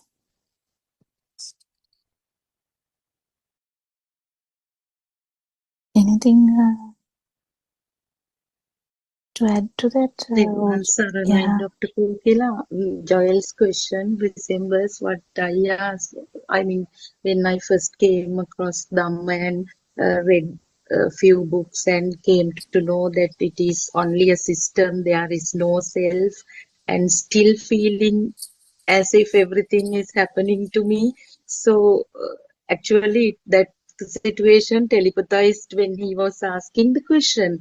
The thing is, it's really good to know that he has started his RA research, isn't it, Dr. Kokila? As you said, he has started it and he is going to see it through himself.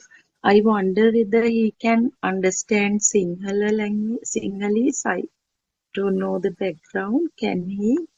Yes, I can. So, of course, Dr. Kokila, he can listen to some beautiful sermons of Aryan Mahanse, basically about yes. like Darshana philosophy, isn't it? We did a lot.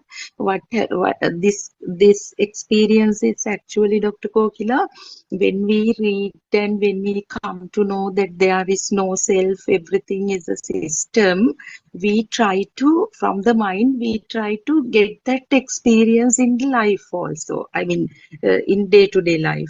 But it's too early because that still, although as knowledge, we know that it is a system, there is no self, still we feel as if everything happens to me because the self-perception is still there. So in my experience, I can tell after listening to Dhamma for 2-3 years, even when I talk to Zoom discussions, Aryan says, now see how much self or egoism is reflected in your voice. Still, it's there. You have to identify yourself. You have to work on that, and so on and so forth. So what I am trying to say is this.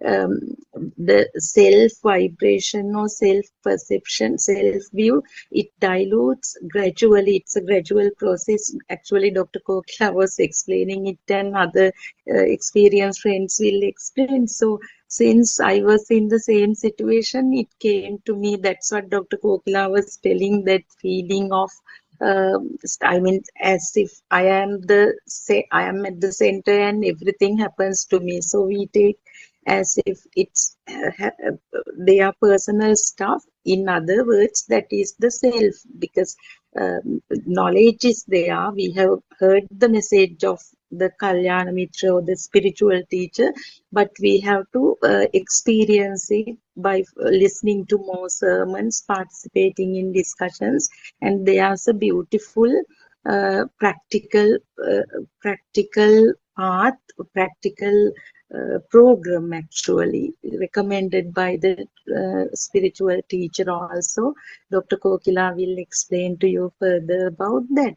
And Dr. Kokila, I would like to talk about his yesterday's question also, Actually, because Joel can go to Dombagoda, or even yes, the new yes. ones happening in.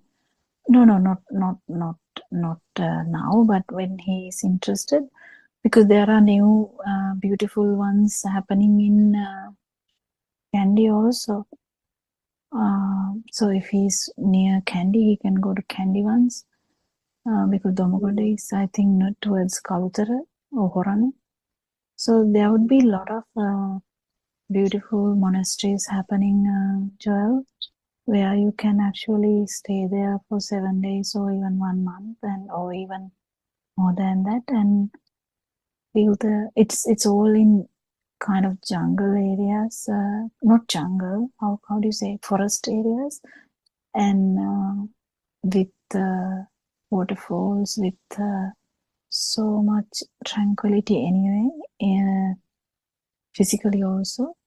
But if you go with the correct view, which you're actually getting so fast, you can actually experience what I was trying to say, because this is something you have to experience. You know, we feel everything personal, but at least if you feel this at least once, that experience of this without the self, even in the field level, that would be the most beautiful experience ever, because you know how much tranquility you feel even by just understanding a little bit. So the more you actually go deep and deep, you will just understand there's no self. That's it. And just like that. So the personal, the word even personal or even impersonal stems from me. And when the root of the tree is cut, what can we talk about the tree itself? So actually what happens is all the defilements start to actually dwindle, because the root is actually shaken. Because if you feel the non-existence at least once, or the non-vibration at least once, this is good for all the listeners, that's why I'm saying, not only to Joel.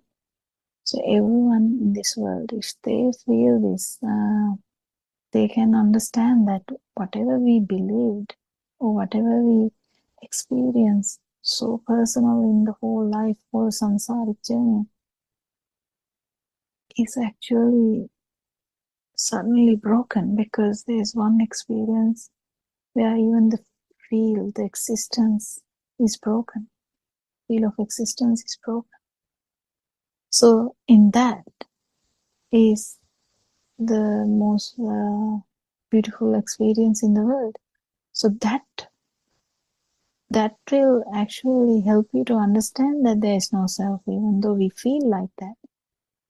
There actually the burning is going to stop anyway, because this whole stem of the problem, or the root of the problem, or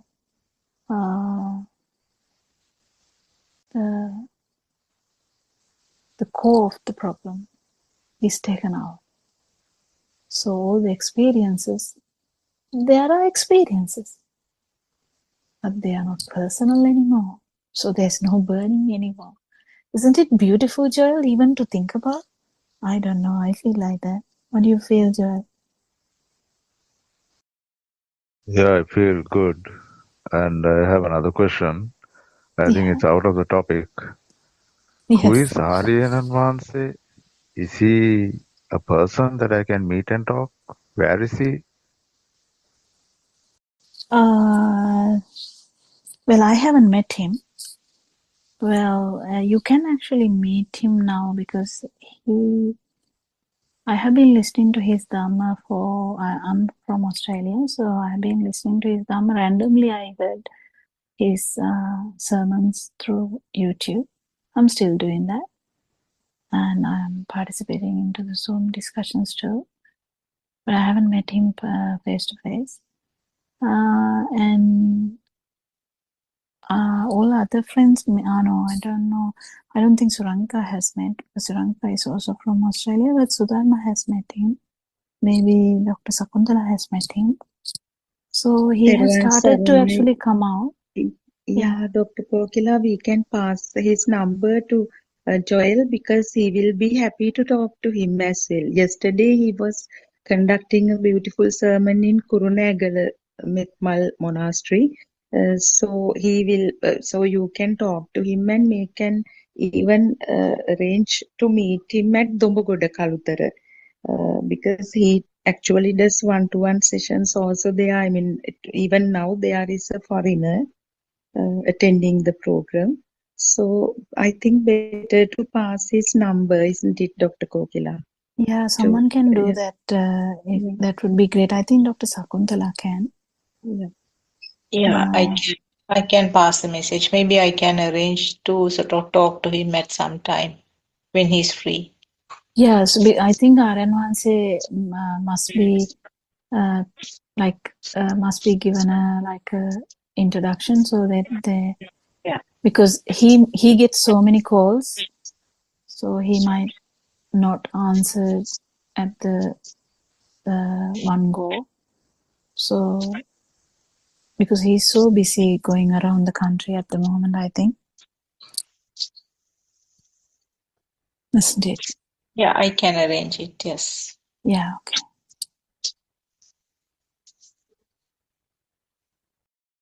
So, anything else?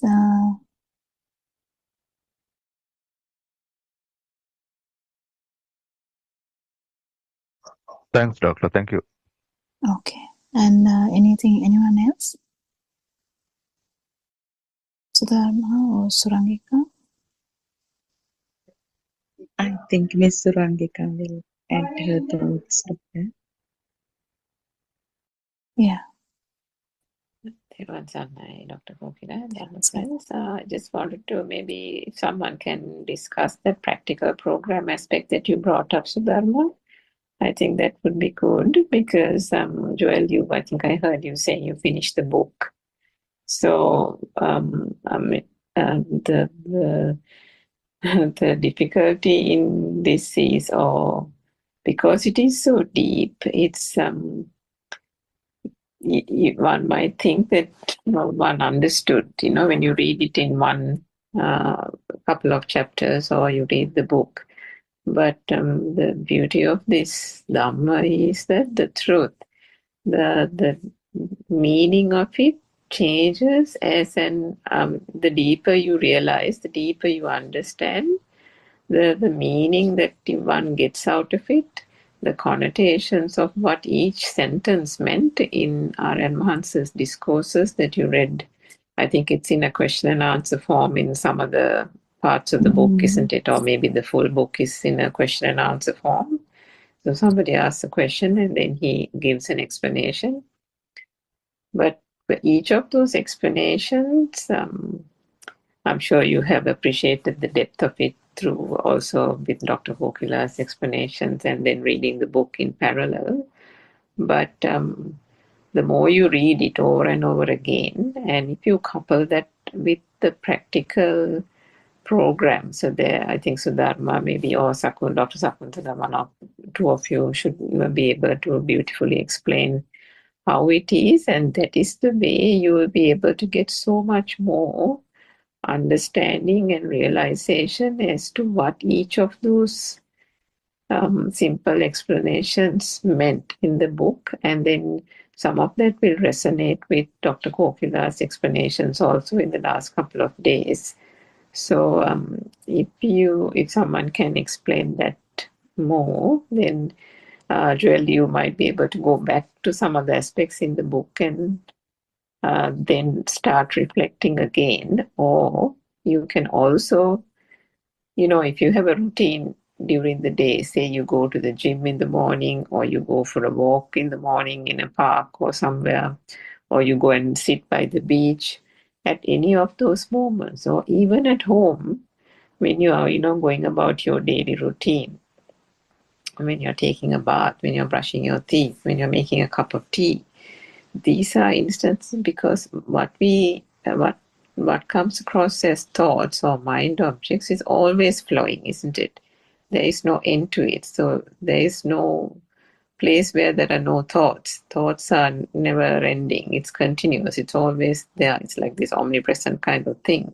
So what are we doing through this whole exercise? We are trying to understand the mind, and mind means thoughts and mind objects. So the object of reflection is always there, and that means there is always the opportunity to reflect. And the more you reflect, the more there is an understanding, and the more there is an understanding, the liberation from this so-called personal self-concept that we have talked about today will become, more and more illuminated for you. You'll start to understand this sense of personal thing that we have attached to objects. Was that actually even there? So I won't go into that again because Dr. Kokila will explain it.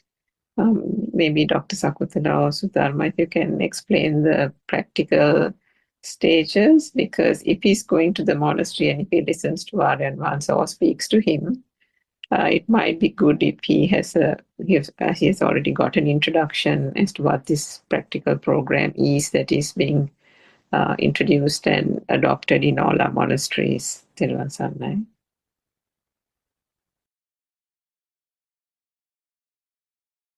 Maybe Sudharma can explain it because you are more involved than me, aren't you?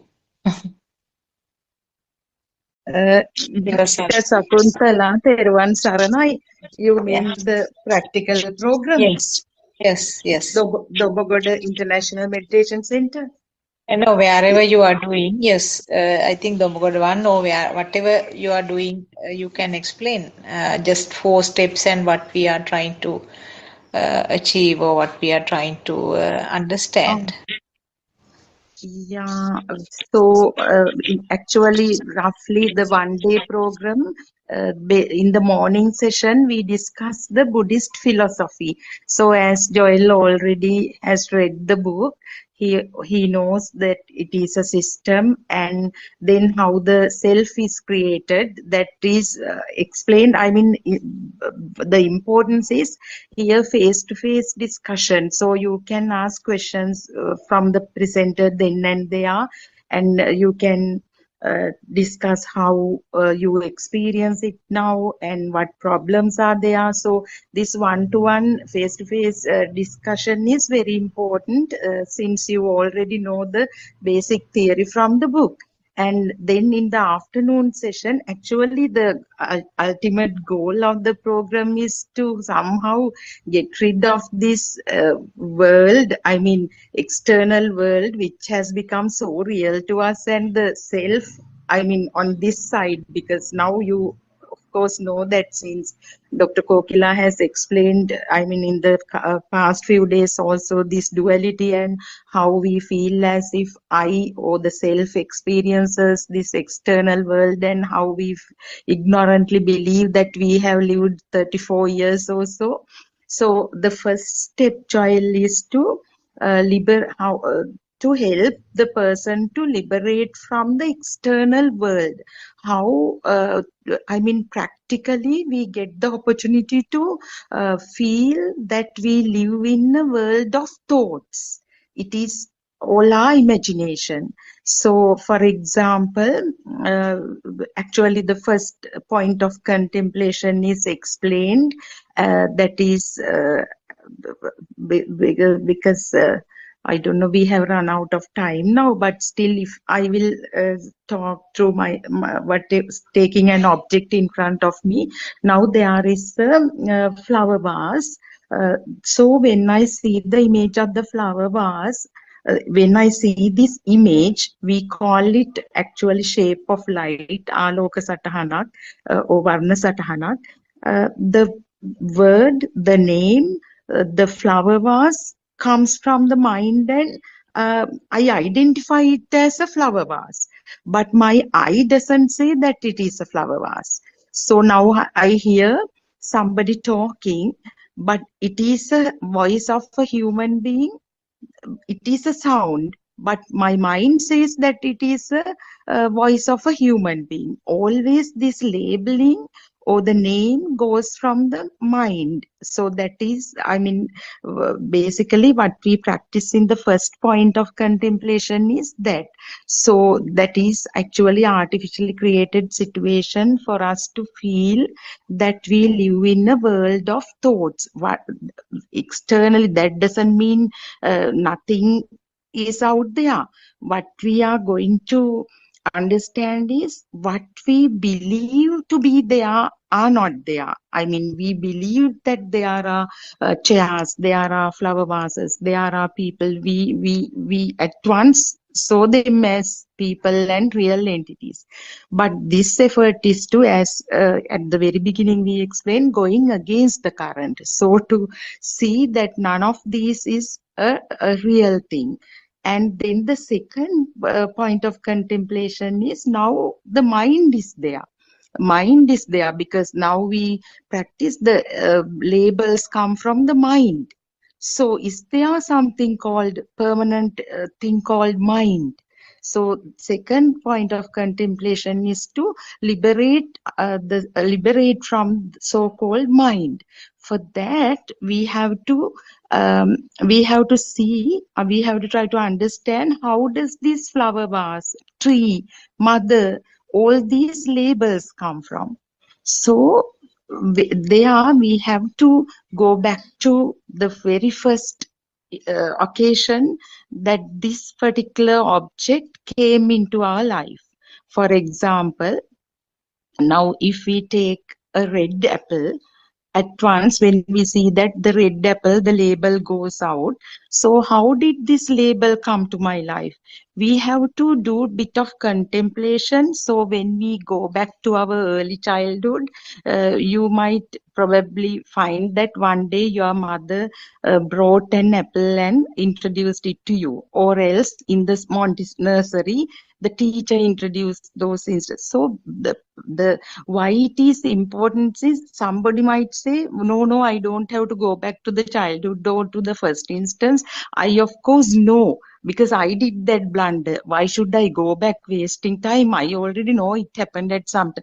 No, this active contemplation really helps, because our spiritual teacher, honestly, we are not exaggerating, he has recommended this in the yesterday also. He said he has done a lot of if research, I mean he has done a lot of work all by himself to come up with this beautiful program which helps us to come to certain realizations easily.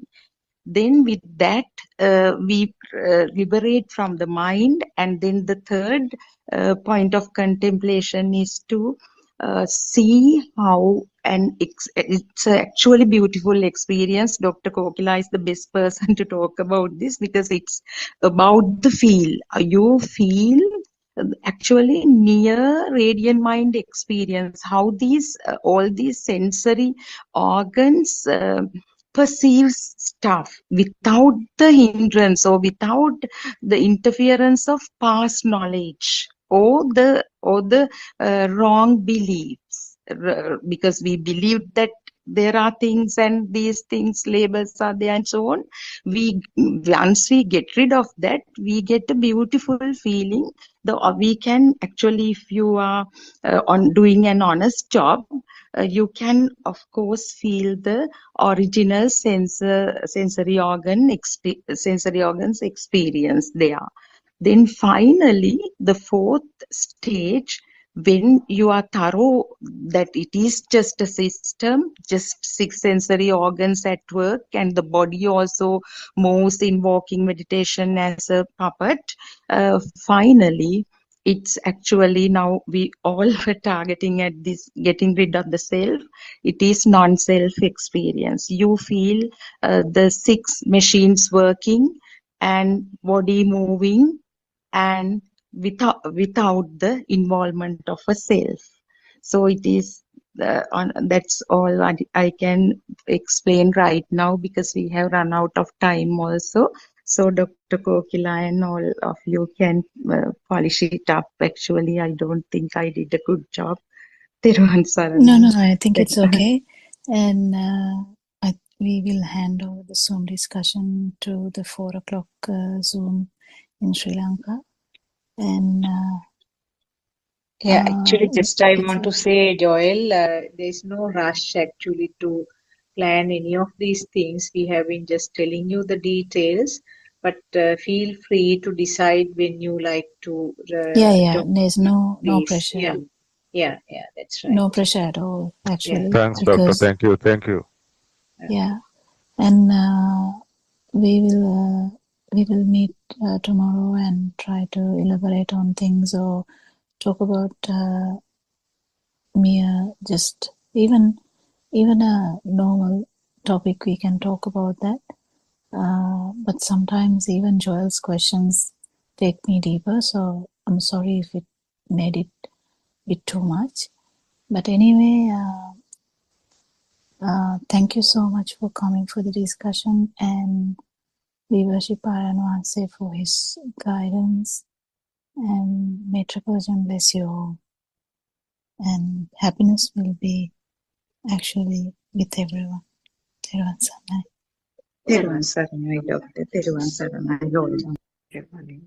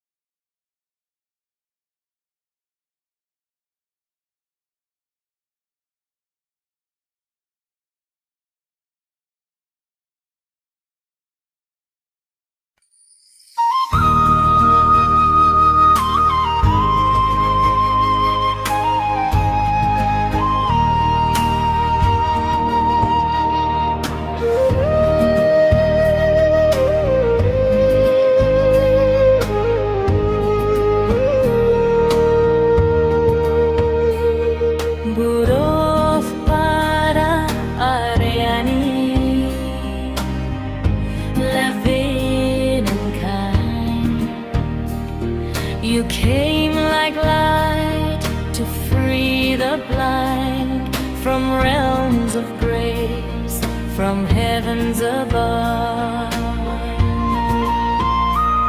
You walked among us with boundless love.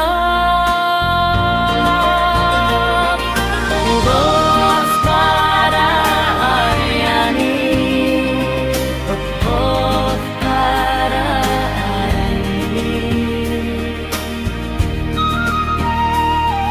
Seeing the sorrow of mankind, lost in darkness, confused and blind, you spread the truth so clear, so bright, the Dhamma's flame, the guiding light.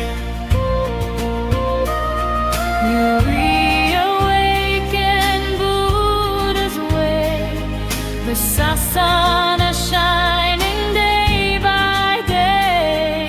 Through your compassion, calm and deep, you soothe the wound that makes us weak.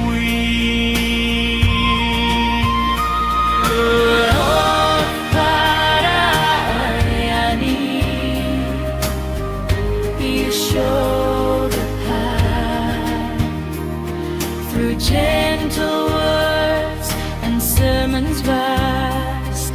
Step by step, you lead us on until the night the fear is gone.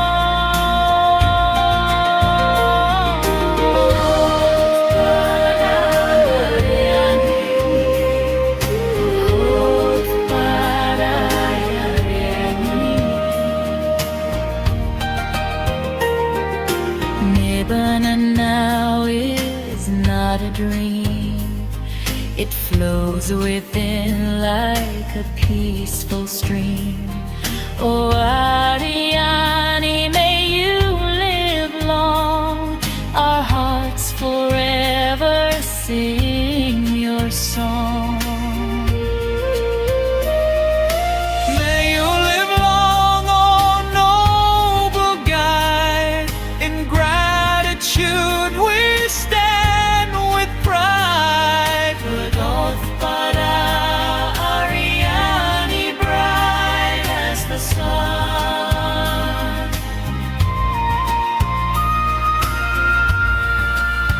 May your holy work never be done.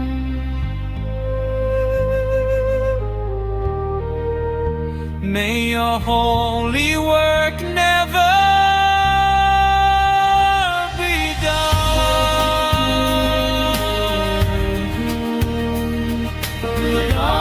Buddothpado, Ariani, Buddothpado, Ariani, Buddothpado, Ariani, Buddothpado, Ariani.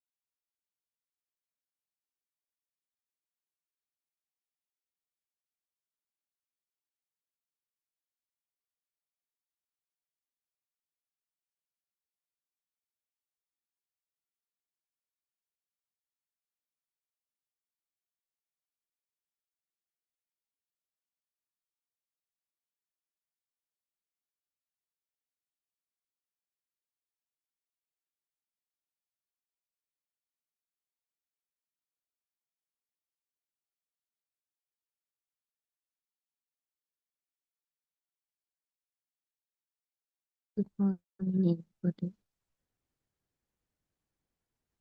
Sana, Sana, all Tamil friends. So let's start our morning discourse.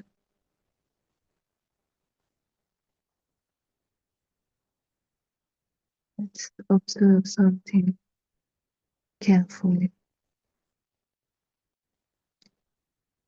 Right now, something is happening, but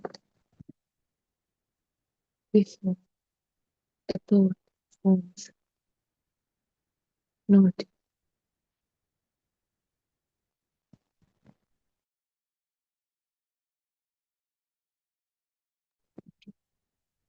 There's a moment where some almost nothing, but you can notice it. It's not empty like blank, but not yet built. Let's move on. Everything begins when the first contact happens. A single sensor contact. It could be a sound, it could be a color, a vision, a scene, or it could be a sensation like touch to your skin, or anything like smell, or a taste, or even a thought itself. So at this point, it's just the sense of contact. There's no object, there's no meaning, there's no thinking, just a sound is occurring and chasing, or a vision, a color, some bunch of colors uh, appearing and disappearing, or a smell, or a taste, or a touch appearing and disappearing. That's it. There's no object there, there's no meaning there, there's no thing there. Very simple, very light. Just that raw contact, uninterpreted, simple.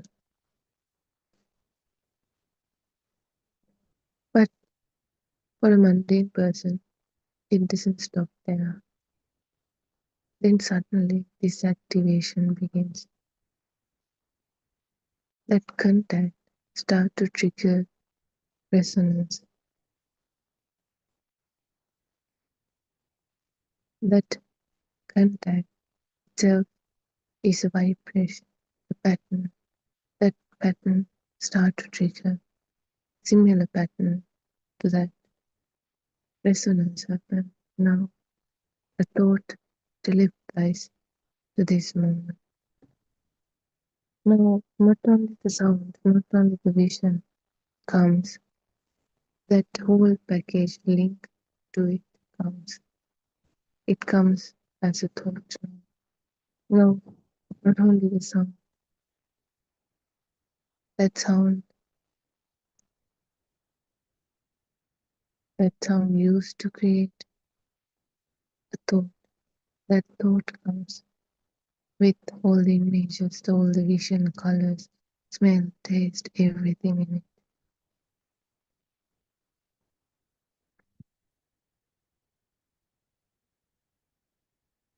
But even though we sit like this, step by step, all of this happens within a split second. So fast. In a rapid speed it happens. It's really hard to figure out, to observe for a mundane person, unless they listen to this sound and slowly start to understand this nature of how this system works. This is the first movement from nothing structured toward something formed, not outside but inside our mind. Because that scene, that vision, it never changes. It is as it is. Our perceptions start to change. Our interpretations start to act in our mind, on our thoughts. We start to give the power to the vision, that same vision, but now from our mind, now it starts to look different.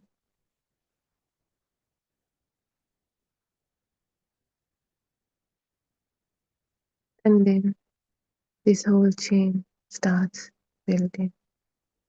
From one finger sensor contact, many patterns were activated: visual, auditory, sensory, associated.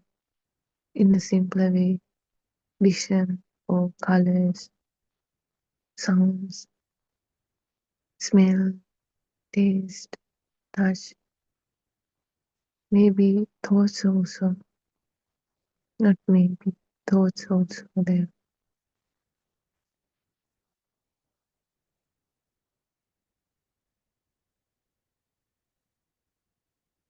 So thoughts are created with the combination of sensible.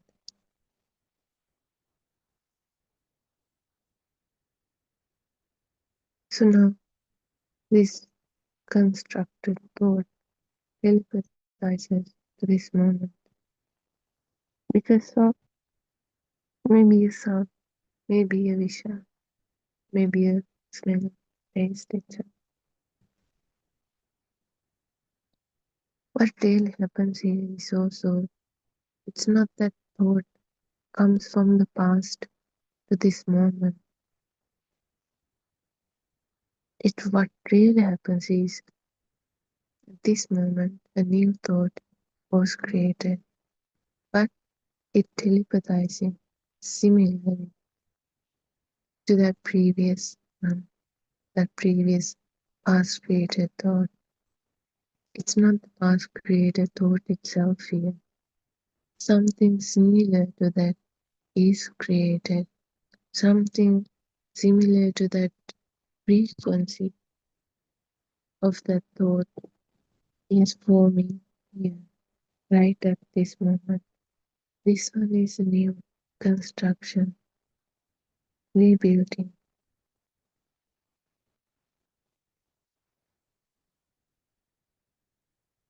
Happens in split second. Everything happens instantly, too fast to notice normally. So it feels like a thought just appeared. We can't notice the sound that triggered it, a thought that telepathizes to this moment, that resonates with this.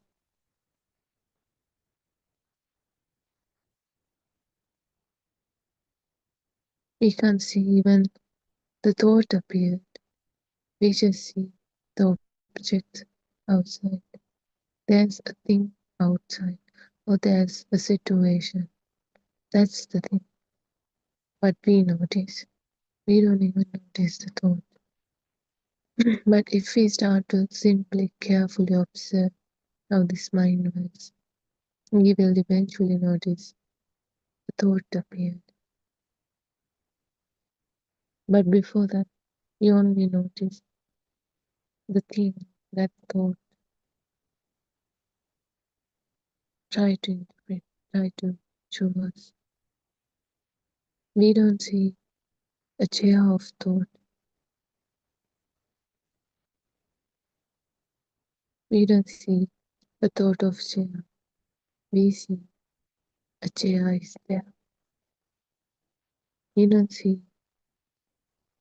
thought of book appeared. We see a book is there.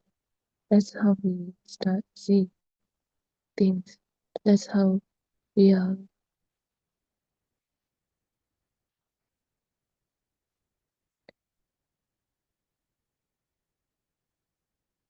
That's how we are stuck in this illusion, in this mind, in these thoughts. We don't even see that thought is constructing, appearing itself. We see the final outcome, the message that thought wants to show. There is an objective.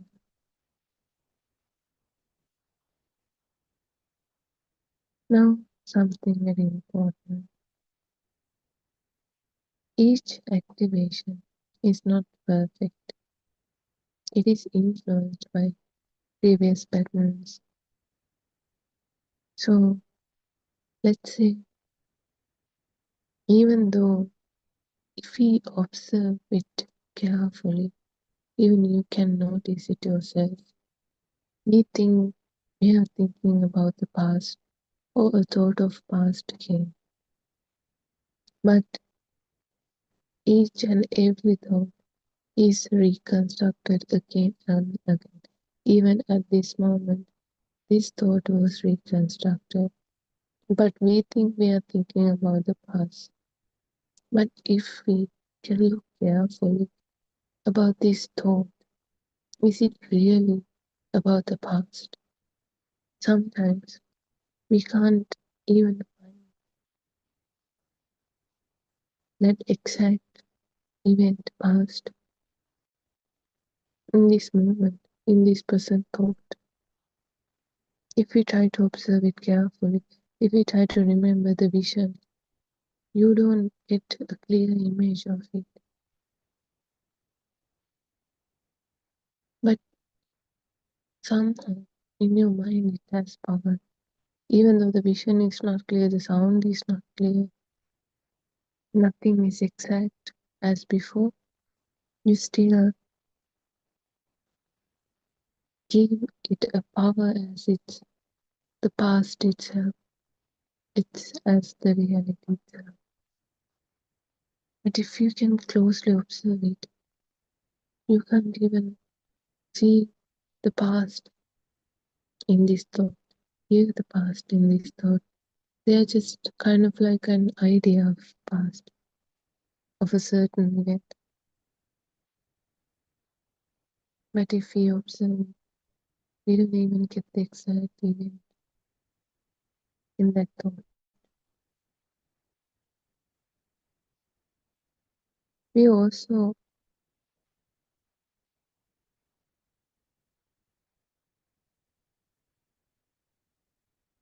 create this world from our thoughts.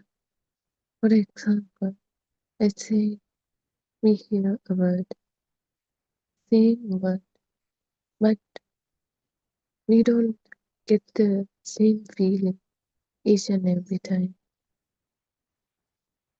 Maybe a sentence, same sentence, but the way we understand it, the way we have feelings toward it, each and every time different, the other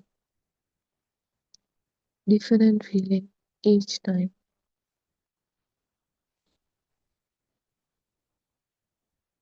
We never worried about the past event.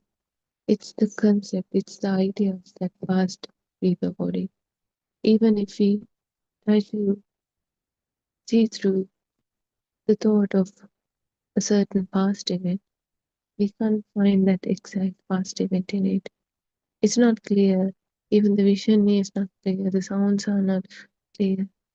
But there's this strong power for it. That power is the one make us feel sad, worried, angry, happy. That's the one that drives us over this illusion, even though it's not even clear to begin with.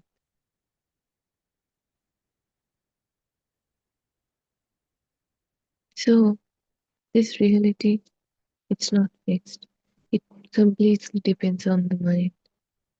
Each and every time thoughts are created. Something similar to previous event, previous thoughts are created, but it's not that previous thought itself, but something similar to. But we believe, but we, as we're living in this world, as we're experiencing things, when it comes to practical reality world, we think it's the past itself. That's illusion. That's what we feel. But if we try to penetrate through that thought, we will never find. Even the thought is not perfect itself, but the power it carries is the one that drives us. So this reality, it's always not fixed. Even the same word, same sentence gives different feeling, different meaning each time. So this whole world, this whole illusion depends on this mind, thoughts, each and every time. That's why this reality is not fixed. It is recreated with variations.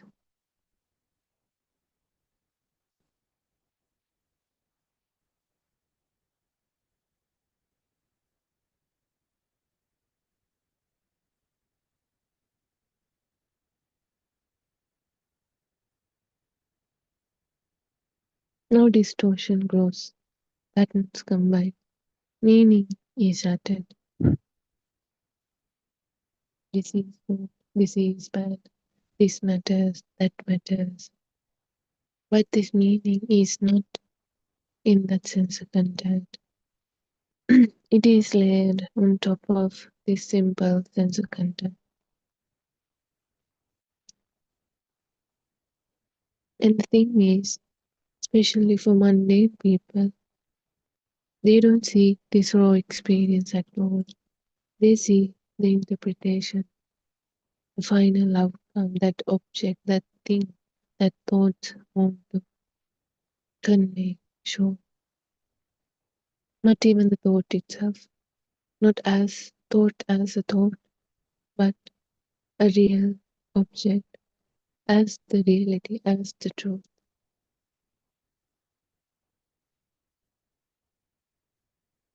And it doesn't stay simple also. Each and every thought, this interpretation, these objects, they don't stay simple.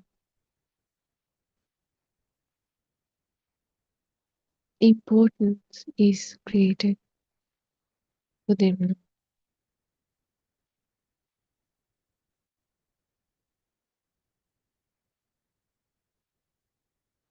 Some patterns activates more strongly.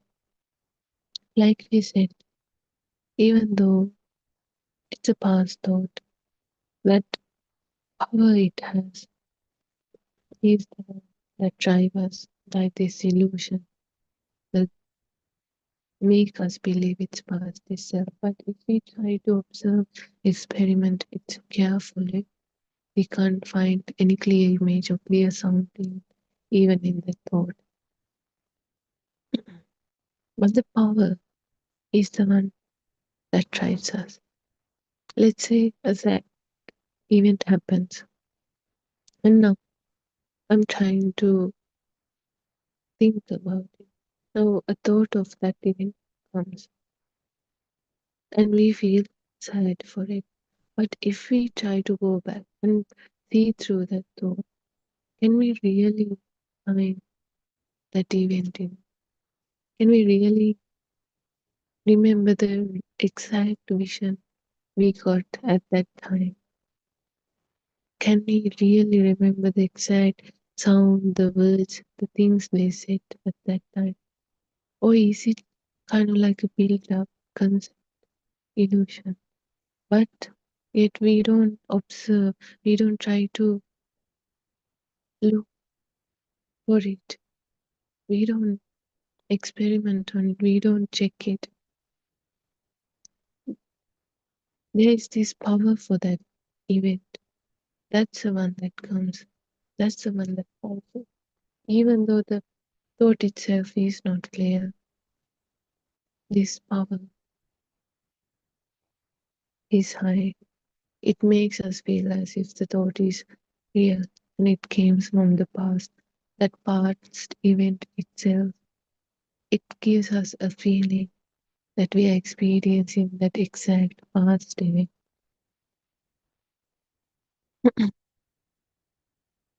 So those thoughts as activates more strongly.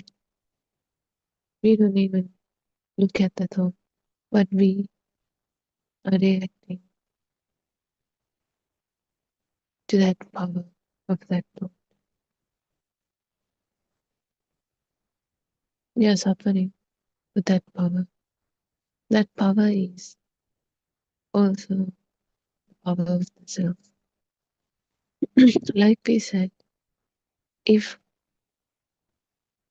a thought becomes real, if an object, a thing, anything, this outside world becomes real for someone, that power itself is the self. That object is the self itself. So when this past thought activates, the power of it represents the self as well.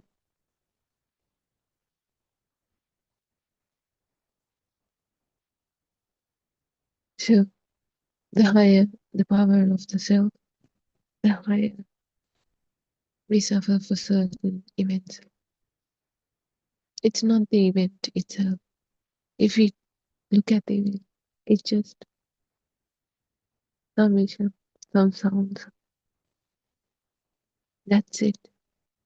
But the power of the self, the mind, how took that event, how interpreted that event, that is the one that drives us, that makes us feel sad, that build emotions on that event and drive us in this illusion.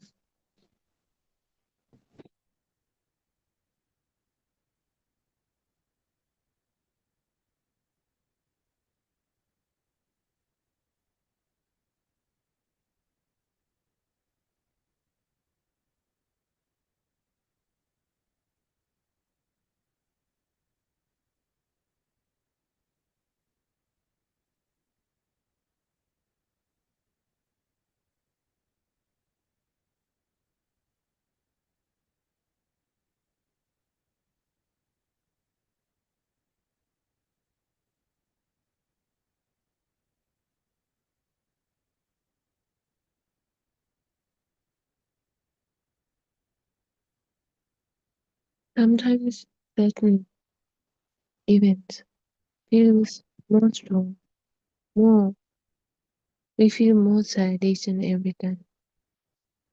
Why?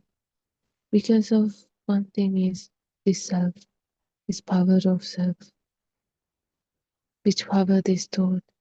We believe that thought is the truth as the reality. And the other thing is when we keep repeating those thoughts again and again, it gets power, it feels strong. A sad event happens and we keep thinking about that event. We keep creating, constructing thought about that event. In the end, that final thought has more power than the first one. And not only that, more emotions were built on it. Not just the event, not just the thought itself. That power needs more thoughts, more emotions, like maybe say sadness, maybe hatred, maybe anger.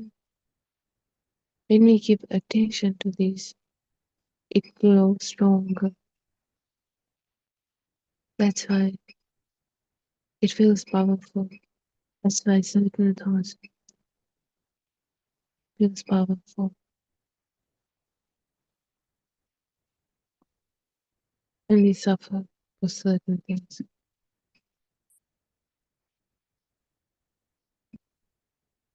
This repetition is in order to stays attention. This self power of the will. These things amplify these thoughts. They make them louder, stronger, more dominant. Now we are driven by these thoughts.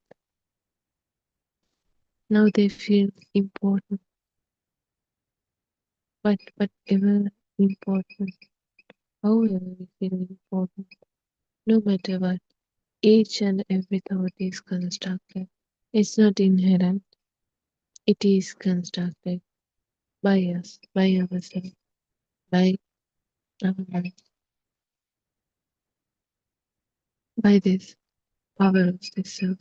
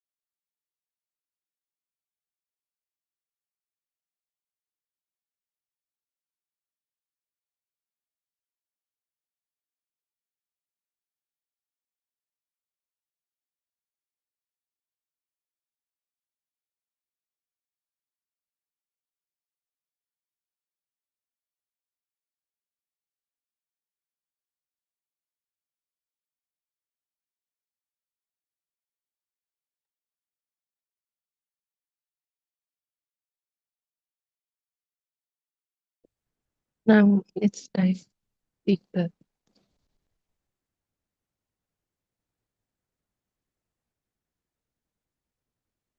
Strong thoughts that doesn't come as strong, but we feel as an important thought. Those stronger thoughts trigger stronger emotions. Not that only. It also follows with stronger body responses. Sometimes we feel tightness, energy, and heat in that. This heaviness in that. Because of that, it feels even more real, very serious, very strong, very true. And it doesn't stop there. This loop reinforces itself. Now the full cycle begins. A simple sensor contact triggers a thought. Thought comes, and that thought doesn't stay as put. It triggers more thoughts, more story, more emotions, more bodily reactions. That thought grow powerful,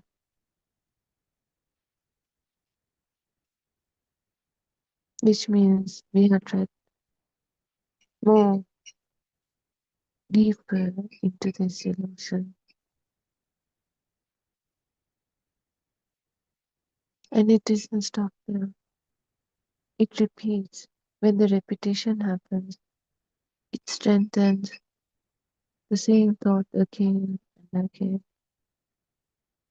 the power of that thought goes.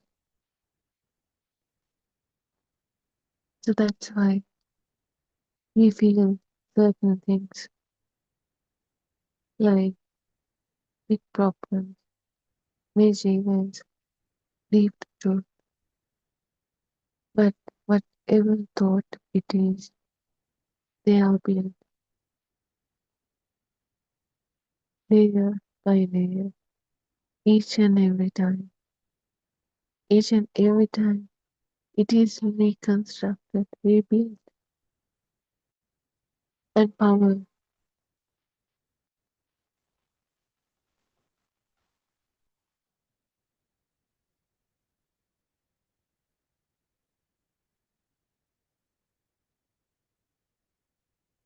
But we are unable to see this truth without careful observation.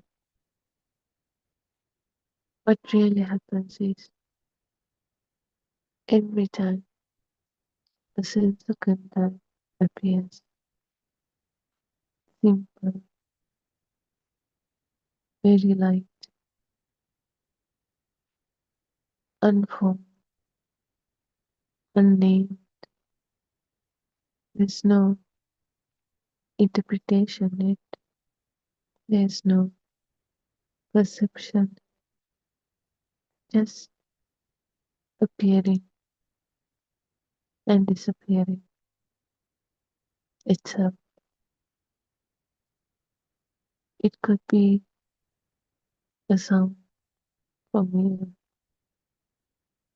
a vision, or a bunch of colors from eye, or a touch sensation from our skin, a smell from our nose, taste from our tongue, or maybe the thought itself. Nothing less or nothing, only sense controls from the only six senses a human has. Only from those. This whole thought, this whole thought world is created from combination of these six sense contents. Nothing less or nothing more. These are the only ways we can experience this life, this space, this world. That's how they grasp this world.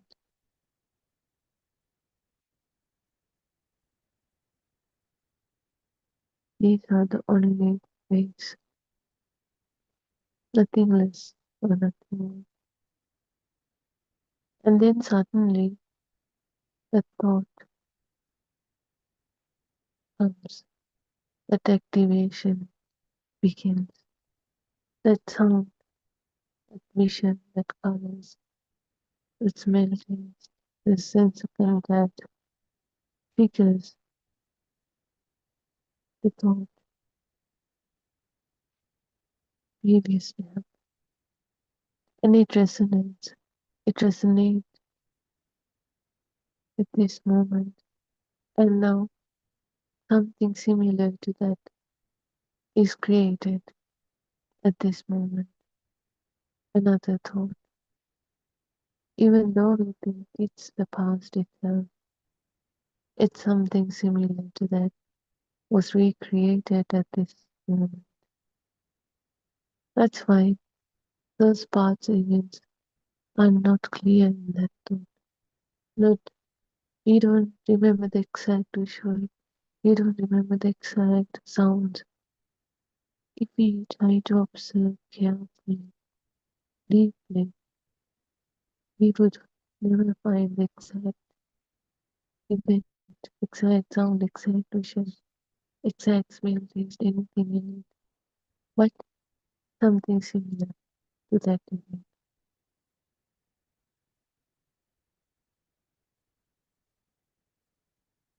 First, that thought was resurrected and reconstructed at this moment.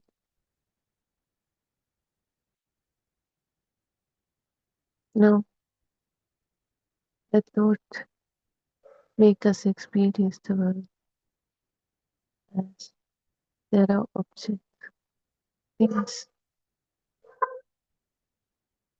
3D space outside,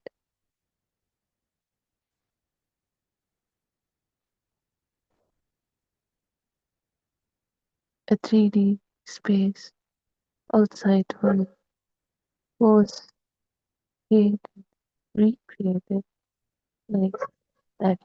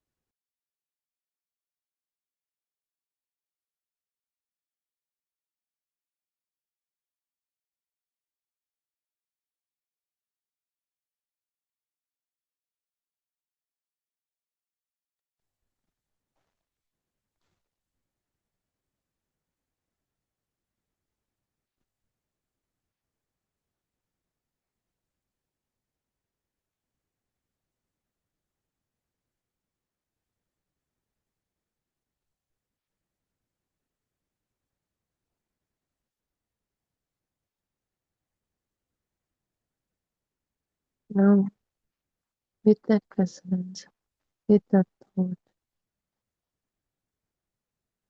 a new world is formed at this moment. It's not the thought, it's the power it carries. Make us feel, make us believe it's real.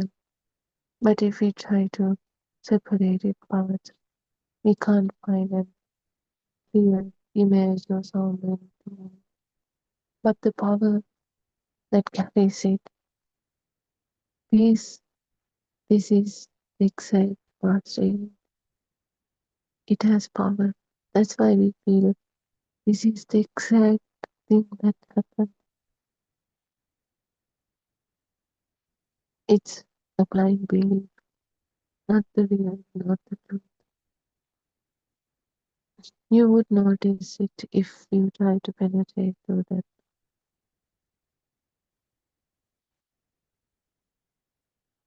So,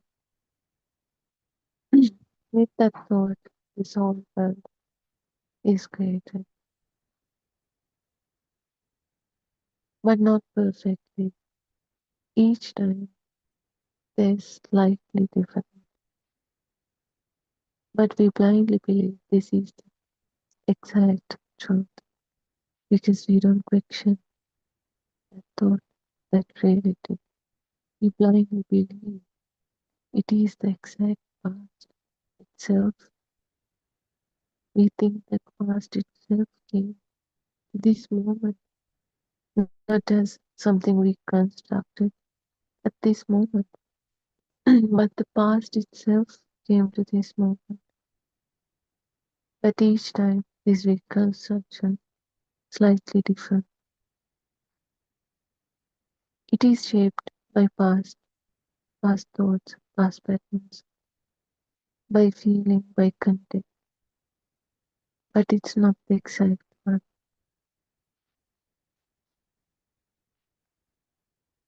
Also, we interpret it differently each and every time. We add different meanings with that patterns go stronger, becomes stronger, thoughts become stronger, becomes heavier through repetition, through attention, through emotions, and something becomes, a thought becomes important, heavy, real, serious, annoying.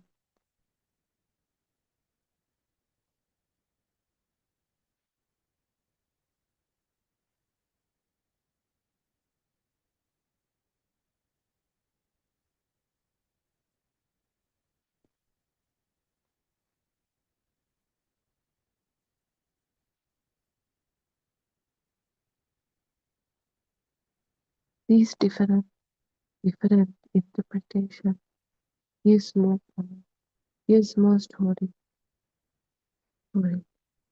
Even let's say a certain event happened and that's it, it's over. But if we try to remember it this moment, we also add more story, more parts to it, build up thoughts, build up stories. And it might have happened because of that. It never happened, but we add more story, more illusion for it. Likewise, those events, those thoughts get heavier, powerful, stronger. The more we take them as the truth, as the reality, the more we suffer for it.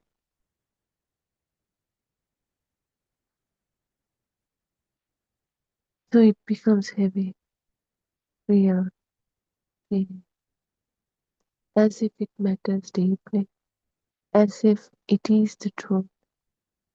But if we can see this clearly, these thoughts, how it all began, just only with a single sense of contact, which is very simple and unformed,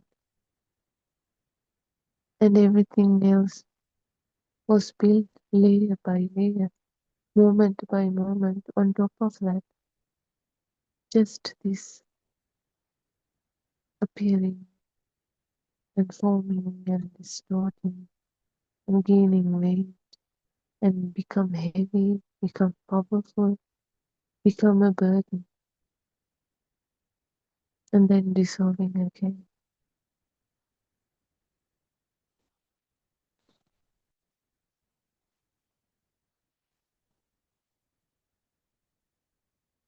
That's how to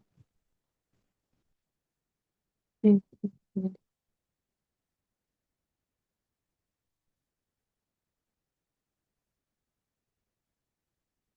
That's how we blindly believe this illusion and driven by it.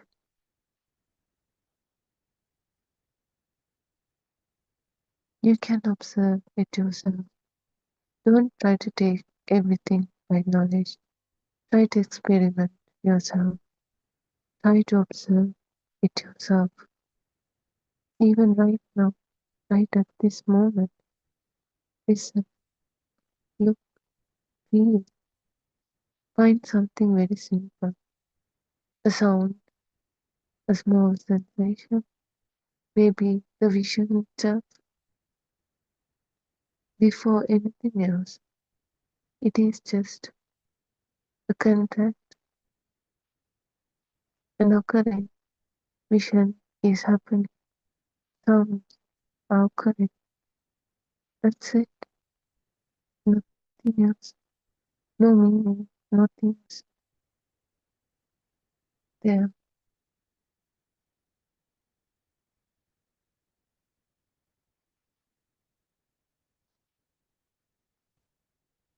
And observe.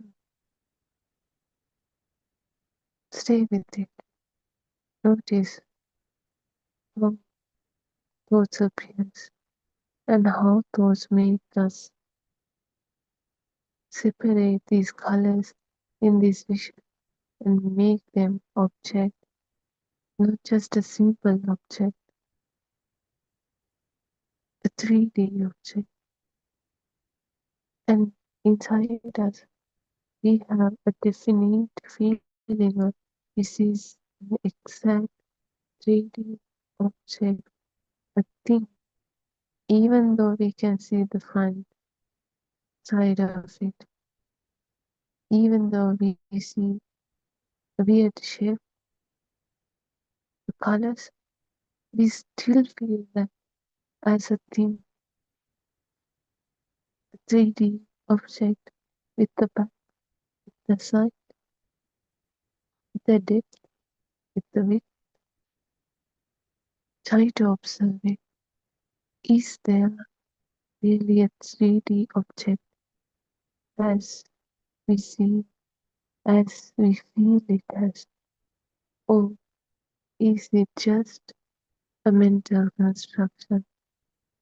Is it just we are the ones, this mind is the one, these thoughts are the ones that make us think in that way? That this is a 3D object here. But in that actual vision, it's just some colors, bunch of colors, different shades, nothing else.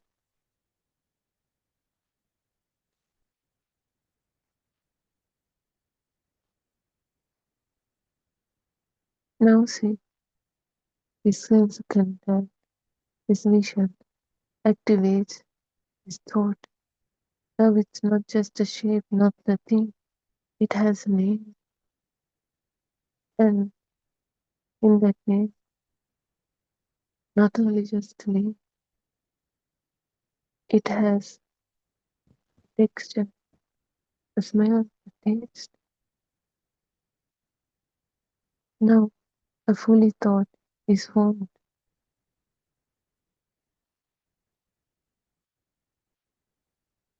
And if the thought stays, attention stays, it gets stronger, and we feel strongly there is a definite object, a thing here.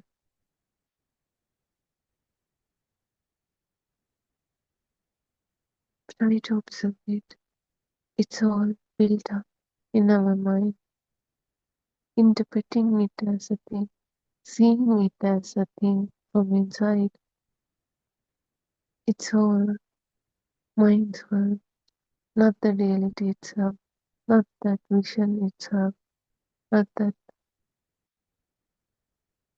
thing itself, that mind's world, that mind interpretation, that mind's blind belief, that mind's illusion.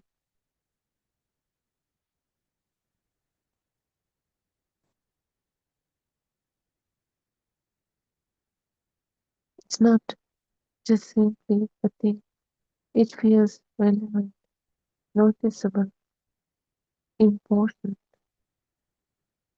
And this is the beginning of these matters.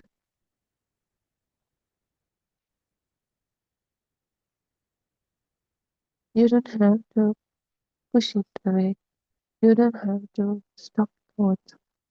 You just need to observe, to know how thoughts create this illusion, how thoughts make us trapped in this illusion. Because thoughts happen because of a natural